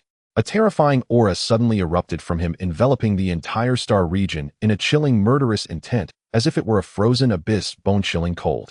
Not good. Gula is about to transform. We must stop him. Bardock, who had snuck in and then retreated, felt a tremor in his heart upon seeing this. Sun Wukong and Vegeta in the starry sky also recalled that scene on Namek. No, they cannot allow Gula to transform successfully. The three moved quickly. Sun Wukong flew to one side, gathering his hands at his waist, a bluish energy sphere suddenly appearing in his palm. Vegeta remained in the middle, hands together at his chest, with a golden energy blast forming in his hands. Bardock flew to the other side, mimicking Sun Wukong's posture, gathering an energy blast in his palm. The three formed a triangular formation. Kamehameha. Final flash. Shining wave. Boom. The three attacks simultaneously shot towards Gula in the starry sky. The overwhelming momentum swept across the entire starry sky. In that instant, it was as if the heavens and earth were being opened. Boom! The three attacks firmly hit Gula. For a brief moment, smoke filled the air and Gula's location was completely obscured from view. The scene of Gula being struck was witnessed by Lewis and the others. "Lewis, your Saiyan race keeps surprising me more and more." Beerus crossed his arms and said solemnly, "Aside from Sun Wukong and Vegeta, that Saiyan named Bardock has quite impressive talent." "Indeed, very impressive," Whis nodded, and added, "No wonder you would say he can also transform into a Super Saiyan." Lewis smiled, but said nothing. As the father of the protagonist of Dragon Ball, Bardock's potential is naturally formidable. Gula is about to enter his ultimate state. Whis, be cautious. Lewis again showed a sly smile. At a critical moment, you must control Kakarot and Vegeta for me. Don't let them use instant transmission to escape. Bulma asked her brother-in-law to protect Vegeta, yet Lewis had Whis play a dirty trick. Thankfully, Bulma isn't here, otherwise she would definitely trouble Lewis. To make Bardock transform into a Super Saiyan, you are indeed going to great lengths. Whis rolled his eyes, and then said, "Rest assured, I will control them." In the distance of the starry sky, boom! A purple light soared into the sky. The overwhelming momentum dispersed the smoke. What appeared was a short figure resembling Frieza's ultimate form, standing in the void. The fourth transformation, the fifth form. Combat power 470 million. To die under my ultimate form is your honor. Gula hovered in the void, his cold gaze fixed on Sun Wukong and the others. At this moment, Gula resembled a demon from the abyss, his immense aura distorting the very fabric of space. Gula's unparalleled power made Sun Wukong and the others' bodies tremble slightly. Bardock was shocked. Vegeta was terrified. Sun Wukong was excited. The three had different reactions. Be careful. While they were momentarily stunned, Sun Wukong noticed that Gula had vanished and shouted urgently. Crash! A purple light danced in the starry sky. Sun Wukong and Vegeta rushed towards it, quickly engaging Gula in a fierce battle. After hundreds of rounds of fighting, soon Sun Wukong and the others realized they could not withstand Gula's onslaught. Their stamina was rapidly depleting and their injuries were increasing. In contrast, Gula's aura grew stronger and stronger. The strongest Sun Wukong was at a combat power disadvantage of 170 million against Gula in his ultimate state. Ultimately, the difference in power was too great. How can this be? Looking up at Gula, Vegeta spat out a mouthful of blood, gritting his teeth. We Saiyans are actually no match for the Frieza race. In the sky, Gula glanced at Vegeta, then looked at Bardock on the other side. There's still one that got away. Gula laughed heartily, transforming into lightning as he charged towards Bardock. His speed was so fast that Bardock couldn't react in time. In an instant, Bardock suddenly spat blood, the blood spraying into the starry sky. Without gravity's influence, the blood contracted into droplets. Bardock spat out another mouthful of blood, severely injured. He could no longer speak. Bardock only had 4 million combat power. Being hit by Gula's 470 million combat power was already his limit. Father, Sun Wukong shouted anxiously, instantly appearing beside Bardock, pulling out a Senzu bean and putting it in Bardock's mouth. At the same time, he and Vegeta also consumed one. The three were fully revitalized. P.S. Please leave a good review. Thank you all for the small gifts. Special thanks to Passing Card Face to Strike for the character summon and inspiration capsule. Special thanks to World Seconds Understand for the inspiration capsule. Special thanks to Lost and Unknown for the urging symbol. In the distance, Beerus was taken aback. What kind of bean is this? It can actually restore someone from a severe injury to full health. Weiss frowned. This is a Saiyan bean, or I thought it was extinct. Hearing this, Lewis was stunned. Weiss, do you recognize these beans? This is from the former Grand Priest. Before he could finish his sentence, Weiss' body suddenly trembled. He remembered something. When he was on Earth, he felt that the style of the tall tower in the northern part of Earth was very familiar. Lewis raised an eyebrow, surprised that Bobo's background was actually related to the former Grand Priest. He truly was an angel. Weiss, come on, control Kakarot and Vegeta. Lewis didn't ask about the Saiyan bean. He looked at the battle ahead and shouted urgently. In front, Son Goku and the others seemed to realize the situation was dire and prepared to use instant transmission to escape. Weiss regained his focus, set aside the matter of the Saiyan bean, and quickly waved his staff. A silver light enveloped Son Goku and Vegeta. In the distance, the pressure from Gula in the sky grew increasingly terrifying. We can't win, let's retreat. Son Goku spoke. If he were alone, he definitely wouldn't back down so easily. But with his father here, he had no choice. It was quite helpless. All right. Vegeta gritted his teeth and nodded firmly. Even transformed into Super Saiyans, they were still no match for Gula. This was so frustrating. Son Goku prepared to use instant transmission to take Bardock away from the other side, but suddenly he and Vegeta were frozen in place, as if time had stopped. What happened to you? On the other side, Bardock saw Son Goku and Vegeta's strange behavior and shouted anxiously, trying to escape. When Son Goku had just used instant transmission to save Bardock, Gula had already noticed Son Goku's miraculous technique. In this battle, he experienced the terror of the Saiyans and would not let them escape. Taking advantage of Son Goku and Vegeta being dazed, Gula raised both hands high and an energy sphere 3 meters in diameter appeared in his hands. The orange light radiated like a newborn sun, emitting a scorching heat that seemed to threaten to boil the universe. Die! Gula forcefully pushed downward. Kakarot, dodge now. Hurry! Seeing this, Bardock let out a heart-wrenching scream. His back felt hot, yet he was completely unaware. Boom! A strange airflow suddenly surged through the cosmic starry sky, the surrounding air pressure skyrocketing, and a terrifying momentum swept through the area. It felt like the apocalypse of the universe. It was extremely terrifying. In the distance, Beerus relaxed his crossed arms. The scene before him made him feel a bit anxious. Bardock should be able to transform right. Mainly the more Super Saiyans there are, the higher his ranking in the universe will be. I don't know. Lewis furrowed his brow, and he began to feel anxious as well. You all seem quite tense. Weiss glanced over and smiled. However, Lewis and the others did not respond, fixated on the front. Weiss rolled his eyes and said, all right, if nothing unexpected happens, Bardock should be able to transform successfully. How do you know? Lewis and the others hurriedly looked over. Lewis, I noticed that when you transformed into a Super Saiyan before, a powerful force would surge from your back. Weiss stated calmly, Bardock is in the same state now. A powerful force is gathering at his back, identical to your reaction. If nothing goes wrong, he should be able to transform successfully.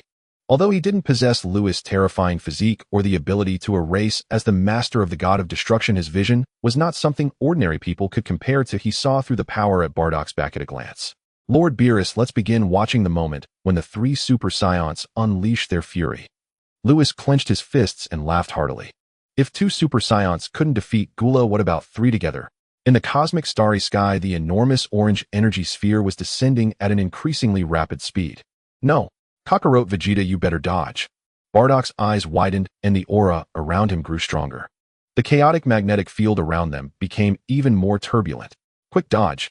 Bardock saw that Son Goku and the others still hadn't moved, and his emotions became increasingly violent. His hair began to flicker. One golden, one black. Buzz. Buzz. Buzz. Various energy mediums filled the cosmic starry sky, and a deafening roar erupted from Bardock. Boom. Boom. Like a volcanic eruption, the immense power that Bardock unleashed caught Gula's attention above. Seeing Bardock's flickering hair, Gula couldn't help but tremble inside. Another Super Saiyan. You die too.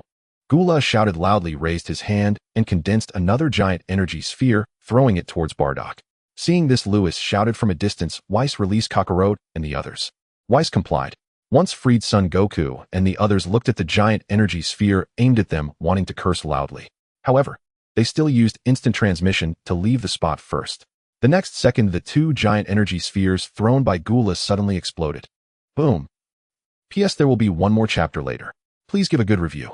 Thank you all for the small gifts. Special thanks to Passing Character for the character summon and inspiration capsule. Special thanks to World Understand in Seconds for the inspiration capsule. Two colossal mushroom clouds, each spanning 10,000 meters in radius, erupted across the cosmic expanse. The violent force of the blast made the starry void crackle ominously, as if the fabric of space itself were on the verge of shattering. The entire starfield blazed with blinding radiance. Ha ha ha ha. Above, Frieza and Goku had been locked in relentless combat, with two others expending their utmost strength. Then moments ago, Frieza had hurled two massive energy spheres, nearly exhausting himself. They must be dead now. Frieza glared at the twin mushroom clouds, teeth clenched. That accursed Frieza.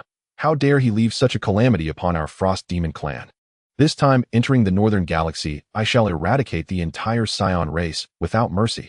Regaining a sliver of strength, Frieza turned sharply, preparing to return to his starship. Suddenly, whoosh, whoosh, whoosh. Amidst the vacuum, a medium saturated with volatile energies, three distinct surges of blazing aura roared forth. Frieza's pupils contracted violently as he whirled around, locking his gaze in grim disbelief upon the two mushroom clouds. Then, without warning, one of them exploded outward. Three golden-lit figures emerged. Three Super Saiyans. No, impossible. Frieza trembled uncontrollably from head to toe. Those two attacks represented my absolute peak. How could you possibly survive them? In truth, the instant Frieza launched his twin energy spheres, Goku and Vegeta instantly teleported beside Bardock, and the three united their might to intercept one of the blasts. Before him, Bardock's body blazed with golden light as he fixed Frieza with an icy stare. Two Super Saiyans couldn't defeat you. What about three? Frieza, meet your end. Goku and Vegeta cried in unison before surging forward to strike. From afar, the trio watched Bardock's golden aura ignite and breathed a collective sigh of relief. Well then, Frieza is as good as dead. Lewis turned to Beerus with a wry smile. Lord Beerus, my kin have eliminated your other proxy. No objections, I hope. Whis stifled a chuckle behind his hand. Beerus sighed, exasperated. Killed. Fine. What could I possibly refuse given what you intend? Truth be told, he held no grievance, not even if Lewis ordered the deaths of Frieza, Frieza's brother, and King Cold alike. With Lewis now his designated contender for destruction, proxies had become utterly obsolete. Now hold on. That's hardly fair. I've stood right here beside you the whole time. I never lifted a finger. How can you claim this was my doing? Someone who clearly instructed Whis to intervene. Beerus muttered, his brow darkening. Lewis draped an arm over Beerus's shoulder, grinning mischievously. I said it myself. I didn't lay a hand on him. So how can you blame me for Frieza's demise? Beerus. Unbelievably shameless. Meanwhile, the battle raged with cataclysmic intensity. Goku's power surged to 300 million. Vegeta reached 250 million. Bardock transformed into a Super Saiyan, shattered past 200 million. And Frieza, unleashing his ultimate form, commanded 470 million. Against two Super Saiyans, Frieza had still dominated. Yet even that supremacy demanded his full strength. His duel with Goku and Vegeta had already drained his reserves. Launching those twin energy spheres left him all but spent. Now three Super Saiyans converged upon him. Exactly as Lewis had predicted, Frieza could no longer withstand them. In an instant, Vegeta seized his opening, shattering Frieza's limbs. Goku struck next, punching clean through Frieza's abdomen. Bardock, gazing upon Frieza's ultimate form, recalled the horrifying moment when Ultimate Frieza had devoured him whole on Namek. And so, Bardock repaid him in kind. Since Frieza was gone, vengeance would fall upon his elder brother. He compressed raw energy into a sphere and forced it deep into Frieza's mouth. Frieza's skull detonated instantly, gray matter and crimson blood spraying in all directions. The Emperor of the Northern Galaxy's elder brother had barely crossed the galaxy's outer rim before being annihilated utterly. Goku, Vegeta, and Bardock then streaked forth as a single golden bolt, sweeping across the galactic frontier, cutting down every one of Frieza's remaining forces. At that moment, Lewis, Beerus, and Whis approached. Lewis, why couldn't Vegeta and I move just now? Goku asked. Vegeta too fixed Lewis with a searching gaze. Not a clue. Lewis replied with a grin. wicked, knowing, and utterly insufferable. Vegeta glanced between Goku and Bardock, a flicker of dawning realization crossing his face. It reminded him of something back on Namek. Suddenly Lewis shot him a sharp warning glare, and Vegeta flinched violently, snapping his mouth shut before a word escaped. Lewis withdrew his gaze and turned to Bardock, the golden-haired Saiyan with piercing emerald eyes. Smiling warmly, Bardock, how does the power of a Super Saiyan feel? Bardock flexed his hands, blinking slowly with that unmistakably sly, dangerous gleam. Unbelievable. This power, utterly overwhelming. Once he believed 10,000 combat power the pinnacle. Now he soared beyond 200 million. Ha ha ha, you'll grow even stronger yet. Lewis chuckled softly. After all, the three stood only at Super Saiyan level 1, still awaiting the ascents to level 2, level 3. At that moment, Whis turned to Goku, frowning slightly. Master Son, do you still possess one of those sacred beans? Why did Whis seek the Senzu bean? The others were baffled, but Beerus recoiled in shock.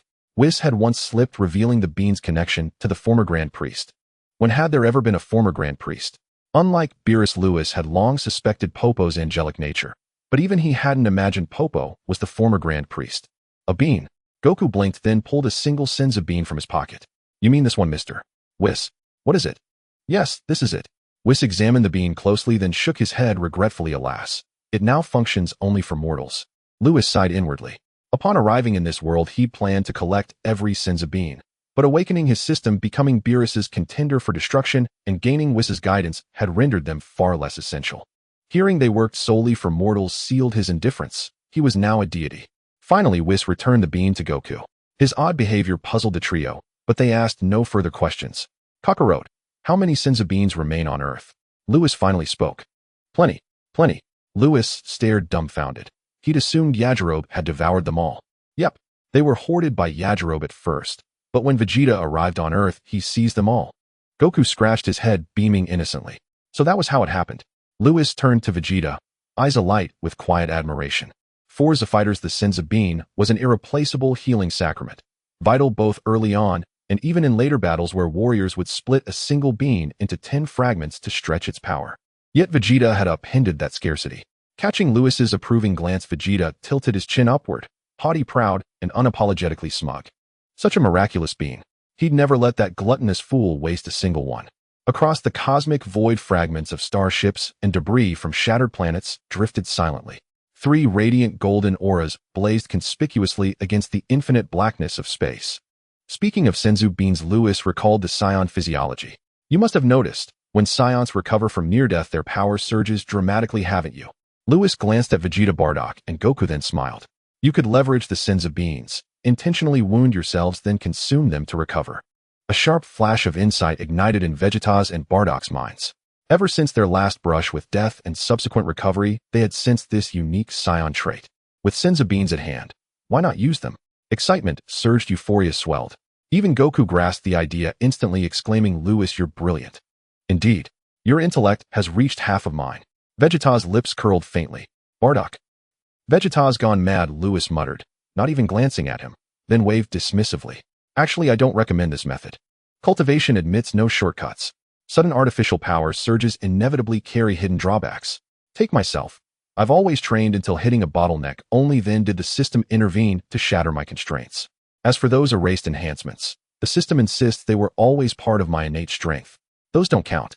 Lewis paused, then continued, you 3 learned instant transmission on Yardrat, having trained no further for a year. Perhaps now is the time to test this method. Had Goku and Vegeta trained normally, their base battle power would likely have surpassed 6 or 7 million by now. Still use this approach sparingly. Lewis concluded, I'll soon depart the 7th universe.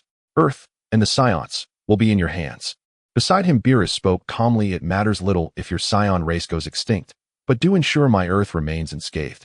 In Beerus's eyes, and perhaps across the entire galaxy, Earth held unparalleled importance thanks to its incomparable cuisine. Whis nodded in quiet agreement. Observing their reactions, Lewis rolled his eyes. I'm standing right here. Really, is this appropriate? Lewis, where are you going? Goku and the others had intended to ask why this training method shouldn't be used more often. My affairs are none of your concern. Focus instead on rigorous cultivation. Your current strength may yet prove insufficient to protect Earth. Lewis withheld mention of Cell, but his tone startled Goku, Vegeta, and Bardock. Insufficient to protect Earth. A chilling thought took root. Could Earth truly be in peril? By the way, Bardock, you know that achieving Super Saiyan form demands peak rage. When you return to the galactic headquarters, teach this truth to your kin.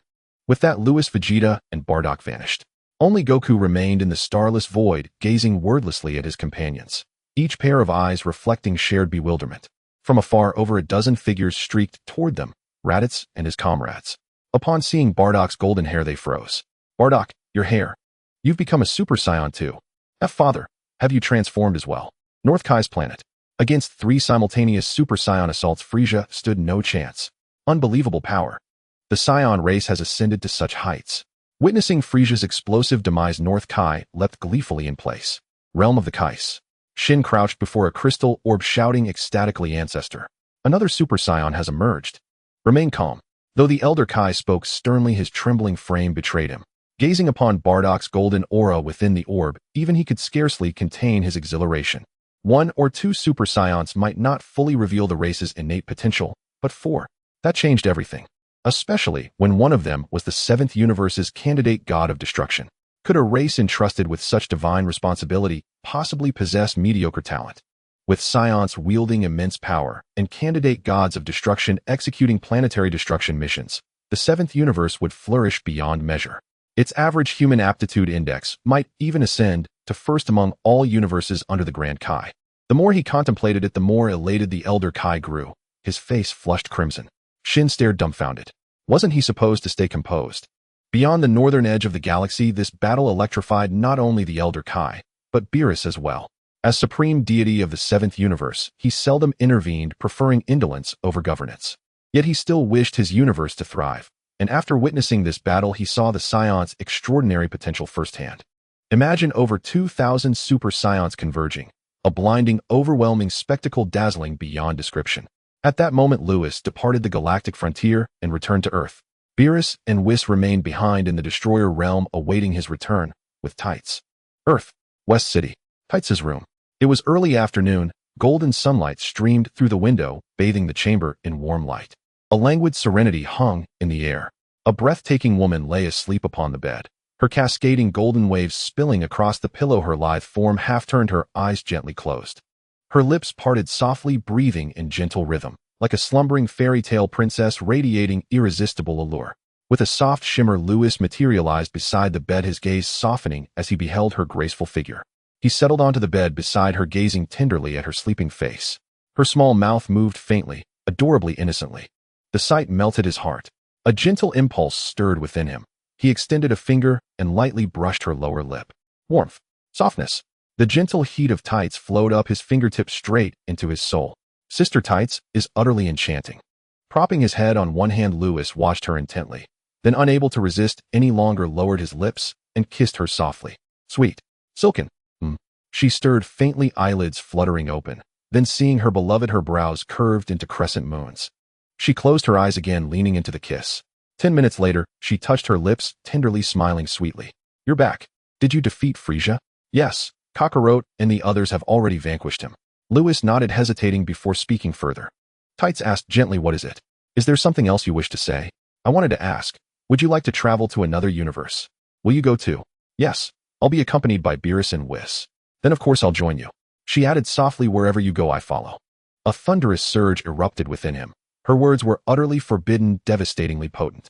Overwhelmed, Lewis gave in to instinct and lunged forward. Hours later, the pair departed the room, vanishing from Earth. Only a lingering, intimate warmth remained in the silent chamber. Inside the spatial tunnel leading to the 6th universe, a square-shaped vessel was swiftly traversing, carrying 4 individuals. Taisi linked her arm with Lewis. Do you remember the trouble we had a few years back with those candidates for the God of Destruction? Now it's our turn to trouble them. Lewis chuckled. After being beaten up twice, it was only fitting to reclaim their honor. Let's go fight, sounds great. Taisi's eyes sparkled with excitement. Ever since she joined Lewis, she had also been influenced by his aggressive nature. In that case, I can gather plenty of material for my novels, Taisi smiled. Her previous journey to Namek with Lewis had already inspired her with many ideas, such as the tales of Dragon Balls and the Saiyan race. These were excellent sources. However, as Lewis' wife, she naturally knew what should and shouldn't be written. The Dragon Balls of Namek were definitely not material to be included in her novels. Otherwise, the already stabilized 7th universe would plunge back into endless conflicts. By the way, Lord Beerus, what did you ask Lewis to come find me for? Taisi turned to Beerus again. Only now did she realize that Lewis' trip to Earth to find her was also at Beerus' behest. He and Whis want you to cook for them, Lewis huffed. I couldn't care less about those two. They can have instant noodles filled with additives instead. Don't. Let Lord Beerus have instant noodles if he wants, but I want to eat the dishes Tai C makes. Whis pouted comically. Beerus was speechless, but Lewis and Tai C burst into laughter. The atmosphere inside the vessel was quite pleasant as they chatted away. After a while, they still had some distance to the sixth universe. Lewis suddenly recalled something and turned to Whis. By the way, Whis, about the former Grand Minister you mentioned. Suddenly, the atmosphere inside the vessel grew somewhat delicate. Beerus looked at Whis, his eyes filled with confusion. Tai C glanced at Lewis and then at Beerus. Their reactions seemed a bit strange. Curiously, she asked, "What's wrong with you two?" Tai Ci's question went unanswered and the vessel fell silent. The atmosphere became somewhat heavy. Tai C sensed that something was off, tightly clutching Lewis' arm and remaining silent. After a while, she said, "Just know what I'm about to say and don't let it leak." Whis' voice was serious. After a pause, he continued, "You should know that the universe of the Omni King and the Dark Demon Realm are in a hostile relationship, right?" "We know." Lewis and Beerus nodded. Tai Ci's eyes widened in surprise, looking adorably clueless as she thought, "I didn't know that." However, she knew it wasn't the time to speak, so she held her tongue.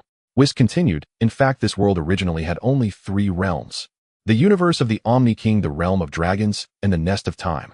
He added, "Which means the Dark Demon Realm did not exist at first.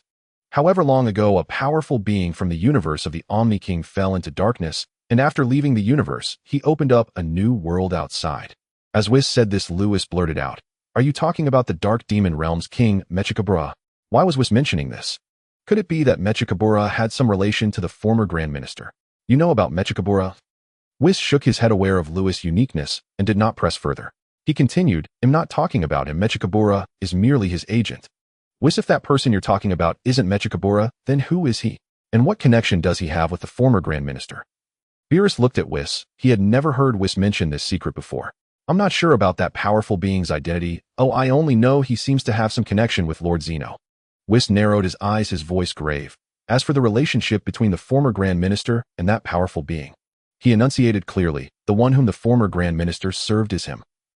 Boom. Whis' words struck like a thunderbolt, shattering the calm. The revelation was earth-shattering. Both Lewis and Beerus were astonished, and Whis was just as surprised. This secret he had learned from his sister long ago, but never expected the former Grand Minister actually resided on Earth. Lewis swallowed hard. A guess forming in his mind, the person who could be served by the former Grand Minister must have an extraordinary identity. Beerus realized this as well, his expression going blank. Whoever could be served by an angel was either a god of destruction or Lord Zeno, the one who was served by the former Grand Minister. The group was in a state of shock, causing Tai C beside them to blink in confusion, as she had no idea what Whis' words meant. At this moment, the universe-traveling vessel entered the 6th universe. "All right, remember not to let this leak. We have arrived in the 6th universe." Whis snapped back to reality and spoke. Only then did Beerus and the others awaken from their shock, and Whis retracted the universe-traveling vessel, leading them to the God of Destruction's realm in the 6th universe. In the God of Destruction's realm of the 6th universe, a purple creature resembling a pig was running tirelessly on a treadmill. "Baba, Bados, is it enough time yet? I'm about to collapse. Lord Kampa, there are still 10 minutes left. If you stop now, the weight loss effect will be greatly diminished." Sister Bados strutted her long legs in front of the treadmill. Suddenly, Bados looked up, smiling. "Why are they here?" Who is here?" Kampa leaned against the treadmill, panting heavily. "Lord Kampa, no slacking off." Bados turned around. The air suddenly turned cold.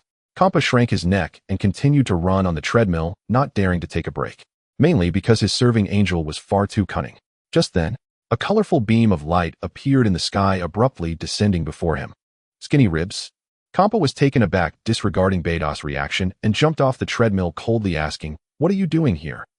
He glanced at the others and spotted Lewis' figure, his eyelids twitching violently. How did this kid come to? Kampa had received news early on about quiet loss erasure. It was this kid who had done it. A sense of foreboding filled him. Suddenly, "Lewis, who is he? He looks a lot like Lord Beerus, just a bit fatter." Tai C chuckled. "Beerus? Lewis? So what if I'm a bit chubby?" Xiangpa has always had a feud with Beerus. Ever since Beerus called him a dead fat pig, others have followed suit, calling him a dead fat pig and a big fatso. Sometimes, even Beerus himself calls him fat. Xiangpa couldn't stand it and proposed a duel with Beerus. A life and death duel that also determines superiority. Thus the scene of him running on the treadmill came to be. Therefore Xiangpa detested being called fat the most in his life. He had seen this woman once on Earth and she dared to call him fat. Uncle can endure, but a fatso cannot. An icy killing intent filled the air. Tai Si immediately shivered and tightly clung to Lewis' arm. Xiangpa looked at Tai Si and coldly said, "Do you dare to show such disrespect to a god of destruction? Are you tired of living?"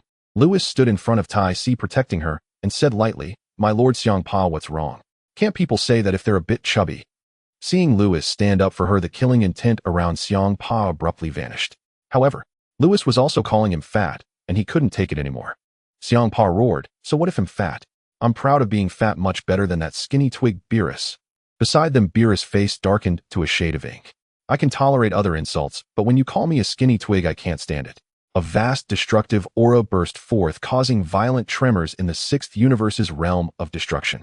Beerus intensely stared at Xiangpa, and the two locked eyes as a spark seemed to ignite in the air. Boom!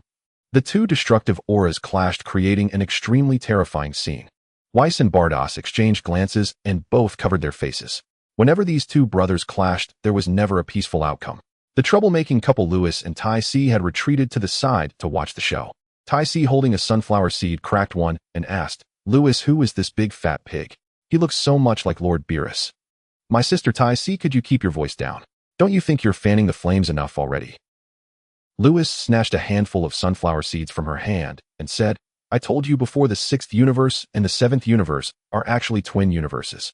Coincidentally, the god of destruction of the sixth universe is also Lord Beerus' brother." "Real brothers?" "Yes. Twin universes. Real brothers. One is a big fatso, and the other is skinny twig." Tai Si's eyes brightened as she exclaimed, "This material is excellent. I must include it in my novel." Suddenly, "You dare!" Beerus and Xiangpa turned their heads sharply and shouted towards Tai Si. The two shouts startled Tai Si, causing the sunflower seeds in her hand to fly onto Lewis' head, leaving him on the verge of tears. "Cut the nonsense. Who is this woman? What do you want here?" Xiangpa looked at Beerus and the others, his voice cold as ice. Daring to call him a big fatso. If this woman has no relation to Beerus, he would definitely eliminate her. Beerus crossed his arms, looking mockingly, and said, "She is Lewis' wife. If you have the guts, go ahead and destroy her." The air suddenly fell silent. Xiangpa opened his mouth and then closed it again, wanting to say something, but the words stuck in his throat, and he swallowed them back. "Then I will give Lewis some face." Xiangpa shrank his neck, mainly because Lewis could erase him. The last person who offended Lewis had already vanished, and Xiangpa didn't want to become the next erased person. "So what are you all doing here? What are we doing here? Have you forgotten the incident a few years ago when we ganged up on Lewis?" Xiangpa swallowed hard and took a few steps back. Mentioning the incident a few years ago when they ganged up on Lewis made him furious. Back then, 10 substitute gods of destruction ganged up on Lewis, thinking they had it in the bag, and they could mock Beerus after the fact. They thought they could pick a little brat to be the substitute god of destruction. In the end, even with 10 substitute gods of destruction attacking together, they couldn't do anything to Lewis and ended up being mocked by Beerus instead. What a disgrace, a humiliation to his grandmother's house. "So you're here to cause trouble for Lewis now. Beerus, can you act like a person? I am your brother. If Kitro was erased by him, what will happen if he erases me?" Finally, Xiangpa shouted out, "Act like a person."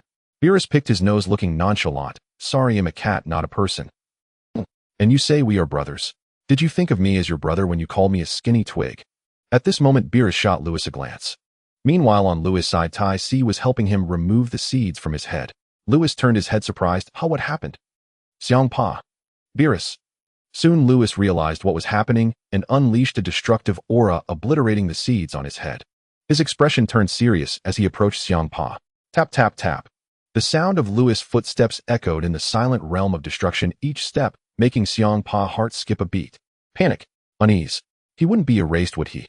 Xiangpa's face turned pale, growing more anxious. You. If you want to reclaim your honor, how about I let my universe's substitute god of destruction give you a good beating? Xiangpa's fearful demeanor made Beerus laugh heartily. Bardos beside him also covered her face, feeling so embarrassed. "You're Beerus' brother. With the relationship between Lewis and Beerus, how could he possibly really attack you? I really want to give him a good beating." Xiangpa saw Lewis getting closer and noticed Bardos' murderous glare. Oh no, he had truly become the adorable big fatso that nobody loved, neither his grandmother nor his uncle. Xiangpa clenched his fists and shouted at Lewis, "Don't come over. This big fatso is quite adorable." Lewis held back his laughter, struggling to keep a straight face, and said, "I'm not interested in your substitute bad god right now. How about you fight me, Lord Xiangpa?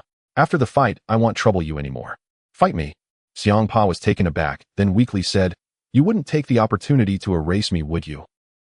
Lewis shook his head and said, given your relationship with Lord Beerus, you should know I won't do anything to you. I came here mainly to spar with a god of destruction level expert. Retrieving the arena is one objective, and sparring with other destroyers is another aim for Lewis. Weiss has stated that becoming powerful does not simply require constant training. While continuous training will certainly increase strength, without battling other experts, one will lack combat experience and techniques. Normally, given Lewis' ability to erase, he could overlook this point. However, if he encounters an opponent of the same level or one even stronger than him, others might disregard his erasure, and that is when combat experience and technique become crucial.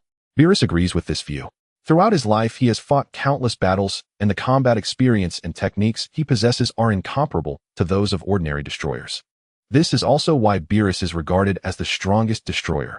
For this arena retrieval journey, Beerus has instructed Lewis not to use his erasure. This will allow Lewis to engage in a genuine battle with other destroyers.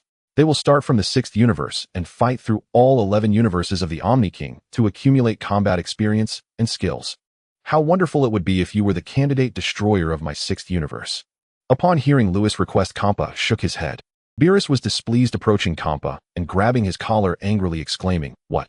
Are you coveting my 7th universe's candidate destroyer? Let go of me." Kampa broke free from Beerus' grip. Lewis looked at Kampa and smiled, saying, "So, Lord Kampa. All right, it's settled.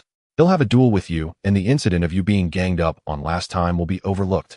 Kampa was still a bit anxious. Although Lewis said he wouldn't do anything to him, Kampa still feared that Lewis would give him an erasure. Soon Kampa suddenly realized Beerus' intention. "Bardos, go bring Caulifla here." Caulifla in the 6th universe is second only to Hid in talent and was taken in by Kampa as a candidate destroyer over a decade ago. Beerus undoubtedly wants Lewis to spar with him to enhance his combat experience and skills. If that's the case, then he should also let his own candidate destroyer witness the battle of a 4th-level expert from the realm of gods. Yes. Bardos disappeared for a moment and quickly reappeared, bringing back a universe being with a purple cat head. Like Kampa, Caulifla is also of the feline species. Furthermore, the two are similarly plump. Caulifla perfectly inherited all of Kampa's traits. Lewis. Upon seeing Lewis, Caulifla's body trembled suddenly, mainly due to the unforgettable incident of being ganged up on a few years ago. Caulifla, long time no see. Lewis nodded at Caulifla. The last time he was ganged up on, this guy was involved. This guy's power is on par with other candidate destroyers from different universes, possessing the 2nd-level power of the realm of gods at the level of the King of Hell. However, Lewis' current target is not Caulifla, but Kampa, who has reached the 4th level of the realm of gods. Under Bardos and Weiss' arrangement, a void battlefield appeared thousands of meters in the sky. Lewis and Kampa moved their bodies, both entering the void battlefield simultaneously. Weiss brought ties to the side of the void battlefield. Bardos, Beerus, and Caulifla followed closely behind. Inside the void battlefield, Kampa spoke. "I must say, Beerus is truly lucky. It would be great if you were the candidate destroyer of my 6th universe." Kampa repeated this line twice, showing just how envious he is of Lewis. Haha, Caulifla's talent is also very strong. O Lord Kampa need not say such things. Lewis moved his hands and feet in the void battlefield, looking at Kampa with a smile, saying, "Lord Kampa, since there are no other words, let us begin." "Wait, what's wrong?" Lewis stopped his movements, a hint of confusion flashing in his eyes. "We agree that you cannot use erasure." Lewis was speechless. "If I use erasure on you, wouldn't Beerus turn against me?" "Don't worry." "All right then, let's get started." As soon as Kampa finished speaking, a destructive aura enveloped both of them.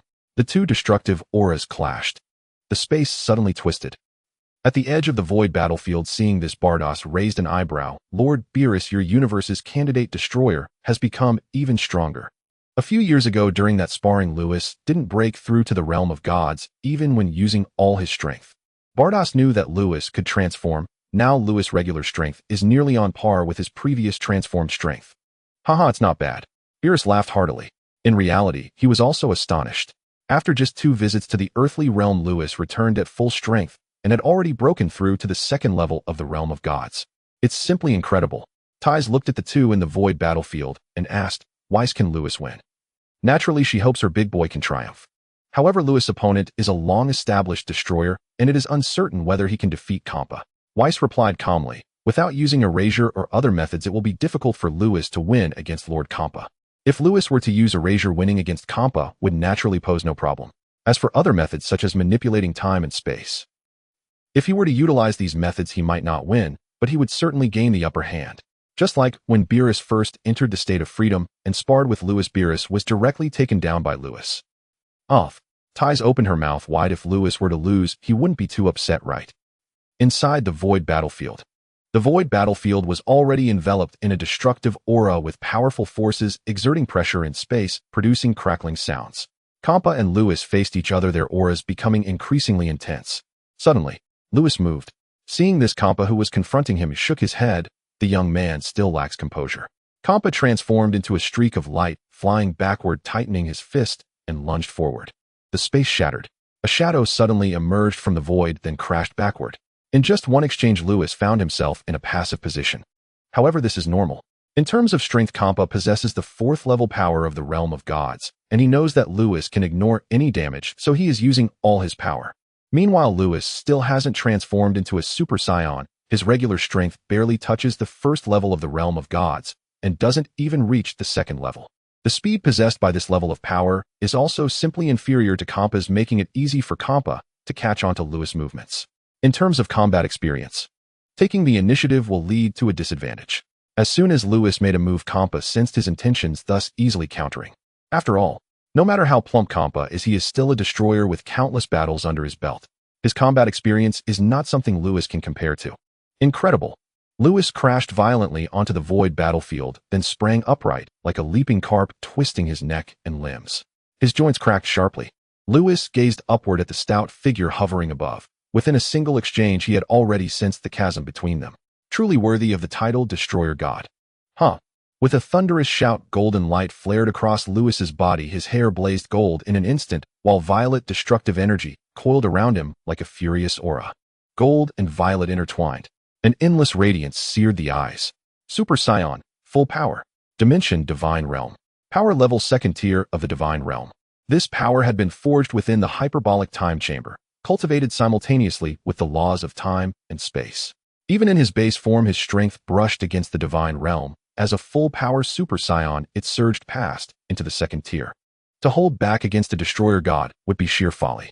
Lewis unleashed his full might, becoming a streak of light that slashed across the void toward Xiangpa. His voice echoed across the void battlefield, "Lord Xiangpa, beware. You're using your full strength? Come on then." Above, Xiangpa licked his lips. Fighting this indestructible cockroach stirred a rare excitement within him. Here he came. A destructive energy sphere hurtled forward. Space itself warped violently in its wake. With a thunderous boom, Xiangpa thrust out his fist. The violet energy sphere exploded like fireworks, shattering into shimmering motes that rained down from the heavens. The spectacle was breathtaking, yet shatter. Lewis reappeared behind Xiangpa, delivering a sweeping sidekick whose force summoned gales of incandescent fury through the void. Xiangpa blocked instantly. Boom. A detonation akin to a nuclear blast erupted as 2nd-tier Divine Realm power detonated in full force. Xiangpa's expression flickered. He recoiled hundreds of meters in a flash. Remarkable youth. In that fleeting moment of surprise, Lewis vanished once more. Yet, even at 2nd-tier Divine Realm strength, Lewis's speed remained ultimately insufficient. Xiangpa, even distracted mid-battle, reacted without delay. Xiangpa twisted his body and vanished. Thud, thud. In an instant, 2 radiant blurs entwined across the sky, exchanging countless blows in the blink of an eye. Clang, clang, clang.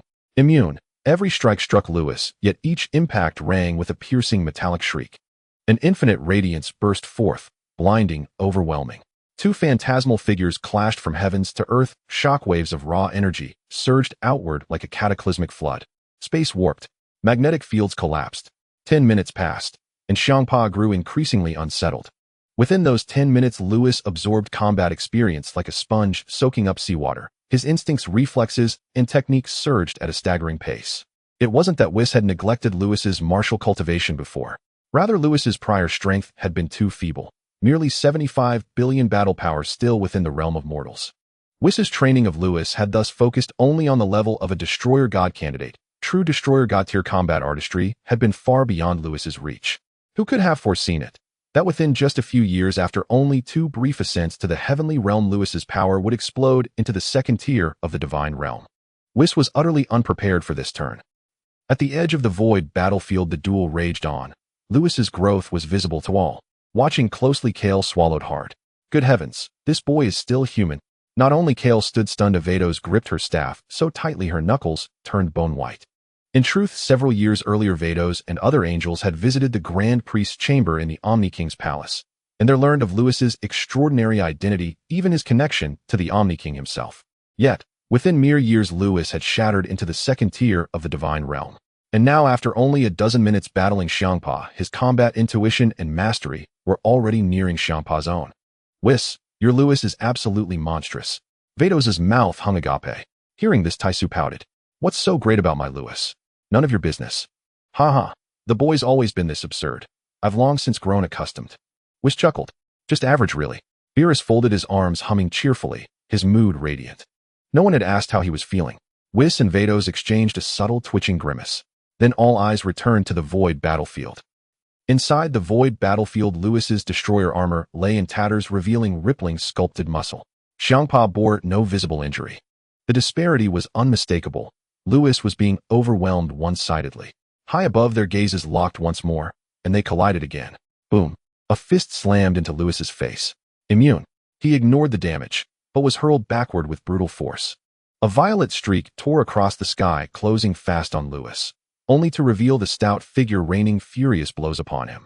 Amidst the onslaught, Lewis seized his chance, driving a punch straight into Xiangpa's face. Crunch. Xiangpa's features contorted, a feline tooth flew from his mouth. Damn it. Enraged, he launched into relentless pursuit. Roar. Violet destructive energy churned like oceanic tempests, wave after wave crashing against the very walls of the void battlefield. Another dozen minutes passed, and Lewis's combat cognition had finally matched that of this legendary destroyer god. Only the gulf in raw power prevented him from posing any real threat. After finally sending Lewis flying once more, Xiangpa's heart hammered wildly. Good heavens, what kind of freak is this? Ha ha ha, exhilarating. Lord Xiangpa, let's go again. In truth, Lewis's strength lagged behind Xiangpa's. Second tier versus fourth tier of the divine realm. The gap remained immense. Within the divine realm, each tier represented a chasm beyond measure. Yet, second-tier divine realm power already placed Lewis among destroyer god candidates, granting him eligibility to master destroyer god-level combat arts. Indeed, if any other candidate dared face Xiangpa, they would be annihilated on the spot. But this was Lewis. Lewis could ignore all damage, and every blow he endured sharpened his combat mastery. Suspended midair after being struck, he gathered his hands together, violet light pulsing fiercely at his palms. Atmospheric pressure spiked violently. The entire void battlefield compressed like a pressure cooker. Destruction, shatter, a blinding kaleidoscopic torrent of violet light filled the heavens. Fine young man. Xiangpa grinned broadly. The one feline tooth was now missing. His aura swelled explosively, raising one hand, his lips parted slightly. Destruction.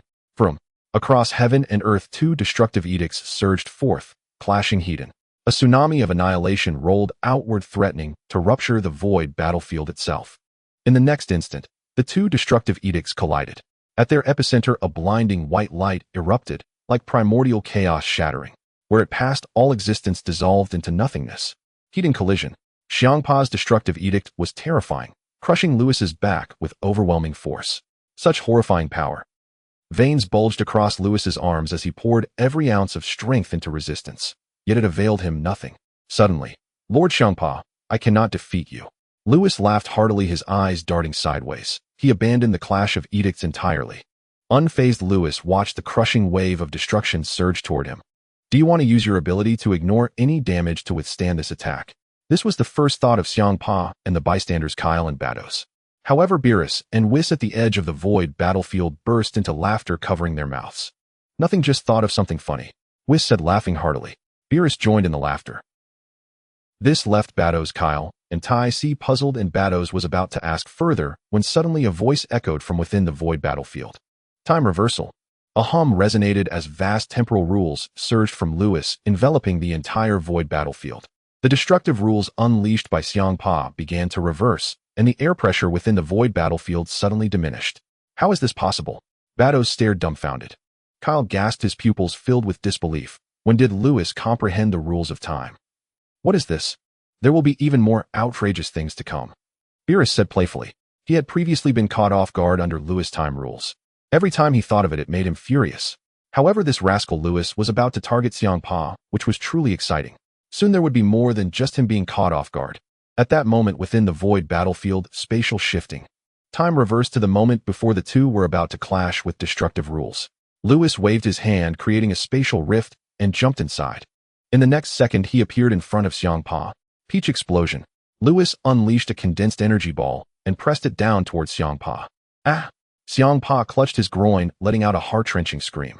Then, like a kite with a broken string, Xiangpa plummeted straight down.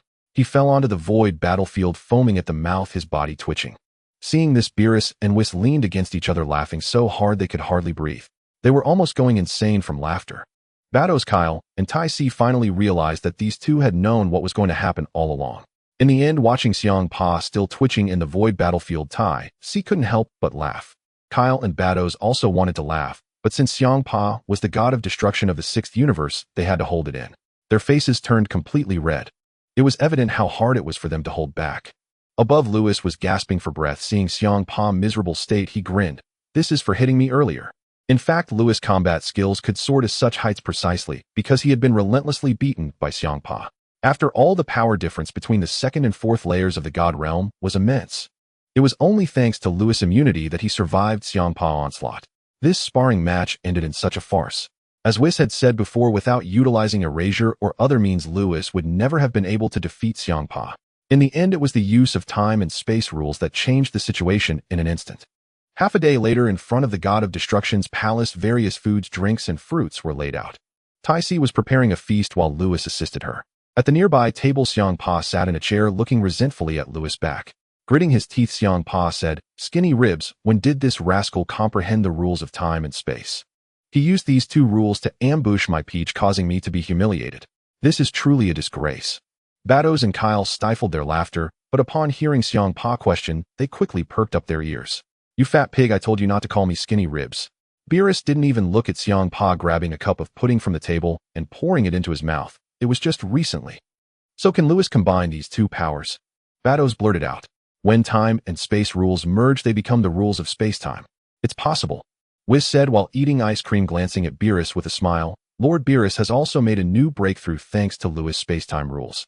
After returning from the celestial realm, Lewis created a time house using space-time rules, and it was inside that Beerus broke through to the state of freedom.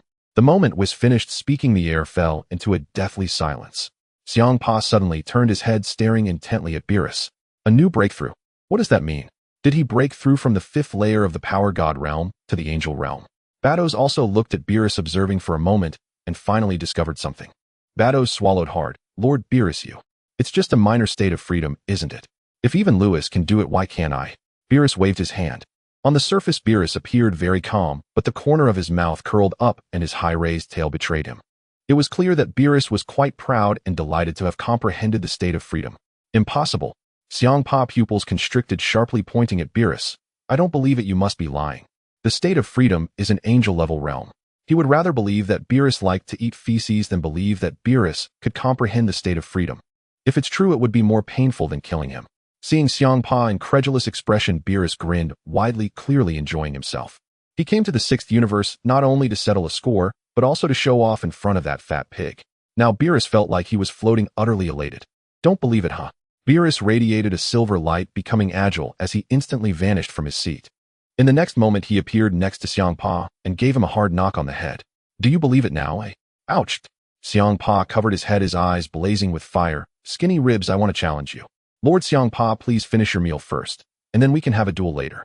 At this moment, Lewis and Tai Si approached with the prepared food.